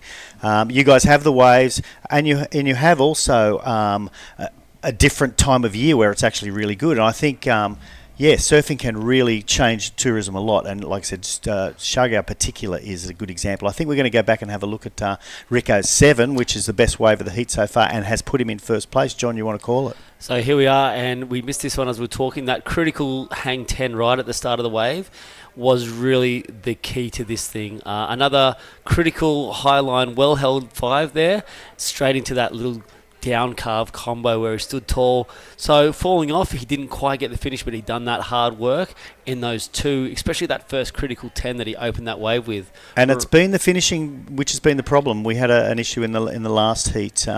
Crisanto had a terrific wave, couldn't finish it off, and Matt was highlighting the fact that finishing it off here is so very important. Pulling off the wave as opposed to falling off the wave looks makes like a huge Rico difference. just got the news then that he dropped to 7. So now Roger's got himself in a situation where he needs a 7.3. So he's going to need the best wave of this heat to get himself back into that commanding position for the semi-final, that next level. Okay, couldn't quite pull into that one. Yeah, I mean, and an event like this is exactly what you want to bring surfing to the area and get people to notice where you're at and what you're doing. You have a huge advantage that you have Manila so very close as well. And I know the place is packed on Saturdays and Sundays. Yeah, actually, we're still sorting out the issue with the boards, so... Here goes Roger. Up and riding. There's that hang 10 from the start. Nice and casual stance up on the nose, showing that he's in complete control.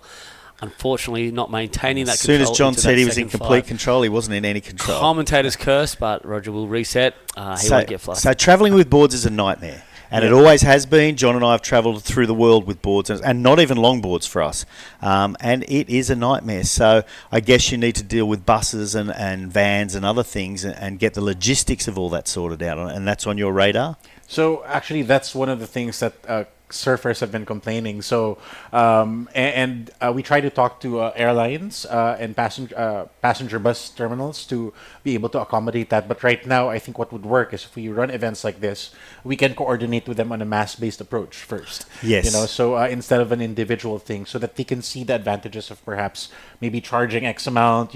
Not too much, but just right. If we get a and we're going to shoot back to us. So we're going to see your face again, Jeff. I think they like you in here. Yeah, I don't know. We never get the camera in on us when it's just me and you, Jerry. I know. Well, look at me. Why would you? The other thing is the amount of events you're now having here in La Union. It obviously takes a huge group effort to make these things happen, and getting the big tick of approval from the Department of Tourism is one of those major sort of hurdles that we have to get through. Here it's not even a hurdle.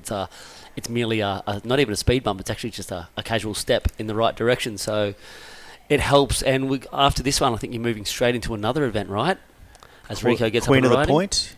So yeah, we actually have a few events here in LU, what we would like to call it.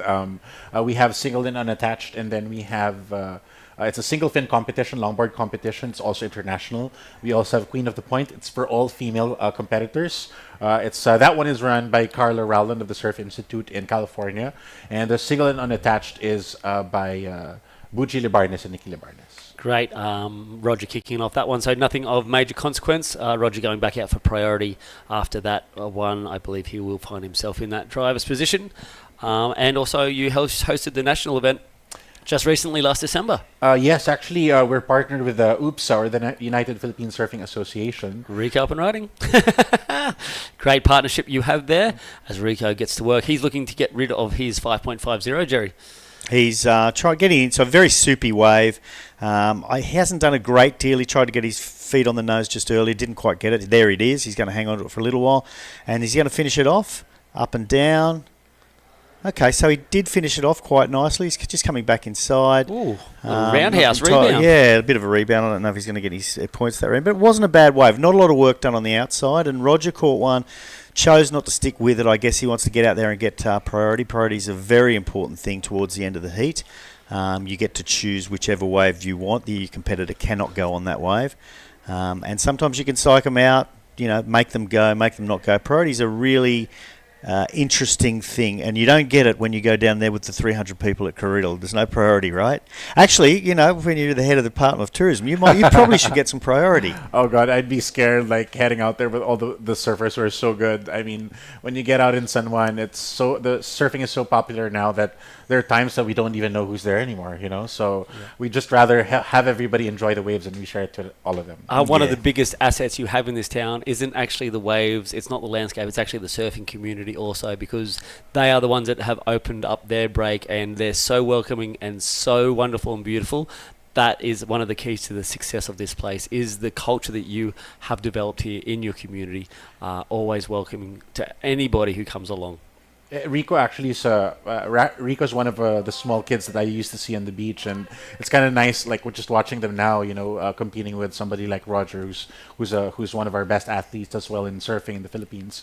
It makes me really proud because it was just like yesterday that they were just trying to sell some stuff, like bread or something like that, and then now here they are in an international competition. Yep. I feel the same way about Shargo. Muramar, I've known him since he was nothing essentially, and most of them. And it's a really since he was 4 foot tall, he still is. Yeah, maybe. But it's great to see them grow up and be successful and inspire the next group of people as well. And that's what's happening here. You've got these older longboarders inspiring the younger longboarders as well, and it's an amazing longboard wave. To be honest, if I lived here, I'd probably be a longboarder. And it's exciting that that's also inspiring people like you, Jeff, to actually look at surfing and realise the value in it, because you have seen them make lives of it out of themselves, and you understand that tourism, in particular surf tourism, can actually open up these doorways and gateways to not just careers for yourself, but also the surfers that live around you.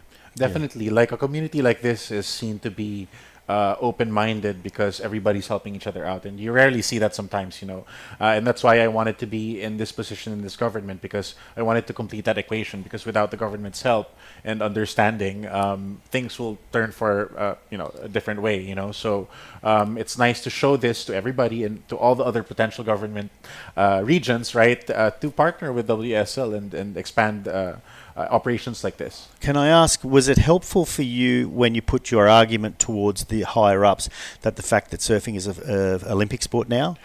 Actually, they were looking at La Union more. It kind of made so much more noise. I know it started with surfing and then it became a lifestyle, kind of like Bali. So that kind of made noise in the whole hierarchy, and they wanted to see their own towns to turn out the same. Yeah. But again, like you said, it's really the community that you build that makes it, and it's similar to Siargao. It's a more foreign-oriented community, right? But here, like you see people from Manila moving to La Union. I've met a bunch that have moved to La Union because they want to live by the ocean, and they can either work remotely or they have the cash to do it. And why is it fine with them, right? I mean, there must be something. It's the surfing. I have also noticed the foreign community is definitely increasing out there too.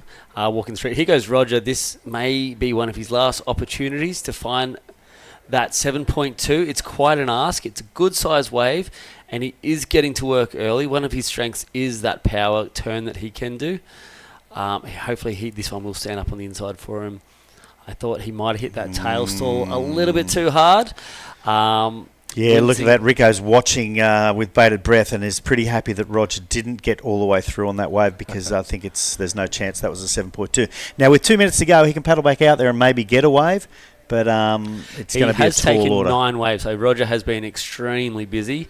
He dropped a 4.60 for that one, so not going to be enough to get him into that 7.2, which is getting towards the excellent stage. A very good wave was required.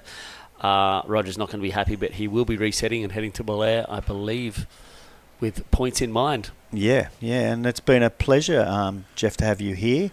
Absolutely. To get Thank your you. insights on what's happening. And if we get one more wave here, we're going to get you to call the wave. You're a surfer, you know what you're doing, you know what you're saying, so come on, boys. Let's get one more wave, and our Director of Region 1, Jeff Ortega, is going to call this wave.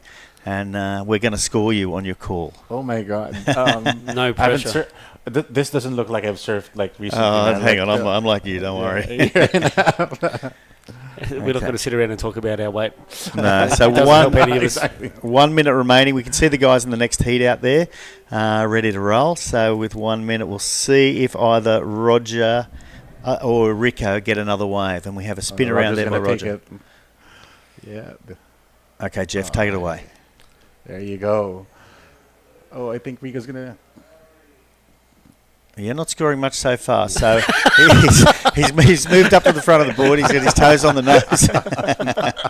And he's going to take it all the way inside. Now, he's leading well and truly, so he had priority. He took the wave away from Roger, who he couldn't afford to take this wave, because it's actually been a wave that's lined up really, really nicely, and Roger could have done it. That's almost an air. Oh my God, that's he's happy. He's celebrating. He's a happy boy, very happy. So happy for him, actually. Yeah. As a commentator, Jeff, you make a great regional director. Right? Suck as a commentator.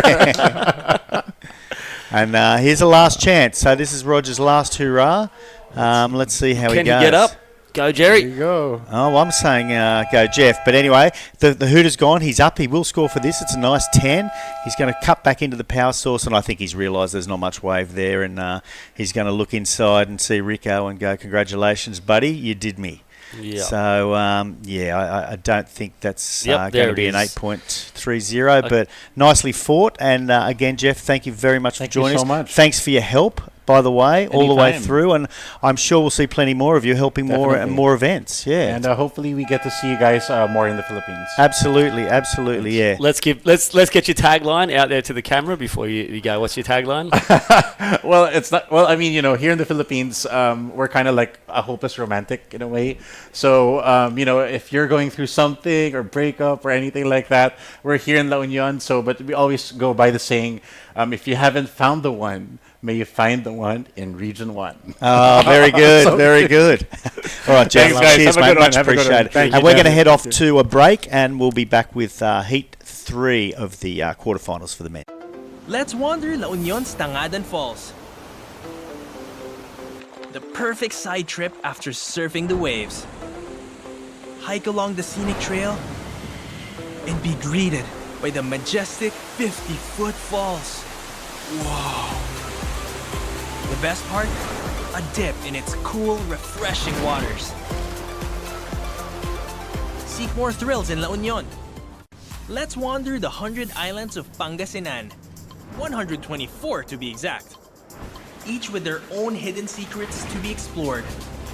The islands are connected by the Lingayen Gulf, and bridges, and even zip lines that let you fly from one island to the next. Woohoo!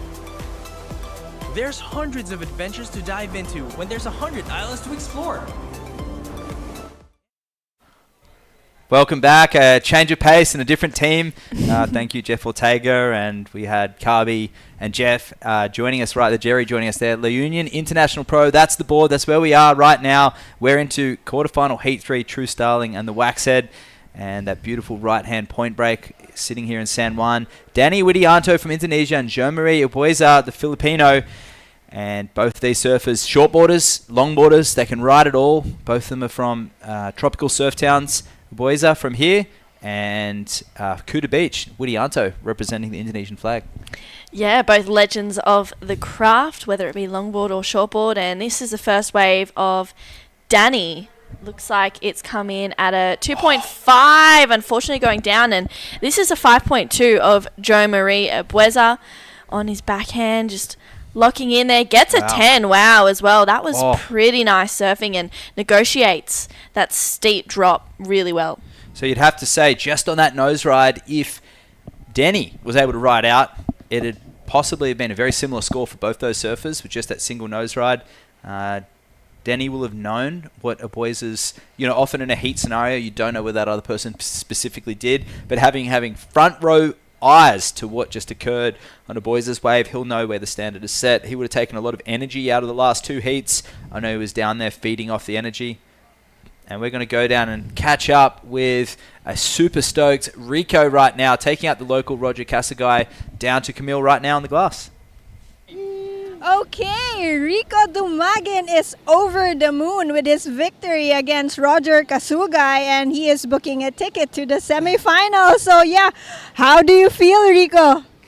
Feeling blessed. And thank you kay Lord kasi binigyan niya akong good wave, and then Roger, one of the best surfer sa atin kasi alam naman natin si Roger yan. Then ilang beses na kami nag-meet sa quarterfinals. Lagi ako natatalo, ngayon nakaisa ako. Sa WSL pa.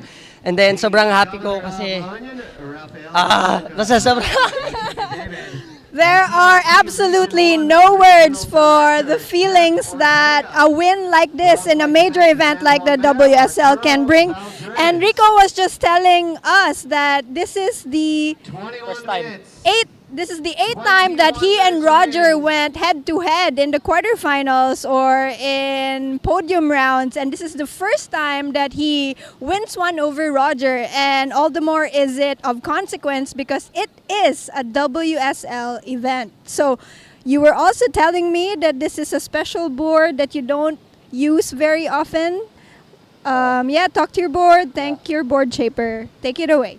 I'd like to thank you to my sponsor, Ian Zamora, for having me a good board. And this is designed by Ian kasi I don't know what shape I want. And then I tell to Ian that give me good board and I gonna use it well. There's the English. Congratulations, Rico. Okay, and yeah, see you in the semifinals. Back to live action. That was a great interview, heartfelt from Rico, as we just see the other local boys are falling off there, and that is the bandwagon model, I believe, from Zamora Shapes. Ian Zamora being very generous with his shapes, sponsoring a lot of the locals here. He's a Californian shaper, and he's the husband of Carla Zamora, who's synonymous with longboard surfing, running the Queen of the Point series of events. That'll be coming up here in between single and unattached after our event next in Bel Air. But eyes on this heat. Out to an early lead, a 5.20 and a 1.35 for Jean-Marie. Priority with Denny. He's yet to fire back with sets coming between 5 to 6 minutes apart at the moment. It would be due for another set very shortly. Denny was down there timing those set waves, being the consummate professional that he is with the Indo crew. And you know what? There's a super stoked Ketut August down there who's pretty keen on trying some longboarding down in Kuta. No way, I didn't know that. Ketut, he's, we've seen him. He's a great shortboarder, a Challenger Series surfer. So to see him on a longboard, to switch it up a little bit, could be a bit of a breath of fresh air for both Ketut and everyone watching him surfing. He's an exceptional human being, and yeah, a lot of the Indonesian crew, they really kind of band around together and they support each other, and yeah, it's so good to watch. Pajaz down there, there's a bunch more, Oni, Putra, yeah, there's plenty of Indonesian surfers here really supporting each other. They travel in groups, which is really cool as well. But Danny, I'm sure he's got a good support crew on the beach right now. And a big hello to Tippy and Tim Hain there from ASC. They are responsible for a lot of the events that take place.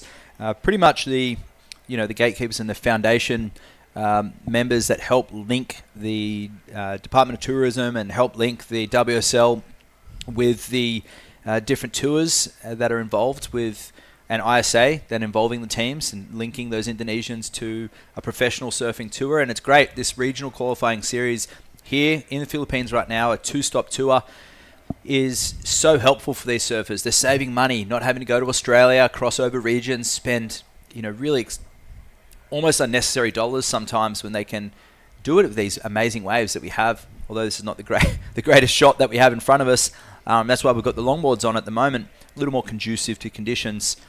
But obviously Indonesia, Philippines, Japan's got some amazing waves as well. It's crazy that this region hasn't been represented internationally until recent years. Yeah, absolutely. And the amount of talent that is coming out of the Philippines in regards to longboarding is not something that I'd expected to see. We saw the first kind of time that I'd seen Filipino longboarders was, first of all in Bells last year, and then more closely in South Korea at the wave pool event. And then here now, the depth of talent, especially with, the ranging of ages as well. Mara Lopez, we saw her in the earlier rounds. I feel like she's got a pretty good future ahead of her. Absolutely, 12 years old, shortboard and longboard as well. Multi-dimensional. Yeah, her longboard, I was like, wow, this is really cool. And then her shortboarding, I kind of had my jaw on the ground a little bit there. For 12 years old, it was really, really, really cool to see. In any region around the world, if you're that competent as a shortboarder, you're able to hit the lip on a 4 to 5 foot day and come down with a lot of speed and momentum. That's showing a bit of maturity in your surfing, and that's a testament to the foundation that's been laid from these local surf communities and government organisations. Like we had Jeff Ortega from the Department of Tourism beforehand in here in the booth explaining a lot about their role and the grassroots initiatives that are in place. And it's so crucial for travelling surfers to, if they can and they have the means, to help and see, and not take over, but donate, help, and see where we can help push surfing in these destinations, because they are underrepresented on those national and international tours. And I, for one, am super stoked to be calling this heat between the Indonesian and the Filipinos. 15 minutes 30 remaining. Pretty quiet so far. A bit of a lapse in the lull, so a bit of a lull, I should say, with Widianto having a look at this, going to pull the trigger on that priority. He's committed now. The boys has made him go. This one looks like a smaller wave, but he just needs to build a heat total. He's up on the 5-10. Gets the soul arch 10. Wow. Holding that nose ride. We haven't seen much of that today. Another nose ride through the section. If he can go complete, this would be a great medium average range score. Does he get an inside section? He does. Not a big wave like a Boises. Does he get the completion? And he does. He rides out of it. That is going to be a fantastic score. I don't think it'll nudge excellent, but I think it might surpass that 5.2 from Joe Murray. Thoughts, True? Yeah, I really liked it. I think, there wasn't too many mistakes on that wave. That 5 to 10, then back to 5 combination was really classy. He showed control.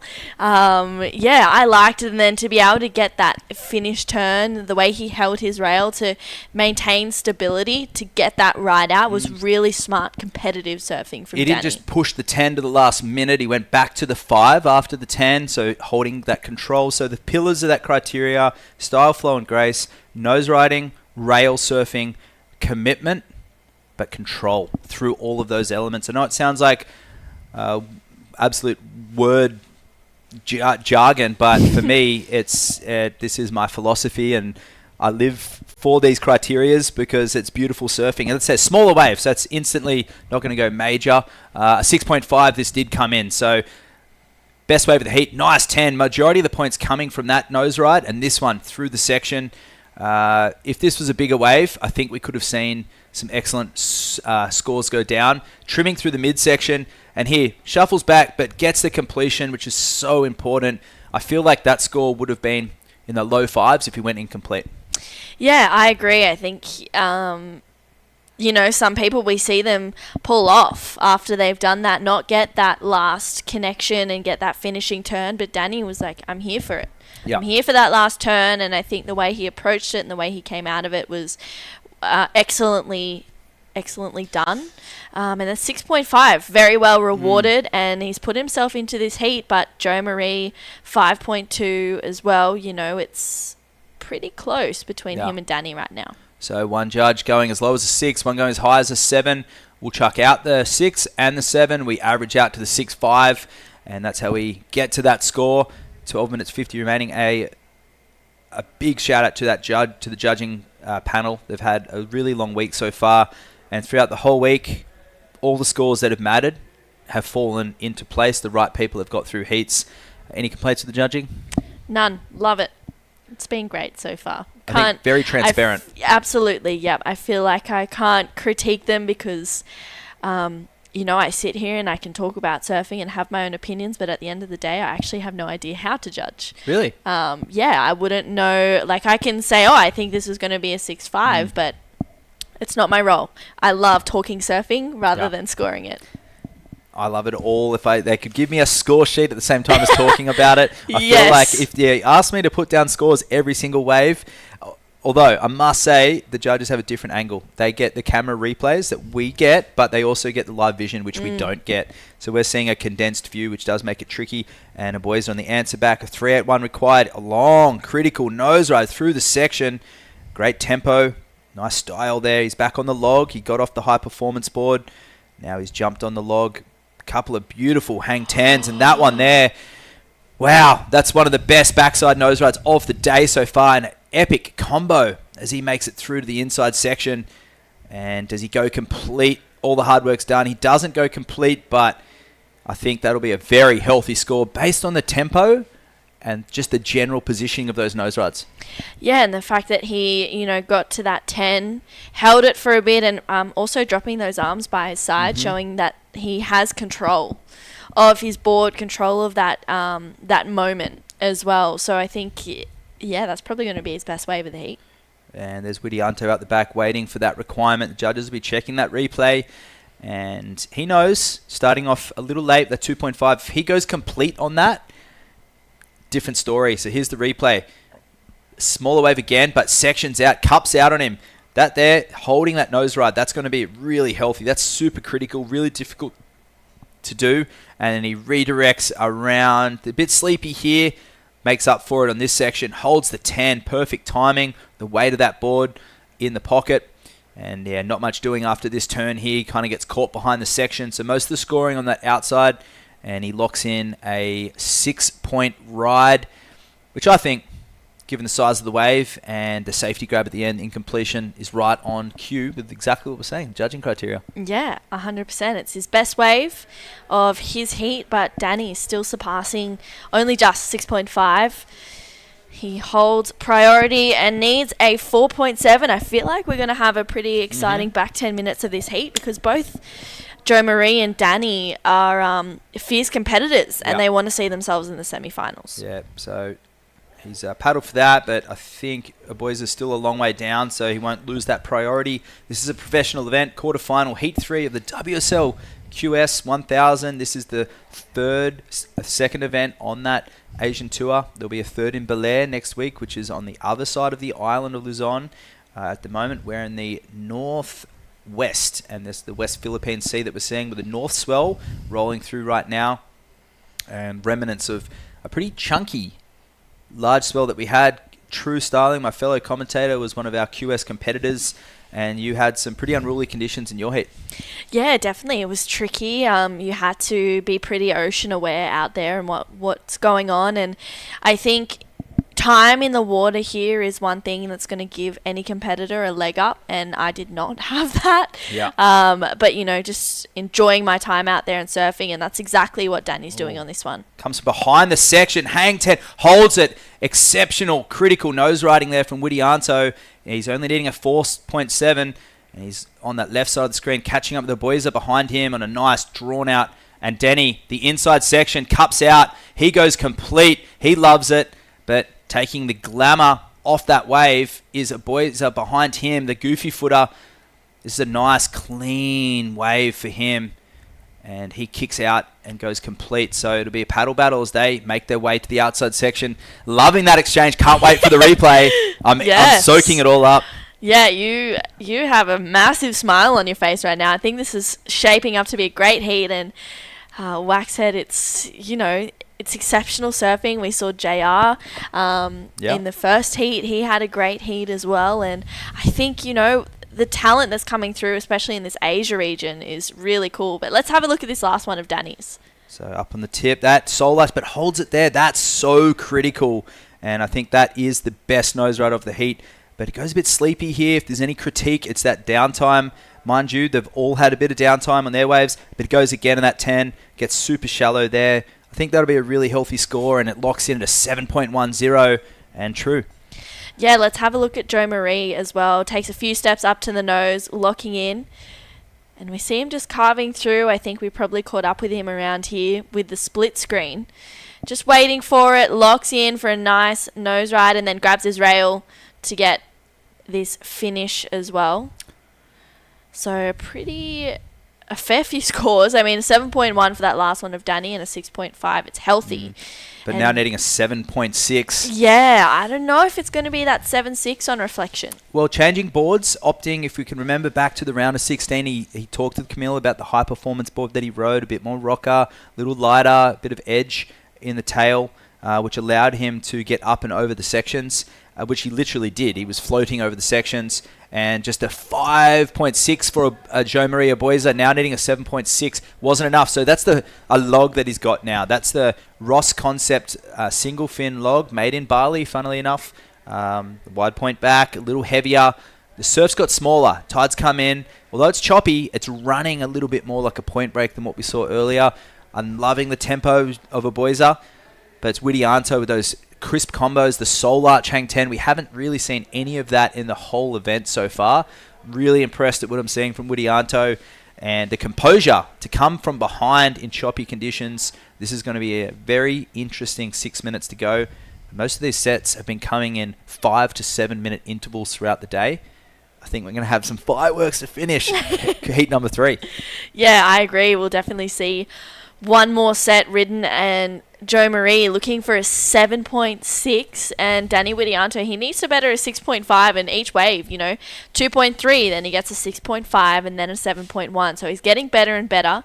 And this next heat looks pretty stacked as well. Warren Lopez and Kai Hamase, who's the South Korea wave pool winner. Yes, the Japanese surfer, he's diligent with his preparation, and Warren Lopez scrapped through his earlier heat in some pretty messy conditions. He'll be getting fired up with Joe Marie now, especially if he could get a win. But Rico in that last heat beating, you'd have to say, the favourite Kassegai, and you can see on the outside a bit of gamesmanship from Oboiza trying to sell Danny, who's got that priority. And in this one right now, the first semi will be going straight through. They'll go into the semi 2 against whoever wins in that next one. So it's going to be either Warren or Kai Hamasi. So they're going to have their hands full, but step by step. At the moment, a 7.6 recorded from Oboiza. I mean, not trying to put you on the spot, but that's a pretty hefty score for this afternoon's proceedings. What do you think will be in order for it? Well, if we reflect back onto Danny's 7.1, getting that 10 combination and holding it as well, I think Joe Marie is going to have to do something pretty special and similar to that to get that 7.6. And then from there, he'll need to get a finish and maybe a couple of more critical nose rides. Maybe to get in the 8s, just to make it, a little bit trickier for Danny to get back into the lead. Yeah, I think it'll have to be a set wave, and I do predict we'll get maybe one more flurry towards the end. And coming into this, 9th place was Joe Marie. He's on the 350 points, 9th place finish over there in the wave pool, and it was actually in 7th place Widianto, so kind of a pretty crucial time for both these surfers, because above them, Masaya Tsukamoto, Moritaki is not here, Kim Dong-kun, Tako Nui, and Kanoa Hije are not in the draw. And here goes Oboiza with that hang 10. So yeah, pretty everyone above Danny in 7th. And Joe Marie's right behind him in 9th. Every single person above them except for the winner, Kai Hamasi, has been not in the competition or knocked out. So these guys will go flying up the rankings right now. And you'd have to say, if one of these surfers could go on, they're going to meet Hamasi in the semi-final, they'll be the ratings leader. Wow, yeah, that is super, critical information. If Hamasi makes it. If Hamasi makes it. Yeah, he still needs to surf his heat. Here we go, live action, Joe Marie getting a little hung up on that one. So he can kind of play around underneath the priority of Danny Widianto. Nothing lost there. You can see Danny waving his arms, wanting to know a situation. He's well in front with that 7.1 and a 6.5, but Joe Marie definitely has the capabilities of locking in a 7.6. Yeah, and a 7.6 club for Red. He's just on the inside. Danny's going to be trying to hold it down, wait for one of the best sets of the day. But here goes Joe Marie, nothing to lose under priority, so second choice. And if you are on one of these mid-sized waves, you really need to make sure it counts and do something we haven't seen all day. It's a tough task out there. The ocean's pretty flat right now, but as I said, 2 minutes 20... the order of the day, something will come in, and I'm feeling for Oboiza right now. He's had a roll on throughout the day, but he's come up against a smooth and silky Widianto, and you'd have to say at the moment, holding priority, he's in the driver's seat. There's a little wave coming. Ooh, nervous moments for both Danny and Joe Marie. Joe Marie's probably hoping he doesn't get a set and better that 6.5, but maybe there might be There's one. two waves in this. Wow. Danny has to use priority wisely here. He goes the first one. Yep, and he's thinking that was a strategic move. Nice snap. He's got to get rid of a 6.5. He's not really on his way at the moment. Nice 5. And he will commit. Oh, my gosh. And on the outside section, the best wave of that exchange is Oboiza. So Danny playing strategy, taking that wave. So this is going to be a great wave for Joe Marie right now. Good combos. The crowd love it. And he gets that 10 and pulls it as well. So we'll have to catch up and wait and see. But I'd have to say on the inset, this wave is looking pretty good. Yeah, wow. He's still going on this one.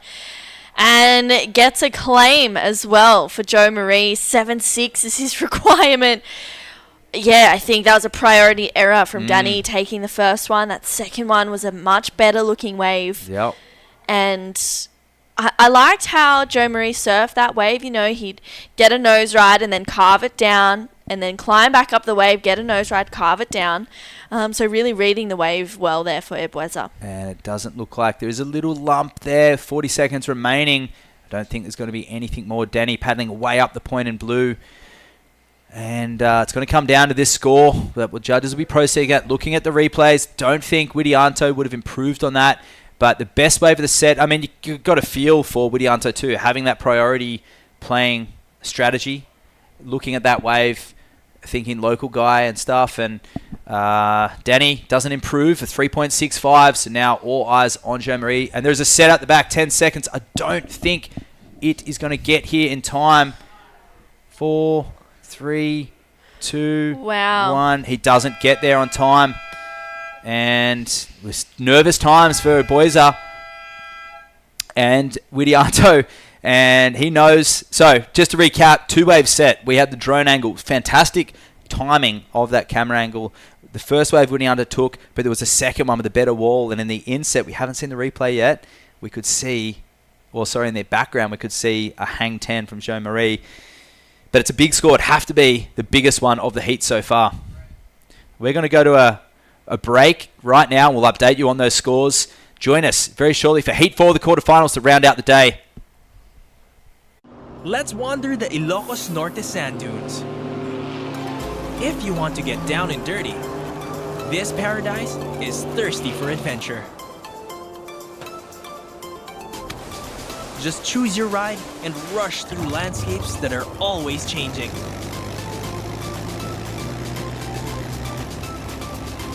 Go where the wind blows, here in Ilocos. Let's wander the historic city of Vigan. This UNESCO World Heritage Site is one of the best preserved Spanish colonial towns in the world. Walk along cobblestone streets of heritage houses and historic attractions dating back to 1500s. Don't forget to take home Ilocano crafts for pasalubong. Travel back in time in Vigan. All right, news just come in. That last score of the boys are an 8-point ride, the final wave of that heat, and he clinches the win, needing it was a 7.8 required, and he got that requirement. And it was an excellent score. The judges just tipping it into excellent range. So commiserations to Widianto, playing strategy and not improving on that 6.5 in his exchange. So he's a very thankful surfer right now, and he's going to go back out to the ocean and thank God for an amazing result. You can see the emotion coming through right now, True. Yeah, super emotional. He probably just needs a minute to process what just happened. He, was in second for most of that heat and getting that 8 on that last wave and well surpassing Danny Widianto. What a great heat that one was. It was great to watch the talent between those two surfers, and the emotions really showing. Yeah, it's very special, moving moments. He will jump on top of Widianto in the rankings, but both surfers will skyrocket forward as well, with Hermasi, the ratings leader, coming up against the boys in that second semi. I shouldn't get ahead of myself because Hermasi's in this quarterfinal 4 against Warren Lopez, the goofy footer as well. Can he cause an upset?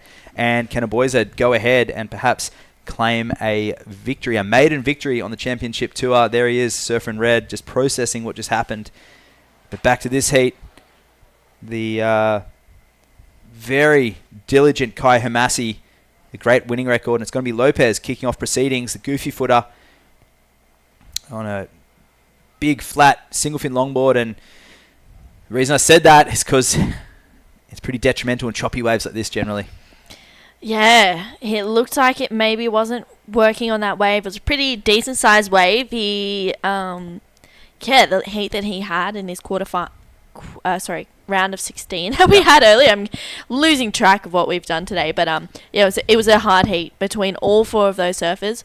Warren is a local surfer here, so he does have a bit of local knowledge, maybe that edge over Kai, but Hermasi he's a great surfer. He's got that experience in the top tier of events, and I feel like the same thing. I feel like we'll more than likely see him in the finals, but it's heat by heat. Yeah, and that's where we are. Escape Hotel. We're at San Juan, La Union, and down there you can see on the middle of the screen, that's where Camille is right now with the winner of that last heat, Jo Marie, and elated Jo Marie. Let's go catch up with the emotions down there on the beach. Live with Jo Marie Ebueza, and we can't help but get so emotional here down at the beach right now because, as you saw, that was a very close heat between Jo Marie and Daddy Widianto. Jo Marie, can you tell us what are you feeling right now? What are the emotions escaping you right now? I'm super happy to advance to semifinals day, to finals day tomorrow, and super happy, and thank you so much to all supporters, family, friends, and to my wife and children, and thank you so much. Wala. Thank you so much, God. That's all.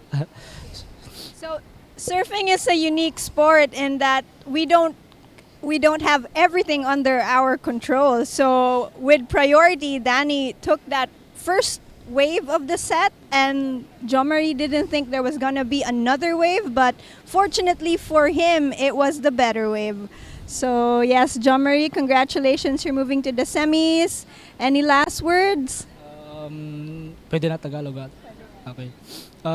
Nagpapasalamat nga ako sa mga tumulong sa akin, sa sponsor ko, sa Amihan Surf, Alima, then sa mga tumulong dyan sa akin, na yung mga tao na tumulong sa akin, and sa family ko and sa Elu Surf team. Maraming salamat sa sumusuporta. Sobrang saya ko na nakapasok ako ng semifinals, and ito yung pinaka first time ko na nakapasok ng semifinals sa WSL, and di ko expect na mararating ko tong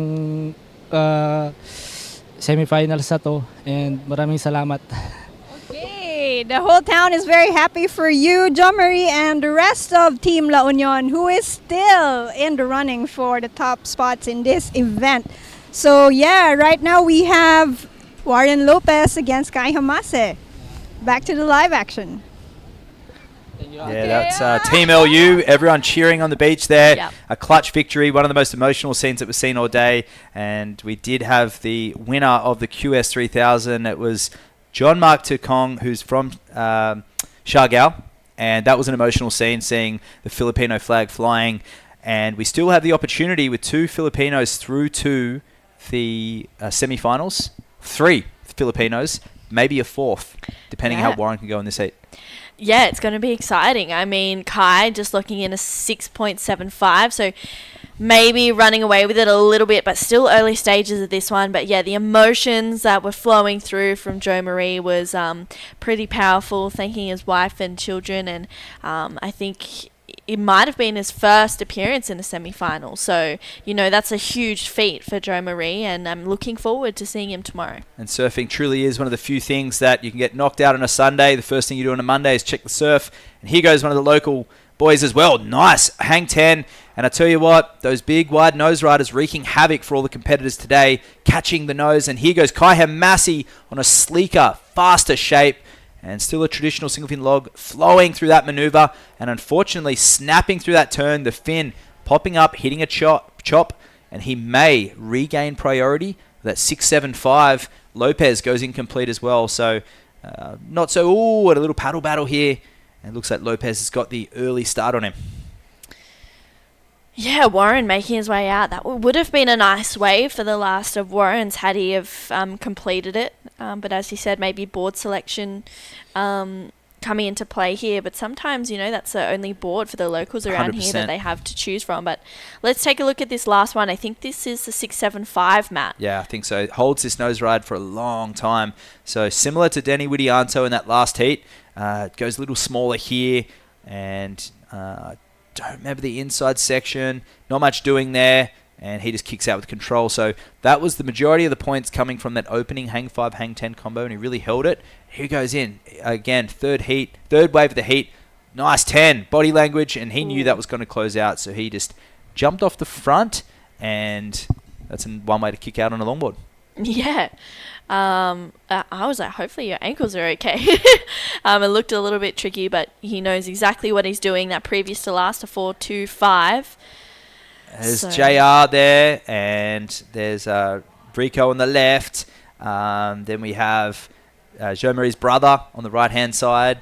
A lot of action going in there, supporting Warren Lopez out there right now.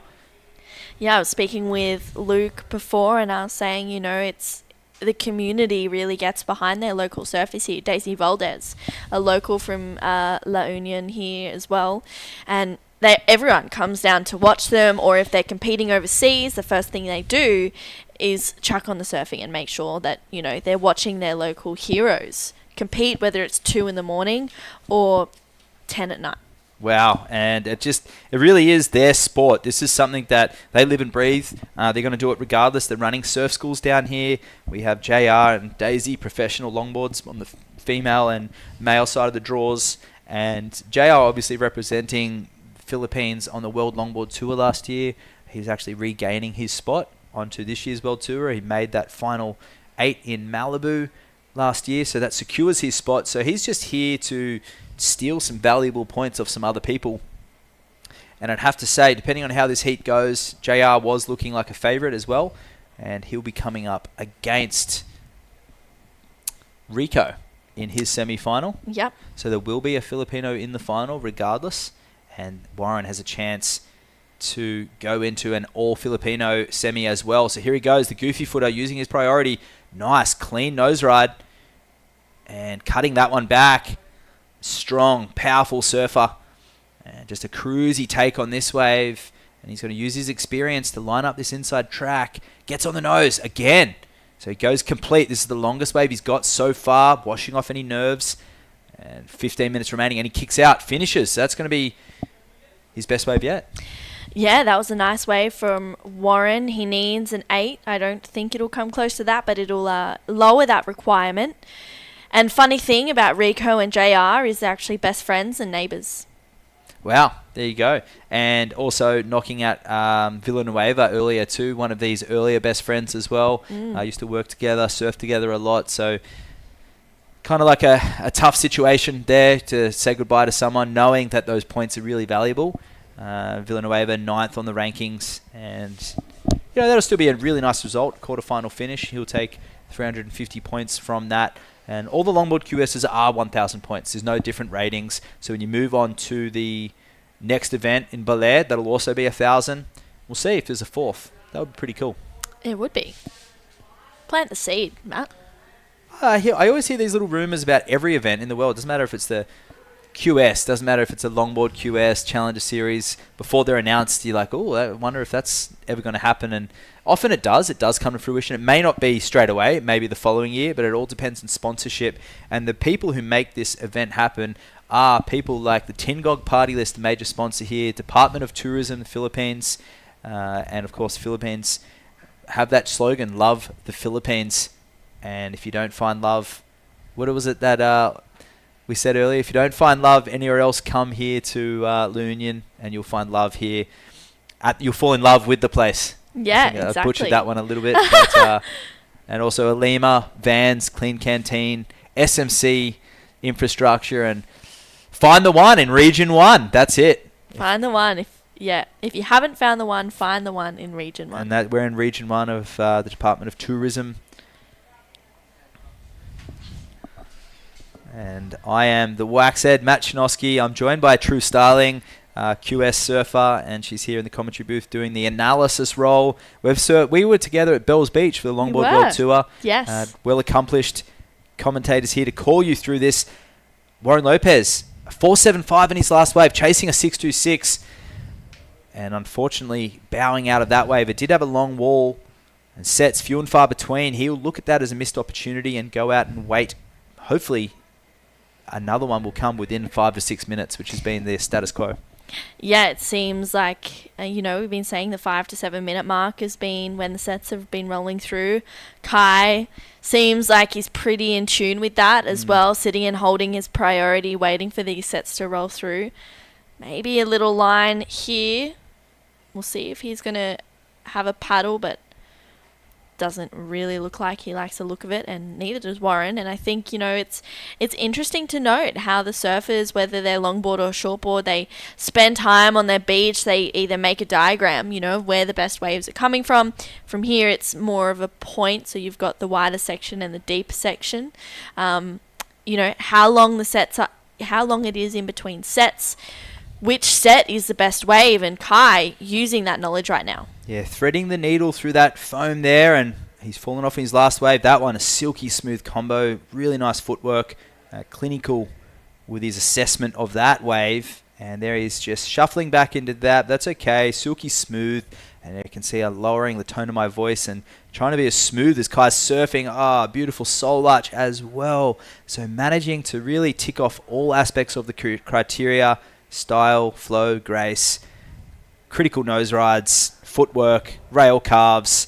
Kai Hermasi, the diligent surfer from Japan, I think that one will surpass his 675. True, what are your thoughts?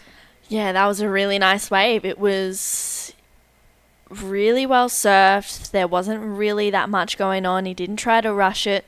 There wasn't too many mistakes on there, and I think he surfed it to a T. I used the term classy before, and I feel like that's suitable for this one as well. Gets that nice nose ride through that section and redirects it really well. Just reading these sections, gets that 10. And then this, I love this drone angle. Wow. Yeah, this is fantastic. And this here, the soul arch 5 on the inside. This is some of the best camera angles all day. Well done, drone operator. Here. There. Beautiful leverage, just lifting his weight up. And you can see him tapping that one off the inside. That is one of my favorite waves of the day. That's very hard to look that smooth. And a great score's about to lock in for Hermasi. But Lopez, wow, that's a good connection. And that board just, unfortunately, just fighting him all the way. He's got the surfing, but that big wide nose rider just not doing him any favors, with the big ears on that nose nearly just unfortunately on his way to an excellent range score. And I just feel for him because it's catching an edge. Nearly every time he gets on a roll, it pearls and it catches. And that's that flow that we talk about that Hermasi accentuated. And it's looking like a very healthy number. It's going to go excellent for Hermasi. And a quick 5.5 locked in for Warren Lopez. But they're taking their time. An 8-point ride flat for Hermasi. And you see here, let's watch this. Nice takeoff here. He sets up this nose ride and gets this nice extended 10. All the hard work. Gets a nice carve here. And I thought he's on his way to the good score here. On the nose, that's critical. But unfortunately, with a board like that, I'm going to talk about the technical aspects shortly. It doesn't fit in the pocket of the wave, which forces Warren to have to nose ride out on the face. You can see there's the pocket. Now he comes back in. And they're called ears. And those big ears, those big round ears, they protrude and they hit chops. And they're really stable, those boards. But they're very easy to ride. But they're hard to get in the pocket. And that one just fighting Warren all the way. And, Kai's not without his hiccups in this heat either. But he's really been able to successfully sashimi chop his way through these waves and just dissect it to come out with an 8-point ride to go to 6.75. Warren surfing's there. It's just he's struggling with his equipment. Yeah. Okay, so relate that to me in shortboard terms. Okay, so he's riding a... If you can, he's riding a mini mal out there right now when he's trying to release the fins and slide. He's trying to get radical, trying to do fin throws and nose picks, but he's riding a big round nose mid-length, okay? And that mid-length is flowy, it's stable, it paddles really well, but if you're a professional, you don't need help paddling. You don't need help being stable. You see the width of that nose up there? If you're a professional, you don't need a big, wide-nosed platform to nose ride because your tail's actually doing all the work when you're nose riding. It's not all that nose work out the front. It's not anything to do with it's very rarely will you actually need that platform in professional longboard surfing because all of those nose rides need to be back in the pocket. Stability is key, and that's where very small waves, we're talking waist high and under, that board will be a joy to ride, but it gets a bit bigger, choppy. He's just fighting it out there. But you're right, that could be the only board he's got, and he's, as I said, he's putting in a great performance regardless, but now needing a 9.25. The grasp is just becoming harder for him in this heat. And what's the solution? Well, You see JR riding a board that he had last year. JR going through a very similar thing at El Salvador last year and Bells Beach, struggling with his boards, unable to pick that right board for the conditions. He was lucky enough to have that support and be able to have options, which not every surfer is. When you get those options, trial and error, trying to borrow other people's boards. You know, if Warren wants to ask me to borrow my board, it's a narrower nose. He may really enjoy that. He might hate it. He may love the big wide platform. And surfing is the joy. It's not all about competition scoring points. Because after all, if he wins or loses tomorrow, first thing he does is probably going to go for a free surf. Yeah, absolutely. Even after a heat, probably go for a free surf. I know no matter what, if you win, lose or draw, you know, you're always back out in the ocean. It's a lifestyle. But thank you for... I understand what you're saying now with the wider nose. I was trying to make sense of it, and I was like, yeah, I'm not. Yeah. But yeah, that's for shortboarding terms, to put it into that. I totally understand where you're coming from. Yeah, just a mid-length. Yeah, I can get barrel and mid-length. I can do calves and little airs and snaps, but it's a real lot easier if I'm on a shorter board, a lot more sleek with a pulled-in outline. It makes life a lot easier. Those adjustments are much more critical. And Kai riding a more sleeker board, something a little more tailored to these conditions. I mean, JR probably on the pick of the boards in these waves right now, and it's relatively unconventional in professional longboarding these days, but it works for him. And here goes the man, hopefully proving me wrong. Quick hang 10 on the outside, stepping back to the tail. See, lovely tempo. He really knows this wave very well. 6 steps up to the nose. Great timing. And he goes complete on this one. So this board looking nice there, and just a little bit of a lack of flow there. And he's going to surf this one through the inside. Safety is a bonus section. He gets low. Center of gravity driving through this section. And this one's going to give him something on the inside. The local guy. Nice re-entry to finish. And he kicks out. So that one will feel really good. 4 minutes 30 to go. I mean, a 5.5 is a low. I have a feeling it's going to be right there. Maybe a little higher. Don't think it's going to be the 9.25 though. No, I think it's going to have to be a fair bit better than Kai's 8, and that was pretty beautiful surfing to watch. And here he goes up and riding. So smaller frame Kai, and staying really high on that wave, holding that stretched out nose ride. Steps back as the section comes up. This one tips of his toes, winds up the windows a little bit. And anyone who's driven a car with manual window winders, that's what we call winding up the windows, where you used to have to put your hands out and rotate them to wind up the window. It's a term from the 60s and 70s when someone's out of control. Losing your balance. Yeah. And there's Warren, the man, waiting for a score to drop for him. Looking like it was a 4.55, so not enough. That control sort of deemed... Yeah, he's just not feeling the flow at the moment. He's got those singular maneuvers, but it's that connection that Kai's got that's just getting him the nod. And there's a set on the outside, both surfers not in position. And style, flow, and grace, those pillars of the criteria, nowhere does it say performing tricks. Nowhere does it say it's a nose right competition only. It's purely the mix of all of those maneuvers. And Soleil Erico and Kai Salas, the 2023 world champions, really embody that criteria. We saw Kai and Soleil winning at Bells, and we saw them winning at Malibu as well. So able to do it from, 2 to 8 feet, and I'm sure they could do it in 10 feet as well. Yeah, 100%. You've got to be, to be a professional, you need to be able to surf in the small stuff and the big stuff and be pretty well-rounded, especially in longboarding and shortboarding, because the one major thing that's not controllable is the ocean. You never know what you're going to get at each event. So yeah, you've got to be capable of doing it. And Kai and Warren, I'm sure, are both very capable of kind of adjusting where they need to. Warren's had some really great rides, but yeah, he just needs a 9.25. He's going to need a set to get that and some near perfect surfing done as well. And look at this drone angle. Kai Hamase up and riding on this first set. Almost like an Arvo glass off, and one of the best soul arch hang 10s of the day so far. He's feeling that flow, and you see that accelerating off that bottom turn. I love how he's just able to cut through the face and place his board where he wants to with a lot of control and a lot of professionalism as he makes his way with that trademark posture, and he goes complete And one thing I love about Kai's surfing is he doesn't claim. He just lets his kickouts do the talking.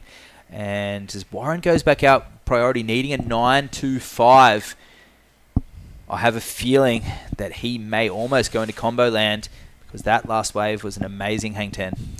Yeah, that was a really nice wave for Kai. I think I agree with you. I feel like this next wave of oh wow, it's already locking in some pretty good scores.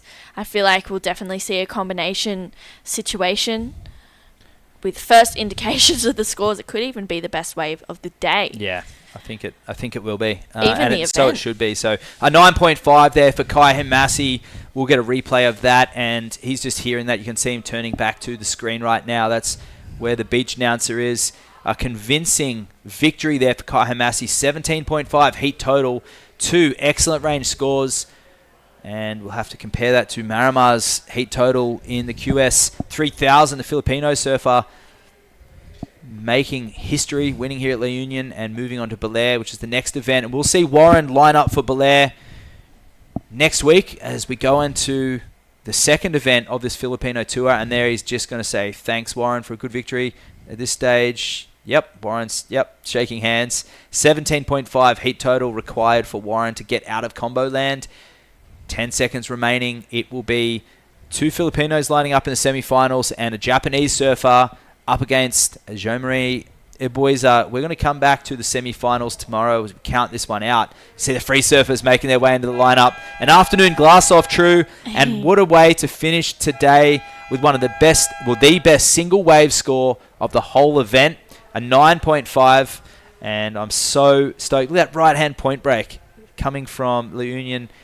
We're sitting here in the judges' tent, just right in the middle, above the judges' tent. And we are going to head to a commercial break, and you'll see us tomorrow. And this is True Starling and the Wax Head here. Thank you for joining us today for the WSL La Union International Pro. We'll be back tomorrow for the Longboard Finals Day, the semi-finals. We'll be back for a 7 a.m. call with a potential 7:30 start. Tune in, watch the highlights, and congratulations, Kai Hemasi.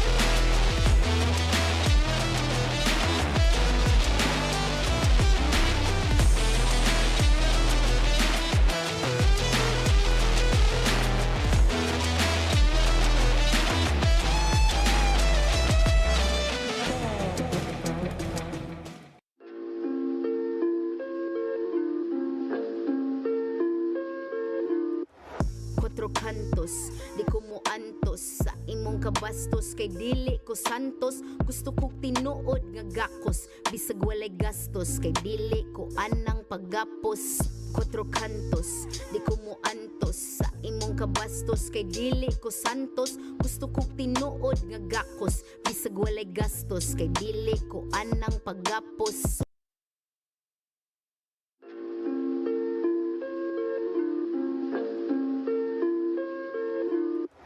Kwatro kantos, di ko mo antos sa imong kabastos, kay dili ko santos. Gusto kong tinuod nga gakos, bisag walay gastos, kay dili ko anang paggapos. Kwatro kantos, di ko mo antos sa imong kabastos, kay dili ko santos. Gusto kong tinuod nga gakos, bisag walay gastos, kay dili ko anang paggapos. Sugdan na tong storya sa usa ka babay, dako siyang pagmahay sa iyahang gilabay. Dito siya ni tagay, unya nang ngitag away, ni syagit siya og peste giatay.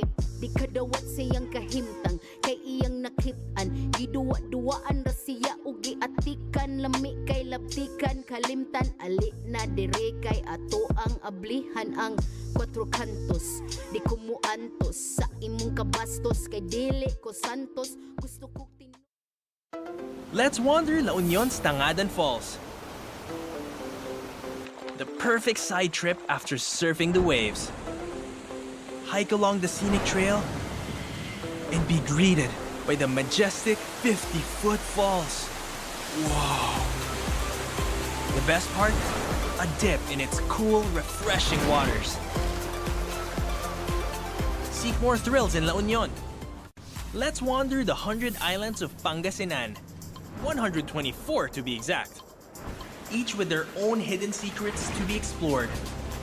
The islands are connected by the Lingayen Gulf, and bridges, and even zip lines that let you fly from one island to the next. Woohoo!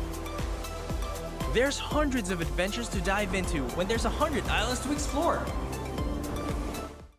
Let's wander the Ilocos Norte sand dunes. If you want to get down and dirty, this paradise is thirsty for adventure. Just choose your ride and rush through landscapes that are always changing.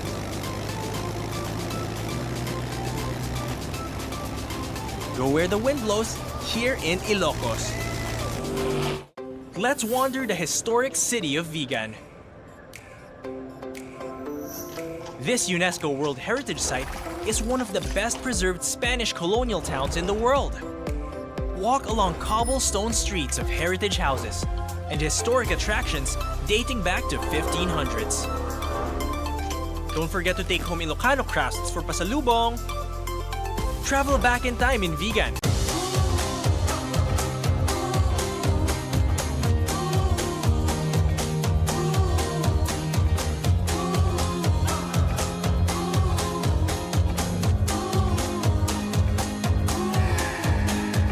We are the keepers of the flame, sharing our hope so you can feel the same.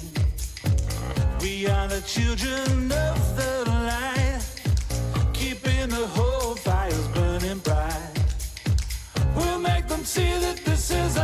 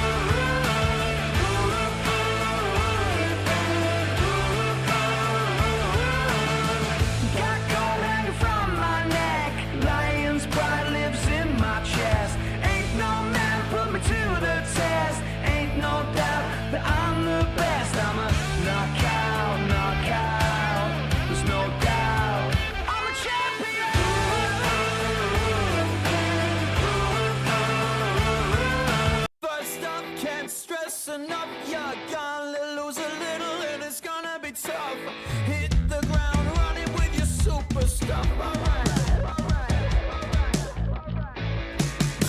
Get caught, get loose again. Everybody asking what's happening. Let them know about the refashioning. Get hot, get hot, get hot, get hot, get hot, get hot, get caught, get loose again, yeah. Get caught, get loose again, yeah.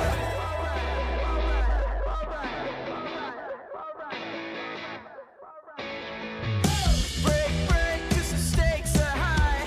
We are pure trouble and we won't be told no street. The WSL La Union International Pro 2024 is brought to you by Tingog Party List, House Speaker Martin Romualdez, and the Department of Tourism Region 1.